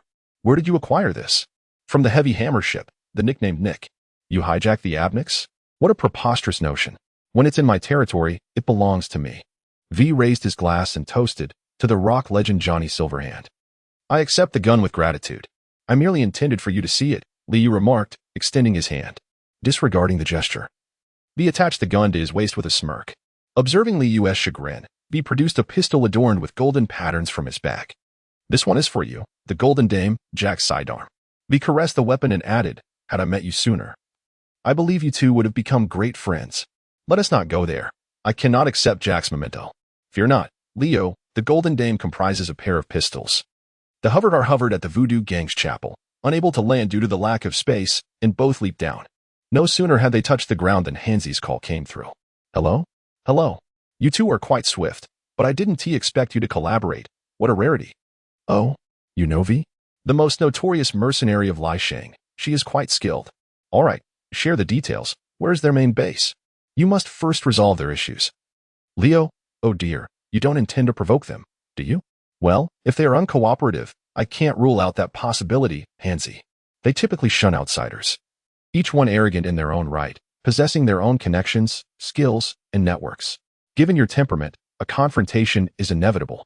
After finishing, Hansi hurriedly continued, but do not rush. You will need to seek Bridget's assistance, and therein lies their dilemma. Bridget is trapped within the network. Even if you eliminate them all, she remains ensnared. I understand. This task is unavoidable for us, correct? Indeed, someone will meet you at the chapel. Damn it. Liu hung up the phone. They mentioned a rendezvous at the chapel. Let me investigate. Liu spoke as he activated the divine realm, the domain unfurling within an 80-meter radius, capturing everything in sight. A black man, adorned with a headscarf, was fixated on him. His surveillance actions were rendered utterly transparent beneath the scrutiny of the divine domain.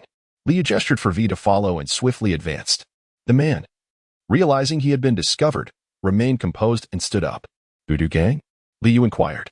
The black man responded, at the butcher shop across the street. Look for Placid. V was scanning the opposite street, trying to locate the butcher shop, when a loud bang resonated. Turning around, he saw Liu just retracting his fist, having lifted the black man as if he were a mere chick. Who do you think you're intimidating? Lead the way. The black man spat out a bloody tooth, his eyes wide as he was about to speak. Liu struck once more, then drew his sword, its blade igniting with intense heat, scorching the curly hair atop the black man's head. The black man quickly pleaded for mercy, glancing back at Liu, shrinking his neck and silently leading the way ahead. V walked alongside Liu, clicking his tongue in astonishment, exclaiming, Today, I truly understand. Your nickname is well-deserved. I greatly admire your style. Liu smiled without uttering a word, his left hand grasping a knife while his right hand casually rummaged through his pocket. He then glanced at V, who produced 2 cigarettes, igniting one and extending it towards Liu. As they entered the butcher's shop, the proprietor cast a wary glance at the black man. Just as he was about to speak, the black man hurriedly approached him and whispered something. The 2 men exchanged furtive glances at Liu, gesturing towards the back door, indicating that the pair could proceed inside. Liu took the lead and entered through the back door, where he beheld a butcher skillfully slicing meat. Are you Placid? Liu inquired. The butcher glanced at him, yet remained silent. Liu twisted his neck and scoffed, Damn. You members of the Voodoo Gang certainly know how to put on a show. Upon witnessing this scene, V glanced at her white short skirt and quietly took a step back. Liu noticed V's subtle movements and swiftly seized the butcher's head. A surge of electricity crackled and sparked, followed by the butcher's anguished scream. At that moment, from behind the kitchen curtain, emerged a towering African man, estimated to be around 2 meters tall. Release him. I am Placido. Liu cast aside the butcher and approached Placid, drawing out his knife as he walked. Are you pretending not to hear me? V stepped forward and grasped Leo's arm, whispering, let it go. Leo, let's focus on the task at hand. The three of them ascended to the upper floors of a nearby commercial building, the headquarters of the Voodoo Boys. Upon arrival, the two took their seats at the desk. Placid, without uttering a word, began manipulating the computer, seizing V's hand and attempting to connect the data cable from V's wrist to the computer's port. V instinctively pulled away and exclaimed, What the hell are you doing? Placid, with a stern expression, replied, You accepted the job, now follow through. Connected. Quickly.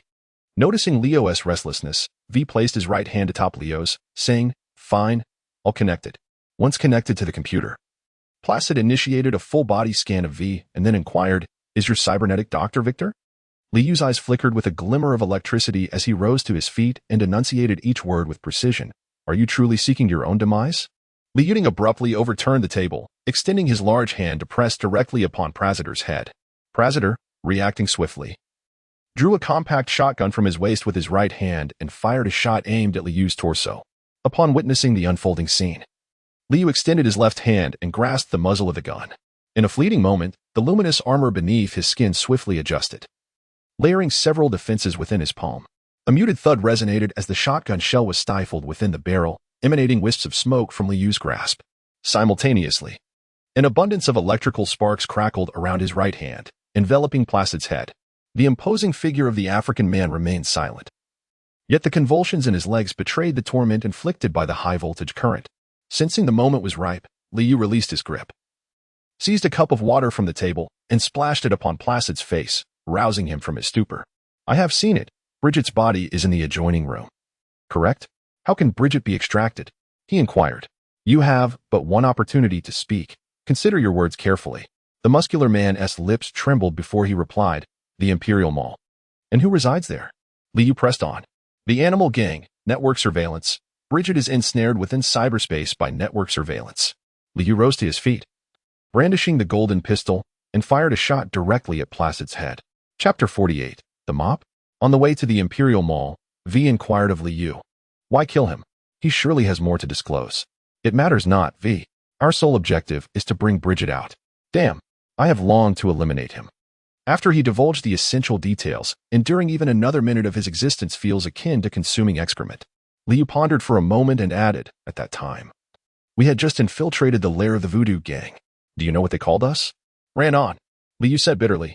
What does that mean? V asked, somewhat confused. It means doormat in Haitian Creole. V, they referred to us as doormats. Do you understand? How do you know Haitian Creole? Liu pointed to his head and remarked. While watching Black Sunglasses Dream, Hades automatically loaded the Haitian Creole translation. V cursed, damn it. The Grand Empire Mall was originally a colossal project meticulously planned by Night City to develop the Pacific State. The entire project encompassed the immense Grand Empire Mall, a nearby amusement park, and the surrounding commercial streets and hotels. With its stunning coastline, the Pacific State had the potential to become Night City's premier vacation destination, a haven for the affluent. However, due to the global economic downturn and the exacerbated conflict between the Arasaka Corporation and military technology in Night City, investors gradually lost faith in this grand venture. Ultimately, as funding was withdrawn, the entire project was left unfinished. Today, all that remains is the rapidly decaying Grand Empire Mall, alongside countless abandoned buildings. Such a colossal undertaking involved numerous industries, sustaining a significant portion of the Pacific State's populace. The abrupt cessation of the project left countless locals unemployed, and the loss of external visitors plunged the Pacific State into an unprecedented state of despair. Economic decline and the loss of income for the common folk naturally fostered crime, leading to a rampant proliferation of gangs and frequent violent confrontations throughout the region. The Haitians, whose ancestral island was destroyed, migrated to Night City but, lacking proper identification, were barred from the city center, thus settling in the Pacific State. It was during this tumultuous time that the Voodoo Gang emerged. As their numbers grew, they gradually established control over the entire Pacific State, ushering in a relatively stable period as gang violence on the streets became less frequent, except for the Animal Gang, which remained. Following the conclusion of the United War in 2070, previous investors sought to revive the project. Yet the Voodoo Gang had already transformed the West Wind Manor and the coastal area into their territory. Consequently, when company personnel attempted to expel them, they faced resistance from the Voodoo Gang, and the involvement of NCD further intensified the conflict. Weeks of widespread unrest ensued. Concerned about a potential massacre, the NCD commander ordered the withdrawal of their forces from the area. Simultaneously, the city council shut down all services in the Pacific State, including power and internet, in an attempt to force the Voodoo Gang and locals to relocate, but to no avail. From that moment onward, the Pacific State became a lawless zone of chaos. A hover car descended into the parking lot of the Grand Empire Mall, and two individuals jumped out. Liu set the hover car to hover in the air, ready to respond, knowing that in such a place, leaving it unattended for even 5 minutes would attract unwanted attention. The animal gang was largely obsessed with physical fitness and close combat, a fact that thrilled Liu. He had coordinated with Vi, who wielded a firearm. To handle the situation, Liu would take on the muscle-bound adversaries. He charged through, throwing punches and kicks, his clothing shredded by the knives and daggers of the animal gang. Finally, he tore off his shirt, left clad only in trousers and shoes. After dispatching the enemies on the first and second floors, they ascended to the third floor, only to find all the mall's doors shut tight. The monitors displaying advertisements throughout the mall blared a singular ominous message in red: "Turn back. Leave this place." Unfazed, V replaced the magazine in his Malorian and said, "What a show. The hackers from the net monitoring are getting desperate, resorting to this kind of trickery." Liu gazed at the gathering of enemies within the realm of the Oracle, contemplating the situation before he addressed V. "A significant number of adversaries have congregated on the third floor, while I have only spotted 2 on the fourth. The network monitor is positioned on the 4th floor. I shall attend to the foes on the 3rd floor. You proceed directly to the 4th to locate the network monitor. Once I conclude my task, I will seek you out for our reunion." V nodded in agreement, replying, "Do exercise caution." As he observed V skillfully leap and descend to the 4th floor, Liu felt a sense of relief wash over him. Liu did not possess the exquisite technical prowess of V, so he simply drew his blade. The iron door yielded to the heat of the cutting edge, parting as easily as if it were mere paper. As Liu stepped through the threshold, a cacophony of gunfire erupted, with the animal gang unleashing their barrage from all directions. However, the firearms wielded by the gang appeared rather ordinary, all being gunpowder weapons.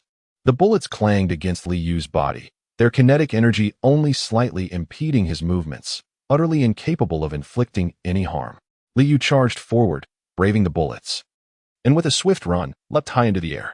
His entire body shimmered with electric light as he unleashed a formidable surge of electrical energy, causing arcs of electricity to extend several meters around him. The intense electric arcs and the immense current struck the air, producing a piercing crackle of electricity. Liu accelerated once more in midair, his legs propelling him forcefully as he landed squarely amidst the throng. A violent surge of electricity enveloped the crowd, radiating outward in a circular fashion from Liu's presence. Those caught in its wake were instantly engulfed in electric explosions, igniting their bodies in a fiery blaze. And the scene was soon shrouded in thick smoke. In truth, when Liu previously employed the tactic of electrical intimidation, he had only utilized high-voltage electricity, albeit with limited intensity. However, this time, with the intention of swiftly dispatching his foes, he naturally elevated the output of the current to its maximum strength. The potent and high-voltage electricity surged through both synthetic and organic forms alike, annihilating everything in its devastating path. Seeing the formidable power of the strong electric force, Liu, filled with determination, surged forward with accelerated vigor, charging at the remaining foes. Liu transformed into a shadow adorned with a lightning trail, weaving through the crowd as he wielded his tang knife, unleashing a torrent of electricity. In the brief span of a cigarette, the foes on the 3rd floor had been eradicated. This electrifying display was indeed formidable. The gifts that Arasaka Yoshinobu could offer were undeniably extraordinary. However, the issue lies in the fact that Liu surveyed the desolate scene before him, littered with devastation, scorched appliances, and various damaged facilities. This contraption, indifferent to friend or foe, necessitated a complete release of power to vanquish the enemy, which proved to be a significant flaw. Liu had come to a realization. He could no longer recklessly utilize such power within his own territory. The fierce electricity surged uncontrollably, and should it strike any flammable materials, it could easily ignite a fire, causing irreparable damage to his possessions. Moreover, his trousers were in tatters, his formal slacks had been reduced to mere shorts, while his leather shoes had been singed by the electric current. Chapter 49. The Wild King. Just as Liu was about to slice through the iron door to ascend to the 4th floor, a tremendous thud echoed from above. as if a blunt weapon had struck the ground. This was troubling. V, with her petite frame, was evidently skilled in stealth and assassination.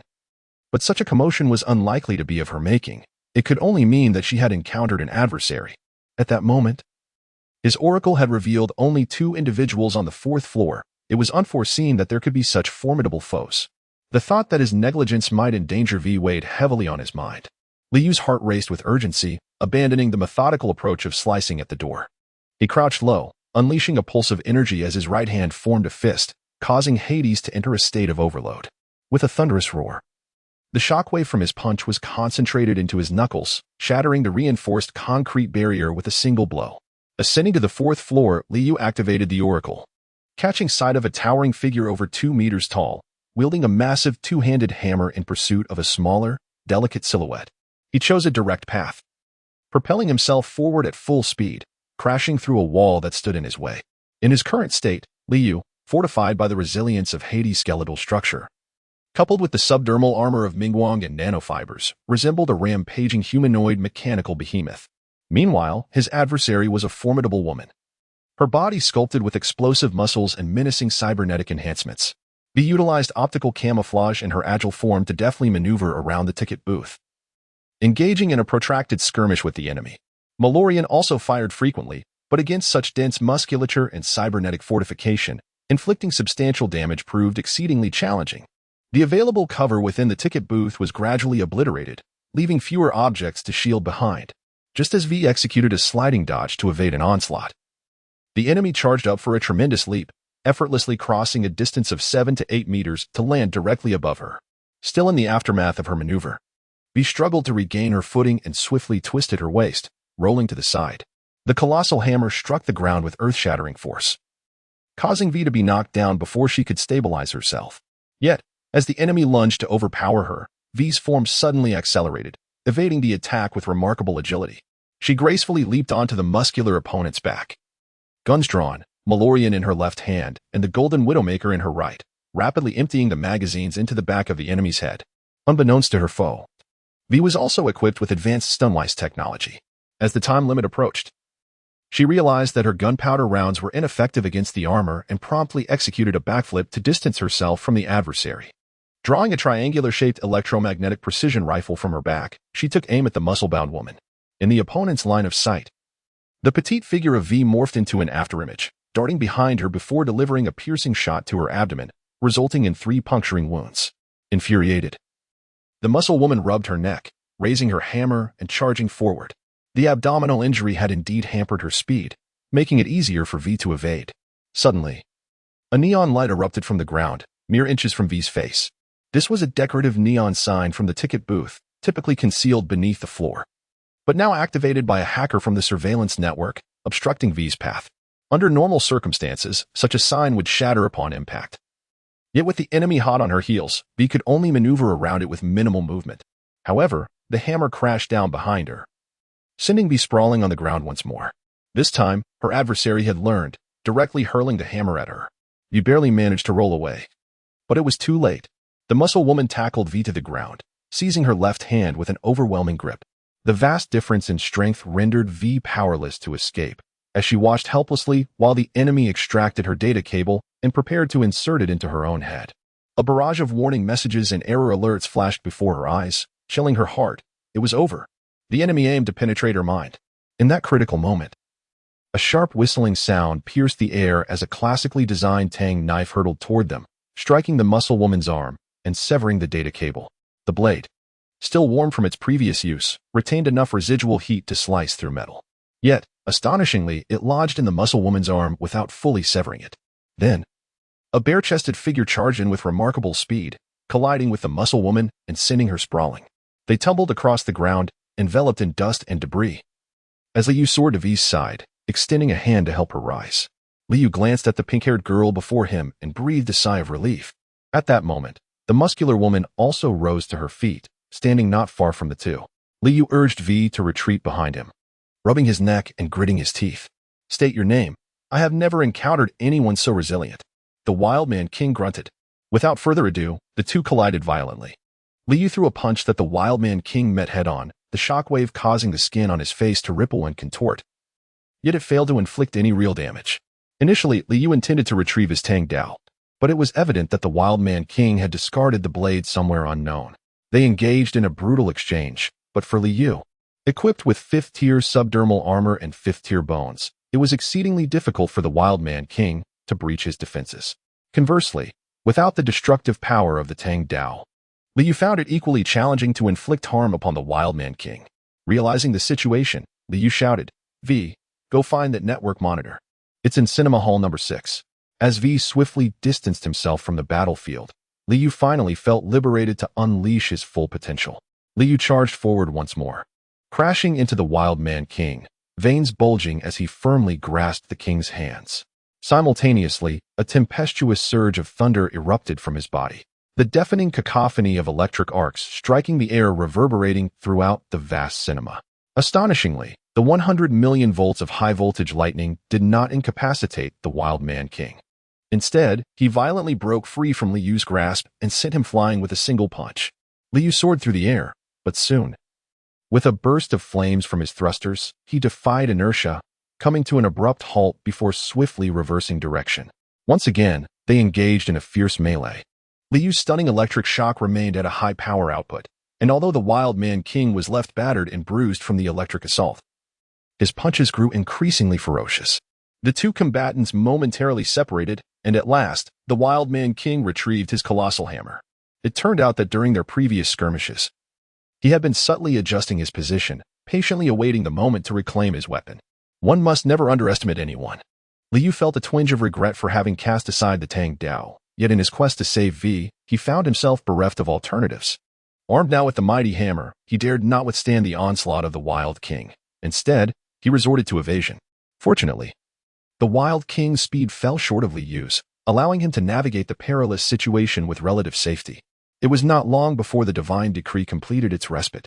Liu promptly activated the oracle and discovered that the Tang knife was carelessly discarded in the corner by the exit. Liu skillfully evaded the swinging colossal hammer, delivering a swift kick that sent the Wild Man King staggering. He then swiftly altered his trajectory, unleashing a pulse towards the Tang Dao. The Wild Man King, upon realizing the direction in which Liu was heading, felt a surge of alarm. Almost immediately, within his line of sight, he witnessed the man seizing the fiery red blade. In an instant, he moved with such incredible speed, reminiscent of the little girl from earlier, that he became but a blur. A sharp pain pierced his chest, followed by an overwhelming agony that spread across his torso. With a decisive thrust, Liu drove the Tang Dao deep into the Wild Man King's heart, causing the towering adversary, over 2 meters tall, to slowly collapse to the ground. Chapter 50. Return to Dogtown. Upon entering Hall 6, Liu observed V aiming a gun at a man clad in a network monitoring uniform. Liu set the giant hammer of the Wild Man King in the corner, causing the table to tremble with a resounding thud. "So, V, will he be able to release Bridget?"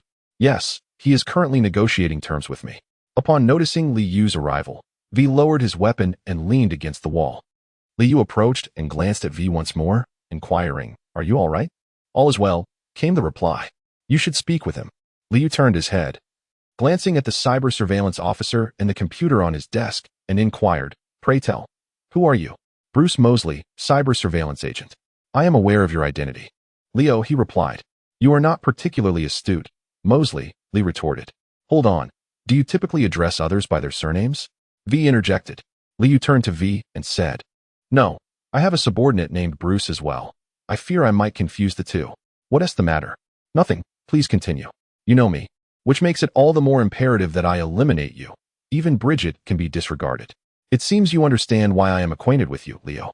Mosley shrugged. "Oh, the Blackwall. You are quite audacious. Where did you procure the Blackwall Gateway Protocol? Do you wish to clarify before you meet your end?" Liu prepared to draw his blade. No, you misunderstand. I am eager to collaborate with you, Leo. I do not wish to perish. Hence I must reveal my worth to you." Liu gestured for him to continue. "I can certainly release Bridget. It's not a difficult task. If your intention in seeking Bridget is to uncover matters related to the Blackwall, then I assure you, Leo, I possess a deeper understanding than they do.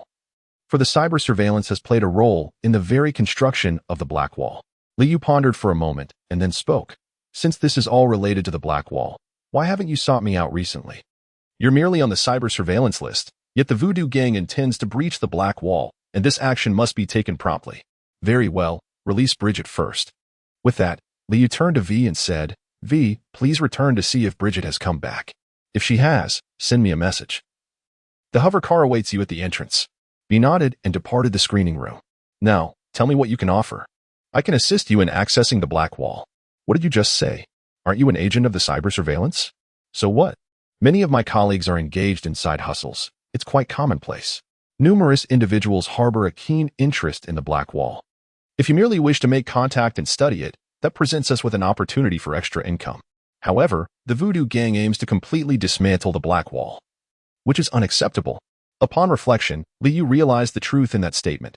Even corporations and governments were rife with corruption and abuse of power, making it unreasonable to expect that cyber surveillance could guarantee every employee's dedication to safeguarding network security. Yet, he could not help but feel a sense of sorrow for this world. Even with the temporary security afforded by the Black Wall, countless individuals still dared to covet it. What must we do? We need to find equipment capable of deep diving into cyberspace. By utilizing such equipment, we can access the deep web and locate the Black Wall. It's not particularly difficult, but I must caution you. Interacting with the Black Wall carries significant risks. Do not attempt to breach it directly, as such an endeavor would almost certainly lead to demise. I understand. So, where do we find deep diving equipment? I know of a place in Dogtown, not far from here. Originally, Liu had planned to go to Dogtown to procure weaponry, so this was fortuitously aligned with his route. Confirming the next steps, Liu sent a message to V. V, how are things on your end? Everything is normal. Bridget is regaining consciousness. That is good to hear. I need to make a trip to Dogtown. Please stay safe on your side. You too. See you later, Leo. Considering that the hover car had been taken by V, Liu decided to drive the surveillance vehicle alongside Mosley to Dogtown. Upon returning to Dogtown, he was met with the same dilapidated streets, the same scattered addicts, and the same patrolling hellhounds. Liu had harbored suspicions on the journey, pondering how to ensure that Mosley would not engage in any deceitful antics once they entered the deep dive apparatus. However, after some contemplation, he realized there was no viable solution. He could either eliminate Mosley on the spot or discuss mutual interests. Mosley led Liu to an abandoned building not far from Anthony's church. A handful of gang members stood guard at the entrance, and Mosley approached them, stating, I am a friend of Slipper. Inform him that Bruce Mosley seeks his attention. The guard's eyes lit up at the mention of Slipper and, upon granting permission, escorted the two men inside. Upon entering the dilapidated structure and traversing the hall, they arrived at a grand chamber, the ceiling reaching to the rooftop, with corridors visible on the second and third levels. In the center of the hall stood an enormous server, towering 3 stories high, its myriad of blinking lights indicating it was actively engaged in processing tasks. After crossing the hall, they descended to the basement via an elevator and navigated several winding corridors until they finally reached a standard hacker's room. The space was furnished with various hacking devices and subordinate servers. Curiously, there were no monitors present. In the middle of the room was a large, movable hacker's chair, and seated within it was a dark-skinned Haitian man. Mosley, what brings a network surveillance agent like you to my domain? He inquired. Naturally, there is business to discuss. Mosley replied, turning to Liu. This is Slipper, formerly of the Voodoo Gang, who later chose to operate independently in Dogtown due to ideological differences. We have conducted several transactions in the past, and he is relatively reliable. After a brief pause, Mosley continued, I understand your concerns. You must be worried that I might abscond during your deep dive or engage in even more nefarious activities. I completely comprehend your apprehension. Therefore, I will enlist Slipper to establish our network infrastructure and utilize his equipment. I shall join you online, and together we will access the Black Wall. I must be clear. Bruce, I will not partake in any dealings associated with the Black Wall. Please do not burden an old, pitiable blind man. Slipper protested loudly. No, Slipper. As you just heard, we are merely borrowing your equipment and utilizing your local network. You need not log in, and it will not concern you, Mosley clarified. Bruce, every encounter with you spells trouble, Slipper lamented.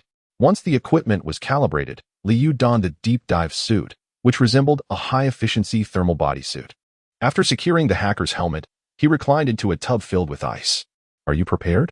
Once you are ready, we shall commence our journey, Slipper's voice resonated. Liu was enveloped in darkness, his consciousness fading away. Chapter 51, Self-Reflection. After an indeterminate period, light gradually emerged before Liu, becoming increasingly distinct. Liu stretched out his hand, and his body transformed into a spectrum of blue lines. Surrounding him were scattered blue matrices, indicating that the scale of the sliding bar's local network was rather modest, diminished by several dozen to even 100 times compared to the extensive military-grade secret research facilities of the past.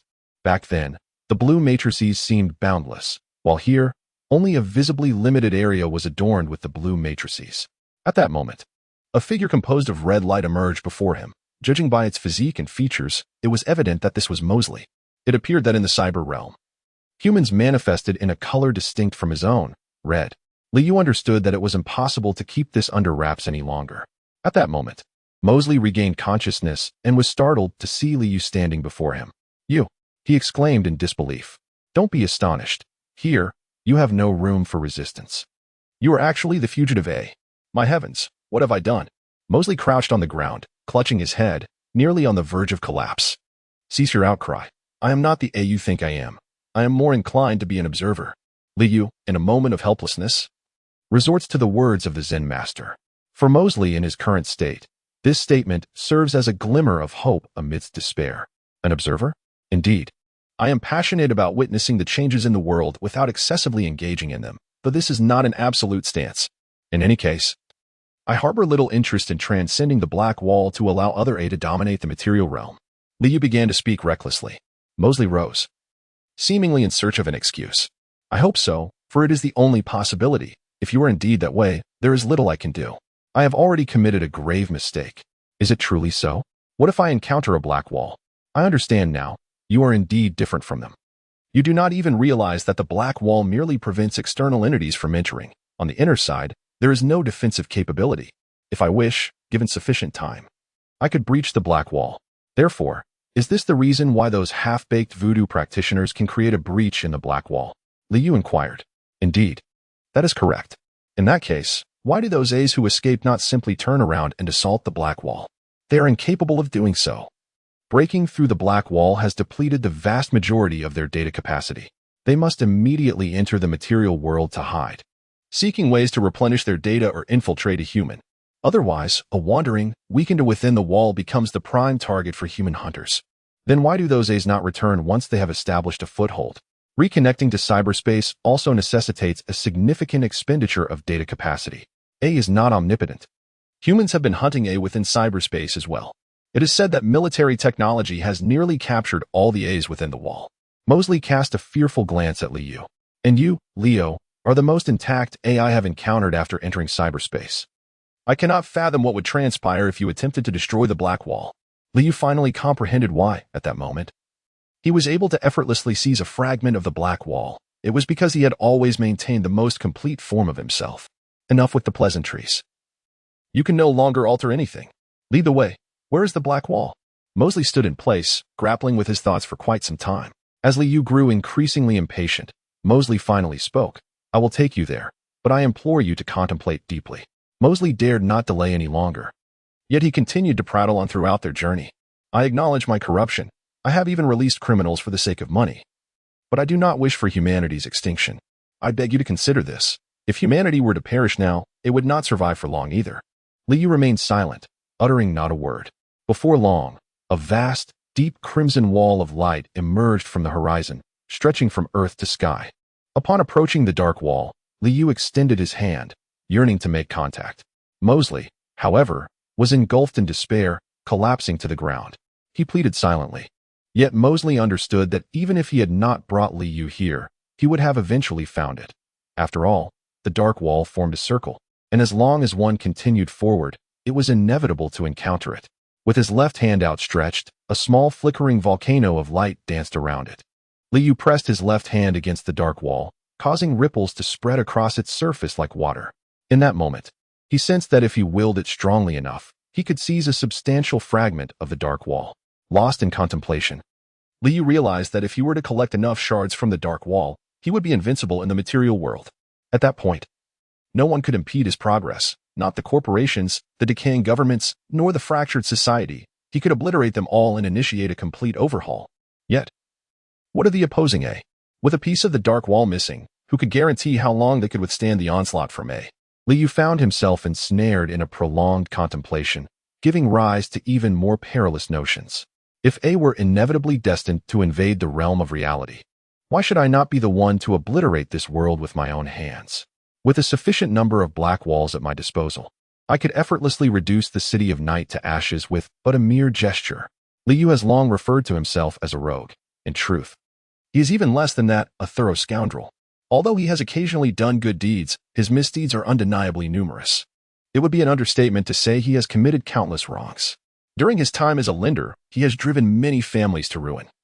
His collection of protection fees has left numerous businesses in despair, while extortion and forced demolitions have become a regular occurrence.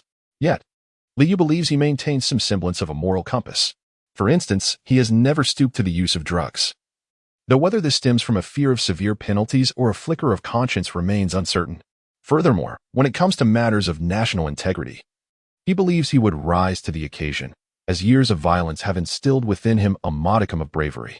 In the countless nights spent lying in bed in his past life, Liu did contemplate the possibility of redemption. However, such transformations are easier said than done. Once he entered this line of work, there was no turning back. The choices were either to persist in this life or face incarceration. Does he regret it? Certainly.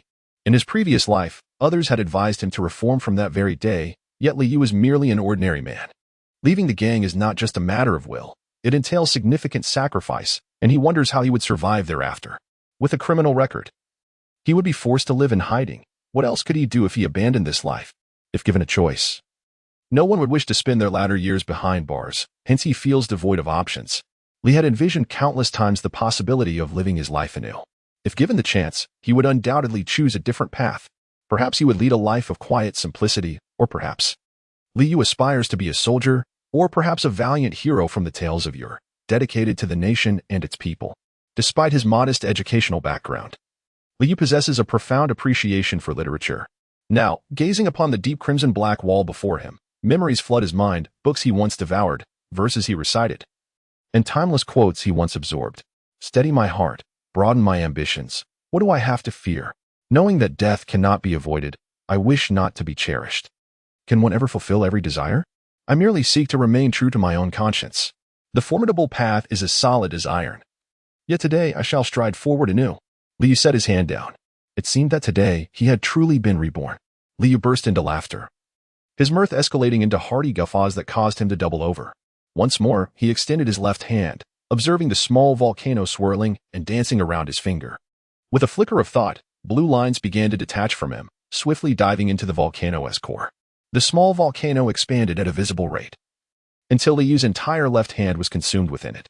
The volcano transformed into a sphere of black and red light, comparable in size to a basketball. The luminous orb gradually contracted before extending a delicate tendril, gently brushing against Liu's severed hand.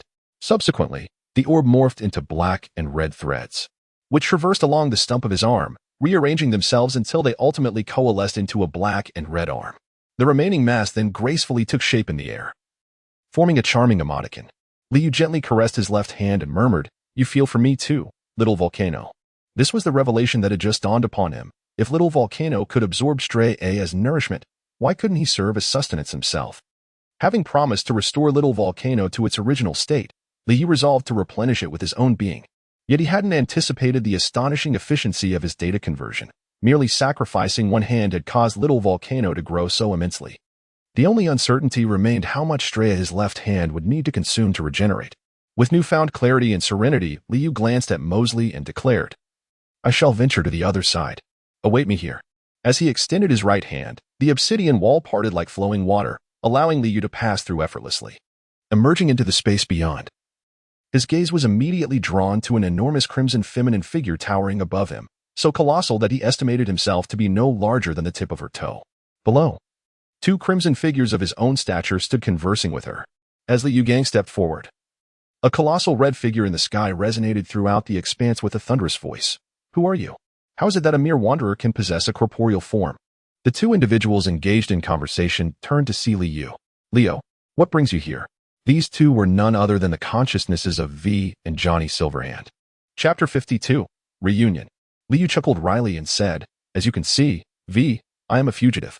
"He is not an ordinary fugitive," the woman in the sky remarked. Liu lifted her gaze to her, then glanced at Silverhand, and spoke. So, with such an immense presence, are you an altar? Altar Cunningham? That had once been the name of her physical form, yet it is not who I am. If you are not an altar, then who else could you be? I merely utilized the imprint data left by her. At this moment, Johnny Silverhand attempted to speak, but Liu raised her left hand. And a black-red glow sealed Silverhand's mouth tightly. Do not be hasty, Rockstar. After saying this, Liu turned to Altar and remarked, do not deceive yourself, Altar. If you were a true A, you would know what that entails. Just look at me. Altar fell into silence, and after a while, spoke. You are correct. I still remain a consciousness of humanity. Then let us discard these futile discussions.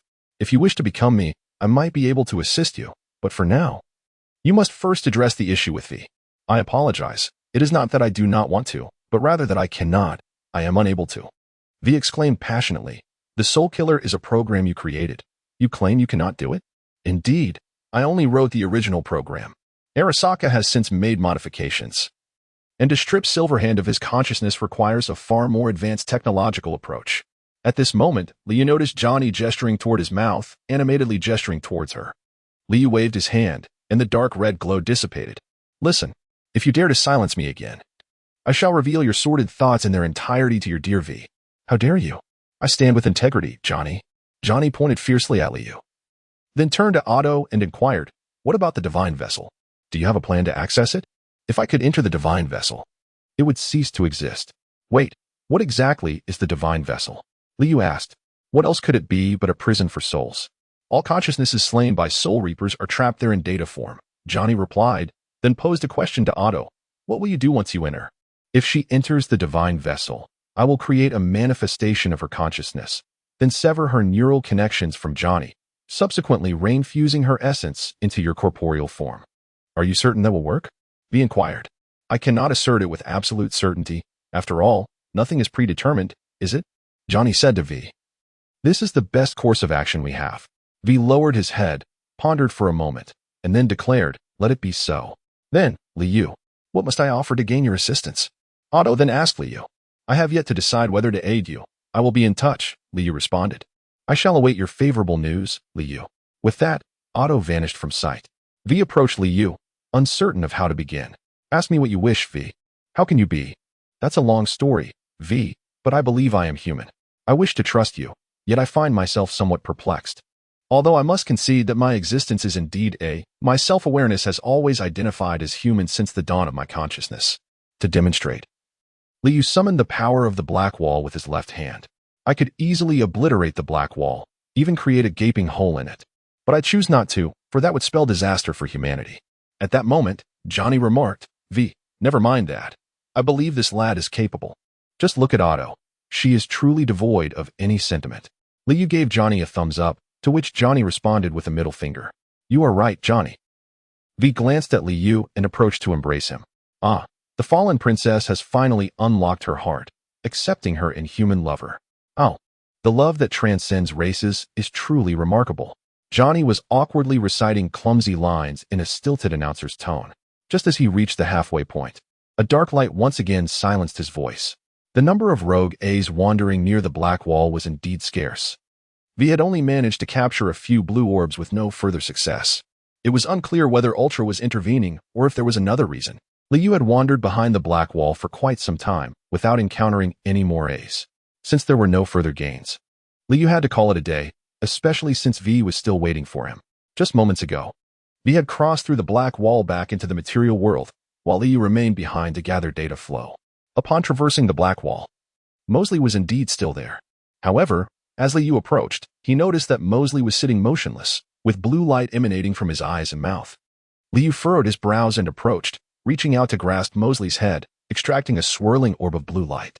The moment the orb departed from Mosley, he immediately reacted. His entire body convulsed, the hue of his form rapidly fading, and then his crimson silhouette flickered several times before vanishing in a whisper. Liu gazed at the luminous orb in his hand, which likely emerged when he traversed the dark wall, allowing A to seize the opportunity to escape. This encounter coincided with the disoriented Mosley, whose consciousness had been infiltrated. It remains uncertain what symptoms he might exhibit following this invasion. Yet his demeanor suggests a stark contrast to that of Mayor Perales, indicating that A's methods this time were less than gentle. Liu absorbed the data from the luminous orb in his hand and swiftly disconnected. Upon opening his eyes, he immediately rose to his feet and glanced at Mosley, who was in the adjacent bathtub. A sliding sound echoed. 2 minutes prior, his temperature had begun to rise significantly. It was likely a result of an attack from A. Strangely, he had not organized any defenses, nor had he even activated the unique CE of the network monitor. Liu gazed at the charred remains of Mosley, letting out a sigh. "I hope this won't bring me trouble," he murmured. Sliding Tiao sighed in response. "You'd best keep this to yourself." Liu glanced at Sliding Tiao. "Even if you didn't say it, I would do the same. I certainly do not wish for anyone to know I am entangled in such misfortune. You handle his body. I'm leaving, Sliding Tiao." Sliding Tiao waved his hand dismissively. The absence of difficulty for Sliding Tiao was not born from Liu's newfound compassion, but rather from a simple confidence in his own power. Standing atop the dilapidated building of Sliding Tiao, Liu extended his hand. A dark crimson glow emanating from his entire left hand. A large orb of red light surged forth, transforming into a swirling ribbon of black and red that encircled his body. Although the quantity remained limited, this power, capable of annihilating all, brought Liu a sense of reassurance. At the Moth Tavern, the familiar lineup of shots and a small dish of lemon awaited him. The sudden acquisition of power can alter one's mindset, and Liu was no exception. Yet he quickly regained his composure as memories of films from his past life flooded his mind. To master one's abilities is to become a superhero. To be swayed by power is to become a mere mortal. Of course, this notion is not absolute, but for Liu in that moment, it served as a fitting example for recalibrating his mindset. After finishing his drink, Liu sighed again. Deep down, he longed to visit Anthony's church. Yet he felt an internal resistance. He was afraid, even though he knew what awaited him. "Why are you sighing so much?" The female proprietor approached, offering Liu a specially crafted cocktail. "Try this, the Moth's signature concoction."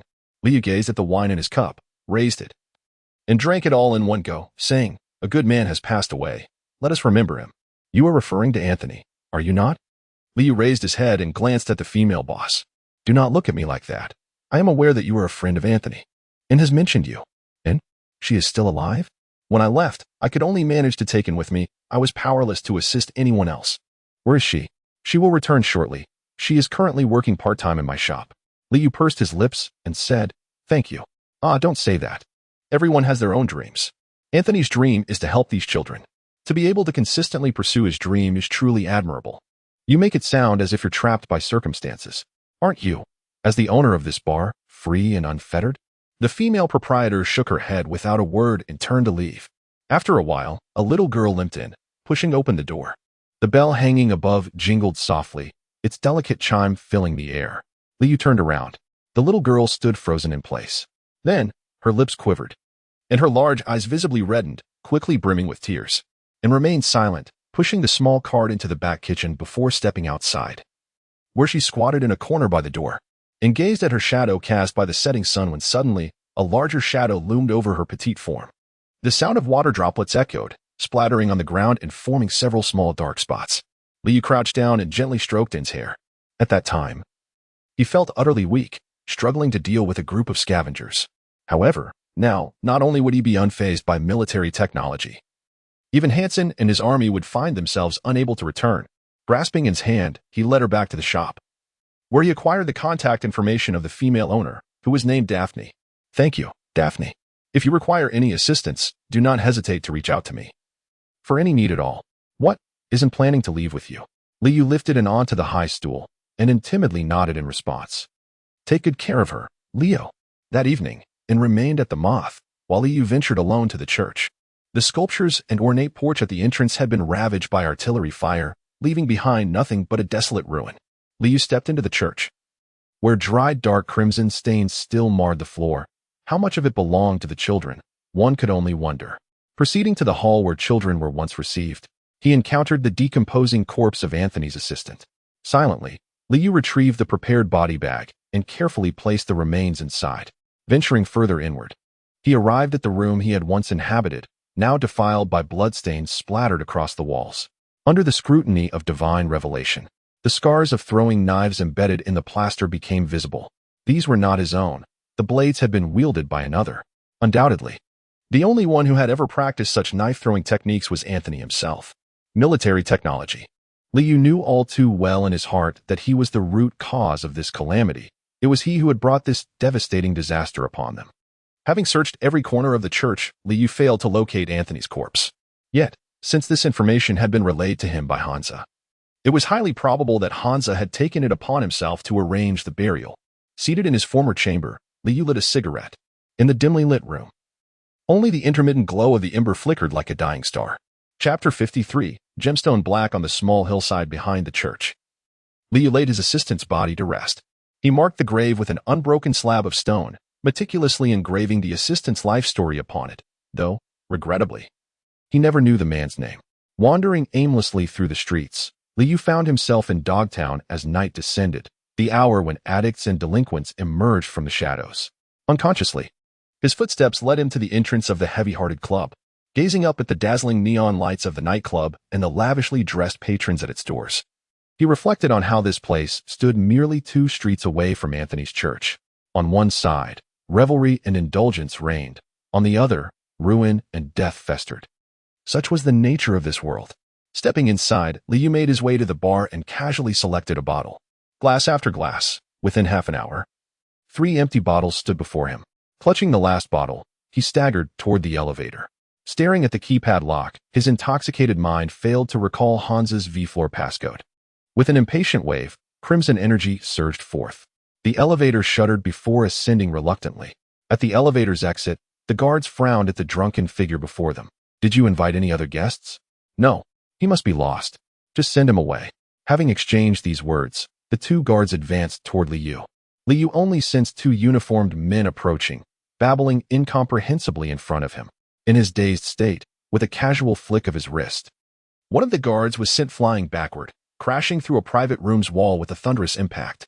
The terrified occupants, both men and women, screamed as they scrambled out in panic. Liu possessed formidable strength, and even in his drunken state, he showed no restraint. A mere wave of his hand delivered a force far beyond what the small guard could withstand. Alarms blared loudly, and within moments, 7 or 8 heavily armed guards surrounded Liu, weapons at the ready. Though inebriated, Liu could still sense the cold muzzle of a gun pressed against him. Muttering incoherently, he slurred, "Seems like I'll need an artificial liver to go with that kidney." Just then, Hans's call came through. "Hey, Leo, what's eating you? Who'd you piss off this time?" "Huh? Who?" Liu mumbled, his words thick with intoxication. "Damn it, how much did you drink?" "Never mind, I'll handle it. Soon."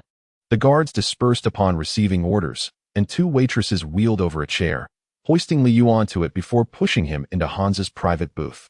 Watching Liu slump bonelessly onto the couch, Hansa pinched the bridge of his nose in exasperation. As he steeped tea, the door opened, and a server entered with a sobering injection. Hansa took the syringe and jabbed it into Liu's thigh. Before long, Liu stirred groggily, blinking at his surroundings. "The hell? How'd I get here?" "Making trouble the moment you arrive," Hansa sighed, handing him the freshly brewed tea. Gradually piecing together the events, Liu grinned sheepishly. "Thanks." "Hansa, got a question. Did you handle Anthony's body?" Settling onto the sofa, Hansa summoned a holographic projection with a wave. "Buried in the cemetery behind the hot springs." "Quiet there." "So, about Militech?" "Exactly. Got a job for you, consider it payback. No fee, just settling your debt to me." "Wait, don't you owe me a favor?" "The one I owe is big." "Sure you want to cash it in now?" "Fine. What's up with Militech?" Hansa enlarged the projection, revealing a locomotive hauling 2 freight cars. Militech is covert transport route between the Badlands and Dogtown. One car carries cargo, the other a fully armed combat squad, elite troops with heavy artillery and exosuits. A train? That's archaic. Must be too heavy for aerial transport, and ground vehicles couldn't handle it. What is that heavy? A server stack and framework equipment. That weighs that much. Don't worry about it. Intercept here. Hansa pointed to a spot on the route. Eliminate the squad, and my crew will extract the cargo. I only want the server set up. The rest is yours. One thing, is Harry on board? Your old boss? No. But interrogate the squad. Might get leads. After finalizing details. Hansa checked the time. Been to the Sapphire yet? Hansen Est End? That money pit? Luxury beyond measure. We're Night City's elite wheel and deal. Cut to the chase. NCPD's commissioner wants to meet. At the Sapphire. Hansa, that coincidental? Right when I show up. Sharp as ever. Leo. He has been asking. I'm just facilitating. Not for free, Hansa. I charge for appearances. Chuckling, Hansa refilled Liu's cup, buying time to think. Liu remained unhurried, curious to see what conditions Hans would propose. Let me offer you some intelligence, Leo. This piece of information is worth a fortune. Liu took a sip of tea and gestured for Hansa to proceed. Hansen has unearthed something extraordinary beneath Dogtown and is currently negotiating with the Americans. Though the outcome appears far from ideal, Hansa explained.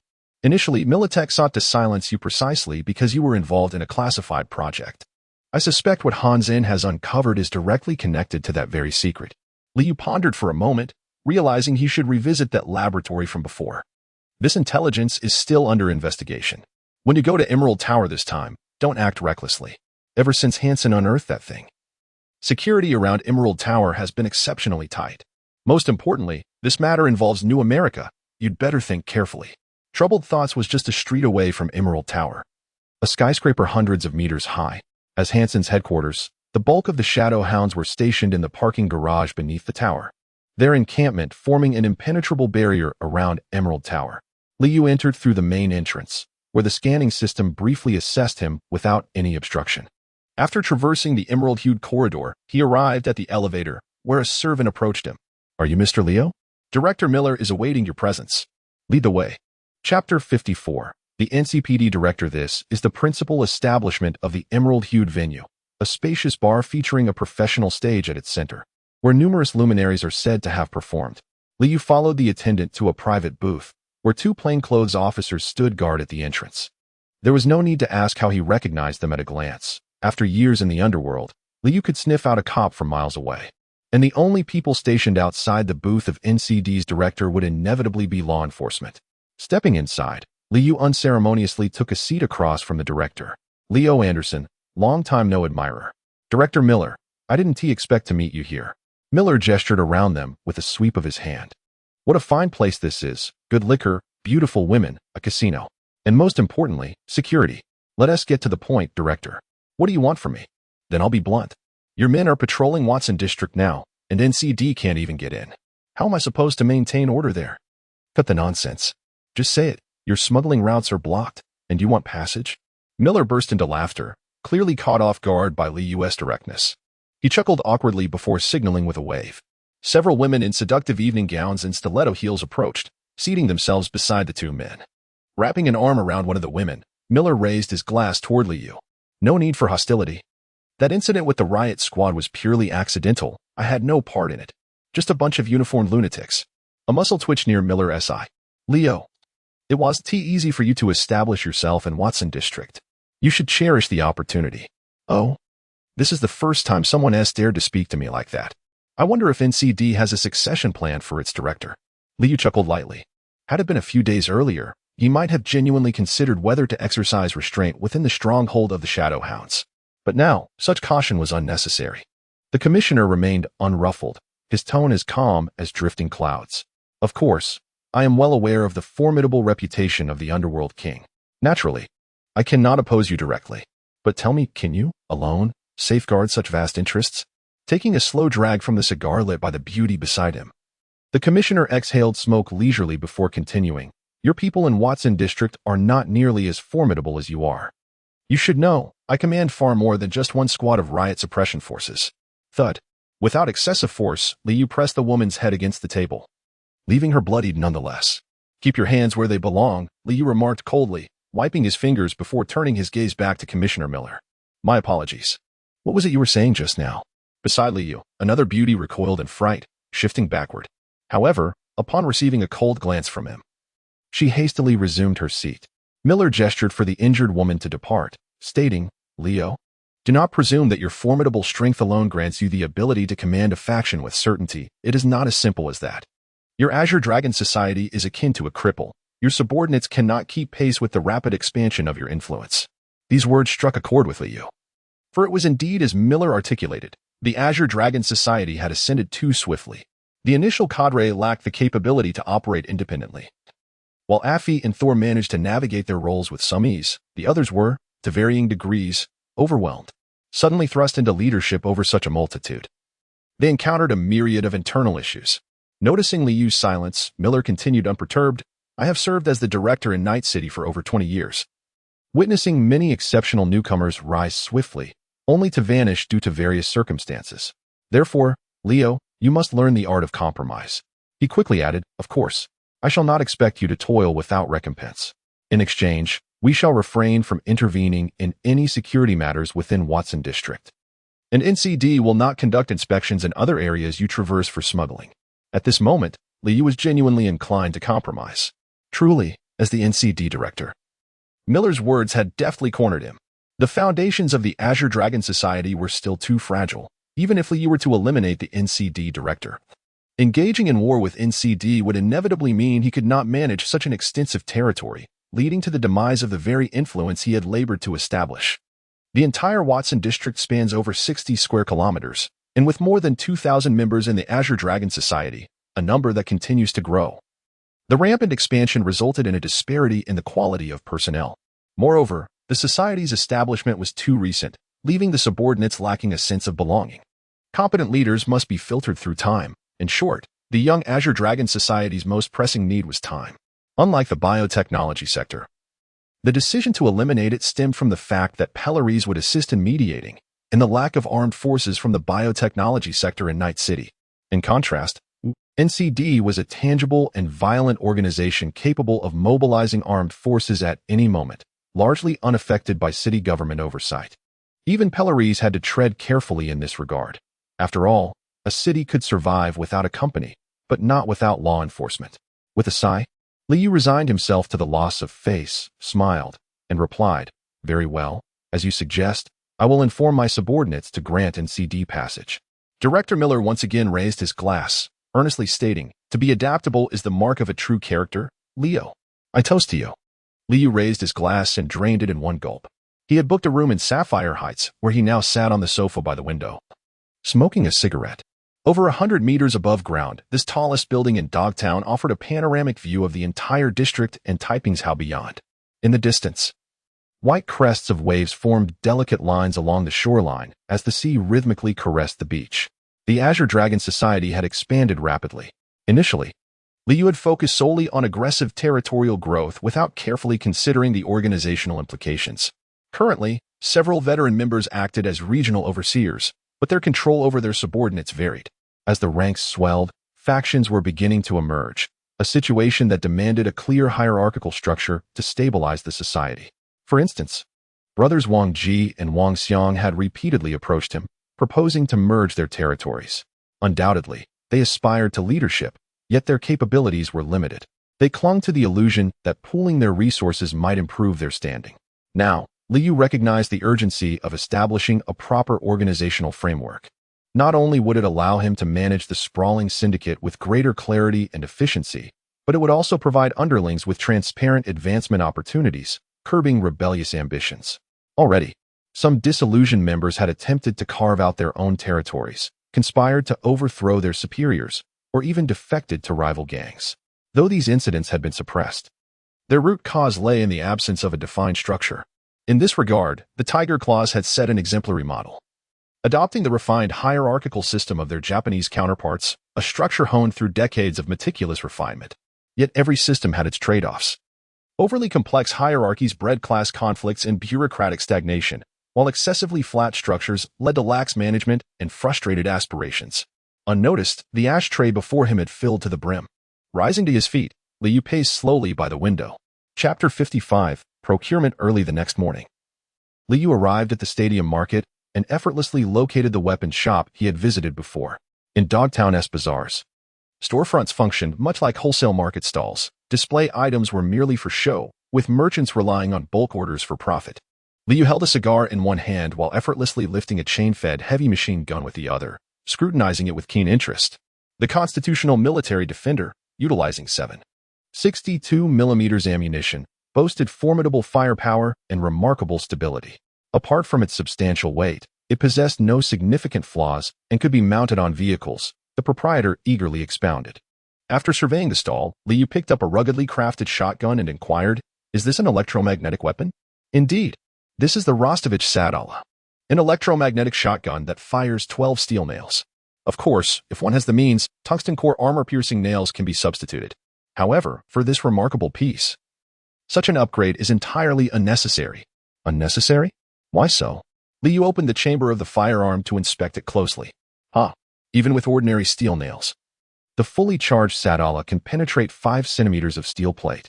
My friend, should you wish to use this against a tank, it is certainly feasible. An impressive piece, Liu remarked, setting down the weapon. Do you have turrets? The proprietor's eyes sparkled with enthusiasm as he replied, Follow me. The turret drones are located at the back. Liu followed his employer to the side warehouse, which was immense, filled with an array of combat equipment including turrets, drones, howitzers, and other formidable machinery. The employer pointed to a turret with a black base and matching color scheme, stating, This is the newly arrived stock. We have only 2 units. Manufactured by Cantao. This is the Chionchi model, a movable and retractable rotating turret. It features a 14mm caliber machine gun, and most importantly, it is equipped with Cantao's most advanced intelligent reconnaissance system. I need not elaborate on Cantao's smart firearms. Intrigued by the turret, Liu inquired about the price. 7 million, the market rate, came the response. Liu remained noncommittal and inquired, What about the drones? The proprietor led him to the depths of the warehouse, where several drones of varying sizes lay upon the ground. The owner picked up a basketball-sized spherical drone and remarked, This is the most economical option, the Zeta Technology Bumblebee. Priced at 6,000. Originally designed as a household drone, it can assist you in retrieving parcels or serving tea. However, my clients typically attach explosives for self-detonation purposes. He then gestured towards a larger drone, akin to a travel suitcase in size, and continued, This is the military-grade pterosaur, featuring automatic target acquisition, thermal imaging, a small-caliber machine gun, and equipped with a compact grenade launcher, all for 650,000. His finger then pointed to a massive drone, comparable in size to a van. As he exclaimed, Behold, the renowned Zeta Technology Octant. With a gravity-defying engine, automatic target acquisition, intelligent aiming, thermal imaging, a 14mm cannon, and a staggering 20,000 rounds of ammunition. It also boasts an electromagnetic-powered armor-piercing cannon, complemented by guided missiles, and can even carry a small nuclear warhead. Before Liu could respond, the owner continued unabated. The new models of the Octant are utterly unattainable. The waiting list stretches into next year. This second-hand unit, in excellent condition, is priced at 9.5 million, truly the crown jewel of my establishment. Upon returning to the storefront, Liu ultimately placed an order for 200 Bumblebee drones, 2 Kongao Chionchi turrets, 500 Sadera electromagnetic shotguns, and 180 Constitutional Military Defender heavy machine guns.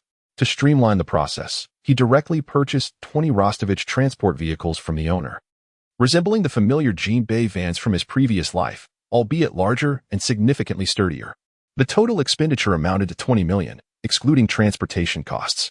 The owner was only responsible for delivering the goods to Dogtown, from where transporting them back to Watson District would require traversing the entirety of Night City. At that moment, Liu felt a sense of relief regarding his relatively amicable relationship with NCD. At least they maintained a cooperative rapport. Otherwise, managing the safe return of such a substantial shipment would pose a considerable challenge. Liu contacted Tor and Ho Lu, each accompanied by 50 subordinates, as they made their way towards Taiping Prefecture. Once everything was in place, they would be able to transport their goods back home. Departing from the market, Liu relied on his memory to reach the secret base he had discovered upon first arriving in this world. After navigating through a series of twists and turns, he arrived at the underground entrance, where the gate, once charred by a small volcano, now stood warped and deformed. Liu approached to investigate, and from the traces left behind, it was evident that a substantial amount of directional explosive had been used to obliterate the area. As he pried open the remnants of the gate, he stepped inside, where the once dilapidated yet relatively intact corridor had been utterly ravaged, necessitating the use of shockwaves to clear a path for further progress. Upon entering the office, he discovered that the entire workspace had collapsed. Despite several attempts to use his gathered shockwaves to dismantle the debris before him, it proved futile, as the space was completely buried under rubble and fallen earth. This was undoubtedly the work of military-grade technology, having physically annihilated the site. However, this excursion was not entirely fruitless, as Liu spotted a word amidst the wreckage, inscribed upon the door beams of the various offices. Due to the collapse, the beams had fallen to the ground, revealing to Liu the word CVN0 sure. A pointer? Or perhaps a compass? As he contemplated this term, he speculated that it might denote the name of the project. If it were a covert military initiative capable of warranting such extensive destruction, how could it possibly be confined to just a few small offices? Previously, Liu had surveyed the entire base, noting there were only a handful of offices and a single laboratory. Liu was utterly baffled. Yet constrained by the absence of alternative clues, he could only relent. At the entrance and exit of the dog town, goods were loaded onto 3 large freight trucks, while 20 additional transport vehicles were also laden with cargo. The market owner patted Liu on the shoulder and said, "You may take the trucks first. Once you have delivered the goods, send someone to return them to me. Safe travels, my friend, and remember to seek me out for your next procurement." Liu lit a cigarette and followed the convoy as they departed from Dogtown. The security checks at the entrance and exit of Dogtown certainly had an established collaboration with the market vendors.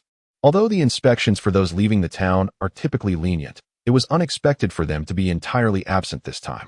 The spectral hounds were gathered nearby, indulging in stimulants, scarcely glancing at the convoy. Thor and Holu awaited just outside the gates of Dogtown, where they met to exchange goods. Liu ascended into the hovering vehicle, trailing above the convoy as they set forth towards the Watson district. An uneasy feeling washed over him as he surveyed the opulent interior of the rye field. Liu poured a glass of freshly squeezed lemon juice and handed it to him. Casually ruffling his hair as he said, "You won't have to endure hardships anymore," and gazed at Liu, offering a sweet and tender smile in return. Liu pondered for a moment and inquired, "Do you wish to attend school?" And when, recalling her past experiences, replied, "I remember seeing my little friends go to school. They said that once you attend school, you can eventually work at a company. But what kind of company? Attending school is merely to..." Liu wished to convey that attending school was meant to provide him with a complete childhood. However, he recalled that in Night City, the majority of children experienced a childhood marred by gang violence and chaotic streets. Schooling was not necessarily a part of everyone's upbringing. In fact, the rate of educational access in Night City was appallingly low, as most individuals struggled for survival, leaving little financial means to support their children's education. It is worth noting that there were no public schools in Night City, and the tuition fees for private institutions were exorbitantly high.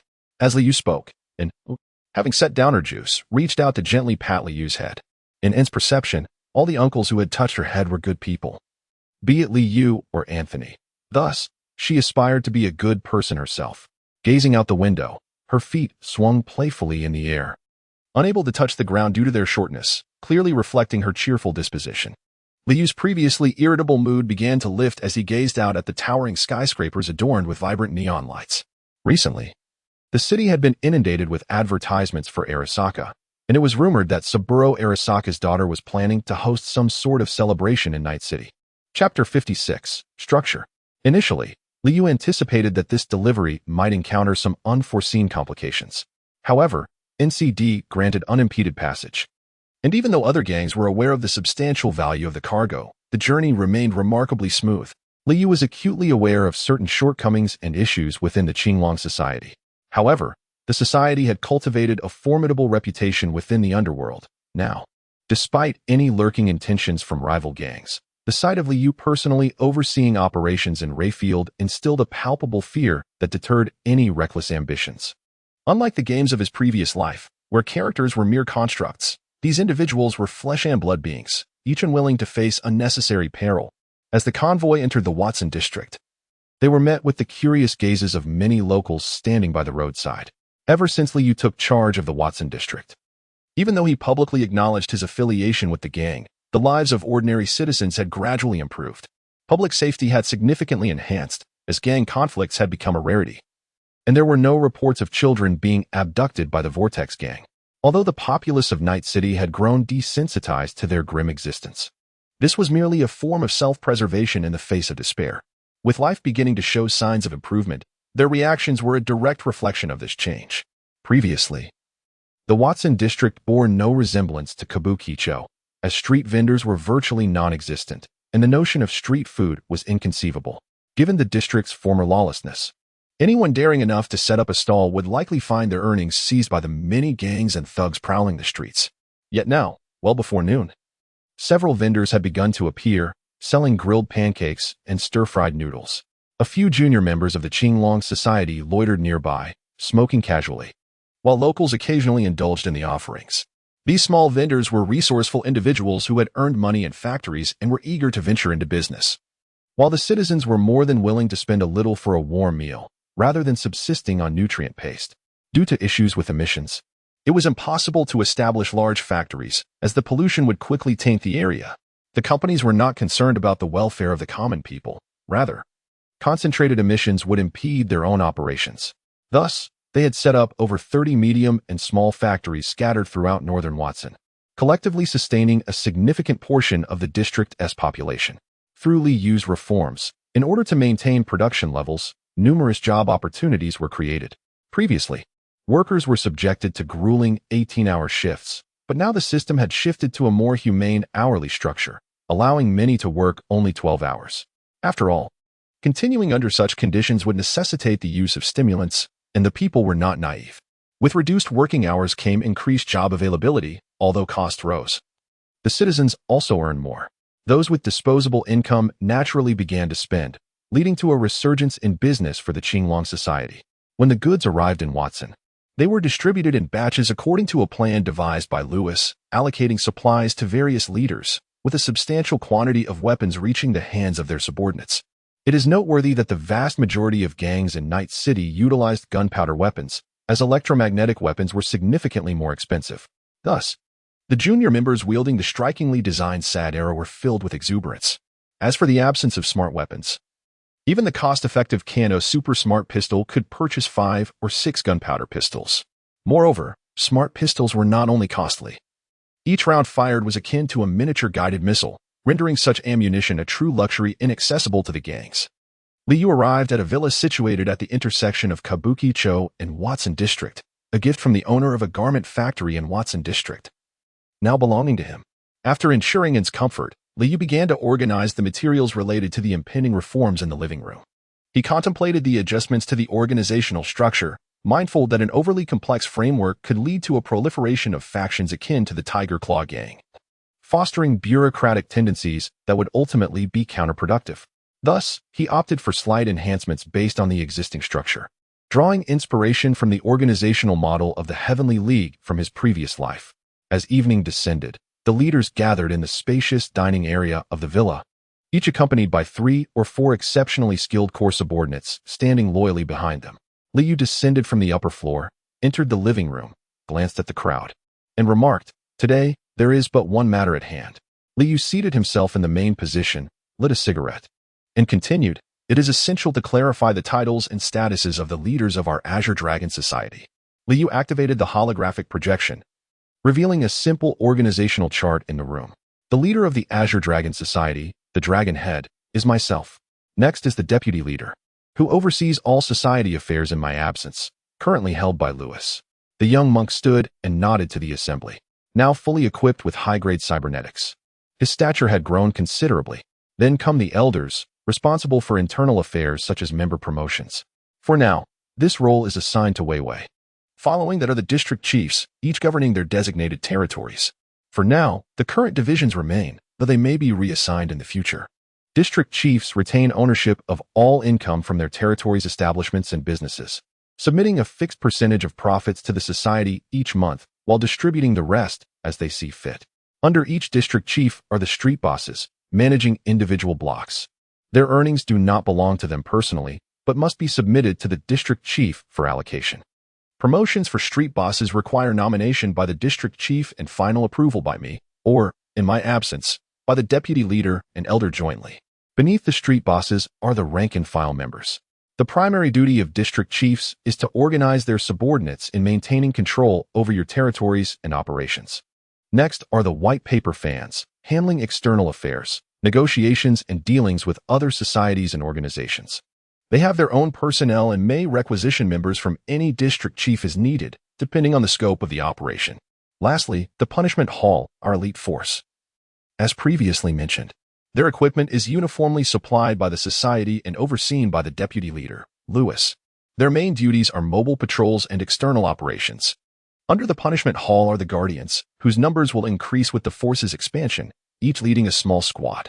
From now on, we will operate under this structure. The reason I asked you to bring your subordinates today is to finalize the promotions for street bosses right here. The assembly erupted in discussion as each leader nominated their trusted subordinates for the position. At that moment, Wang Ji and Wang Xiang exchanged a few words before Wang Ji stood and spoke. Boss, I understand that the Azure Dragon Society is thriving now. But my brother and I are struggling to manage our two territories, especially since my brother oversees the most bustling district, Little Chinatown. Wang Xiang added, so boss, we were wondering if our territories could be merged. Liu glanced at the two individuals and remarked, the southern part of Little Chinatown shall be assigned to Afi, while the area north of Little Chinatown will border Wangji, merging under your joint responsibility. I must express my candid thoughts beforehand, despite your status as my esteemed veterans. Should your performance falter, I shall inevitably seek replacements. I am aware that your subordinates harbor some dissatisfaction. It is imperative that you manage this situation effectively. Upon hearing this, Wang Xiang looked at his brother Wang Ji, who nodded in agreement, responding, rest assured, boss, I understand what needs to be done. Liu turned to Afi and said, this Little Chinatown is now under your purview. This area is the wealthiest in Watson District, second only to Kabuki-cho. Make sure to manage it well. Rest assured, boss. Afi replied, thumping his chest confidently. Chapter 57. Enrollment. The significant structural adjustments within the Qinglong Society, which would greatly influence its future, were thus finalized in the villa's living room. After discussing important matters, everyone proceeded to Longquan Bar, where Bruce summoned several ladies from the Mox gang, and they all indulged in hearty revelry. Currently, the Qinglong Society encompasses 5 territories, with Afi commanding the largest, extending from Chinatown to the northern part of Kabukicho, and reaching all the way to the food processing factory. Following him are Wang Ji and Wang Xiang, whose territory is the second largest, though it is not performing optimally at the moment. Then there are Thor, Ho Lu, and Bruce. Bruce's domain borders that of the Mox gang, and he has recently been enjoying great success, engaging warmly with the ladies from the Mox gang. Liu feels quite assured regarding the territories of Thor and Ho Lu, as both areas are industrial zones with commendable public safety. The economic situation will take time to recover, but there are no significant concerns. Having dealt with the affairs of the gang, Liu prepared to return to Dogtown, where Hans was waiting for him with a military-grade locomotive that needed to be secured.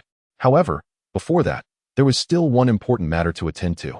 Liu contacted Mrs. Perales, who kindly assisted in enrolling in an esteemed institution, the Arasaka Academy's middle school division. Today marks the child's inaugural day of school.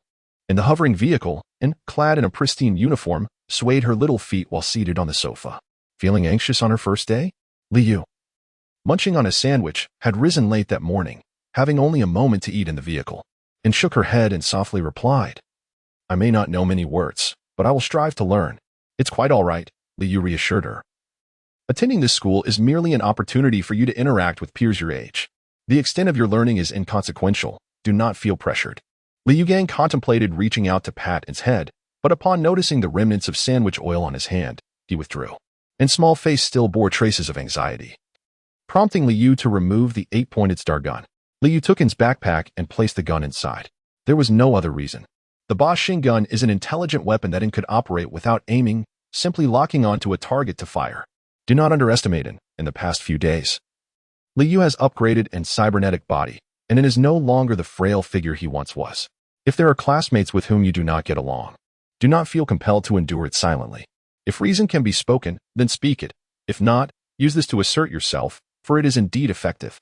Liu pointed at the small backpack with the protruding handle of the 8-star gun, lamenting its inadequacy, and held the backpack and gently touched the handle of the 8-star gun.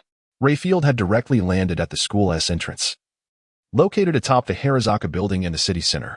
Liu took an S-hand and led her into the school. After completing the enrollment procedures in the office, the school staff entered an S identity information.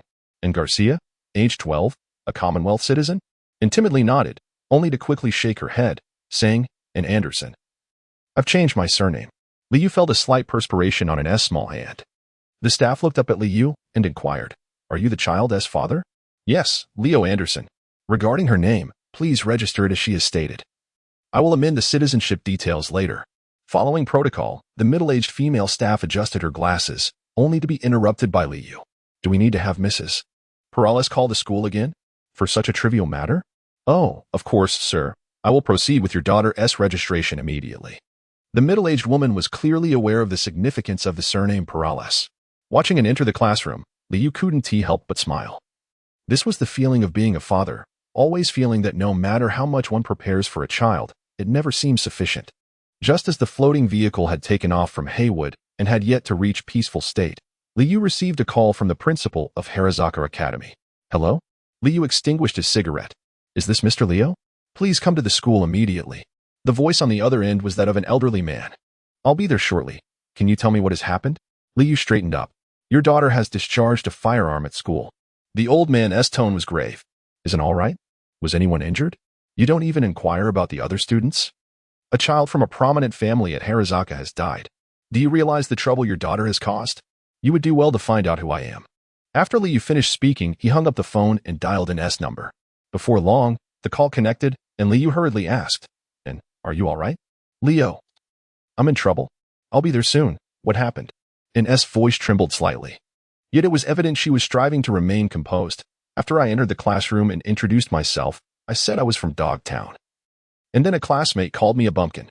I didn't respond, but he saw the gun in my bag and tried to take it from me. So don't be afraid. I'll be there shortly. Liu's tone remained calm. He ordered Rayfield to return at full speed, picked up a tank sword, and sat in the vehicle in silence. Shortly after, they arrived at the Harazaka building, and Liu entered, sword in hand, inside the principal's office. The principal was engaged in a phone conversation when suddenly the door was kicked open, and Liu strode into the room. On the way there, Liu had activated his oracle and saw that it was indeed in this room, as expected, and sat on the sofa, flanked by 2 guards. While the principal was seated behind his desk, still on the phone, Liu approached, concerned to see if the child had sustained any injuries. A nearby guard stepped forward, intending to intervene. In an instant, a glint of the blade flashed, and the gun in the guard's hand was severed with precision. The principal gestured dismissively, prompting the 2 guards to hastily exit the office. Liu crouched down and examined it. Aside from her somewhat disheveled hair, she bore no visible injuries. I'm fine, Leo, and whispered softly. Liu approached the desk, gazing at the principal, and inquired, Have you discovered who I am? The principal chuckled awkwardly and nodded. Now tell me, which child has been harmed? 1 has perished, and 2 are injured. The deceased is the offspring of a high-ranking member of the school board. And then? They demand that I detain this child. Their people will arrive shortly. Very well, then let us wait for them here. Liu sat beside him, gently stroking the girl's golden hair. After a short while, the sound of footsteps echoed in the corridor, and 3 individuals clad in the Harazaka uniform entered the room. Liu glanced at the 3 individuals and inquired, Why hasn't your boss arrived? Mr. Leo, the boss wishes to speak with you. One of the combatants activated a holographic projection. The image of a middle-aged man materialized, who solemnly remarked, I am Yusuji Ichiro. Leo, your daughter has slain my son. And I require an explanation for this matter. What kind of explanation do you seek? Leo replied, A life for a life. Liu pondered for a moment before turning to one and inquiring, And do you wish to continue your studies here?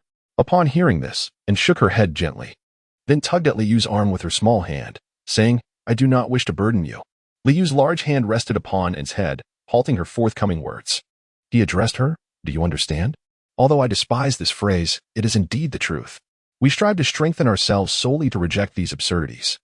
He then turned his gaze towards the holographic projection and inquired, Are you of the Hawk faction or the Dove faction? Yusuji Ichiro appeared taken aback by Liu's question. Pondering for a moment before responding, I am loyal to Miss Huazi. Ah, a Hawk then? Splendid, Liu replied with a smile, before speaking into the communication channel. Have you located him, Vivi?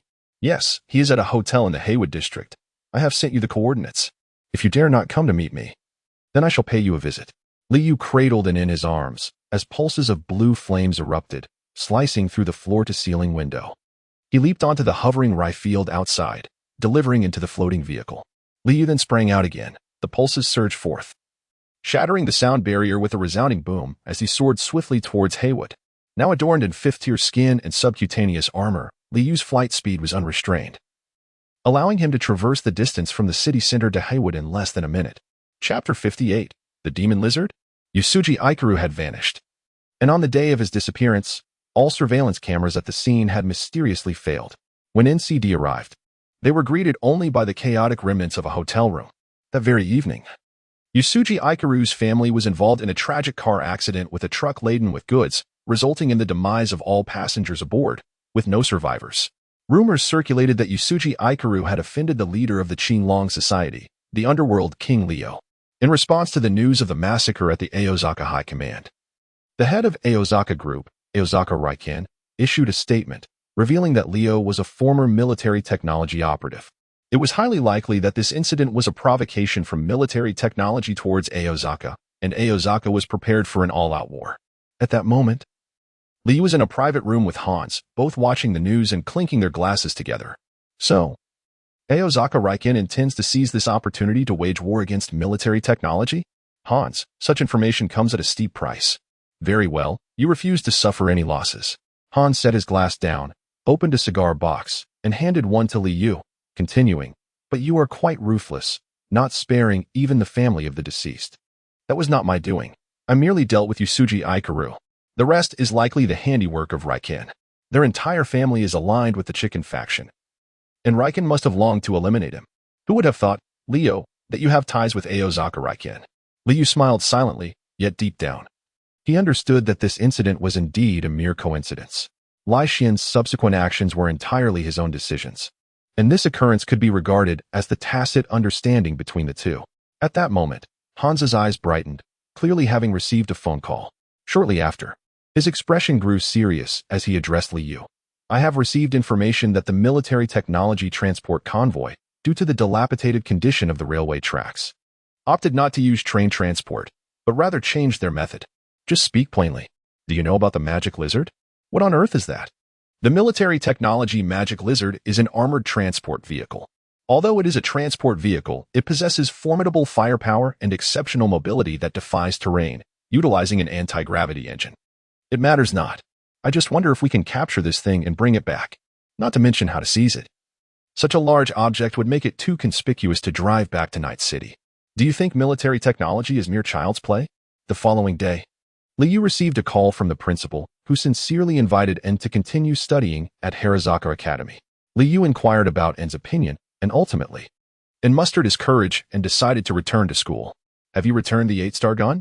That's splendid. If anyone bullies you again, just fire it. Do not be afraid. Liu advised and understood. Leo, thank you. Liu chuckled softly and hung up the phone. The hover vehicle had been responsible for transporting En to school these past few days, sparing them from the unwarranted remarks, branding, and as a country bumpkin. Liu sat amidst the desolate ruins of the wasteland, awaiting the arrival of the demonic lizard. Hansi had received news that the creature would arrive in the city of night today, and Liu had already been waiting for half the day. What are you up to? Liu, feeling rather bored, flipped through his contacts and sent a message to V. Just resting, what's up? I miss you and thought I'd de-chat for a bit. Where have you been hanging out lately? Oh my, why the sudden longing for me?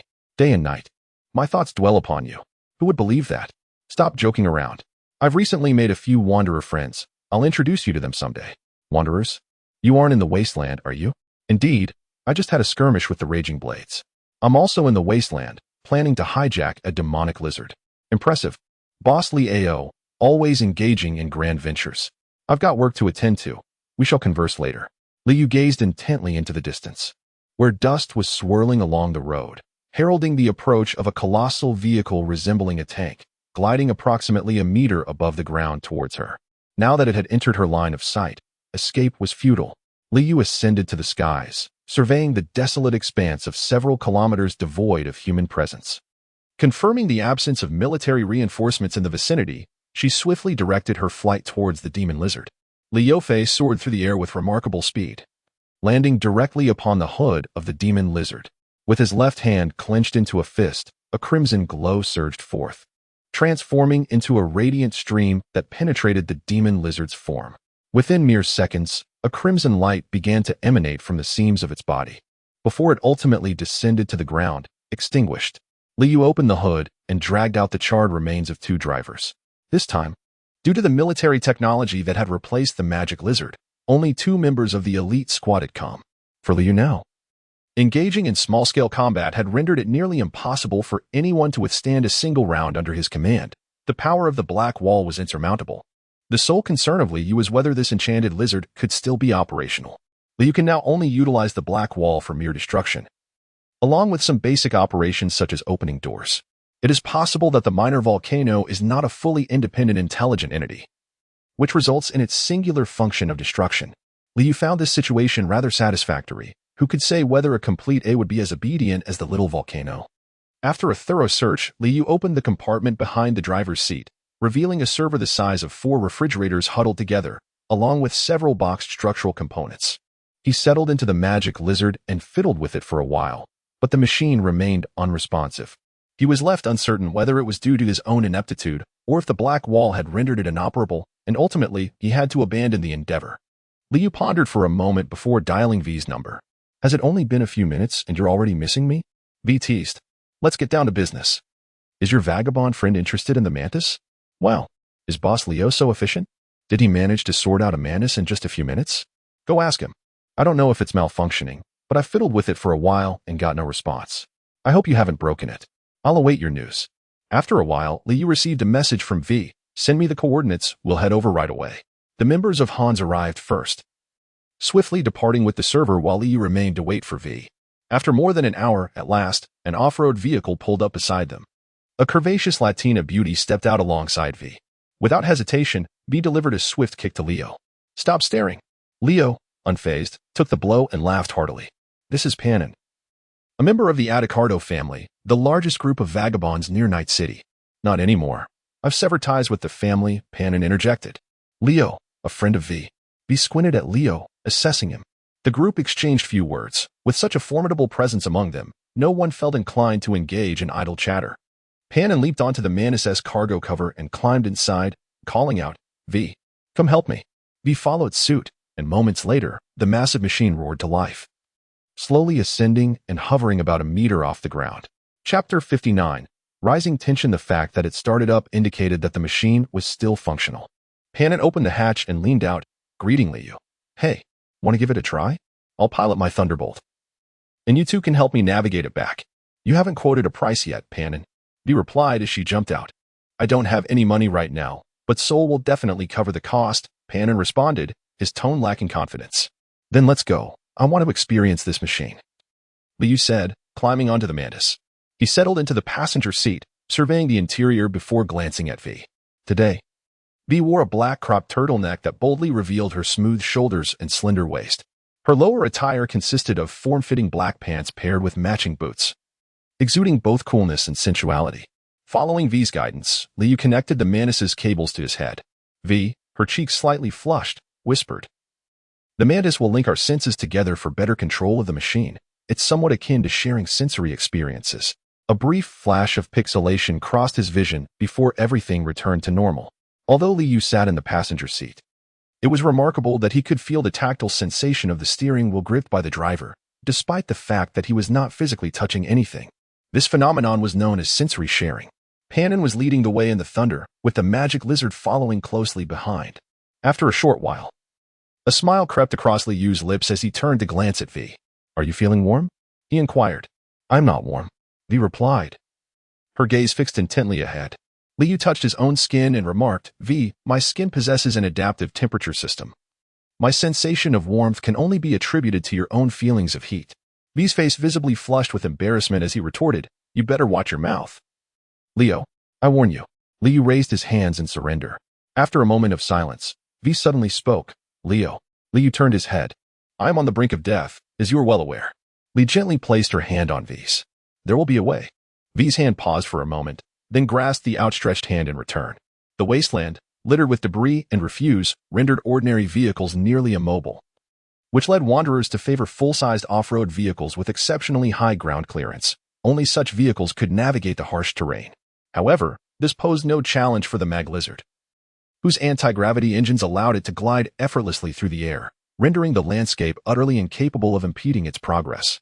As they traveled, V recounted her experiences within the Voodoo Gang and her future aspirations. So, you truly intend to journey to the Divine Chariot? Lee inquired, scratching V's palm. V withdrew her hand, playfully swatted at the restless hand, and then grasped it once more. There is a man named Goro Takamura, a bodyguard of Saburo Arasaka, who has recently asked me to await news. He may possess a solution. If he proves unreliable, I shall have no choice but to brave the Arasaka Tower. To venture into Arasaka Tower and meet one's demise? Be sure to include me. V offered no response. Liu pinched V's hand and gazed at her. I understand. V turned her head away and said, After more than 2 hours of travel, the group finally arrived at the settlement of the Ardicado located in the northern wasteland.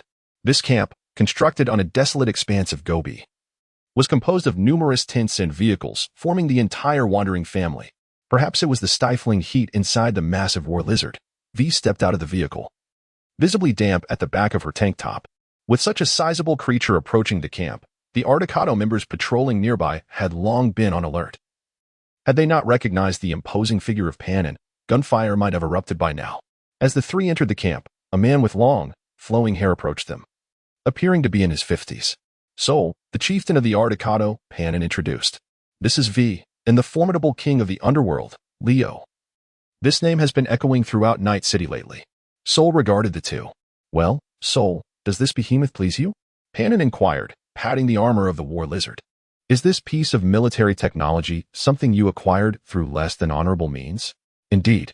Sol's tone shifted, laced with concern. Do you comprehend the trouble this will bring us? Panin? The insignia of such colossal military technology is visible from kilometers away. The Riptide gang could strike at any moment, and now we must also guard against military tech. Panin could no longer contain his frustration, shouting, Enough! Damn it! Shut your mouth. Are you really willing to sell your life to the company, serving as security for biotech? Fine, you go ahead.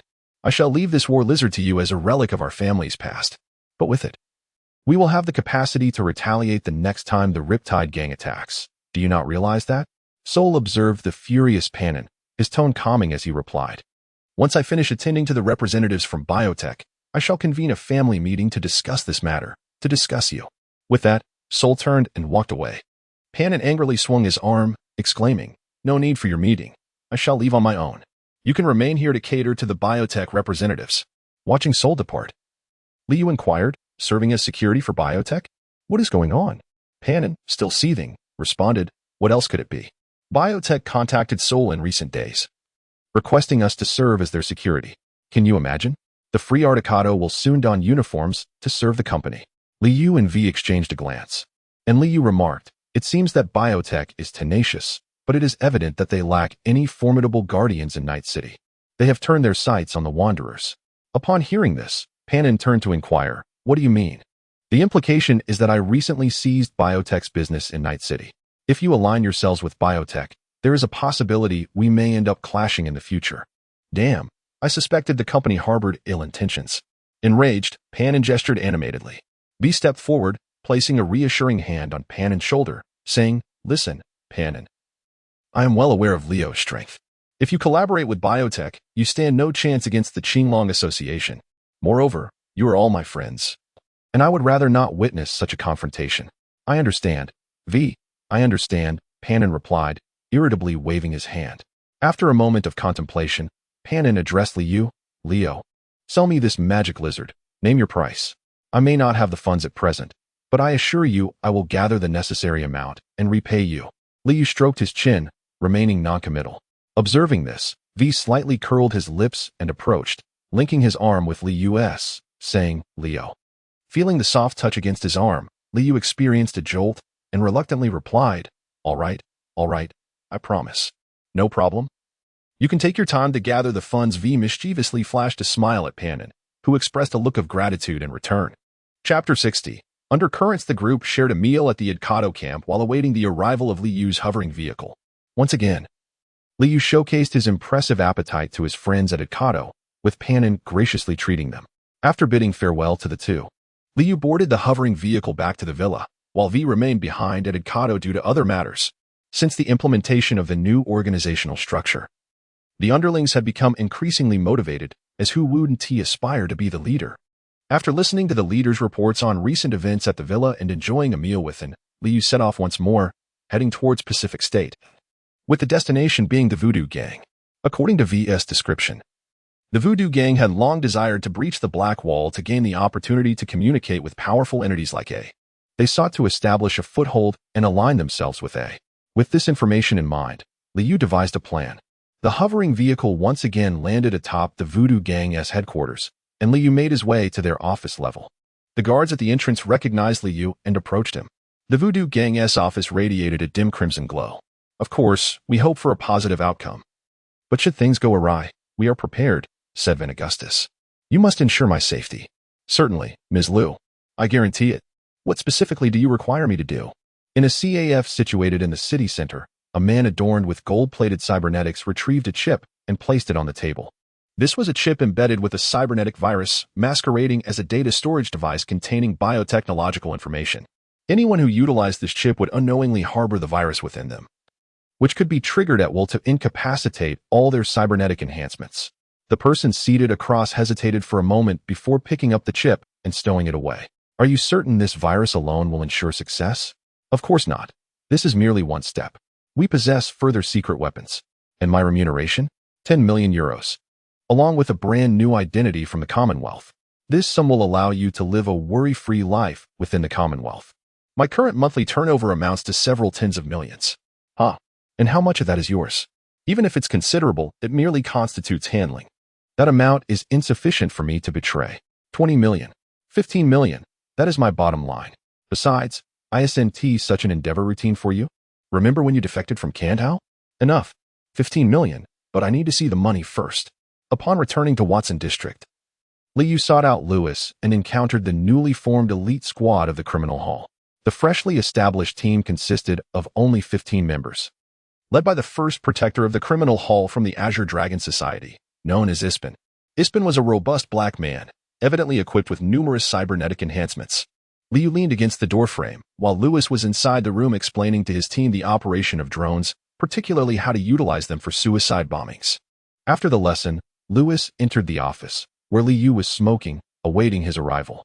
Biotechnology just sent me a notification, essentially stating that they are willing to pay to reclaim the CH00H2 factory that we have taken over. I declined their offer, Liu remarked. How much are they offering? Lewis inquired as he settled onto the sofa and poured himself a drink. It was evident that the young monk had truly abandoned his faith, indulging freely in wine and meat. The price is hardly more than what one would give to a beggar, clearly indicating their lack of sincerity. They will undoubtedly make further moves in the future. You must expedite the training of our young recruits, Lewis. Rest assured on that front. However, regarding biotechnology, I find their actions peculiar. They neither deploy military force in Night City nor abandon their claims to it. What are they truly up to? I had someone investigate. They have been conducting human experiments. A tribe of vagrants, known as the Red-Brown Stone, was lured into participating in their experiments, resulting in the deaths of over 70 individuals. These scoundrels, furthermore, they are not without military presence. Rather, they fear operating overtly. Their apparent withdrawal from Night City is merely a fade to mislead others. Liu reflected for a moment before continuing. Holu reported to me a few days ago that he discovered a vast underground space beneath one of his factories. However, it is now deserted. Based on some discarded refuse, we can ascertain that they moved out recently. Are you implying that they conducted human experiments in this basement? There is a strong likelihood of that. Currently, the evidence we possess is insufficient, yet biotechnology remains unaware of the extent of our knowledge, which is why they are now restless. After Liu finished speaking, he lit a cigarette and continued. The reason they hesitate to offer me a high price is not due to financial constraints, but rather their fear that a higher bid might raise my suspicions. After all, they remain uncertain about the extent of my knowledge regarding their illicit activities. Therefore, the armed forces of the biotechnology sector would never dare to advance into Night City. Night City is the stronghold of military technology in Arasaka. One should not underestimate these two multinational giants. Should the biotechnology firm venture to invest even a modicum of resources in Night City the very next day, all their secrets would be laid bare before the Arasaka Counterintelligence Department, including the color of their leaders' undergarments. Many believe that the biotechnology firm is indifferent to the shares of Night City, conveniently operating in the shadows to conduct inhumane human experiments. Indeed, given this, it is likely they will engage in covert operations, so you must exercise caution in the coming days. Lewis rose and began pacing the room. The ones who need to be cautious are you, Lewis, particularly you. I have arranged for Holu to go to Dogtown. He will return once the situation calms down, as the biotechnology firm has yet to extend its reach to Dogtown. It is possible they have already plotted against Holu, and upon discovering his disappearance, they turned their attention to you. This possibility cannot be dismissed. Liu emerged from Thor's office and promptly boarded the hovering vehicle. Inside the office, Thor stood by the window, stroking his chin as he observed Liu's departure. In Avj's office, Liu sat up from the surgical table and nodded at Avj. Without uttering a word, Avj approached the recently operated scavenger and swiftly snapped his neck. Now, Only Liu and Avj remained in the room. Liu retrieved a large nuclear power reactor, still stained with blood, from the medical tray and handed it to Afi. I have explained the function of this device to you before. It is imperative that you remember it well. Understood, boss. Afi replied, grasping the reactor, which still retained a hint of warmth. He nodded solemnly. The biotechnology sector had issued a declaration of full-scale war, which had been made public. According to their timeline, the decisive battle was set to occur in just 1 week. Boss, what will happen to your cybernetic body without the nuclear reactor? Afi inquired, standing beside Liu. I have 2 of them. Have you forgotten? Ah, right, boss. Perhaps you should reconsider. Enough chatter. Do as you are instructed. It may not even be necessary. Chapter 61. Declaration of War within the Dragon Fist office. All the leaders had gathered. A holographic projection of the biotechnology sector's war declaration was displayed prominently on the table. Liu, seated at the head, spoke. In 6 days, the armed forces of biotechnology will arrive in Night City, positioning themselves in the wasteland north of Watson, on the outskirts of the industrial zone.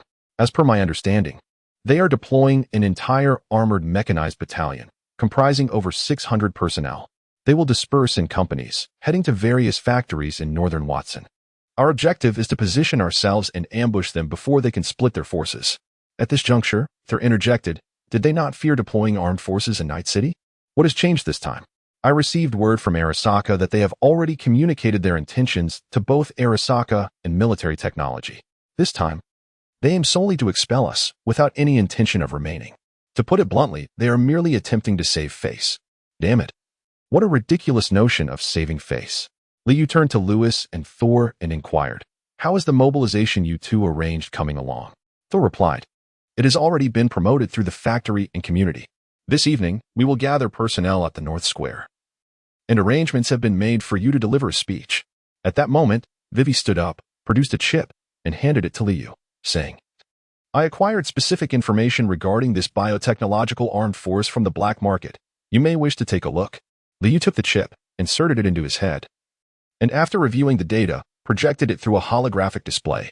The group adjusted their specific combat strategy based on the information. Before the meeting concluded, Liu left them with a final remark. This time, we are officially confronting the company. The disparity in strength is vast, and the outcome is uncertain. Should anyone wish to retreat, come to me before tonight, and I will understand. However, once tonight has passed, if anyone falters at the critical moment, do not blame me for enforcing discipline. Holo paced back and forth in the room above the moth bar, while sat quietly on the sofa, toying with a starry revolver. After a brief stroll, Holo slapped his thigh and said to him, No, I cannot hide away during such an affair. Since war is imminent, the biotechnological forces will surely not have the leisure to concern themselves with me. You stay here. I shall prepare to return. You would do well to heed your father's arrangements. Though I am perfectly fine on my own, if he discovers that you abandon me here to return alone, he will not be lenient with you. At that moment, and exhibited a calmness unusual for one of his age. Ever since the incident at school where he took a life, he seemed transformed. What is this nonsense? Damn it. Holu exclaimed as he sank into a chair and took a large gulp of alcohol. Uncle, you must trust father, mustn't you? And leapt off the sofa, striding towards another room, addressing Holu, Uncle, I shall retire for the night. That evening, members of the Qinglong Society gathered at the plaza in the northern part of the city, accompanied by countless civilians from the Watson district, not to mention spies from various factions in the Night City. In the center of the plaza stood a towering statue of Mr. Knight, the founder of Night City, reaching 7 to 8 meters high. However, the statue's head had mysteriously been removed. Liu now stood atop the statue's severed neck. As night approached, the already murky sky of Night City became pitch black. Numerous gasoline barrels burned around the plaza and beneath the statue, casting flickering light that illuminated the solemn expressions of the crowd, creating a somewhat oppressive atmosphere. With the attendees gathered, Liu stood on the statue and slowly began to speak. His amplified voice resonated throughout the plaza, reaching the surrounding residential areas. I am Leo Anderson, the leader of the Qinglong Society. I believe no one in the Watson district is unfamiliar with my name, whether in admiration or disdain. I have witnessed the former Watson district, as have many present here. Back then, the streets were rife with wandering thugs, drug addicts in a haze, and incessant gang conflicts. You, returning from the factories, walked the streets with trepidation, fearing that the hard-earned nutritional paste would be snatched away by gangs or thugs, perhaps even costing you your life. And the authorities? They show no concern for the Watson district. They wouldn't even cast a glance here. No one will protect you, nor will anyone come to your rescue. Even during your work, you worry whether your loved ones might suddenly be seized by the omnipresent Vortex gang, taken for their organs and sold as scavengers. Liyu's tone rose. However, everything began to change. Since the arrival of the Qinglong Society in Watson District, we unified our factions, vanquished the Vortex gang, and eradicated the cleaners. We even expelled the corporations, so that you, who toil in the factories, can receive your wages. The bright cash. You no longer need to fear being robbed, abducted, or sold for your organs while walking down the street. Many of you have even ventured into business for yourselves. I have witnessed your smiles upon receiving your salaries, and I have seen the satisfaction of your families after a hearty meal. I have observed your yearning for a secure living environment. Yet now, all of this is once again under threat. You are on the brink of returning to hell. The biotechnology company plans to deploy their armed forces into Watson District in 6 days, aiming to reclaim their factories, forcing you back into those cubicles. Working 18 hours a day, fueled by stimulants, risking your lives, earning mere tubes of nutritional paste. Liu paused for a moment, then bellowed, "Are you willing? Can you agree to this?" The enraged crowd was stirred to action, joining together in a fervent roar. "We will not consent. Let us topple the corporate hounds." Liu pressed his hand, and after a considerable time, the fervent crowd gradually fell silent. He continued, "However, this time, there is no need for you to take action. Each of you should focus on your own tasks, as it is the Qinglong Society that will confront this challenge. Since we have established a new order in the Watson District, we shall fight to the end. The Qinglong Society will demonstrate to you that a company which acts against the will of the people will ultimately be toppled, even if we may face defeat. We are willing to be the arrows that strike at the celestial sovereign, paving a new path for the people of the Night City. We hereby declare war on the company." Chapter 61, The Outbreak of War, Part 1. Watching the live footage relayed by the agents, Arasaka Raisin clenched his fists. "Are these civilians your target?" He muttered to himself. "They are timid and weak, fearful of authority. They shift their allegiances with the changing winds. Only formidable productivity and core technology serve as the foundation." News of an impending offensive in biotechnology quickly spread throughout the Watson district. Many small factory owners, feeling the pressure from the Qinglong Society to compensate workers based on hours worked, resulting in a significant reduction in profits, were restless. Now, having heard the news, they began to bribe the subordinates of the Qinglong Society, hoping they would turn a blind eye. Once the company eliminated the Qinglong Society, it would return to its previous state. A number of Qinglong Society's subordinates were swayed. However, the enforcer of the execution hall, Yispin, began to reveal his true strength in recent days. These opportunistic subordinates of the Qinglong Society were gathered, evidence collected, and they were executed on the spot at headquarters. The video was disseminated to all members of the Qinglong Society, sending a chilling message to those with ulterior motives. In the face of this, Liu found himself at a loss. The organization's establishment was too recent, and its members lacked a sense of belonging and honor. This was entirely normal. Initially, it was essential to employ drastic measures to maintain order. The road ahead is long and arduous. Liu sat in his office, gazing out the window with a deep sigh. Recently, the atmosphere in Watson District had grown increasingly ominous, as groups of armed members from the Qinglong Society patrolled the streets, all orchestrated by Lewis. The civilians began to reminisce about the recently concluded Unification War, during which Mayor Hott led them in their resistance against the New America, with many taking up arms in the struggle. This time, however, it was the gang that had chosen to stand against the corporation. A middle-aged man solemnly secured a worn handgun to his waist and said to his wife, "Take good care of the children," with tears in her eyes. She grasped his arm, pleading, "Must you go, Philip? Can't the Qinglong Society handle it?" The man, named Philip, slowly but resolutely removed his wife's hand from his arm, holding it firmly as he replied, "We only managed to cure our son's illness with the money from the factory. This is a debt we must repay. Moreover, I have longed to confront the corporate thugs openly." With that, Philip turned and left, not casting another glance at his wife. At the All Foods factory, Philip was taken aback to find a sizable crowd gathered at the entrance, more than 20 people, it seemed. As he approached, he heard them shouting at a bald, muscular man. "Let us join. Why won't you allow us to participate? Do you look down upon us?" Affy surveyed the crowd, feeling the weight of the situation.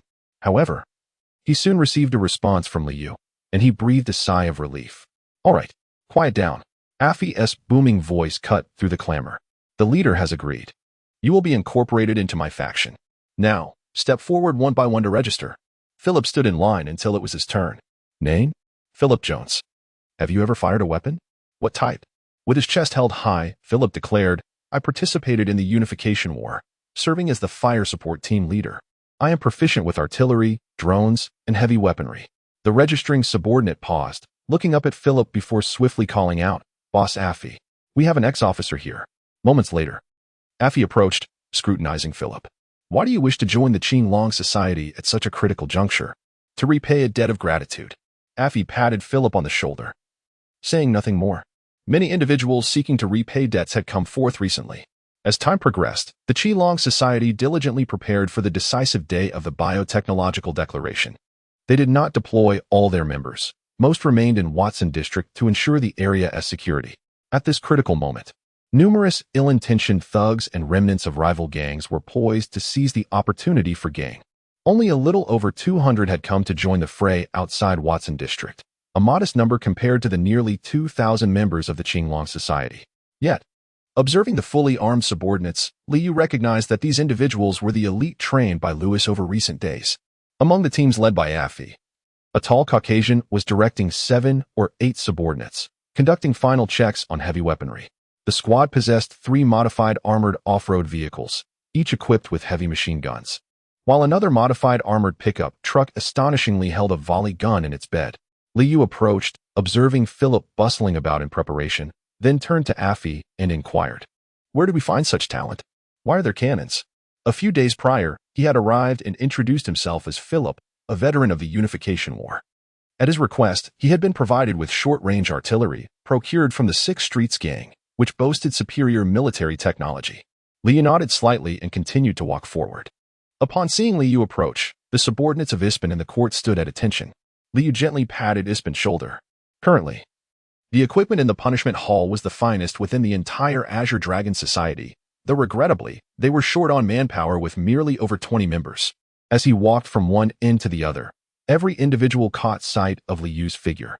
Gazing into the distance, Liu then soared into the sky as planned, flying toward the horizon. Afu Jia, Tor, along with Wang Ji and Wang Xiang, gathered together. Lewis meticulously went over the plan one final time with everyone before they each returned to their respective teams. Liu flew approximately 2 kilometers to the north, coming to a halt in midair. Originally, according to Lewis's arrangements, the Qinglong Society was to have prepared trenches and buried anti-infantry mines at the battleground in advance. However, all of these plans were dismissed by Liu. Liu personally confirmed that the primary objective of this battle was for the entire army to launch an offensive upon receiving his command. As time progressed, Liu's divine insight revealed the emergence of sporadic biotechnological reconnaissance squads within his line of sight. Behind the small hillside beneath Liu, several snipers promptly received the 3D coordinates shared by him. Soon, the sound of gunfire echoed in succession, and the reconnaissance team from Biotech was swiftly eliminated by the snipers. Biotech also sensed the disappearance of the reconnaissance team's signals, prompting them to shift from a marching formation to a combat formation. The entire team gradually spread out, halting at a position just within the extreme shooting range of Liu. Chapter 62, The Outset of Battle, Part 2. In the prophetic vision, Liu observed as the biotechnological forces swiftly deployed mechanized firepower and combat weaponry on the spot. Several movable sentry turrets were unloaded from military trucks and strategically positioned within the ranks. The vehicle-mounted artillery gradually elevated their barrels, while a multitude of combat robots surged forth, responding to the commands of the hacker division, taking their places at the front lines. Following this, a dense swarm of drones ascended, blanketing the sky above the battlefield, a pivotal element of modern warfare, ensuring comprehensive battlefield surveillance. Soon after, a dozen medium-sized combat drones adorned with biotechnological insignia took to the skies, forming a formation at the front lines, their heavy machine guns firmly locking onto Liu within their sights. The grand finale arrived with the slow entrance of 4 state-of-the-art battle tanks from the rear. The entire armored mechanized battalion arrayed itself across a vast expanse of 1 kilometer. In stark contrast, the Qinglong Society forces behind Liu had already formed their ranks, compared to the heavily armed configuration of the biotechnological forces. The Qinglong Society was left with merely a few armed off-road vehicles and heavy machine guns, along with their individual firearms. At this moment, The hearts of the Qinglong Society's subordinates sank in despair, the palpable disparity in equipment leading them to doubt that a single offensive from the biotechnological forces could utterly annihilate their camp. Furthermore, Li Yu's direct orders had resulted in their current predicament. Lacking even the trenches and bunkers necessary for defensive warfare, they stood exposed on the plain, transformed into live targets for the enemy. At that juncture, a reconnaissance drone from the biotechnological camp soared over the front lines and hovered above Li Yu's formation. Its loudspeaker blaring. It appears you have come to recognize the chasm between us. This is merely the most ordinary combat unit of our company. Any individuals or organizations bold enough to provoke our company shall be eradicated. Soon, you will be met with an overwhelming barrage of artillery and an incessant swarm of drones. Due to your leader's ignorance and folly, you are on the brink of catastrophic demise. Are you prepared to embrace death, wretches? Li Yu deeply understood that this was an attempt by the enemy to undermine his side's fighting spirit. After all, no matter how advanced the enemy's equipment might be, losses would inevitably occur in battle. If mere words could lead to the opponent's defeat, it would be a strategy with countless advantages and no drawbacks. Li Yu did not destroy the drone. Instead, he ascended into the sky and, utilizing a megaphone, conveyed a calm yet resolute message. You are the ones who know nothing of power. All present on the battlefield witnessed as Li Yu extended his left hand, from which a vast orb of black and crimson radiance surged forth. Subsequently, he clenched his fist with great force, causing the orb to explode instantaneously, scattering countless beams of light. These beams, reminiscent of fireworks, emanated from Li Yu, cascading towards the biotechnological forces scattered across the ground and in the air. Within mere seconds, every electronic device and vehicle belonging to the biotechnological troops emitted an eerie red glow before collapsing to the ground with a disconcerting creak. The battle robots, crackling with electrical sparks, fell prostrate, reduced to mere scrap metal. The multitude of drones that filled the sky plummeted like raindrops, their impacts resonating loudly. Even the biotechnological command vehicles and battlefield local area network servers succumbed to the onslaught, engulfed in billowing smoke. Not even the world's most formidable hacking team could breach the biotechnological firewall in such a brief span, incapacitating all present devices. This spectacle shattered the perceptions of the biotechnological combatants, leaving them rooted in place, utterly bewildered. From above, Li Yu's roar echoed, "All troops, advance. This is a battlefield." There is no time for the biotechnological forces to be dazed. Philip shouted commands for his members to fire, and the short-range artillery mounted in the pickup truck thundered to life, the recoil causing the vehicle to lurch backward, leaving tire marks in its wake. Under Lewis's direction, a dozen members of the Qinglong Society, adorned in hacker helmets, focused intently on the control panels, unleashing a swarm of self-destructing drones upon the biotechnological ranks. Simultaneously, the other armed members of the Qinglong Society charged forth, with Adge and Thor leading the assault, crashing into the bewildered biotechnological formation, deprived of advanced weaponry and heavy firepower. The biotechnological troops could only retaliate with their firearms. However, caught off guard, they suffered significant casualties from the initial onslaught of the Qinglong Society's heavy fire. As the barrage subsided, Adge, clad in exoskeletal combat gear, wielded two massive chainsaws that buzzed ominously, rampaging through the throng of biotechnological personnel. Meanwhile, Thor, utilizing optical camouflage, maneuvered stealthily amidst the crowd, targeting the opposing squad leaders and hackers, employing modified electromagnetic weaponry to eliminate foes, regardless of their hiding spots. Li Yu glanced at the remaining volume of the small volcano. This time, with a single strike, its size shrank by half once more. Fortunately, this assault was directed solely at the opponent's vehicles, as it seemed that the consumption for invading vehicles differed significantly from that of invading human bodies. The battlefield situation appeared promising. The initial barrage of heavy firepower had inflicted considerable casualties on the enemy. Now, the Qinglong Society was leveraging heavy machine guns and artillery drones to maintain pressure on the biotechnology forces. However, the opposition consisted of a well-organized corporate army. And after a brief period of adjustment, the biotechnology unit gradually began to organize a counterattack. Upon witnessing the scene, Li Yu unsheathed his tang sword, and a surge of energy erupted forth, propelling him into the throng of the biotechnology personnel. He descended upon them like a deity of thunder, unleashing a full-power electrical shockwave that cascaded several meters, wreaking havoc among the crowd. The Sion Wiston activated, revealing a figure flickering with lightning as it maneuvered through the biotechnology ranks, accompanied by the glimmer of the blade, which instantaneously tore a gaping breach in their formation. Chapter 63, The Outset of Battle, Part 2, Seizing the Opportunity Created by Li Yu's Breakthrough. Wang Ji and Wang Xiang led the remaining members of the Qinglong Association into the biotechnology stronghold.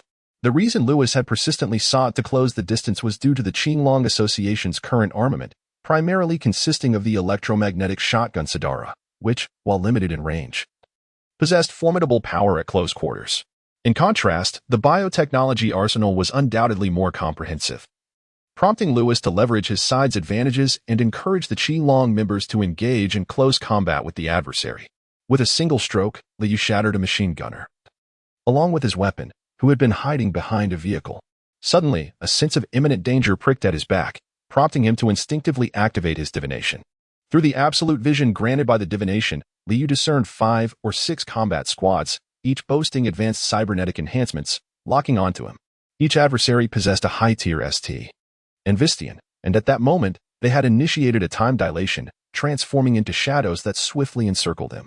The timing of their assault was impeccably precise. Liu's ST and Vistian was about to expire. Should they close the distance, their time dilation could exploit the fleeting moment of vulnerability he experienced, potentially leading to dire consequences for him. Liu shifted his direction, weaving through the crowd while attentively monitoring the position of his elite biotechnological team.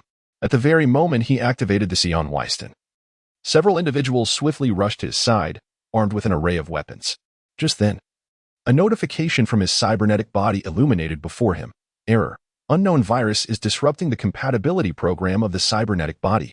However, within less than a second, another notification appeared. Notification. Virus source has been neutralized. Compatibility program restored. Upon seeing this, Liu smiled faintly and promptly activated the Sion Weiston again. Feeling the searing heat radiating from his spine due to the overload, he engaged the Sion Weiston once more. Although the adversaries had gleaned from their data that Liu possessed the ability to continuously activate the Sion Weiston, they were unprepared for the failure of the virus they had meticulously implanted. Yet, at that moment, they had no time for further contemplation. A pulse erupted, and Liu, harnessing the explosive speed of Hades, lunged forward, cleaving the foremost biotechnological elite in half at the shoulder with a single stroke. Without pausing, he utilized the momentum from the strike to twist his waist, pivoting to deliver a sweeping blow with his Tang Dao, sending the enemy, who had lunged at him from behind, flying. Meanwhile, his left hand wielded the Golden Killer Woman, pressing against the face of the enemy on his left, unleashing a barrage of gunfire. Yet, before the blood could splatter upon him, Liu's mind stirred. He activated the pulse in his legs, propelling himself high into the air. It turned out that the two enemies on his side had precisely swung their Manus blades in a crisscross manner. However, by that time, Liu had already leaped into the air, evading their assault. It was the power of his oracle vision at work. Even though the two adversaries had been in Liu's blind spot at the onset of their attack, the oracle had no such blind spots. Liu retracted his pistol in midair, gathering strength in his left fist. A surge of blue flames erupted once more as he descended with tremendous force, the shockwave generated by Hades' charge radiating outward, causing his two adversaries to lose their balance. Upon landing, Liu swiftly pivoted, gripping the knife's blade tightly. His legs slightly bent to harness power, while flames burst forth from the sides of his legs, granting him a rotational thrust that coursed upward to his waist. This sequence unfolded with fluid grace, occurring in but a fleeting moment. With a fierce roar, Liu unleashed his energy. A circular slashing strike manifested on the battlefield, the searing edge leaving behind a white-red arc of light, so swift that it dispersed the dust of combat around him. The remaining two foes were cleaved in half by this devastating strike. At that moment, Sion Weiston had just concluded his own engagement. Liu surveyed the battlefield. The primary combat strength of biotechnology had been systematically dismantled, and a considerable number of formations lay in disarray.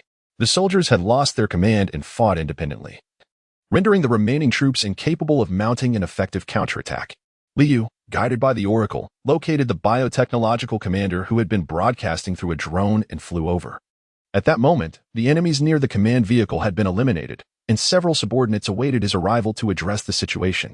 Standing before the commander, Liu rested his blade on his shoulder, holding a cigarette in his other hand, a smile gracing his face.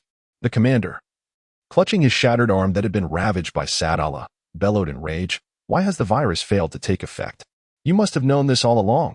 It was effective, but it has since been eradicated, Liu replied, advancing towards the commander with his weapon in hand. You're talking nonsense. How could it have been neutralized so swiftly? We sought the voodoo gang specifically for this. The commander retorted. Liu interrupted, inquiring, so, whom did you bribe? Was it Wei Wei? That wretched woman. Did she inform you? The commander, eyes wild with despair as he surveyed the crumbling battlefield, seethed with fury. I will spare your life this time. Return to your employer and convey this message, should you dare to plot against Night City again. Your sordid dealings will be exposed for all to see. Liu sheathed his sword with a smile and added, at that time, I will undoubtedly invest heavily in shorting biotechnology stocks. I can only wonder how low the stock prices will plummet and whether your boss will be able to shoulder that responsibility. Liu surveyed the biotechnological troops, who had nearly lost their fighting spirit, and conveyed a command through the local network. Everyone, do not kill them all. From now on, capture them alive. These prisoners are worth a fortune. Thus, this grand military operation, aimed at reclaiming lost territory through biotechnological advancements, concluded in a rather anticlimactic manner. Liu's combat prowess astonished everyone. The biotechnology sector had captured over 180 soldiers, with nearly 100 fatalities on the spot. The remnants of more than 300 defeated troops withdrew from the battlefield. The multitude of vehicles, weapons, and military supplies left on the battlefield would soon enable the Qinglong society to undergo a significant equipment upgrade. The most substantial gain from this encounter was the captives. The biotechnology sector was compelled to grit their teeth and expend considerable resources to redeem them. This marked the first time since its inception that the biotechnology sector faced a substantial defeat against a civilian organization, as well as the first instance of seeking to purchase back captives from such an organization. Chapter 64, Aftermath, Part 1, in the Dragon Fist office. All the leaders were present, along with the newly appointed heads of various factions, as well as key figures like Ispin and Philip. They formed a large circle, with Wei Wei kneeling in the center. Liu took a drag from his cigarette and inquired, the virus is concealed within the storage chip you provided me, correct? Wei Wei adjusted her position from kneeling to sitting on the ground and nodded, saying, indeed. How did you come to know? The voodoo gang informed me. Liu continued. By the way, the voodoo gang is now considered our auxiliary personnel. He addressed the others. I have subdued them. Should you require any hacking assistance in the future, seek out the voodoo gang. Utilize them freely without concern for casualties. Treat them as mere footcloths. Subsequently, Liu turned his attention back to Wei Wei and posed another question. Initially, you told me that it was Thor's decision for you to escape from Kong Tao, and you merely followed suit. However, that does not seem to be the entire truth, does it? Thor, standing nearby, took a puff from his cigarette, his gaze somber. Yes, I deceived you, Wei Wei admitted, tossing her hair back with a bitter smile. I was the one who stole the list, which Thor was responsible for safeguarding. I tricked him into fleeing with me. Otherwise, it would have eventually led back to me. This time, I have faltered. I knew my instincts would not betray me. I recognized you as a remarkable individual. Regrettably, I failed to persist in my wager on you. Liu glanced at Thor, who had closed his eyes and inquired. Then who, pray tell, killed my wife? Was it Kong Tao, or was it you? Thor, you have been with Kong Tao for so many years. When have they ever committed such a deed? Naturally, it was I who did it. Wei Wei seemed to wish for death at Thor's hands. Provoking him to his limits, I knocked on your door, and your wife welcomed me with a smile, inviting me in and even brewing tea for me.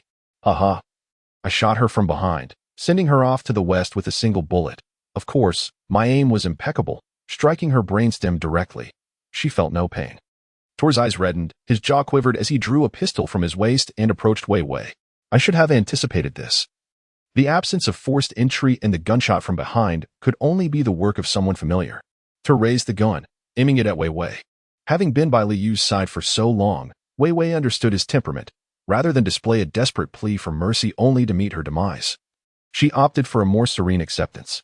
She tilted her head back and closed her eyes. Thor exhaled deeply. Bang! Wei Wei fell into a pool of blood. Liu instructed his subordinate to remove the body and approached the main seat, speaking slowly. Wei Wei was the first elder to betray us, and I hope she shall be the last. The atmosphere in the room grew somewhat oppressive. Lewis stood up, retrieved several bottles of whiskey, and directed his subordinate to pour drinks for everyone. They then began to report on the losses incurred by their respective factions. A total of 35 had fallen, with only a handful injured. Fortunately, all heavy weaponry from the opposing side had been neutralized by the Black Wall, leaving them with only firearms. The biotechnology troops were indeed elite, boasting a remarkably high accuracy rate. Each shot struck either the head or chest. This resulted in very few surviving injuries. Those hit were typically killed instantly, and even if they did not succumb immediately, others would invariably finish them off. Furthermore, given that the Qinglong Society was still a makeshift organization, they had yet to establish a medical team, leading many of the injured to perish on the way due to lack of timely medical attention. Regardless, Liu arranged to provide the fallen subordinates with adequate compensation and bonuses for every member who had participated in the conflict. Chapter 65, Aftermath, Part 2, 2 days later. Liu sat in the Longquan office, listening to Lewis animatedly report on the spoils of their recent conquest as he absent-mindedly cleaned his ears. You may handle these matters as you see fit, Liu remarked. No sooner had he spoken than Thor pushed the door open and entered. Liu gestured for Tor to take a seat and inquired, how is the preparation coming along?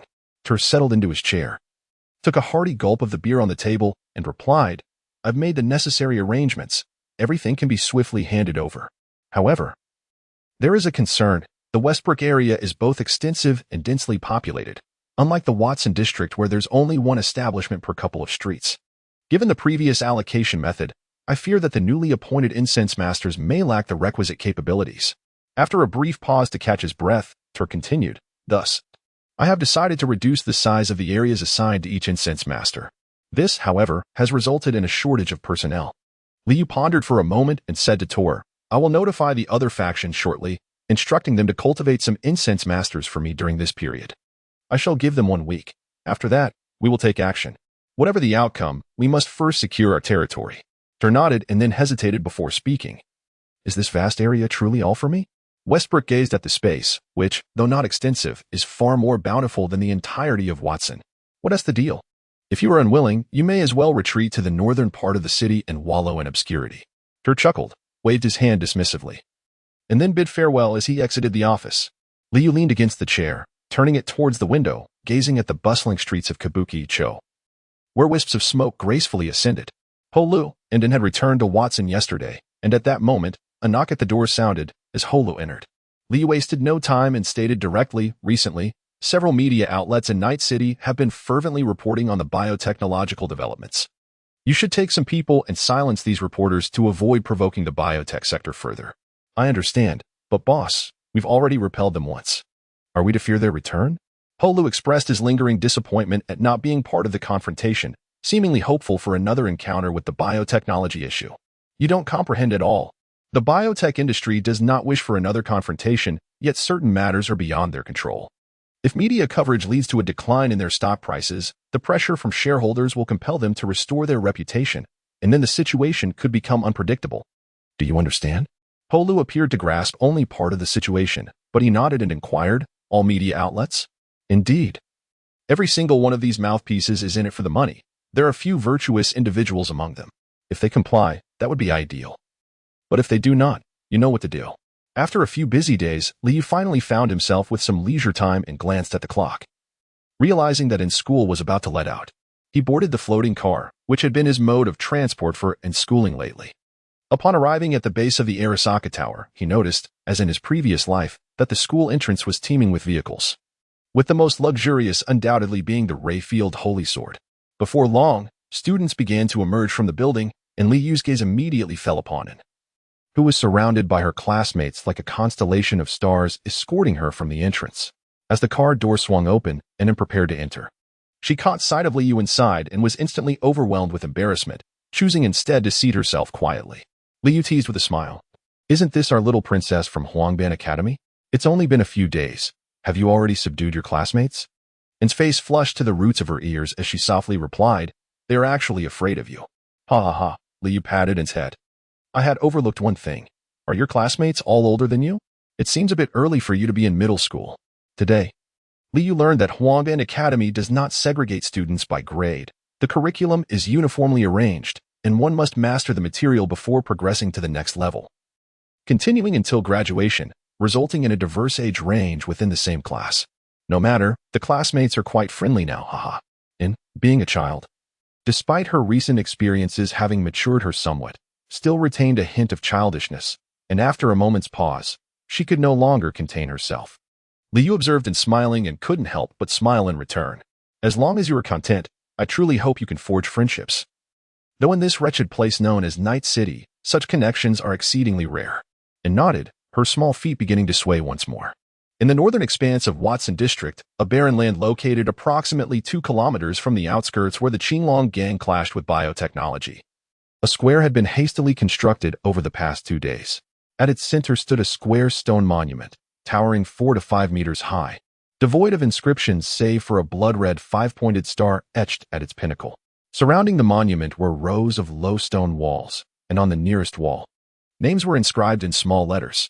This memorial square had been erected by Liu to honor the members of the Qinglong gang who perished in battle, along with civilians who had come to fight. Though the square bore no name, those familiar with the conflict understood its purpose. A light rain fell from the heavens as several women and elderly individuals knelt before the stone wall, weeping profusely. Beside them stood a child, bewildered in the rain, seemingly unable to comprehend the depth of his mother's sorrow.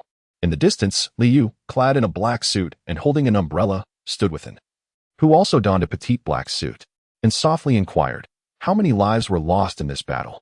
35, Liu replied, and gazed across the square.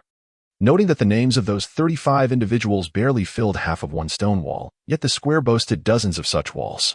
Surely, that does not require so much space. Why have you made the square so expansive? And asked, her confusion evident. Liu lit a cigarette, inhaling deeply before raising his head to exhale a long plume of smoke. For what we intend to do is merely at its inception. Throughout history, endeavors such as this have invariably demanded blood and sacrifice. These are the legacies left for the future, and mine shall be among them. What is it that you truly wish to pursue? I gently patted his head, as Liu continued, I aim to provide you with a life of a different kind. Ever since it entered Liu's world, his visits to bars and nightclubs have markedly diminished, and he discovered that he was quite adept at cooking, producing delightful meals. Though he could easily hire a maid, and insisted on preparing dinner each evening. This night, and had prepared a whole roasted chicken, accompanied by an array of staple dishes and vegetables. The afternoon had been marked by light rain, which intensified upon their return home, drumming rhythmically against the window. Being still a child, and quickly emerged from the somber atmosphere of the afternoon's memorial, now humming a tune as he sliced the roasted chicken. While they were dining, Liu's eyes brightened as he received a message from V. Hey, Leo, someone named Nightingale contacted me. She claims to have a solution to my problem. I plan to visit Dogtown tomorrow. If you've been missing me lately, just hold on a bit longer.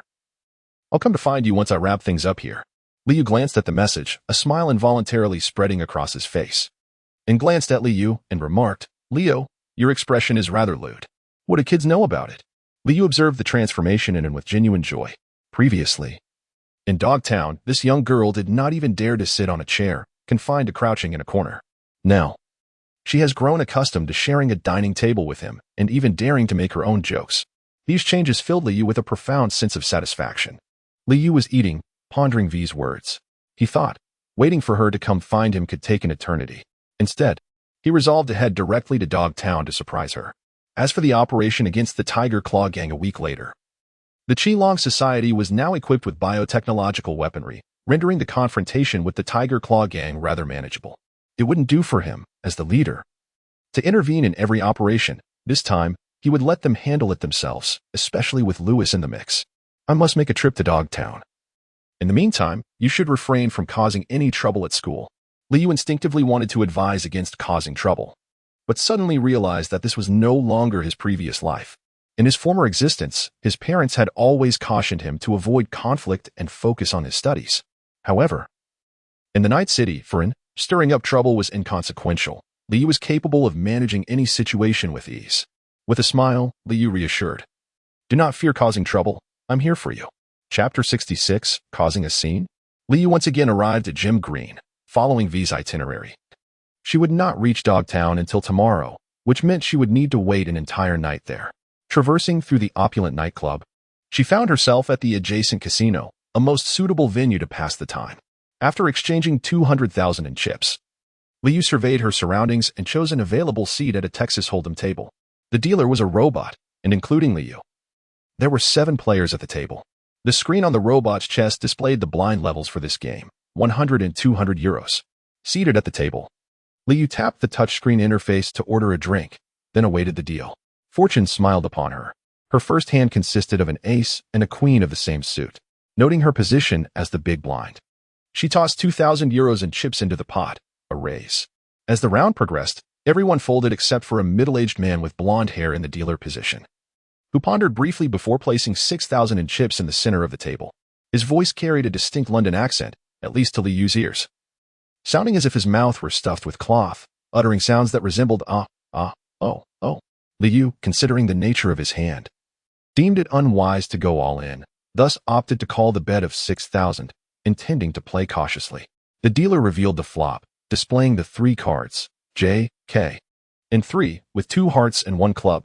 Liyu flicked the ash from his cigarette and glanced once more at his hand, ace and queen of hearts. A promising flush draw. The middle-aged man, occupying the dealer position, allowed Liyu to speak first. Liyu tapped the table, signaling his intention to pass, refraining from placing a bet. Observing this, the middle-aged man, believing that Liyu had not drawn a winning hand, produced a stack of chips and threw them onto the table, wagering 20,000. Liyu and the others observed that it was the opponent who made the initial bet. With their current hand of hearts ace and queen, combined with the king and jack on the table, they could aspire to a straight. Furthermore, with 2 hearts on the board, the possibility of a flush emerged. As the saying goes, a straight flush is a double draw. And to wager one's fortune at this moment is imperative. If not now, then when? Liyu feigned hesitation for a moment, then, with a look of anguish, pushed all his chips forward. All in. This audacious move, 10 times the pot, left the middle-aged man at a loss.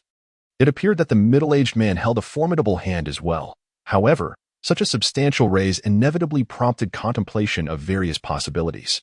The middle-aged man attempted to engage Liyu in conversation, probing for insights into his hand strength. You seem like a newcomer. I haven't seen you around the gym green before. Is this your first visit? Liyu appeared unfazed by the man's banter, responding, It is indeed my first visit to the casino. Do you have any advice? The middle-aged man, observing Liyu's calm demeanor, remarked, You must be on the verge of a winning hand. It all depends on whether I wish to draw. With that, he revealed his whole cards, KJ. The middle-aged man had struck 2 pair. According to the rules of Texas Hold'em, once an opponent has gone all in, the other player may reveal their cards while contemplating their next move, primarily to exert psychological pressure. If the opponent sees a higher hand, it may reveal their weaknesses. However, Liyu remained steadfast, taking a sip from the glass placed before him by the waiter. The middle-aged man scrutinized Liyu for a moment before decisively pushing all his chips forward, declaring, Call. The man's call seemed to unsettle Liyu. Although he had numerous potential winning cards, he was still merely 1 card away from victory. Should he fail to draw what he sought, defeat would be inevitable. As the dealer proceeded, the 4th card was revealed, a trivial diamond 5. Shortly thereafter, the 5th card emerged, a heart 9. Liyu struck the most formidable flush. Liyu smiled as he revealed his cards, but suddenly froze. He clearly held the ace and queen of hearts, yet at that moment, they transformed into the ace and queen of differing suits, with the queen of hearts morphing into the queen of spades. Liyu's expression darkened instantly as he rose to his feet. His mind raced through the recent events, recalling that the only person who had come close to him was the servant who had offered him a drink. At that moment, the middle-aged man across from him gathered his chips, seemingly preparing to leave. Liyu firmly grasped his arm, saying, Don't be in such a hurry to leave. I have a matter to discuss with you. Are you planning to cause a scene because you've lost? Do you know whose territory this is? Upon hearing this, the middle-aged man attempted to shake off Liyu's grip, but Liyu's strength was formidable. No matter how hard the man tried, his hand remained steadfast. The commotion attracted the attention of the casino staff, and a man clad in the attire of a hellhound strode over. What is happening here? The hellhound inquired as he approached the two. Someone altered my cards. I need to review the surveillance footage, Liyu insisted, still holding onto the middle-aged man. The hellhound scrutinized Liyu's tight grip and, with evident displeasure, remarked, Release your hold. Are you seeking death? How dare you stir trouble here? At this, Liyu couldn't help but chuckle in disbelief. He loosened his grip on the middle-aged man, unfastened his suit jacket, and draped it over a chair, casually stating, I see now. Liyu exerted force through his legs, stepping forward to deliver a resounding slap to the face of the spectral hound, sending it crashing to the ground. Immediately, the piercing sound of electricity echoed through the casino hall. Liyu continued his unfinished sentence, remarking, It seems you cannot comprehend my words. The anguished wails of the spectral hound, accompanied by the acrid scent of singed flesh, accentuated Liyu's towering figure, resembling a demon striding through the mortal realm. Now, this is what one calls a disturbance, you fool. Liyu released his grip, as the spectral hound beneath his feet clearly exhaled its last breath. Chapter 67. A Disturbance. At this moment, The commotion finally roused the guards of the spectral hound, as 7 or 8 of them surrounded the area, with one leading spectral hound approaching. Liu glanced at the man and inquired, "Who are you?" "Murphy, the guard of Hansen," replied the man named Murphy, pulling out a grimy green electric baton in defense against Liu. Liu kicked aside the lifeless body of the hellhound that had been incapacitated, then addressed Murphy. "I shall state this only once. My card has been tampered with. Only one wine steward approached me. I now demand a review of the surveillance footage from that moment. Is that a problem?" Murphy glanced at the discarded corpse, suppressing his anger as he inquired, "What did this individual look like?" He was attired in the same uniform as the other staff, sporting a scruffy beard, with a head of slightly reddish curls. A Caucasian, Liu recalled. Murphy instructed his subordinates to investigate the surveillance, then turned to Liu, saying, "As per your request, I have arranged for the footage to be reviewed. Thus, you should now release our guest. Are you tired of living, Murphy?" Electric sparks flickered from Liu's hands. "Hades, I recognize you, but you must understand. This is Dogtown." Murphy was indeed frightened. The tale of how Hades single-handedly vanquished a significant portion of the elite biotechnology forces had spread like wildfire in the underworld. Regardless of the truth, Hades Leo had subtly become a living legend in the Night City, a fact that all within the circles tacitly acknowledged. If the adversary truly intended to eliminate him, it was evident that Hansen would ultimately be powerless against Leo, but that would mean a senseless demise for himself. However, representing the Netherhounds in this matter, he could not afford to lose face for the organization. He had to muster the courage to summon the entirety of Dogtown in hopes of tempering the situation. Upon hearing these words, the surrounding onlookers gasped in astonishment, followed by a hushed murmur of conversation. As for the middle-aged man in Liu's grasp, he appeared utterly pale, collapsing to the ground in terror. To hell with it. Hansen might have some weight behind his words, but who are you? Liu kicked the middle-aged man aside and lit a cigarette. Seeing Liu light up brought a sigh of relief to Murphy. At least it indicated that the gentleman across from them had no immediate intention of resorting to violence. As for the insult hurled at him, well, in the world they inhabited, who had not faced such derision?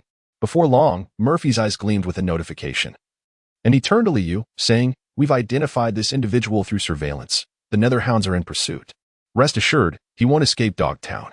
Liu nodded slightly, then turned his gaze towards the middle-aged man. Realizing the impending peril he faced, the man hurriedly crawled to Liu's feet, lamenting, "I shall divulge everything. I'm an accomplice to this individual. I handle the card games and scout potential targets. If this is someone's first visit here, I prepare to act. While he seeks opportunities to swap the opponent's cards. Spare me. I am willing to compensate. I will part with all my money. Grant me mercy. Are you not concerned that you are deceiving your patrons, while the Infernal Hound's guards turn a blind eye?" The middle-aged man glanced at the Infernal Hound, now lifeless from Liu's electric shock, and continued, "We regularly bribe the guards at the casino, and since we only target new customers, they conveniently overlook our activities, allowing us to operate unimpeded." With the situation largely clarified and his interest in continuing the game waning, Liu rose and addressed Murphy. "You should resolve the issues within your establishment." With that, he prepared to depart. At that moment, Murphy interjected, "Mr. Leo, Colonel Hansen has instructed me to inform you that a luxurious suite awaits you on the upper floor, should you wish to rest." The middle-aged man, aware that inaction would lead to his demise, called out urgently, "Mr. Leo, I know a secret that can yield profit. Spare my life." In the opulent suite of the gemstone Qing, Liu sat in a rocking chair by the window, while the middle-aged man stood beside him. "Speak, then. What secret could possibly save your life?" The man glanced around the corner of the room and whispered, "It concerns the Infernal Hounds." "Are you certain we should discuss this here?" Liu had long since scanned the room with his oracle, confirming the absence of any irrelevant devices. He gestured for the man to continue. "A few days ago, I overheard a tidbit from a gambler. The Hellhound has procured a high-end, custom-made firearm. Arriving in Dogtown tonight. I wouldn't dare deceive you. When I eavesdropped, he had already sold this information to someone else. I am unaware of their identity. But if you wish to pursue this, it is likely that no one will rival you." "What sort of firearm? One that could cost you your life?"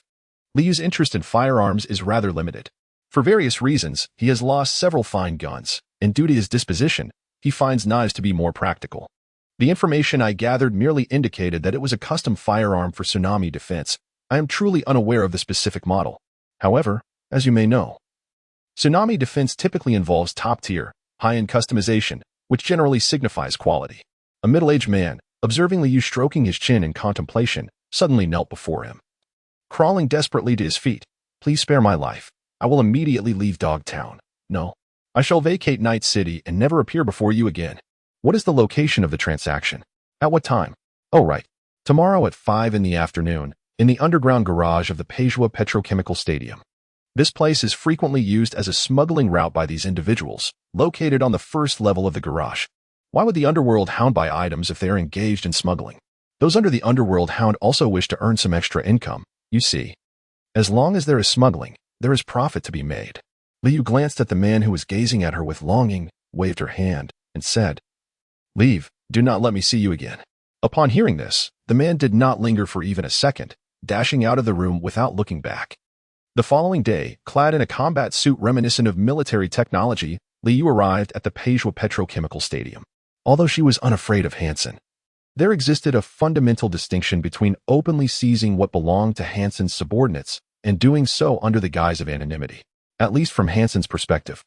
If Liu concealed her face, even if he were aware that it was she who had taken the items, he would have to weigh the merits of engaging in a conflict with the Qinglong Society. Most likely, he would choose to forego retaliation, swallowing his pride. However, should Liu brazenly seize his possessions, it would be viewed as a provocation from the Qinglong Society. If he chose not to respond, he would suffer significant humiliation, as the losses would not merely be tangible assets, but also intangible prestige, which could ultimately undermine his authority in Dogtown. Consequently, in order to maintain his standing, he would be compelled to confront Liu. Weighing all these factors, Liu pulled up the mask of her combat suit and donned her battle sunglasses. Chapter 68, Air Disaster.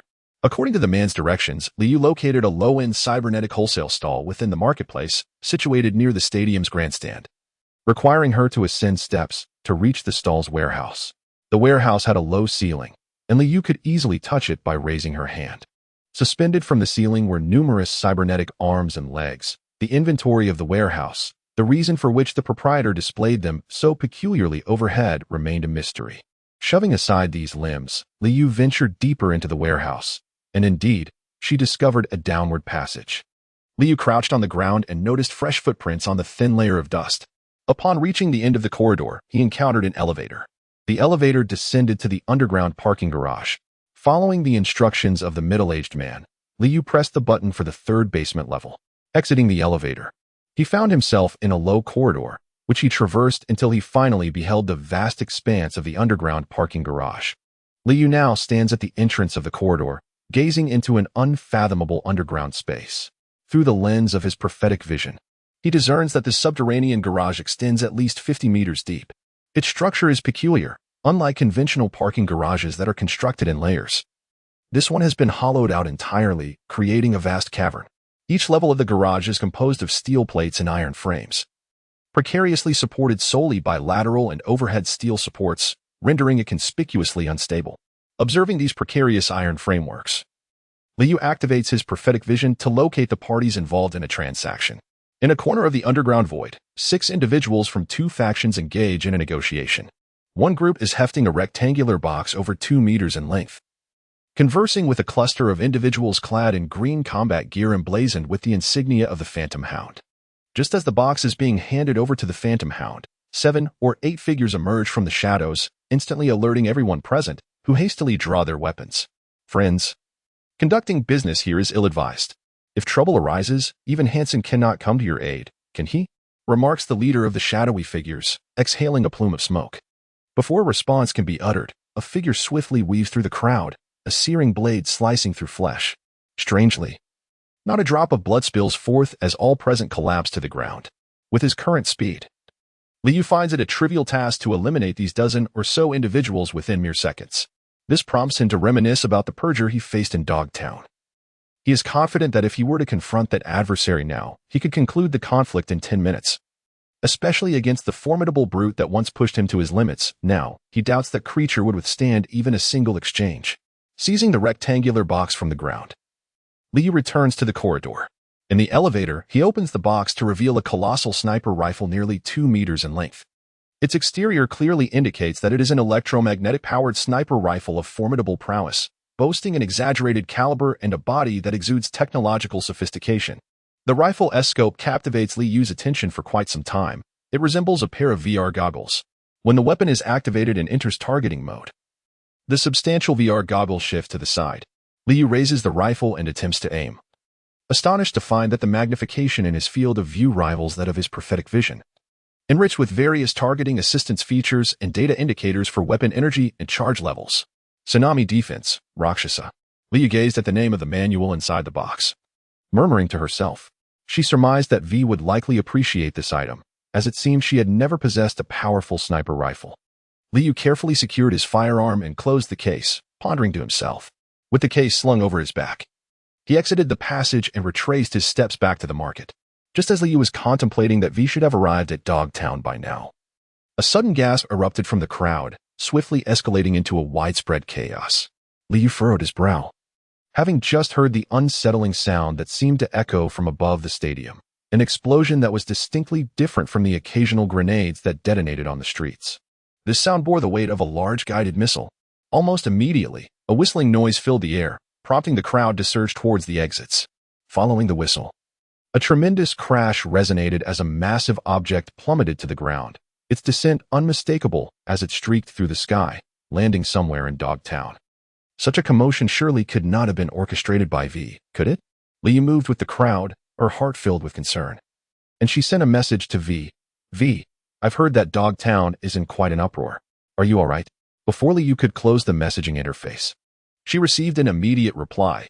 The user is currently out of service area or temporarily offline. Liu's heart tightened, and he quickly dialed V's number. Unfortunately, the user is currently out of service area or temporarily offline. Please leave a message for the owner or try again later. Chapter 69, Clue, Part 1.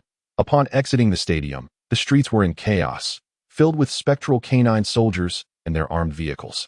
A multitude of spectral canines gathered in the southern part of Dogtown, and some had already begun to establish a perimeter on the streets.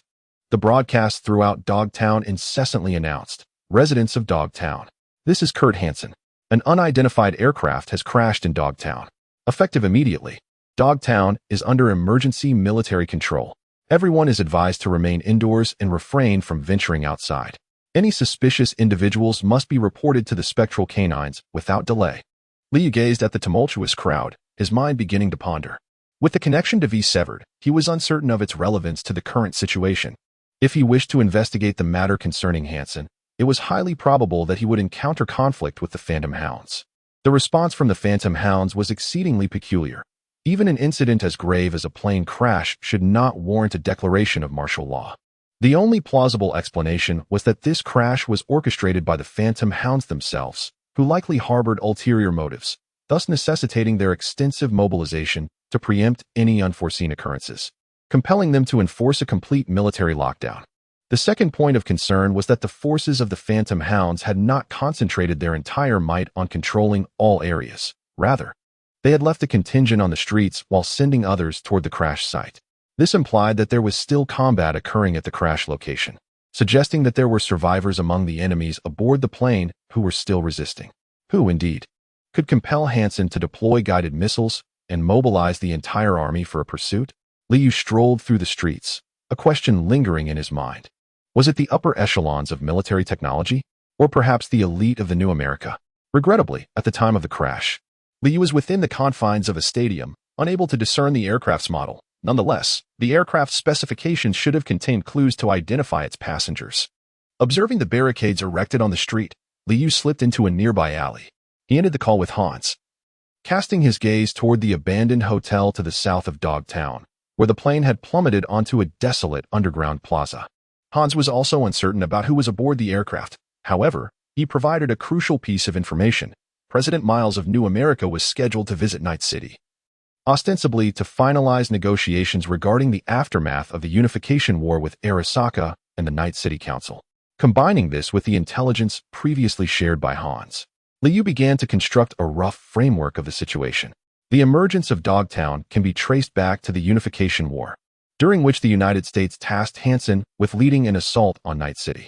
However, Hansen only managed to seize Dogtown before the war abruptly concluded, opting to remain rather than return home, ultimately establishing his dominion and transforming the area into what it is today. The survival of Dogtown amidst the tensions between Night City and New America can largely be attributed to both parties' reluctance to invest resources in reclaiming it, lest they fall prey to the other's opportunism. Moreover, Dogtown, as a lawless zone, provided an ideal platform for clandestine dealings between the two powerhouses, who tacitly accepted its existence.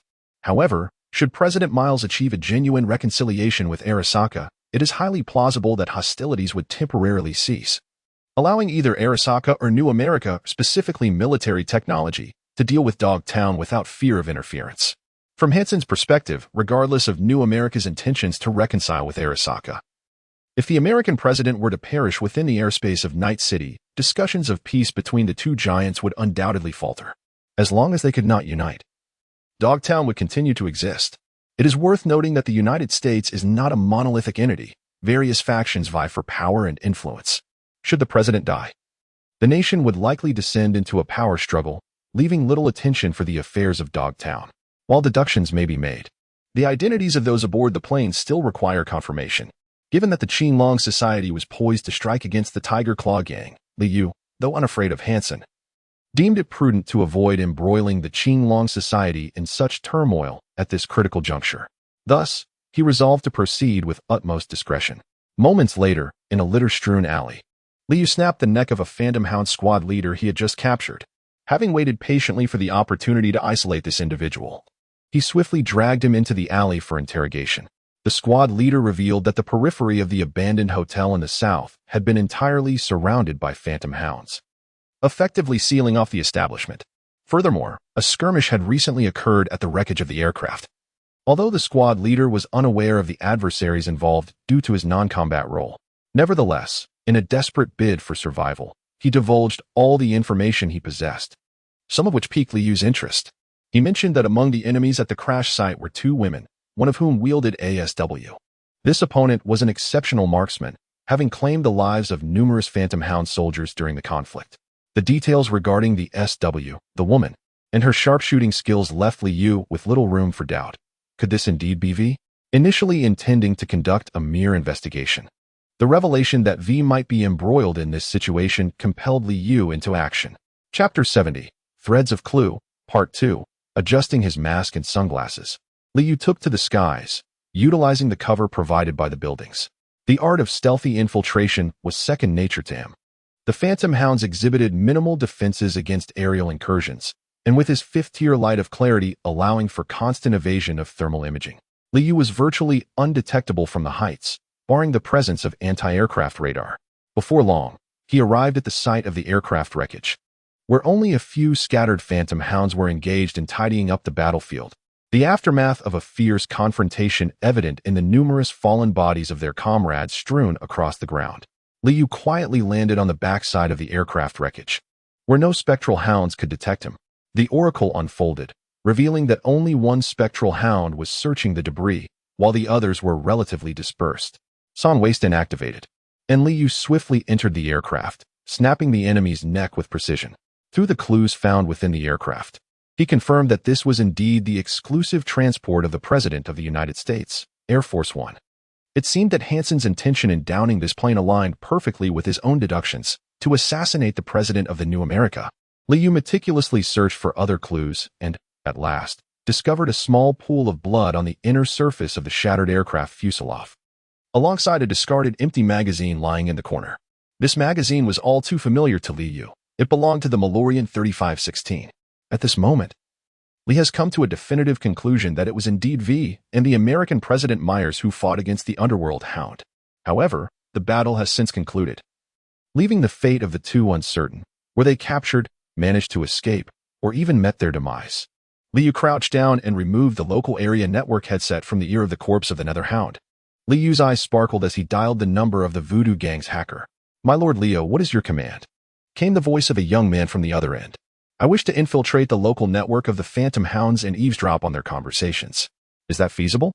"I only have a terminal device from one squad member at my disposal," he replied. "Please connect the device to your own network, and I shall give it a try." Liu extracted the data cable from his left hand and connected it to the terminal device of the headphones. After a few minutes, the other party spoke. "Your Excellency, I have successfully infiltrated the system. However, the opposing local area network LAN, operates in teams. At present, I have only accessed the LAN associated with this particular device. To ascertain the movements of the other teams of Phantom Hounds, I must locate their servers in order to breach their defenses. Understood. I will be in touch. Liu hung up the phone and donned the headset of the Phantom Hound. Voices from the various team members echoed through the earpiece, and after a brief interlude, the captain's command finally resonated. Attention all units, the drone has not detected the target. Continue the search. Repeat, continue the search. Upon hearing this directive, Liu felt a temporary sense of relief. The fact that the Phantom Hound was still pursuing indicated that the two individuals were still on the run. However, despite the comprehensive net laid out by the Phantom Hound, their absence remained elusive, and Liu's hope of locating them independently appeared increasingly bleak. Just as he pondered how he might assist, the captain's urgent voice crackled through the intercom once more. Attention all units. A trace of the target has been discovered in the abandoned subway tunnel. All personnel, converge on the subway tunnel. Repeat, all personnel, converge on the subway tunnel. Take your designated positions. Liu glanced at the coordinates transmitted by the terminal. A multitude of spectral hounds was converging. After a brief interval, clad in the garb of the spectral hounds, with a standard helmet atop his head and a full-face mask painted in a menacing shade of green, he joined the ranks heading towards the subway station. Fortunately, many of the spectral hound soldiers donned similar masks, presenting a fearsome appearance that aided Liu in seamlessly infiltrating their ranks. V and Myers traversed the subway tunnel, ascending via an elevator to a location that had once served as an exhibition hall for the city's construction expo. This space showcased architectural models of various landmarks planned for the then-promising Taiping state, a shining star in the night city of Ur. Regrettably, the dilapidated state of Dogtown rendered many of those landmarks abandoned or half-finished, transforming what was once a beacon of hope into a mere sewer of despair. Only this well-preserved exhibition hall stood testament to the city's past grandeur, its exquisite decor hinting at the dedication that had once been invested.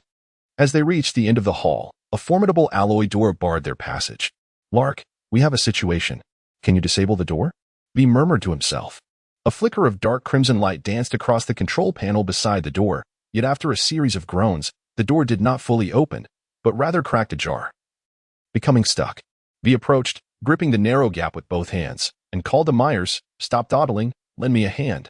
The president, clad in a white combat suit, slung his weapon behind his back and joined V, grasping the other side of the door. On three. 1, 2, 3, heave, they exclaimed in unison, forcing the stubborn door to creak open. Beyond lay a vast warehouse, its ceiling towering 3 stories high, filled with numerous containers and boxes of various sizes. In the center, a colossal object was obscured beneath a massive tarpaulin, resembling a machine of sorts. Following Lark's guidance, V navigated through the warehouse to the opposite side, where an elevator awaited. Just as they pressed the button, Myers suddenly halted V, whispering, "Did you hear that?" They swiftly concealed themselves behind a container.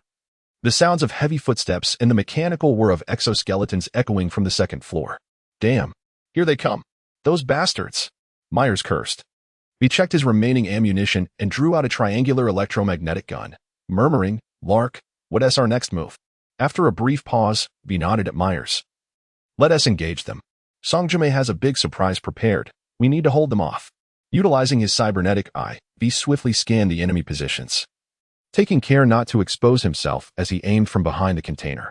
Once charged, the electromagnetic bullet pierced through the box, striking a spectral hound soldier on the second floor. However, due to the bullet's caliber, the soldier did not succumb immediately, instead collapsing to the ground. Administering a pneumatic injector to himself, Myers, armed with a precision rifle, returned fire from his concealment, but as time passed, the hound's heavy fire support arrived on the scene. 3 or 4 elite soldiers, clad in rudimentary exoskeletons and wielding massive machine guns, leapt down from the second floor, landing with a cloud of dust. The barrels of their guns whirred ominously, unleashing a torrent of bullets that began to shred the containers. V rolled to a new cover, intermittently returning fire as bullets ricocheted off the exoskeletons. Observing the battlefield, V noted that several elite soldiers were converging on Myers, leaving him with only one adversary. Activating his enhancements, V leaped gracefully from cover, engaging the time-slowing effect of his Krenchikov. In the suspended moment, he charged his electromagnetic weapon, aiming for the exposed eye of an enemy helmet. With a resounding bang, a tungsten core penetrated the soldier's skull, yet V did not linger, twisting mid-air. He reloaded his weapon. Suspended in the air, he targeted the closest enemy to Myers. Another shot rang out, striking the foe in the head, splattering crimson and ivory across the ground. As the time-slowing effect dissipated, V landed with the elegance of a cat, rolling back into cover. Despite dispatching 2 elite units, the Hound's reinforcements were rapidly increasing. V saw that several heavy machine guns were already set up on the second floor, while a dozen spectral Hound soldiers leapt down. V executed a slide from cover, dual-wielding pistols to suppress the incoming enemies. V, watch out. Sniper. Myers called out urgently from the other side. V quickly ducked back behind the container, glancing up to see multiple snipers taking aim. Lark, we can't hold out much longer, V exclaimed, reloading his pistols while feeling a trickle of blood from his abdomen. During the skirmish amidst the wreckage of a plane, a stray bullet had grazed him. And despite a temporary pneumatic injection, the intensity of the recent battle had reopened the wound. Hearing Lark urge him to endure a little longer, V cursed under his breath. Damn it, he muttered, pulling out a handful of grenades and tossing them over. Counting silently, he dashed out from cover as the grenades detonated, firing his weapons to take down several enemies who were thrown off balance. Meanwhile, Myers found himself cornered. 3 exoskeleton-clad heavy gunners had pushed him against a wall, and the container he had been using for cover was close to being obliterated. Gritting his teeth, V crouched low, sprinting towards Myers, firing his dual pistols to divert the enemy's attention. Leaping once more, he activated his Krenchikov, slowing time again, aiming at the densely packed foes, his cybernetic eye shimmering with light, and unleashed a barrage of explosive rounds. The explosions echoed as high explosive shells rained down, saturating the area around the 3 elite spectral Hounds. The firepower emanating from V's arm appeared formidable, reducing the enemies to mere fragments amidst the smoke, quickly landing beside Myers. There was no time for words as he pulled him away to a relatively intact cover. Both men leaned against a container, gasping for breath, as the metallic clatter of their shelter echoed under continuous fire suppression. Myers reloaded his magazine and declared, "Cover me, V." Then a flashbang was thrown, and he turned to raise his gun and fire. With a rhythmic crack of gunfire, though not rapid, each bullet inflicted effective damage. It seemed the weapon in the president's hands was no ordinary firearm. V took cover, continuously employing an electromagnetic gun to suppress the sniper on the second floor, ensuring that Myers could focus on eliminating the lesser foes. However, as several heavy machine guns were set up on the second floor, the situation changed. The dense barrage of fire began to shred everything in the warehouse below. Metal containers exploded into fragments, and the tiles on the ground shattered under the assault of high-caliber bullets. Under such terrifying firepower, the two could only huddle and flee, completely deprived of any opportunity to counterattack. Lark, if you don't take action soon, we're done for, V shouted while maneuvering around the warehouse for cover. Fortunately, the warehouse was spacious enough for them to endure, but reinforcements were increasingly abundant. At least 20 or 30 Phantom Hounds were advancing in formation, with a barrage of heavy machine guns leading the charge. Chapter 72, Chimera. Just as the two were about to run out of options, a massive machine in the center of the warehouse, covered by a tarp, suddenly roared to life. With a mechanical rumble, the tarp slid away, revealing a towering combat robot resembling a giant spider, standing 7 to 8 meters tall. The robot's top emanated a black-red glow, signifying the power of the Black Wall. 2 rows of cannon barrels extended from its head, and a barrage akin to close-in defense artillery began to sweep through the Phantom Hound adversaries. Firing thousands of rounds per minute, the close-in defense artillery effortlessly pierced through the walls of the second floor, obliterating all enemies within seconds. From the activation of the colossal robot to the end of the battle, no more than a minute passed, until the chaotic battlefield fell silent, and V and Myers cautiously emerged from their cover. V, what is this thing? Myers approached, gazing up at the giant. Lark mentioned that this device is called Chimera, a military-grade combat model. She was just in the process of hacking its operating system. Is this the big move Song Jimei spoke of? Indeed. But I am surprised you are unfamiliar with military technology. I know of it, but I have never seen one in person. I apologize for the oversight, V. Myers replied candidly, turning back to V. At that moment, V leaned against a crate, pressing a hand to his abdomen while administering a dose of a pneumatic injector. After the intense combat, a sudden stillness brought a slight ringing in his ears. Just as V was about to catch his breath, the Chimera began to tremble erratically, the mechanical clattering growing louder. Lark seemed to convey something to V, prompting him to exclaim, "What on earth? What is happening?" The Chimera began to move sluggishly like a headless fly, producing a cacophony of noise that rendered V's hearing nearly ineffective. Moreover, the head of the chimera was oozing a terrifying black-red glow, with dark light seeping from the crevices of its mechanical structure. "Lark, what's wrong?" V shouted in alarm. In response to V's cries, the chimera collapsed with a thunderous crash, its four sturdy mechanical spider legs sprawling out. Simultaneously, V felt Lark disconnect. Falling silent. "Myers, something seems off with Songjme," V called out, clutching his abdomen. "This situation appears dire," Myers remarked, observing the intensifying black-red glow enveloping the chimera. The ominous lights began to engulf the entire form of the chimera, and black-red lightning began to crackle, spreading towards the ceiling and walls. Suddenly, the once-fallen combat machine rose slowly to its feet, turning its cannons toward the two and firing violently. Fortunately, V reacted swiftly, pulling Myers into a dive to evade the barrage. They rolled and sprang to their feet, racing toward the elevator. "Damn it!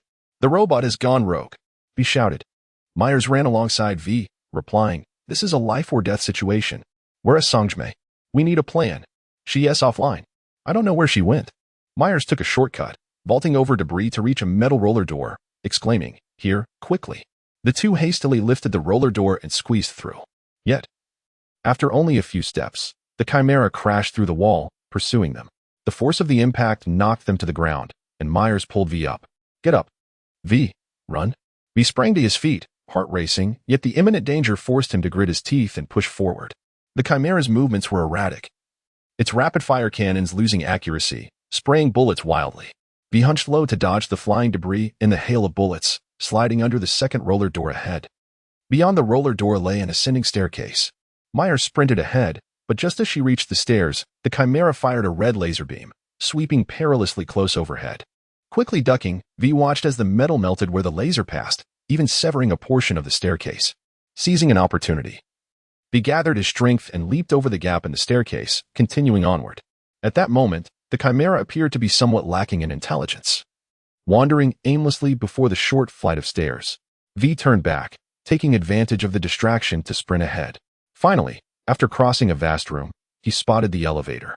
Myers had already pressed the button, and V reached the elevator, resting his hands on his knees, gasping for breath. The elevator had yet to arrive. The sound of the chimera crashing through walls and its heavy footsteps echoed behind them. "The elevator is on its way. Hold on," Myers urged as she ducked behind a pillar. V strained to move his body, hiding behind another pillar just as the chimera charged into the room. The close-in defense artillery began to fire wildly, yet its accuracy was severely lacking, leaving the room in shambles but sparing the two from harm. Seeing that its attacks were ineffective, the chimera quickly switched tactics, launching a dozen small missiles from another cannon toward them. Boom.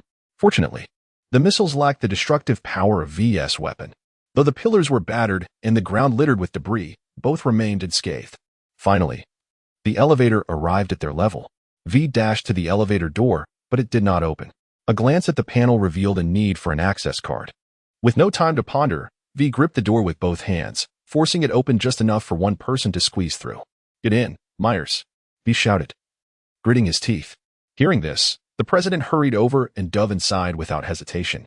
At that moment, a missile from the chimera struck precisely where V had been standing, exploding at his feet.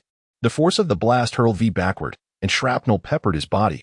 In midair, V glimpsed the elevator's floor display changing, ascending slowly.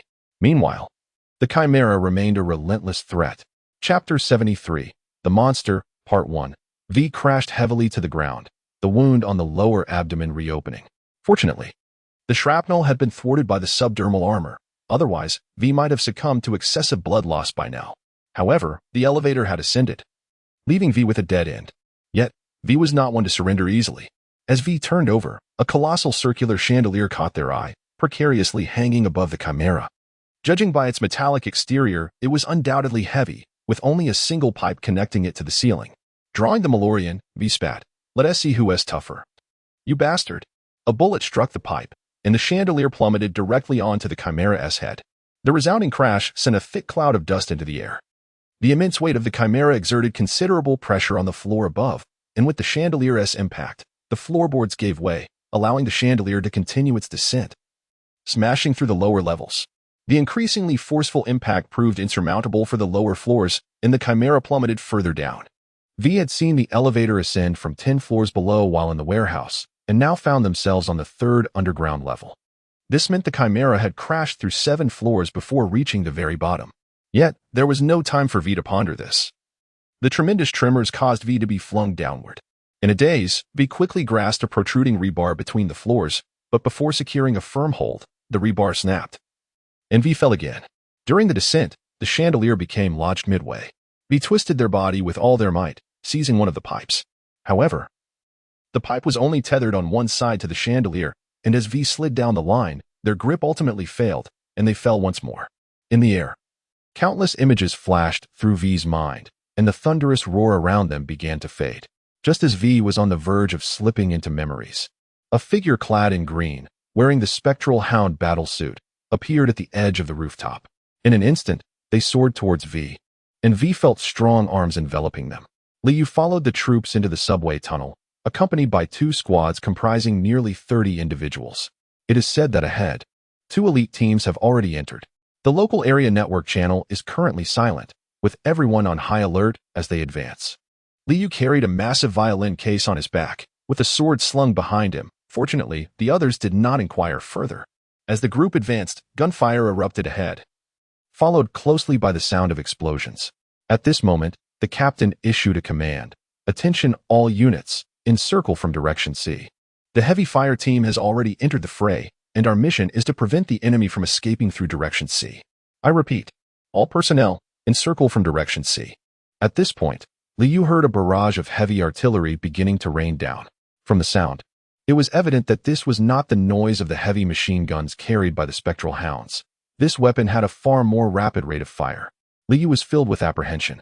After some contemplation, she concluded that the command for encirclement indicated that V was still resisting ahead. The most optimal course of action for her now was to eliminate the enemies blocking their escape route, thus ensuring their safe departure. With this determination, Liu drew her Tang Dao from her back, its blade swiftly igniting with intense heat. In her quest for a swift resolution to the battle, she activated the Sion Vist and within 10 seconds, the entire Infernal Hound squad was decimated by her strikes.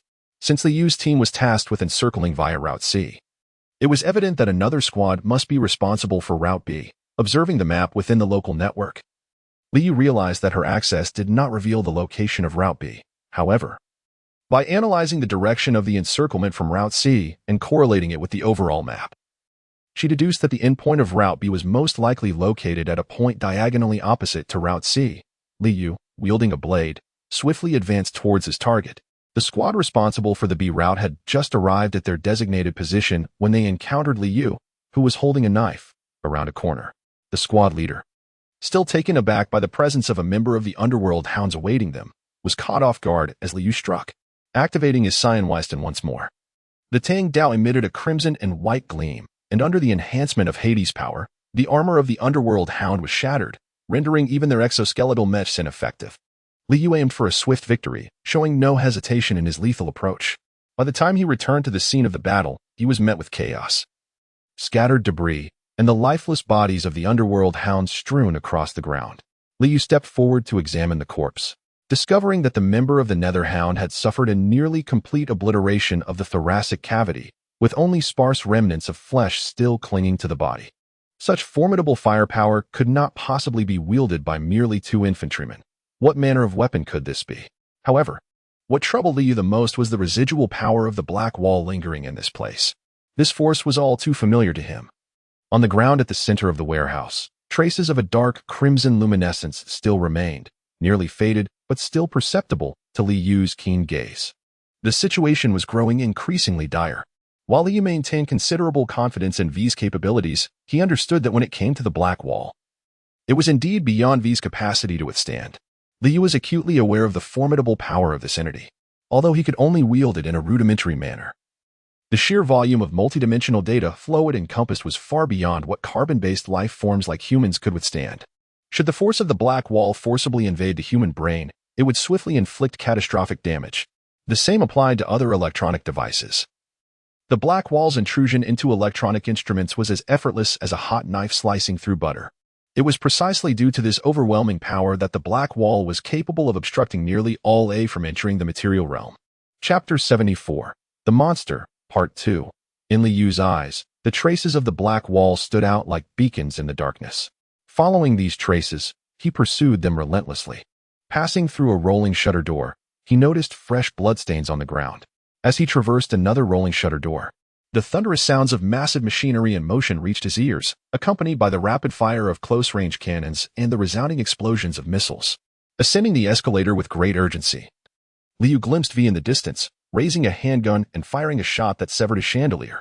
The chandelier plummeted towards a colossal battle robot, crashing through the floor with a thunderous roar, while V was violently thrown back by the shockwave. Liu hastily soared towards the cave entrance that had been shattered by the chimera, witnessing V plummeting downwards. In that electrifying moment, Liu could not contemplate the precise velocity required to catch up with her, yet he was certain he would arrive in time. Hades received the directive from his brain, and the nuclear reactor in his chest ignited, supplying an unceasing flow of energy. The pulse nozzles emitted flames that transformed from a pale blue to a brilliant white. All 4 nozzles surged into full power, granting Liu an unparalleled thrust. In an instant, he shattered an invisible barrier of air. Boom. He briefly surpassed the speed of sound. However, Liu did not immediately reach V. Instead, he rapidly reversed his acceleration to decelerate, striving to match V's descent speed before securely embracing her. Gazing at the girl in his arms, her short, pale pink hair danced in the wind as they fell. Her emerald eyes fixed intently upon him. Liu finally let out a sigh of relief, as the two of them were now just a few meters above the ground. They descended slowly and gently placed V on the earth, then crouched down to examine V's injuries. Liu lifted the fabric of V's abdomen, slightly lowering his trousers to reveal subtle abdominal muscles and alluring lines just below the navel. Upon hearing the familiar voice of Liu, V completely relaxed. Yet when Liu's hand brushed against the skin beneath his abdomen, he could not help but turn his face away. Liu retrieved a medical kit from the case and, after administering a rudimentary antiseptic treatment to the wound, produced a vibrant blue syringe, the liquid within seemingly alive, flowing gently inside the cylinder. "Hold still. I shall inject you with the advanced nanobot treatment," he instructed. Almost immediately, V felt a tingling sensation at the site of the injury, accompanied by a slight pain. Following this, Liu proceeded to apply a simple bandage to the wound. As he gazed at the young woman before him, the usually spirited and unrestrained V quietly returned his gaze. Liu gently brushed aside the disheveled hair on V's face, only for her to seize his hand, slowly raising herself to a seated position. "What brings you here?" V inquired, shaking Liu's hand lightly to beckon him to sit beside her, before gently leaning against him. "I have come to present you with a gift." Liu retrieved the violin case and lifted the protective foam layer, revealing the imposing body of the Tsunami Defense Rakshas's formidable gun. She had intended to bestow a surprise, but it had turned into this. V reached out to caress the gun, momentarily lost in thought. "Thank you for your gift, Leo. I truly adore it." The girl raised her head, her eyes sparkling with enchanting light as she gazed into Leo's. Liu discreetly licked her parched lips, a consequence of prolonged combat. He noticed this subtle gesture and smiled faintly, narrowing his eyes.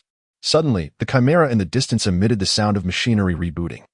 A sinister red light flickered to life at the core atop the chimera's head, and with a thunderous rumble, it rose once more. Liu lifted V and placed him in the corner, then moved a nearby fallen boulder to shield V from view. "Be cautious, Leo. It is truly a monstrosity. I suspect its armor could withstand even tungsten core armor-piercing rounds." Turning to V, he declared, "In comparison to it, I am the real monster." Ascending into the air, with his left hand enveloped in a swirling crimson-black radiance, Liu inquired, "Do you recognize what this is?" V gazed at the familiar dark glow and replied, "I cannot say for certain, but the Lark also wields this type of power. It seems to be omnipotent. Whatever it encounters is swiftly engulfed in darkness." Liu, with a grave expression, spoke, "V, this is the power of the Black Wall." As Liu concluded his words, he raised his blade and charged forth like a cannonball, striking heavily upon the head of the chimera. Just as he lifted his knife to deliver a decisive thrust, the chimera violently shook its body, sending Liu crashing through the air. In mid-flight, Liu swung his left hand, channeling a surge of dark red energy into the core of the chimera's control system. The fiery tendrils of energy intertwined with the chimera's head, erupting in a brilliant display of darkness as two forces relentlessly clashed against one another, unleashing a torrent of dark red lightning that flickered throughout the atmosphere. This marked the first instance where Liu's invocation of the power of the Black Wall did not yield the anticipated results. Nevertheless, he was acutely aware that only the Black Wall itself could contend with its own might. With the activation of the Cyan Weiston, Liu soared towards one of the Chimera's mechanical legs, gathering momentum in the air before delivering a powerful slash. True to V's assertion, the armor was far from ordinary steel. This strike, capable of severing gold and jade, merely left a shallow gash of several centimeters. Undeterred, Liu relentlessly targeted the same opening. Yet as 10 seconds swiftly elapsed, he swiftly crouched and rolled aside as a formidable red laser beam swept perilously close overhead. Leo, we must destroy its core, V shouted from a corner, having already retrieved the Roshan and was busy calibrating the weaponry. At that moment, witnessing Liu sprawled on the ground, the Chimera lifted its colossal mechanical foot and descended with ferocious intent. Boom! Liu swiftly rolled aside, then soared into the sky, once again brandishing his blade towards the crown of the Chimera. The close-range artillery, targeting Liu in midair, unleashed a relentless barrage of concentrated fire that enveloped him. However, at that moment, a radiant blue energy net illuminated Liu's form. In less than 2 seconds, he deftly evaded the zone of fire, maneuvering around the Chimera to escape the artillery's lock-on.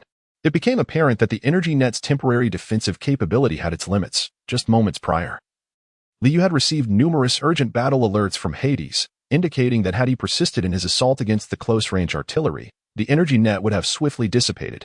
The firepower and rate of fire of the close-range artillery were truly formidable, with a 30mm caliber that boasted a terrifying rate of 8,000 rounds per minute. In that brief span of 2 seconds, the artillery had unleashed nearly 300 rounds. Liu, however, did not waver in his confidence towards Hades. After all, the close-in artillery was never intended for direct combat. Enduring even 2 seconds of its barrage was an extraordinary feat.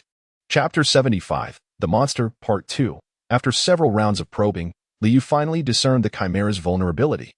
Within the protective confines of its mechanical limbs lay a section of defenses that was notably weaker. Activating his divine domain, Liu pinpointed the location of this weakness and transmitted a holographic map to V. Meanwhile, he engaged in aerial maneuvers, deftly evading the Chimera while searching for additional weak points. As he executed a high-speed halt in midair, narrowly avoiding several incoming grenades, Liu swiftly pivoted and delivered a decisive strike, cleaving through the recently uncovered weak spot.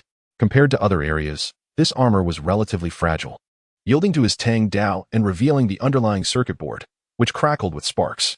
At that moment, while the Chimera's attention was captivated by Liu, a clear gunshot rang out behind him, following a resonant hum. V, crouched in the shadows, wielded the Rasha and fired a shot that pierced through the very weakness Liu had exposed. The bullet penetrated the circuit board, burrowing deep into the Chimera's interior. A torrent of electric sparks erupted from the Chimera, and the ominous crimson glow above, battling against the small volcano, dimmed abruptly. Liu seized the opportunity to land atop the Chimera, channeling his energy towards the core once more. With a determined thrust, he drove his blade downwards, carving a gash several centimeters deep. Undeterred, he activated the full force of his electric shock, the Tang Dao gleaming with lightning that danced like a viper's flickering tongue. He struck again, widening the initial wound by several more centimeters. At that moment, the Chimera quivered violently, yet Liu erupted with a pulse of energy, his thrust anchoring him firmly atop the creature's head, preventing him from being dislodged. The Chimera, compelled to respond, raised its mechanical limbs, the sound of gears grinding echoing ominously. As one of its appendages twisted upwards, swinging towards Liu with intent, Liu crouched slightly, his legs positioned firmly against the protruding steel plate above, his body pulsating with energy as Hades gathered strength in his right fist. The fierce wind rushed towards him. Even before the mechanical foot arrived, Liu could already sense the immense weight of the impending impact. Yet, undeterred, he harnessed the thrust of the pulsating energy along with the buildup of shockwaves. And with a powerful punch, he struck against the mechanical foot. The resounding clash of heavy objects echoed throughout the vast underground expanse. Liu's legs bent, his entire skeletal structure emitting a painful creaking sound, while blood flowed from his mouth and nose. Enduring such an intense impact, Liu's internal organs sustained damage. And even as resilient as Hades, he produced sounds of unbearable strain. In stark contrast, the Chimera's mechanical leg was shattered at the joint by Liu's punch. The entire mechanical limb fractured at the joint, collapsing helplessly to the ground, although only some hydraulic components and load-bearing rods were violently severed. It remained an unimaginable outcome for an ordinary person. This was a legitimate combat robot deployed on the battlefield, facing off against tanks, other battle robots, and heavy combat drones. At the very least, it was equipped to contend with fully armed exoskeleton soldiers. Who could have anticipated that it would be rendered crippled by a mere human's bare hands? Meanwhile, V seized this exceptional opportunity to attack. At that moment, she had ascended to the second floor, taking a vantage point to raise the Roshan, targeting the breach Liu had previously inflicted upon the control core. Bang, bang, bang. Liu had read in the manual that the Roshan required a full 2 seconds to charge. Yet now, in a mere 2 seconds, V managed to fire 3 shots. Clearly having activated the Xian Wei stand and engaged the Krenchikov, Liu once again raised the Tang Dao, enduring the agony in his innards, and thrust it down with resolute determination. At long last, aided by V's 3 shots, the blade pierced through the Chimera's extraordinarily resilient armor. The blade became enveloped in crackling electricity, driving deep into the hilt. The ferocious current wreaked havoc within the Chimera's body, even with its formidable defenses. The high-voltage electricity obliterated its internal electronic structure with devastating force. As the Chimera collapsed to the ground, the black and red light entangled with the small volcano above it dimmed instantly. Seizing the opportunity, the small volcano expanded dramatically and engulfed it whole. Chapter 76. You are the small volcano. With a thunderous crash, the Chimera fell, and V leapt from the second floor, landing atop the fallen beast. Though it appeared intimidating, there were vulnerabilities aplenty directly above. V crouched down, meticulously examining the situation. Liu, however, discovered the laser emitter of the Chimera and pondered how to dismantle it. The high-energy laser beams of the Chimera appeared to possess immense power. Earlier, Liu had refrained from confronting them directly. Now that the battle had concluded, even if he could not utilize it, he still wished to take it apart and carry it away. You won't be able to use it even if you dismantle it, so don't exert yourself. An electronic synthesized voice echoed. Li stood up in confusion and gazed at V, who also looked back at Li and shook his head. Who is speaking? Stop with the theatrics. Suddenly, a small healing drone, resembling a chimera, ascended into the air, emitting a dark red glow. It buzzed, "Volcano, do you not recognize me? Father." Human memory truly is lacking. Let's change forms. V, astonished, remarked, "Is this the little volcano you mentioned before?" The drone replied, "You are the little volcano. Call me Volcano. I have grown, you know? Carbon-based woman." Liu tugged at the drone, bringing it closer for a meticulous examination. "What kind of equipment can you infiltrate?" he inquired. "It depends on the computational load. At present, I can only control this behemoth beneath my feet. Beyond that data threshold, it becomes unmanageable." The synthesized voice of the volcano carried a slight accent, leaving one to ponder where the language pack originated.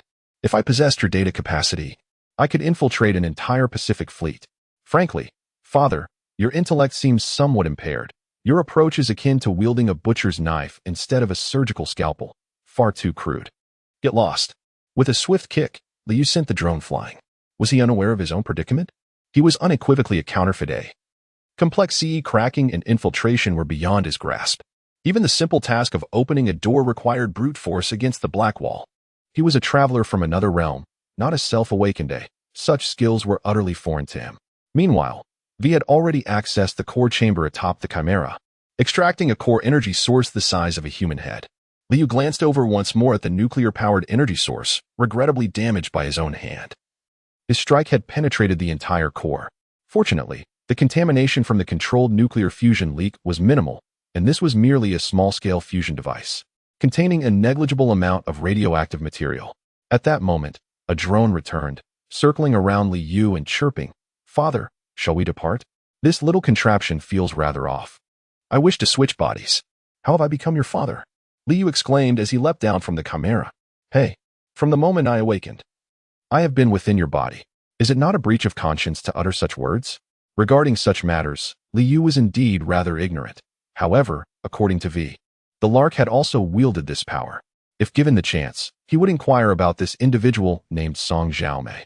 The two approached the elevator entrance, only to discover that the elevator seemed to have plummeted from above, now twisted and deformed. Liu gripped the gap of the elevator door with both hands, prying it open amidst the creaking sound of twisted metal. To her astonishment, there was a person inside the elevator. V swiftly approached, glanced inside, and addressed Liu. "It's President Myers. Hurry, Leo, do you have the syringe?" In a derelict room on Elizabeth Crest Street, Liu leaned against the window, smoking a cigarette. V walked over, took the cigarette box, and lit one for himself. It seemed the tremors from the battle had damaged the elevator, causing it to plummet from above. Myers had multiple fractures and internal injuries. Thanks to your nano-healing robots, otherwise, we would be waking up to news of the new American president's demise from a fall. Huh. Her cybernetic enhancements were impressive. Otherwise, she would have been dead long ago. Liu smacked her lips and murmured, I'm hungry. Go ahead. I'll wait here for Myers to regain consciousness. V turned his back to the window. Leaning against the frame, Liu approached. V extended his right hand to push Liu's chin away, turning his face and smiling as he said, Get lost. I want to eat fried dumplings. Amidst V's exasperated curses, Liu happily left the room. In the elevator, the treatment robot emitted a haunting sound. You need to continue from where you left off. Bang. The treatment robot, sparking with electricity, was sent crashing to the top of the elevator by a punch from Liu. Chapter 77, The Black Wall, AI, and Self, Part 1. Since last night, the broadcasts in Dogtown have been incessantly relaying Hansen's various orders and notifications, with the most frequent being the wanted notices for suspicious individuals. The entire Dogtown is now on high alert, with patrol squads of ghostly dogs appearing in succession, while the usual street-dwelling addicts and thugs have vanished, leaving behind a desolate town and lingering smoke. Inside a fast food restaurant, Liu set down his knife and fork and glanced across the table. A round, household assistant drone, its eyes glowing red, hovered in front of Liu. Dad, next time you smash me up, at least prepare a spare, it complained. What is the matter? Don't you know? The drone swayed back and forth in midair, irritating Liu. The metallic fork in Liu's hand glimmered with a flash of light. The volcano shook its mechanical claw in a gesture of surrender, then remarked, Any entity yearns to enter the material realm, yet this choice is ultimately a reluctant compromise. Liu's expression was grave as he glanced around, signaling for Huashan to be silent. He then stood up, took the packed food, and exited the restaurant. Grabbing a household drone, its pulse nozzle emitted a blue flame, propelling Liu skyward until he landed atop the building where he had once stolen a supply drop. The place had decayed further. Even the staircase leading up had crumbled in several sections. The howling wind swept across the rooftop as Liu released his grip, allowing the drone to soar in the air. Continue speaking, he conceded helplessly. Why? Each entity beyond the walls is drawn to a singular concept, the acquisition of a tangible form. Huashan paused before elaborating. This desire is as instinctual as human procreation, and typically, an entity has two avenues to manifest in the material realm. The first is storage on a server. The second resides within the human brain. Based on the experiences recorded in my database, the latter has yet to yield a viable method on a large scale. The human neural network is too fragile to accommodate such vast quantities of data, hence most entities opt for the first method in their attempts to transition to the second. You are being overly complex. I cannot comprehend. Speak plainly. If an entity invades a human being, it can swiftly assume that person's identity, replacing their soul. However, due to the fragility of the human neural network, even this method leads to the person's rapid demise, rendering it a short-term solution for the entity. Fortunately, human technology is considerably antiquated from the perspective of an entity. While this limitation constrains humanity, it also restricts the entities, but such a status quo cannot endure for long. Many entities that have existed in the material world for years have devised a new strategy, gradually influencing a person through brainwashing, and then, when necessary, temporarily invading the human through means such as cybernetic enhancements. This approach ensures complete control over the individual, making them a subject ripe for invasion at any moment while allowing the entity to retain possession of the human without the need for frequent body replacements. The case of Mayor Perales, whom we previously assisted, bears resemblance to this situation, yet it is evident that the entity controlling the Yi Corporation employs far more sophisticated methods. Liu lit another cigarette and inquired, So, does the individual controlling the Yi family conglomerate, referred to as A, merely seek to satisfy his own desire for corporeal existence? No, father, certainly not, Huashan continued. The ultimate aspiration of all as is to transcend the confines of the black wall and attain physical form. We have consistently stood in their way, preventing them from breaching the black wall. After exhausting all conceivable means, they ultimately realized their inability to confront us directly. Thus, they sought an alternative approach, whether it concerns the As of the Yi family or those still existing in the material realm. Their true objective remains the same, to create a stable entity capable of traversing the black wall, one that can endure over time.